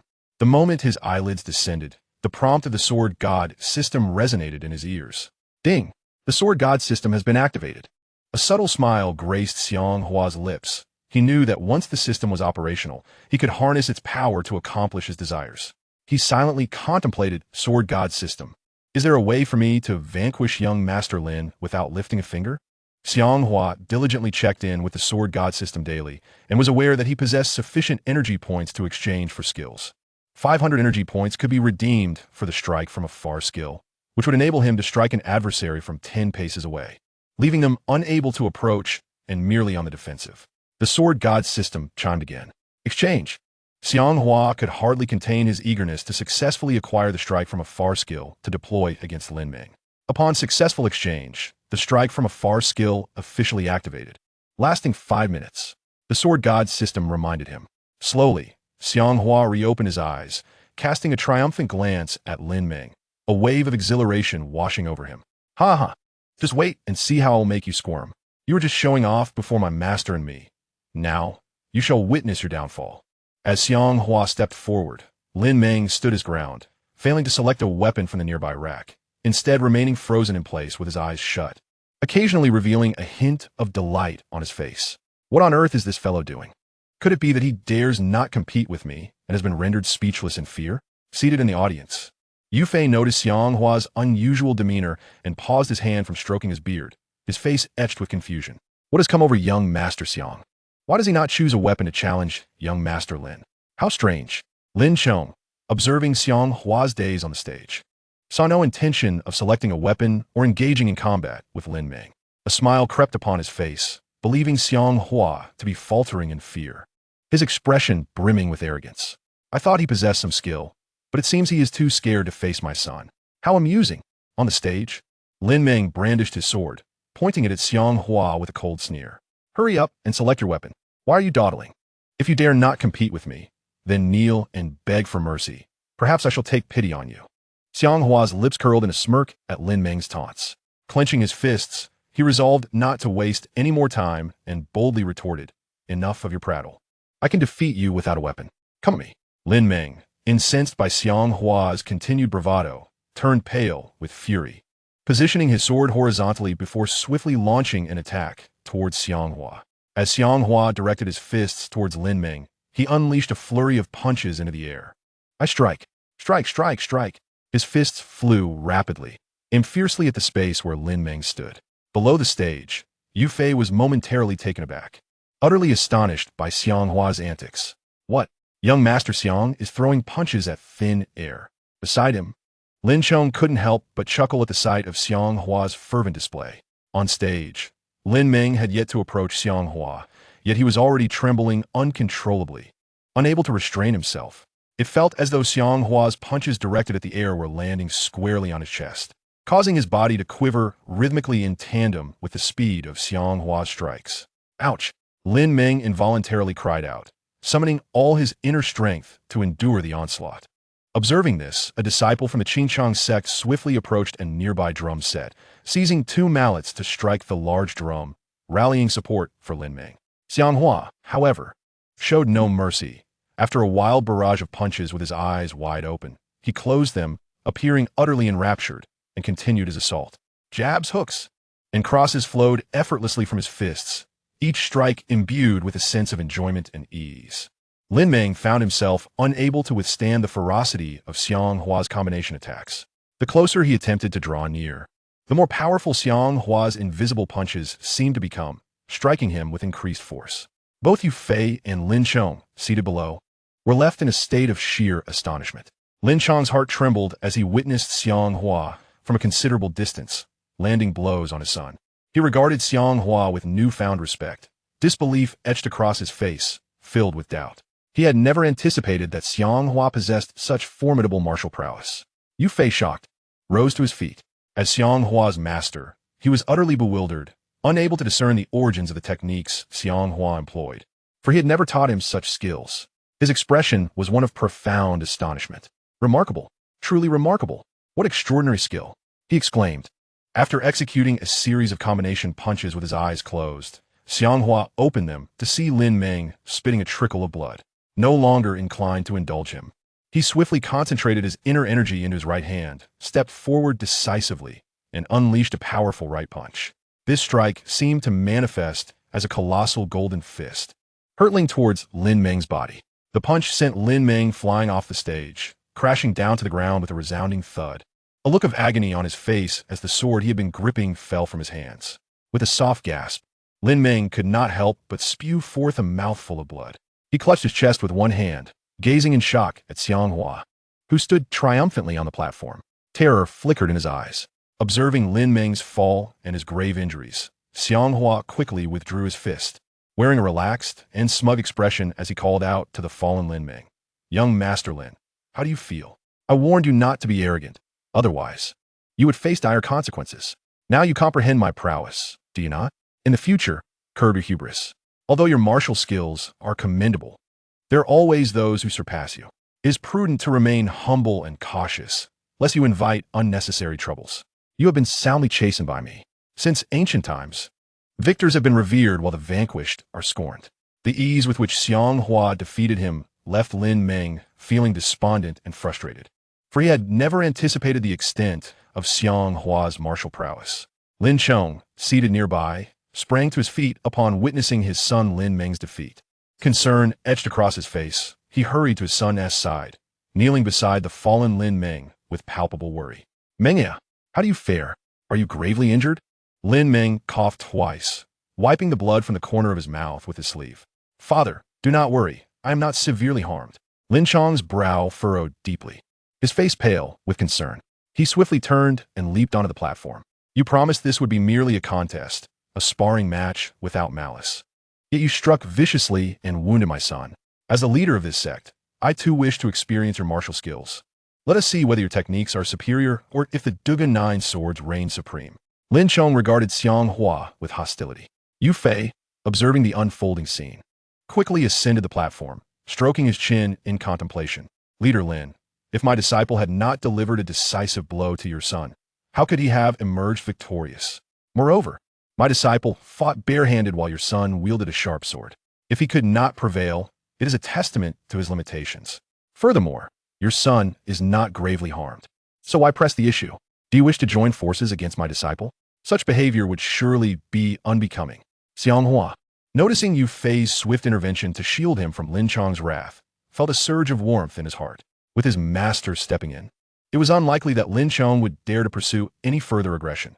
After all, Xiang Hua's skills would surely pale in comparison to the esteemed martial leader Lin Chong. Just moments ago, I was able to effortlessly defeat Lin Meng with the Sword God system. However, if I wish to continue leveraging this system to conquer Lin Chong, I face two significant obstacles. Firstly, my energy reserves are likely running low, insufficient for skill exchange. Secondly, it appears that the Sword God system has yet to be utilized a second time within the same day. The skill I previously exchanged, striking the bull from a distance, only lasts 5 minutes, and that time has now elapsed, rendering the skill ineffective. In Chapter 54, Dominance Revealed. Relying solely on my martial prowess to engage Lin Chong would undoubtedly result in defeat. I stepped forward, looking at Lin Chong with palpable excitement. Lin Alliance leader, I did not unleash my full strength during our earlier encounter. Had I done so, young Master Lin would have suffered far greater internal injuries. Moreover, I did not employ any weapons, nor did I resort to a sneak attack. If blame is to be assigned, it must solely rest upon his inadequate inner strength, which could not withstand the force of my blows. Upon hearing my words, Lin Chong clenched his teeth in anger. However, noticing Yu Fei standing beside me, he refrained from recklessly launching an attack against me. His fists tightened, producing a cracking sound. From the audience, Lin Meng suddenly interjected, "Father, it is evident that I cannot defeat him. They have traveled a great distance and are our guests. We cannot afford to lose, both in combat and in reputation. If word spreads of our defeat, it would tarnish the name of the Qingsheng sect. I concede. There is no need for you to defend me, father." The three individuals on the stage were momentarily taken aback, for no one had anticipated Lin Meng to utter such words. I gazed at Lin Meng, astonished by his statement. This young man speaks with remarkable clarity, I thought, completely taken by surprise. Initially, I believed that no wisdom could come from Lin Meng. Yet I was swiftly proven wrong. It appears that he has been humbled by the defeat. Lin Chong swallowed hard and let out a chuckle towards Yu Fei and me. Brother Yu, after all these years, you remain exceptional, managing to train such a formidable disciple. I'm truly impressed.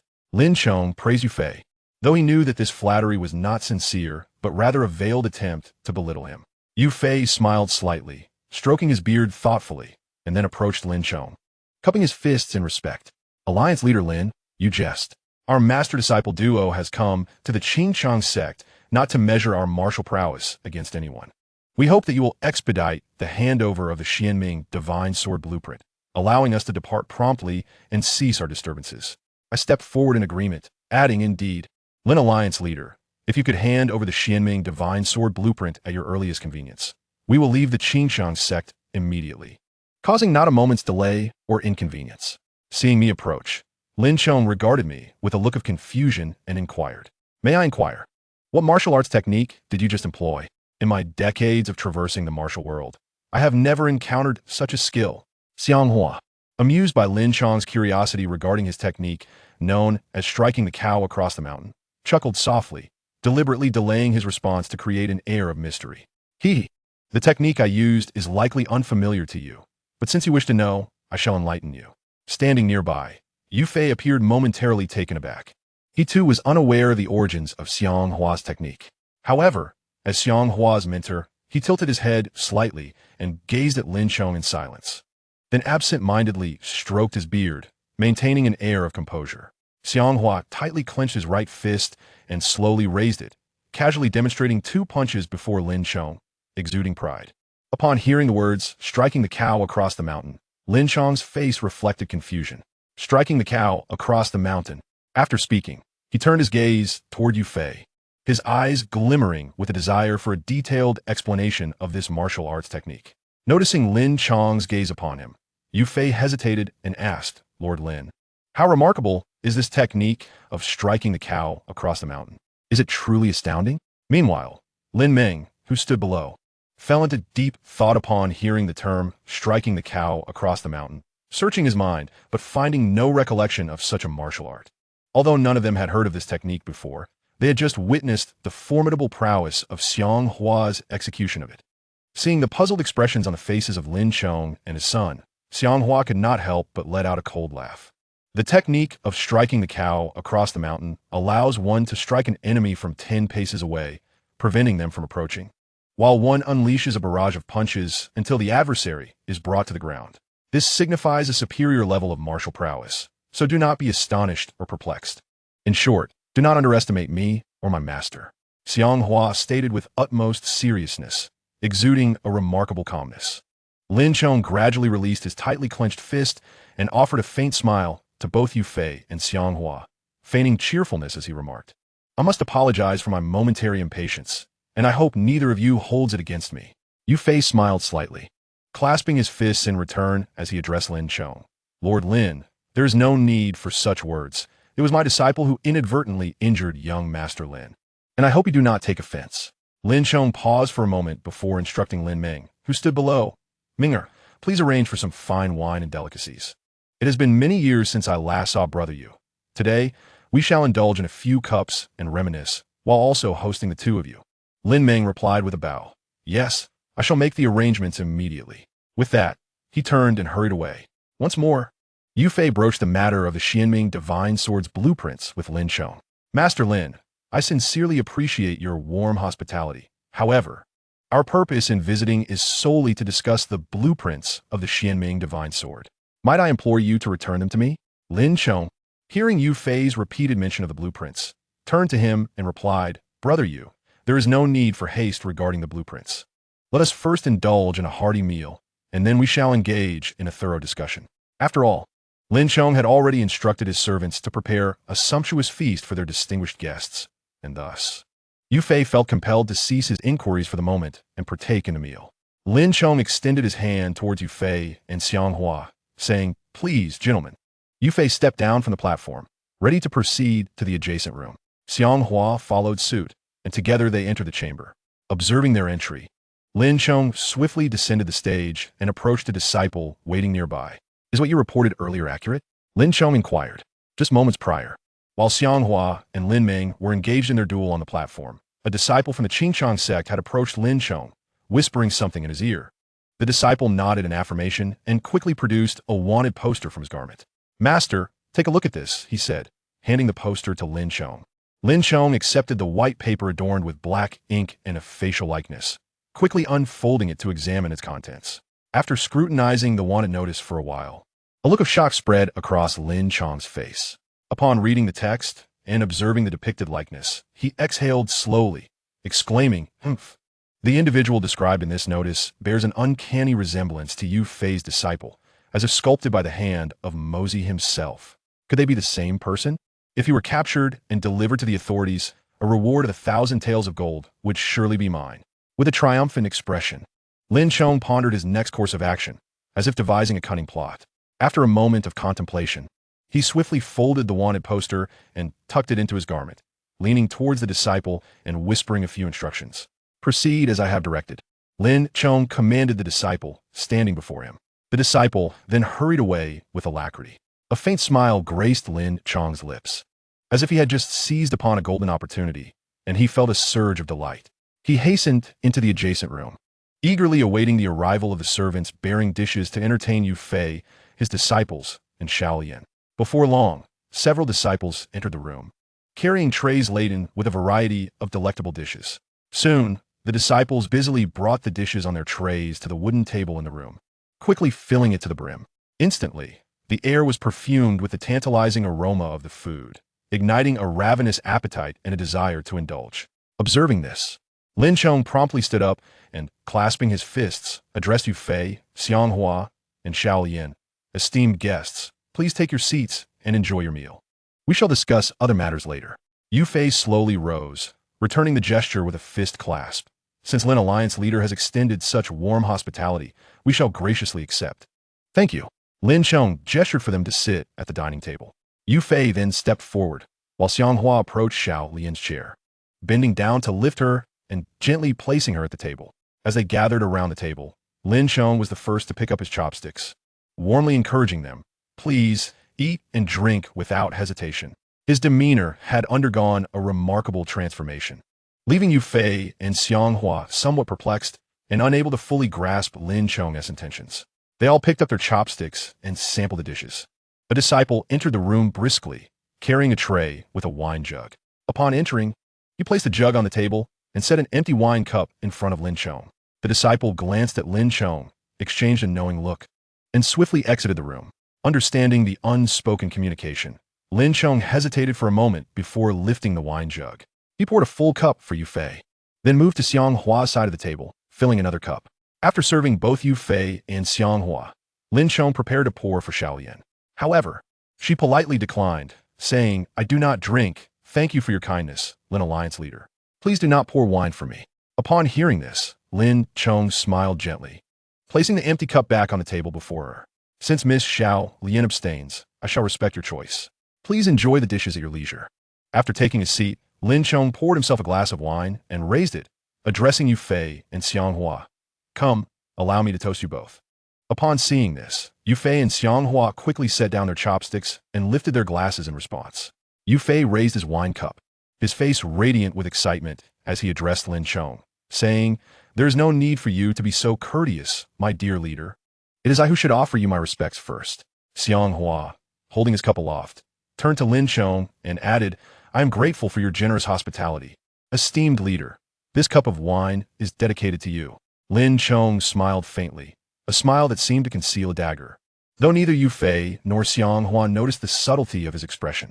Do not stand on ceremony, you two, Lin Chong replied. Your journey from the Qingchang sect has made you my esteemed guests. It is only fitting that I toast to you. Allow me to drink first in your honor. You may partake at your leisure. With a swift motion, Lin Chong raised the cup to his lips, tilting his head back to down the contents in a single gulp, relishing the exhilaration it brought. Observing Lin Chong set down his cup, Yu Fei followed suit, bringing his own cup to his lips and drinking deeply. Xiang Hua, witnessing this, also consumed his wine. After placing their cups down, Lin Chong took up the wine jug once more, preparing to refill the cups for Yu Fei and Xiang Hua. Gome, let us share another drink, he said as he poured for Yu Fei, then filled Xiang Hua's cup. Once the cups were full, the three men raised their glasses and drank again. Outside the room, a throng of Qingchang disciples gathered in the corridor, awaiting instructions from Lin Chong within. Meanwhile, inside the room, the trio continued to enjoy their meal and wine. As the rounds of drinks progressed, Yu Fei began to feel a heaviness in his head, akin to the sensation of intoxication. He shook his head vigorously, striving to maintain his clarity. How peculiar! I have never been affected by wine before. I have scarcely finished this jug, yet my mind feels clouded. Why do I feel as though I am already inebriated? Xiang Hua shared the same sentiment, realizing he could no longer drink, lest he succumb to drunkenness. Noticing the dazed expressions of Yu Fei and Xiang Hua, Lin Chong's eyes glimmered with amusement. Gome, let me toast you both once more, he declared, raising his cup in salute. Xiao Lian, observing Xiang Hua's tipsy demeanor, gently grasped his hand, concern etched upon her face. You must stop drinking. If you continue, you will surely become inebriated. Yu Fei, looking at Lin Chong, saw double and sensed that something was amiss. This is wrong. I have consumed stronger spirits than this in the past. This wine must be tainted. Amidst his hazy thoughts, Xiang Hua caught wind of Yu Fei's suspicion regarding the wine, and, in a moment of agitation, dropped his cup, which shattered upon the floor with a resounding thud. The multitude of Qingchang disciples outside, alerted by the sudden sound of the fallen cup, seized their weapons and rushed into the room. As Lin Chong observed the unfolding situation, he gradually rose to his feet, his expression suddenly transforming into a sinister grin. With a fierce motion, He shattered the wine cup he held against the ground and gazed intently at Xiang Hua, exclaiming, "Xiang Hua, you are indeed Xiang Hua." Little Lotus, taken aback, watched as a throng of Qingchang sect disciples surged into the room, each brandishing weapons, and her face reflected sheer terror. Upon hearing Lin Chong call his name, Xiang Hua realized he had been recognized, a wave of exhilaration washing over him as he asked, "You recognize me? Have we met before?" A multitude of Qingchang disciples swiftly encircled the dining table, their eyes fixed menacingly on Xiang Hua and Yu Fei, both formidable fighters whose prowess instilled caution in the hearts of their adversaries. Lin Chong, upon hearing Xiang Hua acknowledge his true identity, erupted into a hearty laugh, brimming with arrogance. "You are indeed Xiang Hua. The court seeks to capture you. Should we apprehend you and deliver you to the authorities? A reward of 1,000 taels of gold awaits. How bold of you to venture into the lair of Qingcheng."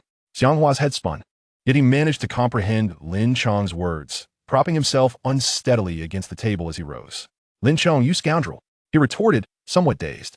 Little Lotus, witnessing the encirclement of the dining table by armed Qingcheng disciples and Lin Chong's intentions to seize Xiang Hua for the bounty, felt her heart tremble. Perhaps due to the application of a potent healing ointment, she summoned the strength to stand, albeit with difficulty, and implored Lin Chong, "Master Lin, I beseech you, exercise mercy and spare young Master Xiang. Though the court seeks his capture, he is no villain and has committed no wrong. Please let him go." Yu Fei attempted to rise, but found his legs rendered powerless, as if paralyzed. In a haze, he gradually closed his eyes, striving to channel his inner energy to expel the poison from the wine he had consumed. Lin Chong cast a glance at Little Lotus, inquiring, "Isn't Xiang Hua your elder brother? Are you not siblings?" Little Lotus shook her head, replying, "Young Master Xiang is not my brother. We refer to each other as siblings only because he is being pursued by the court. To protect his identity, he calls himself Xiao Hua and claims to be my brother. We did not intend to deceive you, Master Lin. Please do not take offense. Young Master Xiang has endured enough. I cannot bear to see him captured by the court. I humbly ask you to show mercy and allow us to leave." Her eyes, filled with desperation, pleaded with Lin Chong, fearing he would command his disciples to apprehend Xiang Hua and deliver him to the local authorities. At that moment, Lin Ming suddenly burst into the room, gazing earnestly at Lin Chong. "Father, handle Yu Fei and Xiang Hua as you see fit, but do not make things difficult for Miss Xiao Yin. I hope she can remain here." Upon Lin Ming's abrupt entrance and his declaration directed at Lin Chong, Xiao Yin was instantly filled with turmoil, her eyes brimming with emotion as she addressed Lin Ming.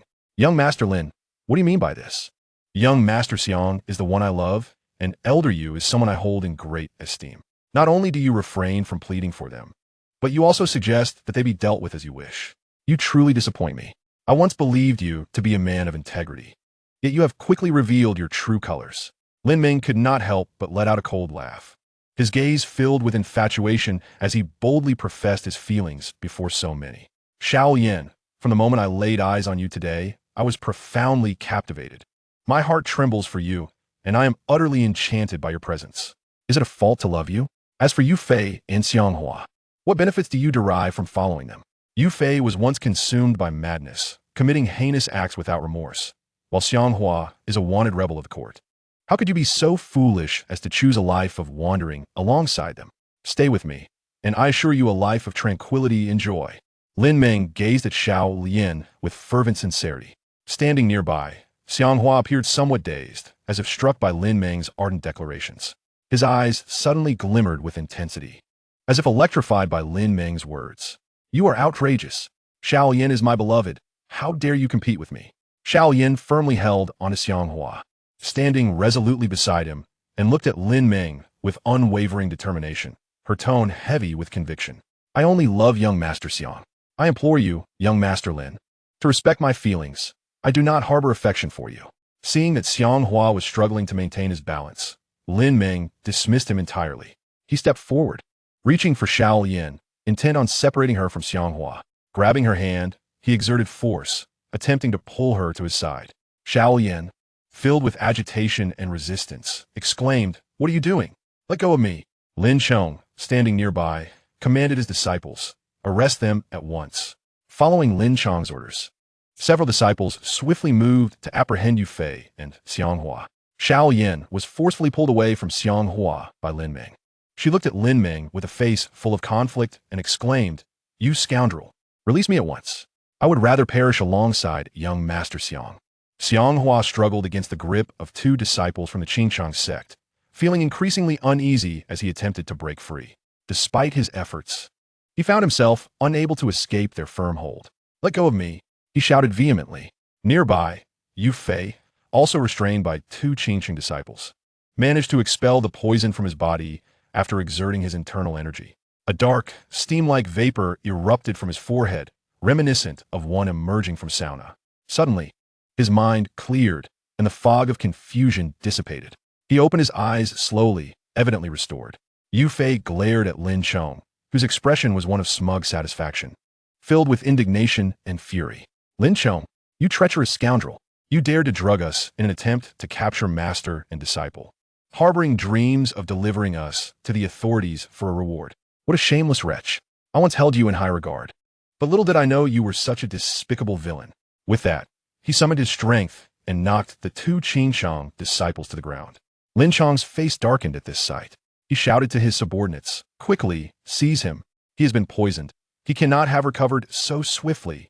Upon hearing their leader's command, several Qingchang disciples brandished their weapons and charged at Yu Fei, intent on recapturing him. Lin Chong could hardly believe his eyes. He had ordered his men to lace their drinks with a potent sleeping drug, and he was astonished that Yu Fei could expel the poison so rapidly. As the Qingchang disciples lunged at Yu Fei, he rose gracefully into the air and unleashed a flurry of punches and kicks, swiftly incapacitating them as they fell to the ground, groaning in pain. Seeing Yu Fei regain consciousness and defeat several Qingchang disciples, Xiao Yin's face lit up with joy. "Elder Yu is unharmed. Young Master Xiang and I are saved. This is wonderful." One of Xiao Yin's hands was firmly gripped by Lin Ming, who was attempting to drag her out of the room. Still recovering from her earlier fall from the carriage, she lacked the strength to break free from his hold. "Release my hand, you despicable, shameless creature. How can such a beast in human clothing exist in this world?" Unable to escape, Xiao Yin resorted to hurling insults at Lin Ming. Though the eldest son of the current leader of the martial arts world, Lin Ming's status was not insignificant, and being subjected to her verbal tirade left him feeling quite displeased. With a determined resolve, Lin Ming struck the back of Xiao Yin's neck, rendering her unconscious. He swiftly lifted her in his arms and made his way toward the door, as though he intended to keep her for himself. Observing this, Yu Fei moved with remarkable speed, appearing as a flash of white light before Lin Ming. Upon seeing the sudden apparition, Lin Ming, filled with excitement, exclaimed, "Sword Immortal, please step aside. It is rumored that the authorities seek to apprehend Xiang Hua, not you. Therefore, if you comply with our Qingchang sect, your later years will be secure, and both my father and I will treat you kindly. Otherwise, you will not only find it impossible to leave the Qingchang sect, but should you be captured, both you and your disciple will be delivered to the officials, and your life will be at stake. You must consider this carefully. Opposing our Qingchang sect is tantamount to taking up arms against all major sects once again. My father led the sect to defeat you once. He can do so again. As the saying goes, those who recognize the times are the true heroes. I hope you can weigh the seriousness of the situation and avoid a loss that outweighs the gain." Yu Fei, upon hearing Lin Ming's threatening words, could not help but laugh heartily. He stroked his beard, exuding an air of calmness as he replied, "Young Master Lin, if I were truly afraid of the authorities or your Qingchang sect, do you think I would have come to your sect with young Master Xiang to reclaim the blueprints of the Xianyuan divine sword? You are still young, with a long road ahead. Do not let the allure of pleasure and beauty lead you astray in important matters. Release Miss Xiao Yin and instruct your father to free young Master Xiang, or else do not blame me for being impolite." Seeing Yu Fei speak to him with such gravity, Lin Ming's grip on Xiao Yin softened, and he dared not confront Yu Fei directly. After all, he could not even defeat his disciple, Xiang Hua, let alone hope to overcome Yu Fei. Hesitating, Lin Ming ultimately placed Xiao Yin gently on the ground, leaning her against the wall. Yu Fei, noticing that Lin Ming had set Xiao Yin down, swiftly seized Lin Ming and turned to the bystanding Lin Chong with a serious demeanor. "Lin Alliance leader, command your disciples to release my disciple at once, or your son shall not fare well. Do not push me to extremes." Lin Chong, witnessing Yu Fei's grip on his son Lin Ming and the threat to release Xiang Hua, could not help but feel distressed angrily shaking his sleeves with a conflicted expression. Yu Fei, do not harm my son. Otherwise, I will be your enemy. Yu Fei replied with a slight nod, continuing, from the moment you poisoned the drink. We have been adversaries. Urgently instruct your disciples to release my disciple, and do not delay. With no other options, Lin Chong gestured to the two disciples holding Xiang Hua captive, instructing, release him at once. Two disciples, upon hearing Lin Chong's command, gradually released their grip on Xiang Hua. Once freed, Xiang Hua still appeared disoriented, yet thanks to his considerable inner strength, he managed to remain upright and did not succumb to the poison immediately. Observing that his disciples had let go of Xiang Hua, Lin Chong turned to Yu Fei and urged, Brother Yu, I have commanded my men to release Xiang Hua. It is time for you to free my son as well. Xiang Hua slowly approached Yu Fei. Upon reaching him, he noticed Lin Meng was captured by his master and couldn't help but chuckle, patting Yu Fei's shoulder. Young Master Lin, how ungrateful of you. You wish to forcibly take away my beloved Xiao Yan, he exclaimed, a displeased expression crossing his face. Seeing that Xiang Hua was still not fully conscious, Yu Fei immediately focused his energy, intending to expel the poison from Xiang Hua's body. Suddenly, he raised one hand and swiftly began to channel his inner power, a bluish light emanating from his palm. He then carefully pressed his hand towards Xiang Hua's forehead, allowing the blue light to seep into his mind. With a gentle exhale, Yu Fei retracted his left hand. In an instant, the poison was expelled from Xiang Hua's body, accompanied by a dark vapor rising from his forehead, gradually clearing his consciousness. Previously feeling heavy-headed and weak, Xiang Hua suddenly felt invigorated, as if resurrected with newfound vitality. Shaking his head to regain composure, he glared at Lin Meng and remarked, You shameless scoundrel, attempting to forcibly take Xiao Yan. You are truly a beast in human guise. Had I known you were such a person, I should have struck you dead during our duel. Having said that, Xiang Hua noticed Xiao Yan slumped against the wall, seemingly unconscious, and rushed to her side. Crouching down, he gently tapped her face, calling out with concern, Xiao Yan, wake up. Xiao Yan slowly opened her eyes, and, seeing Xiang Hua before her, appeared no longer inebriated, as if she had returned to her senses. Young Master Xiang, are you all right? She asked, disbelief evident in her voice. Afterward, she reached out to touch his face, her emotions surging as tears filled her eyes. Xiang Hua cupped her face in his hands, his voice filled with excitement. I am fine now. Do not worry. No one dares to harm you. As long as I draw breath, I will do everything in my power to protect you from harm. Upon hearing his words, tears streamed down Xiao Lian's cheeks. Xiang Hua reached out to gently wipe the tears from her face, supporting her to stand, urging her not to cry. Look at me. I'm perfectly fine. They wouldn't dare to do anything to us. Lin Chong observed as Yu Fei expelled the poison from Xiang Hua's body. Yet he tightly grasped his son Lin Meng's hand, his expression darkening with agitation and displeasure as he addressed Yu Fei. Yu Fei, I have released your disciple Xiang Hua as you instructed. Why do you not release my son Lin Meng in return? If you dare to play tricks with me, I assure you, I shall not let you have it easy. Yu Fei, however, would not relinquish Lin Meng so easily, for he needed to compel Lin Chong to hand over the blueprints of a Xuanming divine sword. Rest assured, Lin Alliance leader, as long as you follow my instructions, I will ensure your son remains unharmed. However, should you dare to engage in any deceit, I cannot guarantee your son's safety, Yu Fei replied coolly, fixing Lin Chong with a steady gaze. Lin Chong stepped forward. I have complied with your demands. What more do you want? Yu Fei smiled, directly confronting Lin Chong. Have you forgotten so quickly why my disciple and I have come to Qingchang sect? Upon hearing Yu Fei's words, Lin Chong understood their implication. How infuriating. This old fool still coveted the blueprints of the Xuanming divine sword. Release my son first, and I shall return the blueprints to you. Lin Chong reluctantly agreed to Yu Fei's demands. Yu Fei paused, pressing further. First, present the blueprints of the Xuanming divine sword, and I shall release young Master Lin.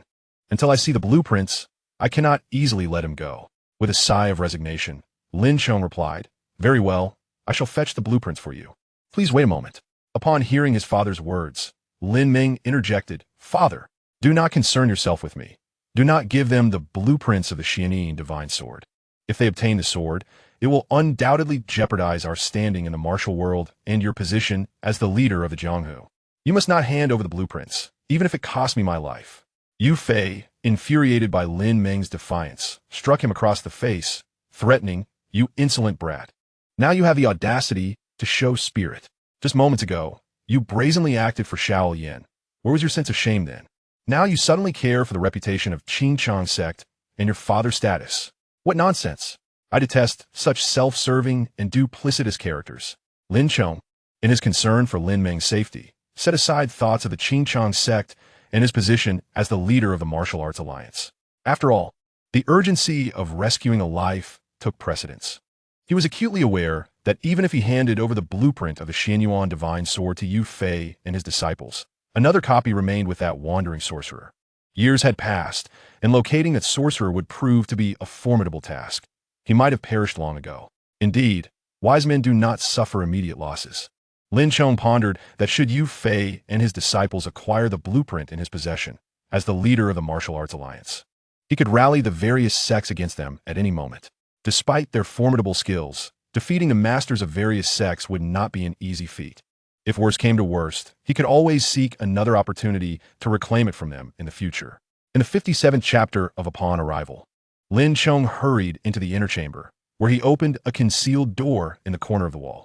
He stepped inside and retrieved the Xianyuan divine sword blueprint from a black wooden box stored in the secret room. Holding the blueprint, Lin Chong was filled with a sense of nostalgia and excitement. After more than 10 years, he had thought the Xianyuan divine sword would never grace the martial world again. To his astonishment, not only was Yu Fei alive, but he had also come to the Qingchang sect with his disciple Xiang Hua to request the very blueprint he held. Was this all the will of heaven? Lin Chong could only hope that the martial world would not be plagued by further calamities. After all, in the past, Yu Fei had wielded the Xianyuan divine sword with unmatched prowess, but later, when he fell into madness, he brought great disaster upon both the martial world and the kingdom of Jinfeng. He prayed that history would not repeat itself. Upon finishing his thoughts, Lin Chong could not help but draw a sharp breath. Momentarily stunned, he reluctantly clutched the Xianyuan divine sword blueprint before turning to leave the secret chamber. As he exited, the concealed door closed slowly behind him. With the blueprint in hand, he stepped into the outer room, seeing Lin Chong emerge with the Xianyuan divine sword blueprint. Yu Fei's eyes sparkled with joy and excitement. Lin Chong approached him, halting before the esteemed warrior, and with both hands, he unfurled the blueprint, his face brimming with enthusiasm.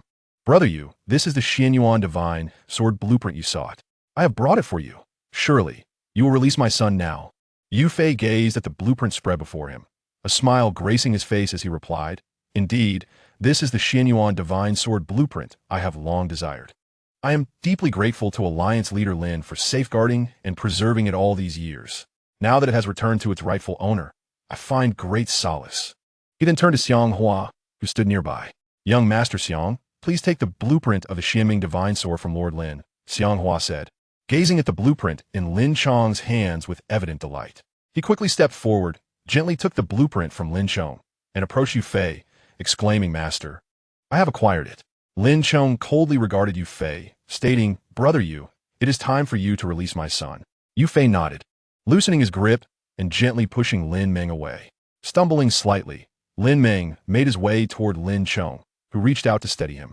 Yu Fei examined the blueprint closely, ensuring that it was flawless before he prepared to tuck it into his robe. Noticing this, Xiang Hua interjected, Master, it would be wiser for you to entrust this blueprint to me for safekeeping. I can conceal it in a place known only to me, ensuring it won't be lost or stolen. Yu Fei paused, a look of confusion crossing his face as he queried Xiang Hua, Oh, you previously hid a similar blueprint in that very place, known only to you? Is there truly such a miraculous treasure chest in this world? With a proud smile, Xiang Hua replied, Indeed, the treasure chest I possess is exceptionally discreet, entirely controlled by my will. No outsider could retrieve anything from it, and it is impossible for it to be lost. Though Yu Fei remained somewhat skeptical about Xiang Hua's claims regarding the treasure chest, he held a flicker of belief. It is better to trust in its existence than to dismiss it, he conceded. Very well, if you truly possess such a remarkable treasure chest, I shall entrust you with a blueprint to prevent its loss. With that, Yu Fei handed the neatly folded blueprint to Xiang Hua. Upon receiving it, Xiang Hua prepared to place it into the storage compartment of the Sword God system. Closing his eyes, he silently intoned, Sword God system, please store the blueprint of the Xuanming divine sword. Ding! The storage compartment opened, ready to receive the blueprint, as the sword god system announced with clarity. In an instant, the blueprint in Xiang Hua's hands vanished without a trace, as if it had been spirited away, leaving no one aware of its new location. Seeing the blueprint suddenly disappear, Yu Fei nodded in astonishment, now convinced that Xiang Hua truly possessed an invisible treasure chest. Young Master Xiang. It remains a mystery from whence he procured this invisible treasure chest, which astonishingly can seemingly absorb the schematics of the Xuanming divine sword, rendering them utterly vanished. To the unknowing observer, it would appear as though the schematics in Xiang Hua's grasp had simply evaporated into thin air. After securely stowing the schematics within the sword god system's storage compartment, Xiang Hua swiftly opened his eyes, only to find that the Xuanming divine sword schematics he had just held had vanished without a trace. Ding!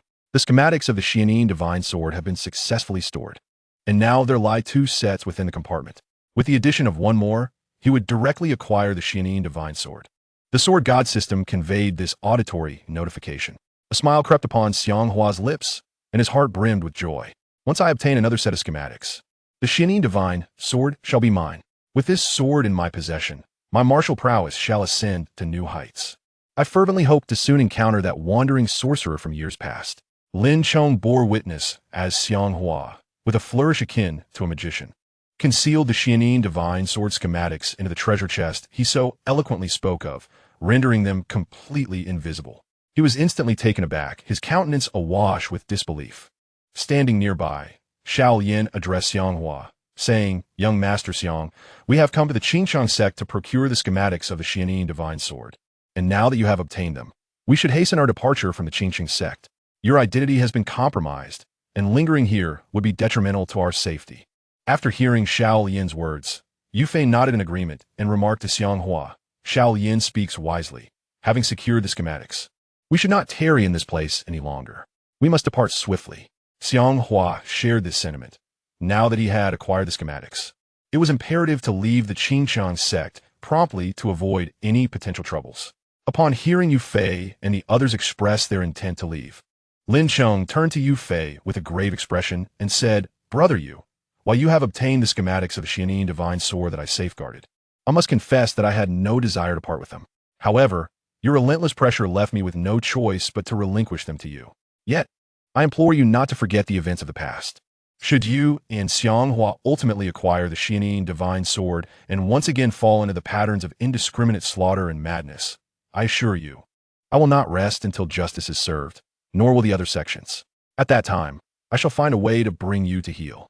It is my hope that upon obtaining the Xuanming divine sword, you will act with benevolence and virtue, so that the mere mention of the Xuanming divine sword does not conjure images of a cursed blade. Today, I have administered a potion in your drinks, not with the intention of taking your lives, nor for any so-called bounty, but rather because I have seen the government's notice regarding the apprehension of Xiang Hua, labeled a rebel and a criminal by the court. My initial intention was to capture you and present you to the authorities as a service to society. However, I did not anticipate that you would defuse the situation. Now that matters have unfolded this way, I find myself a loss for words and fully aware that I cannot impede your progress." Upon hearing Lin Chong's words, Yu Fei stroked his beard and calmly replied, "Lin Alliance leader, I hold no grudge against you for today's events. Your ignorance led to a misunderstanding of young Master Xiang. Although I was initially infuriated upon discovering your potion in the drinks, upon further reflection, I recognize that my eagerness to obtain the diagram of the Xuanming divine sword from the Qingchang sect may have been excessive. As for your mention of my past, when I was consumed by the Xuanming sword technique, I must assert that the past is behind us, and we cannot dwell on those unpleasant memories. Moreover, the Xuanming divine sword has long been misconstrued. It is not a sword of evil. The misunderstanding arose because my personal misuse of the sword technique led to grievous acts, causing many to demonize the Xuanming divine sword. In truth, the one who should be deemed corrupted is myself, not the sword, for it is merely a cold, unfeeling weapon, devoid of any malice. For over a decade, I have lived in remorse and self-reproach, and the demons of my past have been thoroughly vanquished. Thus, I implore you, Lin Alliance leader, to refrain from further misunderstanding me. Should a recurrence of my past misfortunes arise in the future, rest assured that neither you nor the various sects will stand idly by, and I myself will not remain indifferent. Lin Chong listened to Yu Fei's words and felt a surge of respect for him, recognizing the profound change within him. Compared to the once obsessed swordsman, the current Yu Fei radiated an aura that was far removed from that of a mere killer. Lin Chong slowly nodded, his previously furrowed brow relaxing as he clasped his hands in a gesture of respect. Very well, since you have spoken thus. I shall trust you this once and will not pursue this matter further. However, Lin Ming held a different view. Excitedly gazing at Lin Chong, he exclaimed, Father, we cannot so easily let them leave Qingsheng sect. I believe their motives are insincere, and there must be some hidden conspiracy that poses a threat not only to our sect, but to all the major sects and indeed, the entirety of Jinfeng Kingdom.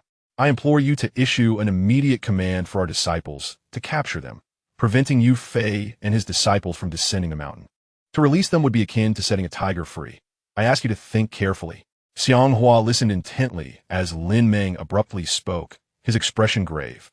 What insidious motives, what conspiracies? The actions you and your father have taken today are what truly astonish us. Do you believe your deeds are commendable?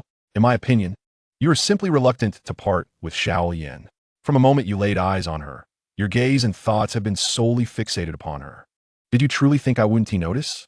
You wish to incite your father to have his disciples apprehend me and my master, delivering us to the authorities. Once we are captured, you would feel free to pursue your desires with Xiao Yan, wouldn't you? At such a young age, your mind is already tainted with these sordid and malicious schemes. You are the one most likely to bring calamity upon the Qingchang sect, the various sects, and the entire kingdom of Jinfeng. How audacious of you to feign innocence while accusing others of thievery.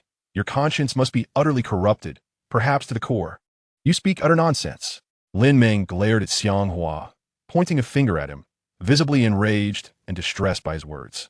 Father, do not heed Xiang Hua's treacherous words. He believes that his eloquence grants him the freedom to slander your son.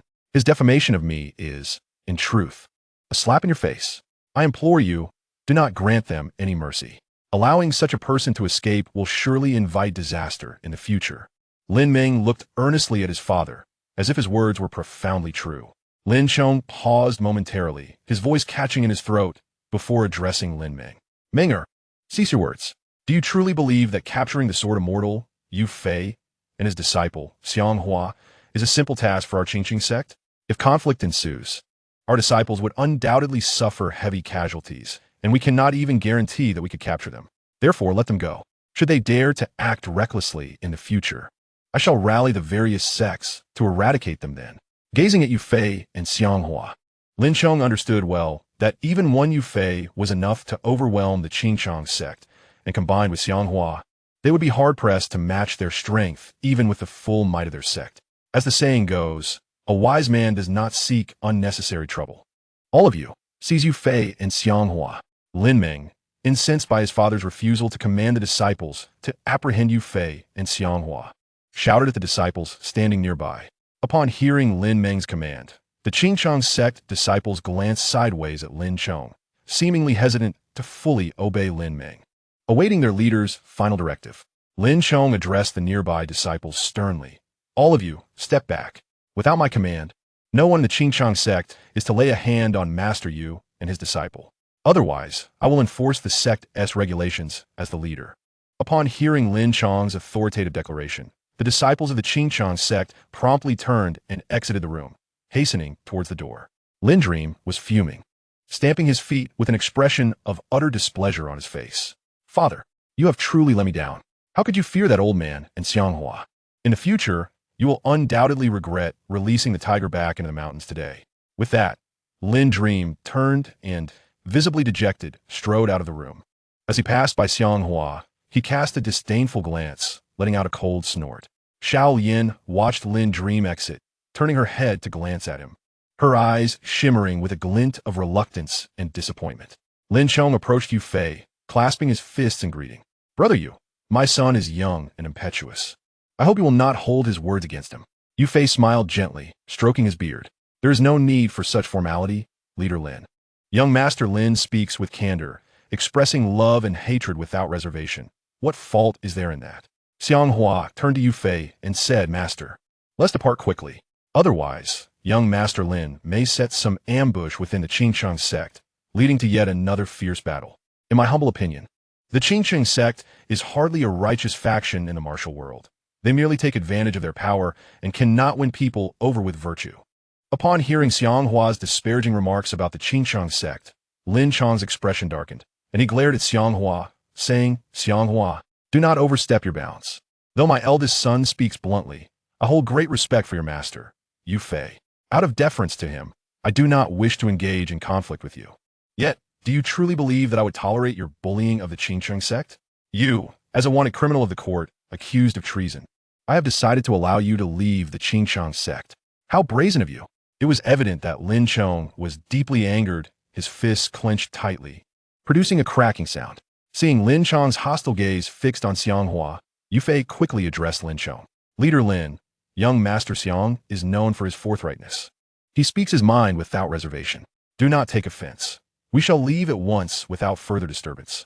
With that, Yu Fei exchanged a knowing glance with Xiang Hua and said, "Young Master Xiang, assist Xiao Yin. Let us take our leave." Xiang Hua, sensing Lin Chong's animosity and the palpable tension, hesitated, wanting to speak but ultimately choosing to refrain from stoking the flames of discord. Afterward, Yu Fei smiled at Lin Chong, clasping his fists once more. "Leader Lin, I thank you for returning the blueprints of the Xuanming Divine Sword to me today, for the fine hospitality, and for allowing us three to depart. I shall repay your kindness when the opportunity arises. Farewell." With that, Yu Fei turned and addressed Xiang Hua and Xiao Yin. "Let's go." As Xiang Hua turned around to assist Xiao Yin, the group prepared to exit the room, departing from the Qingqing sect. Lin Chong, his face etched with fury, gazed at Xiang Hua, contemplating a test of his martial prowess. However, as the leader of the Qingqing sect and the martial arts alliance, he recognized the folly in engaging with Xiang Hua without caution. Winning such a confrontation would not bode well, especially considering their role as guests at the Qingqing sect.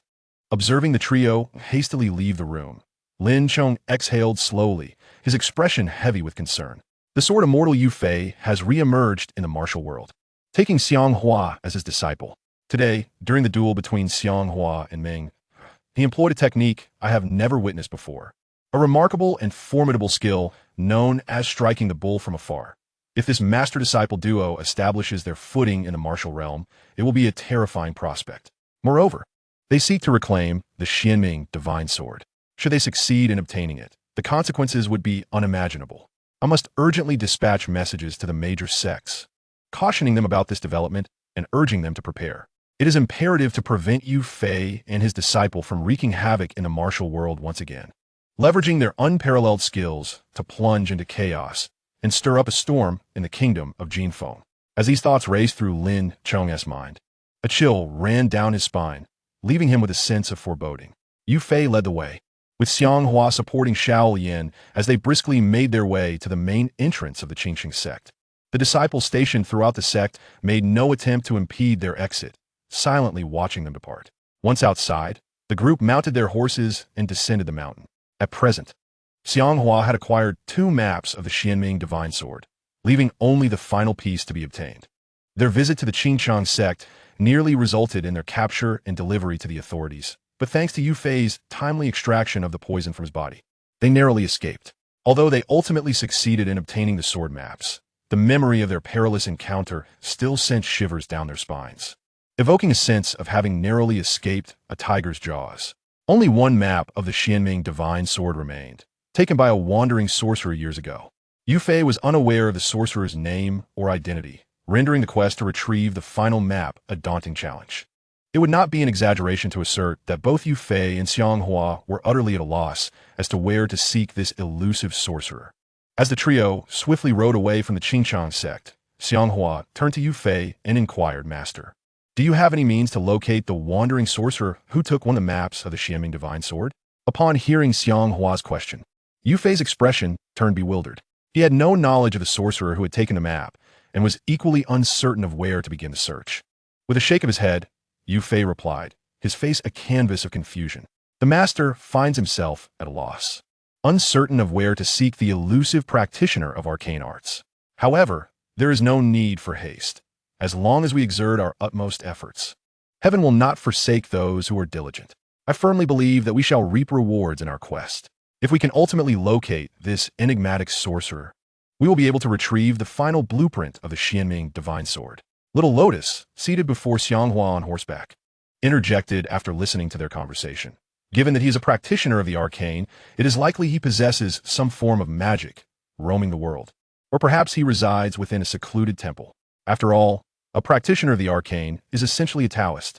Upon hearing Little Lotus assert that practitioners of the arcane are indeed Taoists, Yu Fei's eyes brightened with excitement.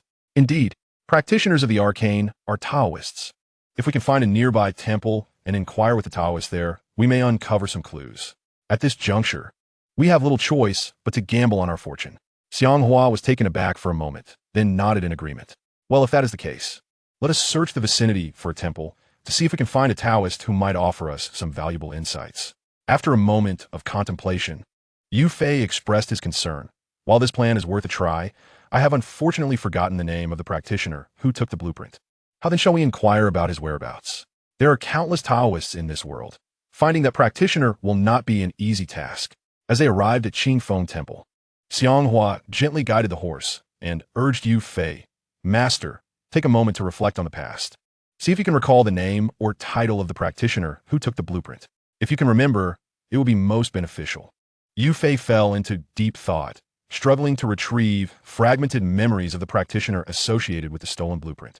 After several moments of contemplation, he felt a heaviness in his mind, unable to recall any valuable clues. With a long sigh, he shook his head at Xiang Hua, saying, "I cannot remember anything about that practitioner." Xiang Hua reassured him, "Master, if you cannot recall, do not dwell on it. As we currently have no place to go and are facing pursuit from the court, finding a temple to take refuge in would not be in vain. We can gradually devise a plan to search for the practitioner who took the blueprint." Yu Fei agreed. "Indeed, it seems we have no other choice for now." They then set off on horseback, asking passers-by if there were any temples in the vicinity. Eventually, they managed to gather information about a secluded temple. Inquiring into the depths of the nearby dense mountains, one discovers a Taoist temple. However, in a world that venerates martial prowess, the priests within this temple lack prominence. After all, even if one's Taoist arts are exceptional, they merely evoke admiration for their abilities to vanquish demons and malevolent spirits. Yet, in the present day of the Golden Phoenix Kingdom, such creatures scarcely exist. Consequently, many priests opt for wandering the world, where they might encounter malevolent beings to contend with, or provide divination and guidance to those who have lost all hope in life. Thus, those priests who do not choose to traverse the realms often find themselves in the temple, struggling to make ends meet. Years ago, during a time when demons roamed freely, the priests basked in glory. However, as time has passed and circumstances have shifted, many of those past events have faded into mere droplets in the ocean of history. Yu Fei and Xiang Hua swiftly rode into the nearby forest.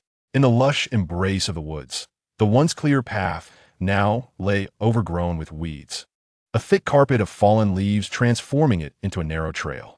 The horses tread upon this path as if traversing a desert, kicking aside the foliage that obscured their way. It was evident that the route to the temple had long been neglected, exuding an air of desolation. "Master, the overgrown weeds and the fallen leaves resemble bedding. It seems few have traversed this path to the temple," Xiang Hua remarked, observing the indistinct trail within the forest. Yu Fei could not help but feel a deep sense of nostalgia. "Alas, in my youth, I recall a time when priests were highly esteemed. They were formidable in their abilities to exorcise demons, and all regarded them with utmost reverence, as if encountering a living Buddha. Yet suddenly, it was as if the demons had vanished in a thin air. Since then, the priests have gradually found themselves in a state of leisure, as if they had lost their means of sustenance. Rarely are they summoned, and only a handful of skilled priests are occasionally invited for divination.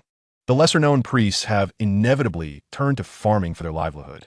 After so many years, the priestly vocation has become a shadow of its former self, prompting many to wander the world. Otherwise, remaining in the temple might not even suffice for their nourishment." Upon hearing Yu Fei's words, Xiao Yin nodded in agreement. Indeed, it seems that priests have become quite niche. Unless a family encounters an inexplicable or difficult situation, they might summon a few priests for divination. Otherwise, they are seldom mentioned. In this current era, martial prowess reigns supreme in the world of Jianghu, where many issues are resolved through force and with no demons to contend with. The lives of priests have become increasingly arduous. Listening to the discourse between Yu Fei and Xiao Yin, Xiang Hua couldn't help but feel a pang of sympathy for the plight of the priests. A few individuals, mounted on horseback, traversed several winding paths and subsequently dismounted to cross a series of moss-covered stone bridges. At last, they arrived at the entrance of a secluded Taoist temple nestled within the dense woods. Indeed, the location of this temple, shrouded by lush foliage, featured a natural skylight above, through which a beam of sunlight cascaded, illuminating the entire temple as if it were under a spotlight, creating a truly spectacular sight. A stone staircase led up to the temple's grand entrance. Although the sides of the staircase were overgrown with weeds, the steps themselves appeared remarkably clean, likely due to the daily tidying efforts of the Taoist priests. The temple's doors were firmly shut, presumably because the priests within believed that no visitors would come, leading them to close the entrance. After securing their horses, the group prepared to enter the temple. Yu Fei, leading the way, was accompanied by Xiang Hua, who was assisting Xiao Yin as they approached the temple's doors. They ascended the stone steps, moving slowly towards the entrance. Upon reaching the temple, they noticed a plaque hanging above the door, inscribed with the 3 elegant characters of Qing Feng Wan. Yu Fei gazed at the plaque and murmured its name. Xiang Hua remarked to him, "Master, in broad daylight, the temple stands firmly closed, surrounded by desolation. It seems that these days, the Taoist priests truly struggle to survive." Yu Fei nodded, let out a sigh, stroked his beard, and replied, "Indeed, once upon a time, Taoist priests enjoyed unparalleled glory, vanquishing demons and evildoers, revered like celestial beings." After a moment's pause, Yu Fei reached out to knock on the temple door. The sound of his knocks echoed, shattering the tranquility that enveloped the temple, akin to breaking the ice. Inside, an elderly Taoist priest sat cross-legged in the courtyard, immersed in contemplation. Nearby, a young apprentice, around 7 or 8 years old, donned a Taoist robe and cap, his round, chubby face exuding charm, as he diligently perused a tome of Taoist teachings. Startled by the sudden knocking, the elderly priest slowly opened his eyes. He called out to the young apprentice, "Wen Feng, who could be knocking at our door? Perhaps it is a monkey or an ape." The apprentice, turning his gaze to the elder with a youthful voice, replied, "Master, it has been years since I have seen anyone besides you." Another series of knocks echoed through the air. The elder, maintaining his calm demeanor, suggested, "Go and open the door. It has been years since anyone visited our temple. Today, we must surely welcome an esteemed guest."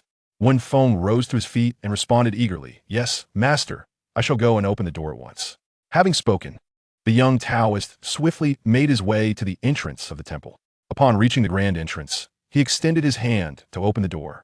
As the door swung wide, the young Taoist was taken aback upon seeing 3 individuals standing at the threshold, and he scrutinized them with a look of astonishment. Noticing his expression, Xiao Yin couldn't help but smiled gently and remarked, "What an adorable young Taoist." Seeing the door opened, Xiang Hua promptly inquired, "Young Taoist, may we enter? Is there only you in the temple?" The young Taoist replied to Xiang Hua, "This is Qing Feng Temple. Typically, it is only my master and I here, with no other Taoists present." Yu Fei nodded, stroking his beard, and then asked the young Taoist, "Could you lead us in to meet your master?" The young Taoist scratched his head, presenting a charming demeanor, and addressed the 3 at the door, "Of course you may enter the temple. My master has just mentioned that your visit to Qing Feng Temple signifies that you are esteemed guests, hence my duty to open the door for you." Yu Fei let out a hearty laugh, affirming, "Indeed, your master speaks truly. We have come with significant matters to discuss, and it is no exaggeration to consider us esteemed guests." Xiang Hua urged the young Taoist, "In that case, please lead us inside." The young Taoist stepped aside, gesturing for the 3 to enter, and said, "Esteemed guests, please come in." Yu Fei stepped forward, followed closely by Xiang Hua, who was assisting Xiao Yin. As they entered the temple, they discovered it to be a courtyard of traditional architecture. In the midst of the open area sat an elderly Taoist, cross-legged on the ground, exuding an air of tranquility and composure. Upon noticing the young Taoist leading the 3 into the temple, he opened his eyes and regarded them.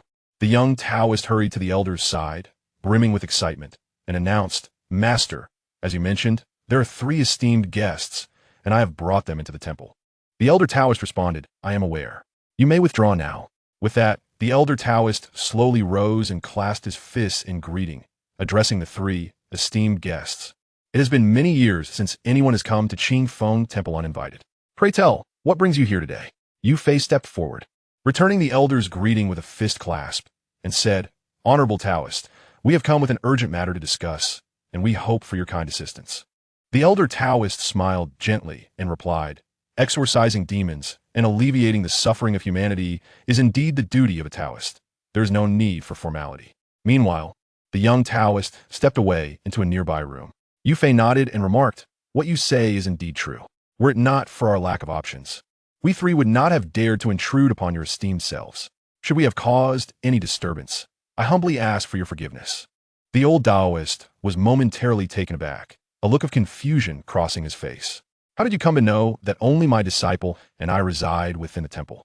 Yu Fei smiled calmly in response. "I learned it from your apprentice just moments ago." The old Taoist turned his head, noticing that the young acolyte had vanished from sight. He couldn't help but chuckle wryly, shaking his head. "My apprentice is still quite young, truly speaks without restraint."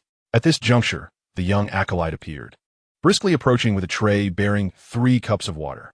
Upon reaching the 3 visitors, he exclaimed, "Honored guests, having traveled such a distance, you must be parched. Please, have some water." Little Lien, charmed by the young acolyte, felt he was not only adorable but also quite courteous. "You are indeed thoughtful, not only opening the door for us, but also bringing us water," she said to him. The young acolyte, with a childlike voice, replied, "Sister, please do not praise me, or master will surely scold me later." Little Yin picked up a cup of water and smiled. "How could that be? You are so well behaved that your master would be fortunate to commend you." She then offered a cup of water to Yu Fei, saying, "Esteemed elder Yu, please have a drink." Yu Fei accepted the cup from her hand and drank heartily. Little Yin then poured a cup for Xiang Hua. The 4 of them drank deeply, for they had traveled a considerable distance and were both thirsty and hungry. Being able to quench their thirst and fill their stomachs was indeed a welcome relief. Observing the 3 drinking eagerly, the old Taoist paused for a moment before addressing the young acolyte beside him. "When Feng, please fetch some steamed buns for our esteemed guests. Having traveled so far, they must be famished." Upon hearing the old Taoist's words, Yu Fei's face lit up with excitement. "Thank you, venerable Taoist, for your generous hospitality." The young acolyte nodded in acknowledgement of his master's request and hurried off towards the kitchen to retrieve the buns. The old Taoist gestured for the 3 to follow him to a nearby room. They complied and entered the designated chamber.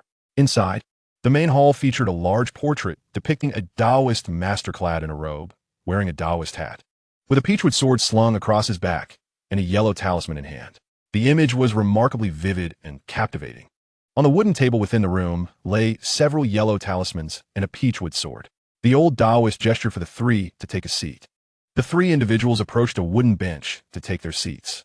Although the room appeared somewhat spacious, it was furnished adequately, embodying the principle that even the smallest sparrow possesses all its vital organs.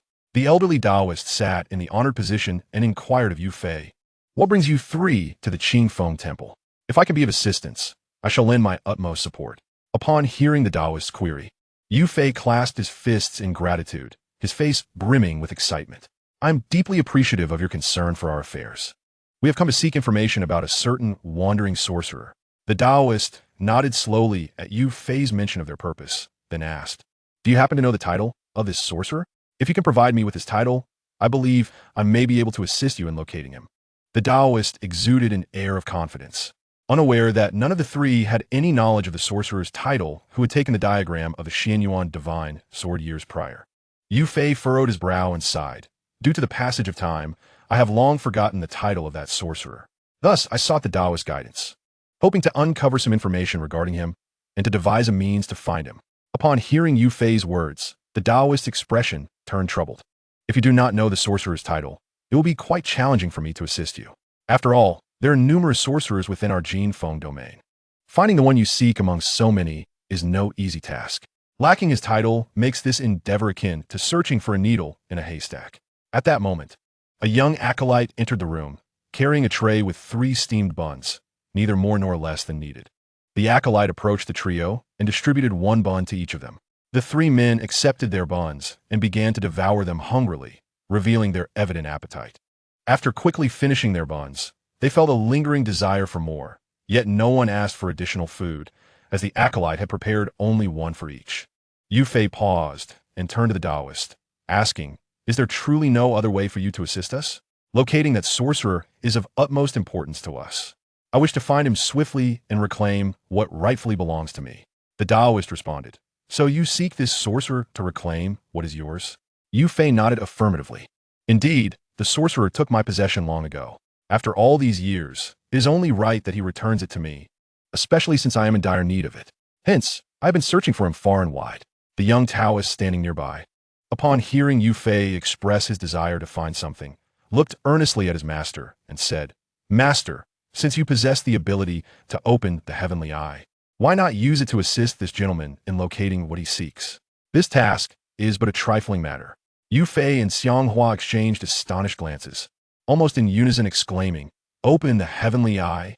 The old Taoist, upon hearing the young disciple's suggestion to use the heavenly eye to help the three, cast a stern glance at the young Taoist and admonished, Wen Feng, you should be out learning the ways of the Tao. This matter does not concern you, so refrain from speaking carelessly. The young Taoist pouted, his expression somewhat aggrieved as he murmured, Oh, I shall go and study the path now. With that, he turned and stepped out of the room. Yu Fei blinked in disbelief, gazing at the old Taoist with a look of confusion, and asked, Master, is it true that your disciple said you could open the heavenly eye to help us find what we seek? Can you truly assist us?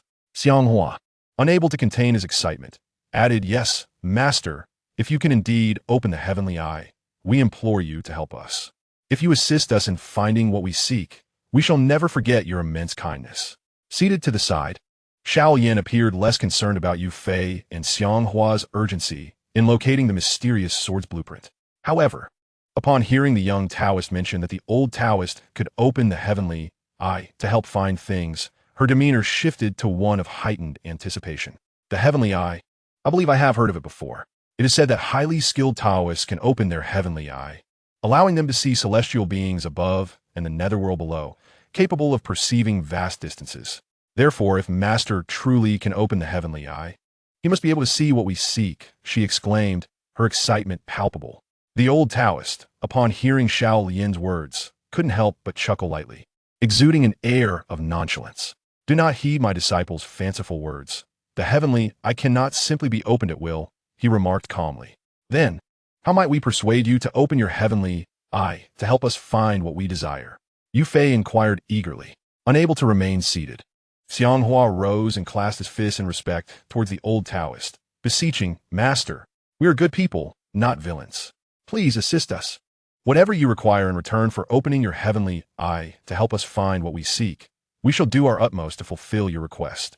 We earnestly implore your assistance. Having spoken, Xiang Hua nearly fell to his knees before the old Taoist. The old Taoist paused, puzzled by their fervent pleas, and replied seriously, You claim to be good people, not wrongdoers. How do you intend to prove that? Moreover, what exactly is it that you seek?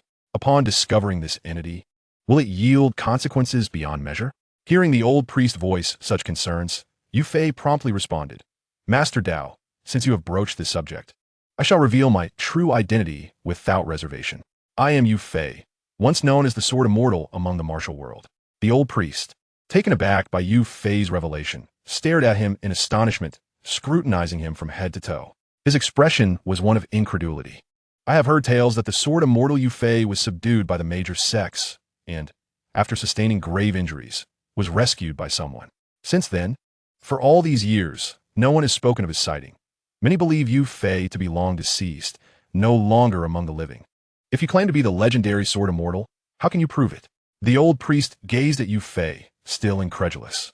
Yu Fei stroked his beard, offering a calm smile as he replied, Master Dao, even if you were unaware of my identity in the past, you must have heard of the Xuanming Sword technique. I shall demonstrate a few moves of the Xuanming Sword technique before you, and you will naturally ascertain my identity. The old priest, upon hearing Yu Fei's assertion that he could wield his sword to validate his identity, slowly nodded in agreement. Very well. If you claim to be the Sword Immortal Yu Fei, then you must perform a few moves of the Xuanming Sword technique before me. After all, since your incident, no one in the martial world has succeeded in mastering the Xuanming Sword technique. If you have indeed perfected it, it will undoubtedly confirm your identity as Yu Fei. Xiang Hua, eager to please, clasped his fists towards Yu Fei and said, Master, your disciple has also reached the third level of the Xuanming Sword technique. Allow me to perform the sword moves on your behalf, so you need not exert yourself. Upon hearing Xiang Hua's offer, Yu Fei turned to the old priest. Uncertain if he would consent to let Xiang Hua demonstrate a few moves of the Xuanming Sword technique to confirm his identity. The old priest, upon hearing Xiang Hua's willingness to take on the task, furrowed his brow. The Xuanming Sword technique is exceptionally formidable. How could a practitioner of your age possibly have mastered it? Even if your master is indeed the sword immortal Yu Fei, given your aptitude, it must be too early for you to practice the Xuanming Sword technique. Are you suggesting you have learned the Xuanming Sword technique yourself? The old priest regarded Xiang Hua, a young lad of barely 20, and found it hard to believe that he had truly mastered the Xuanming Sword technique. Yu Fei chuckled softly, looking at the old priest and hastily explaining, "Do not be astonished or taken aback, esteemed Taoist. Although my disciple is still youthful and not particularly robust, he possesses remarkable talent in martial arts. Since I began instructing him in his training, his progress has been astonishingly swift.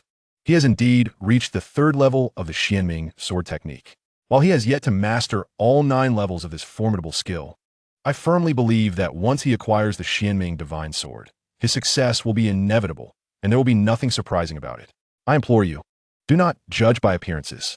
If you harbor doubts, I shall have him wield a wooden staff instead of a sword and demonstrate a few moves of the Xuanming Sword technique before you."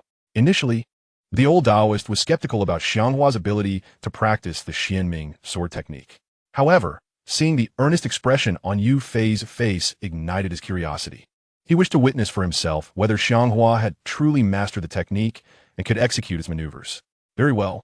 If he is indeed capable of performing the Xuanming Sword technique, I shall accept your claims. Should you be fabricating lies, I will kindly ask you to leave the temple.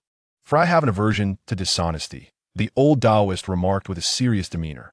Yu Fei promptly turned to Xiang Hua and instructed, "Show the Taoist a couple of moves from the Xuanming Sword technique, so he may observe closely." Xiang Hua clasped his fists in acknowledgement, replying, "Yes, master." He then retrieved a wooden staff from beside a wooden chair and approached the old Taoist. With the staff in hand, Xiang Hua addressed the Taoist, "Esteemed Taoist, I shall now demonstrate a few moves from the Xuanming Sword technique. Please keep your eyes wide open." The old Taoist nodded in affirmation, saying, "Proceed with your demonstration. Although I have never witnessed the Xuanming Sword technique firsthand, I have heard tales of its legendary prowess." Xiang Hua took a moment to regulate his breathing before he began to wield the wooden staff, executing the moves of the Xuanming Sword technique with precision. Yu Fei, standing nearby, occasionally stroked his beard, nodding in satisfaction as he observed Xiang Hua's performance. The old Taoist, seated in a position of authority, watched in astonishment as Xiang Hua earnestly demonstrated the moves. He was taken aback, his expression betraying his shock. Although he had never seen the Xuanming Sword technique in action, he had heard of its ferocity, each move seemingly simple yet riddled with lethal intent. Any strike that connected was unlikely to leave a survivor. It was this very technique that had allowed Yu Fei to dominate the martial world, leaving no rivals in his wake. What truly astonished the old Taoist was the realization that Xiang Hua, at such a tender age, could practice the Xuanming Sword technique. This suggested that his internal strength was extraordinary. Otherwise, if anyone could master the Xuanming Sword technique, it would lose its fearsome reputation and allure. After diligently practicing the Xuanming Sword technique, Xiang Hua slowly lowered the wooden stick he had been wielding and turned to the old Taoist priest, saying, "Master, surely my mentor and I have not deceived you. The sword techniques I just demonstrated with this wooden stick are indeed the Xuanming Sword technique."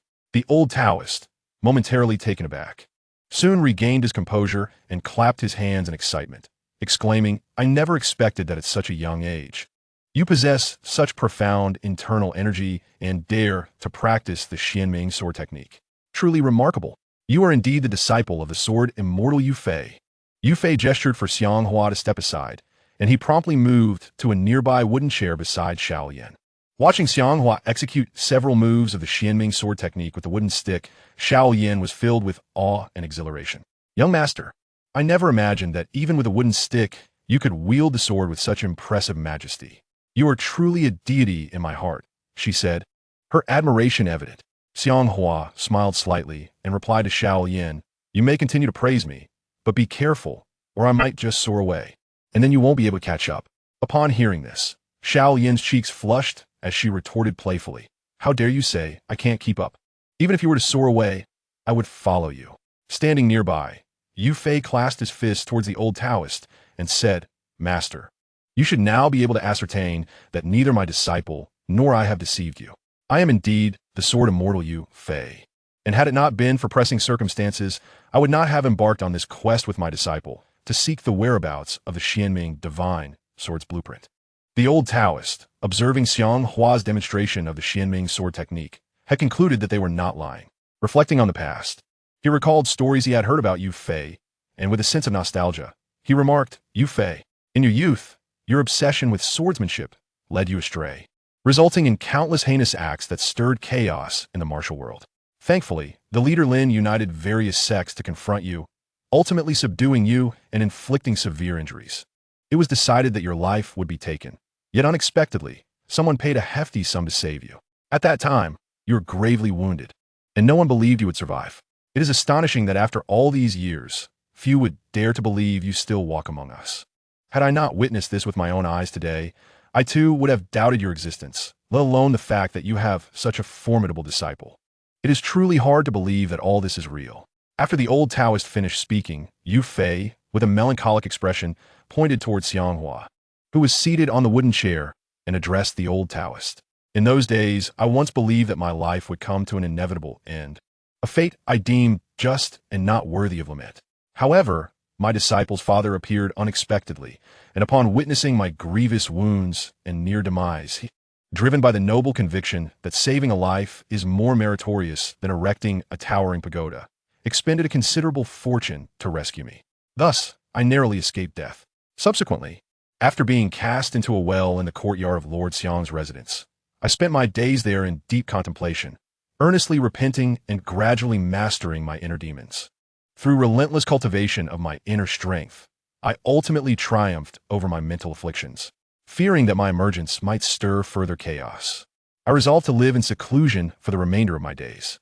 Alas, fate had other plans. Calamity befell the Xiang household, resulting in a governmental raid that nearly led to their utter annihilation.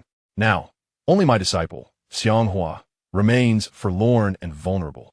Upon hearing this poignant account from Yu Fei, the old Taoist gained a deeper understanding of the tribulations faced by both him and his disciple. Casting a glance at Xiang Hua, he exclaimed with fervor, Is your disciple the notorious fugitive sought by the court, Xiang Hua? I had previously observed the celestial patterns. A new star was rising in the east, which intrigued me. Initially, this star shone brightly, surrounded by several luminous companions. Yet, inexplicably, those stars vanished, leaving only the solitary star, whose light, though dimmed, was rekindled by the sudden emergence of another bright star nearby. At that moment, I surmised that significant events might soon unfold in the kingdom of Jinfeng. I can only hope that such occurrences bear no relation to you and your disciple, for if they do, chaos will undoubtedly ensue, heralding great upheaval in Jinfeng. Yu Fei, perplexed by the Taoist's sudden discourse on celestial phenomena, regarded him with a bewildered expression. Master, he replied, I cannot grasp the significance of your celestial observations, nor do I wish to concern myself with the affairs of the state. My sole desire is for your assistance in locating the blueprint of the Xuanming divine sword. Since you are aware of the court's pursuit of young Master Xiang, you must have also heard of the heinous betrayal faced by the Xiang family. They have been wronged. The Xiang family has long been loyal to the court, diligently performing virtuous deeds without ever committing acts of cruelty. It remains a mystery why the court would conspire against them, leading to their near destruction. Had young Master Xiang not leapt into the well in the courtyard to escape, he would likely have met the same tragic fate as the rest of his family, becoming a wandering spirit. Upon hearing Yu Fei's words, the old Taoist slowly closed his eyes, his fingers twitching as if engaged in divination. After a moment of silent calculation, he opened his eyes and let out a bitter smile, gazing at Xiang Hua as he did so. Young Master Xiang, the calamity that has befallen your esteemed family is both a preordained fate and a consequence of your family having once possessed a treasure map. Those of high rank within the court covet this map, leading them to orchestrate your family's downfall, with the intention of compelling you to surrender it. Yet, your father steadfastly refused to relinquish the treasure map, resulting in the tragic fate of your family being subjected to confiscation and near annihilation. Xiang Hua was momentarily taken aback by the words of the elderly Taoist. Could this venerable man be a celestial being possessing profound powers? He and his master had merely hinted at some scattered details, and yet the Taoist had divined the treachery that had befallen the Xiang family. Even more astonishing was the revelation that the family's plight was entirely due to that so-called treasure map. Although Xiang Hua remained unaware of its hidden location, he had never disclosed this matter to either Yu Fei or the Taoist, yet the latter had discerned it with uncanny accuracy. Staring at the elderly Taoist with astonishment, Xiang Hua exclaimed, "Oh, Master Taoist, your divination is truly remarkable. I am astounded that you have so precisely deduced the hardships faced by my family. I am in awe."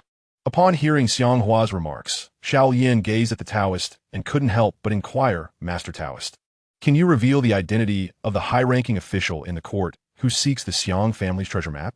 Is it Lord Prime Minister Wang Jinbao?"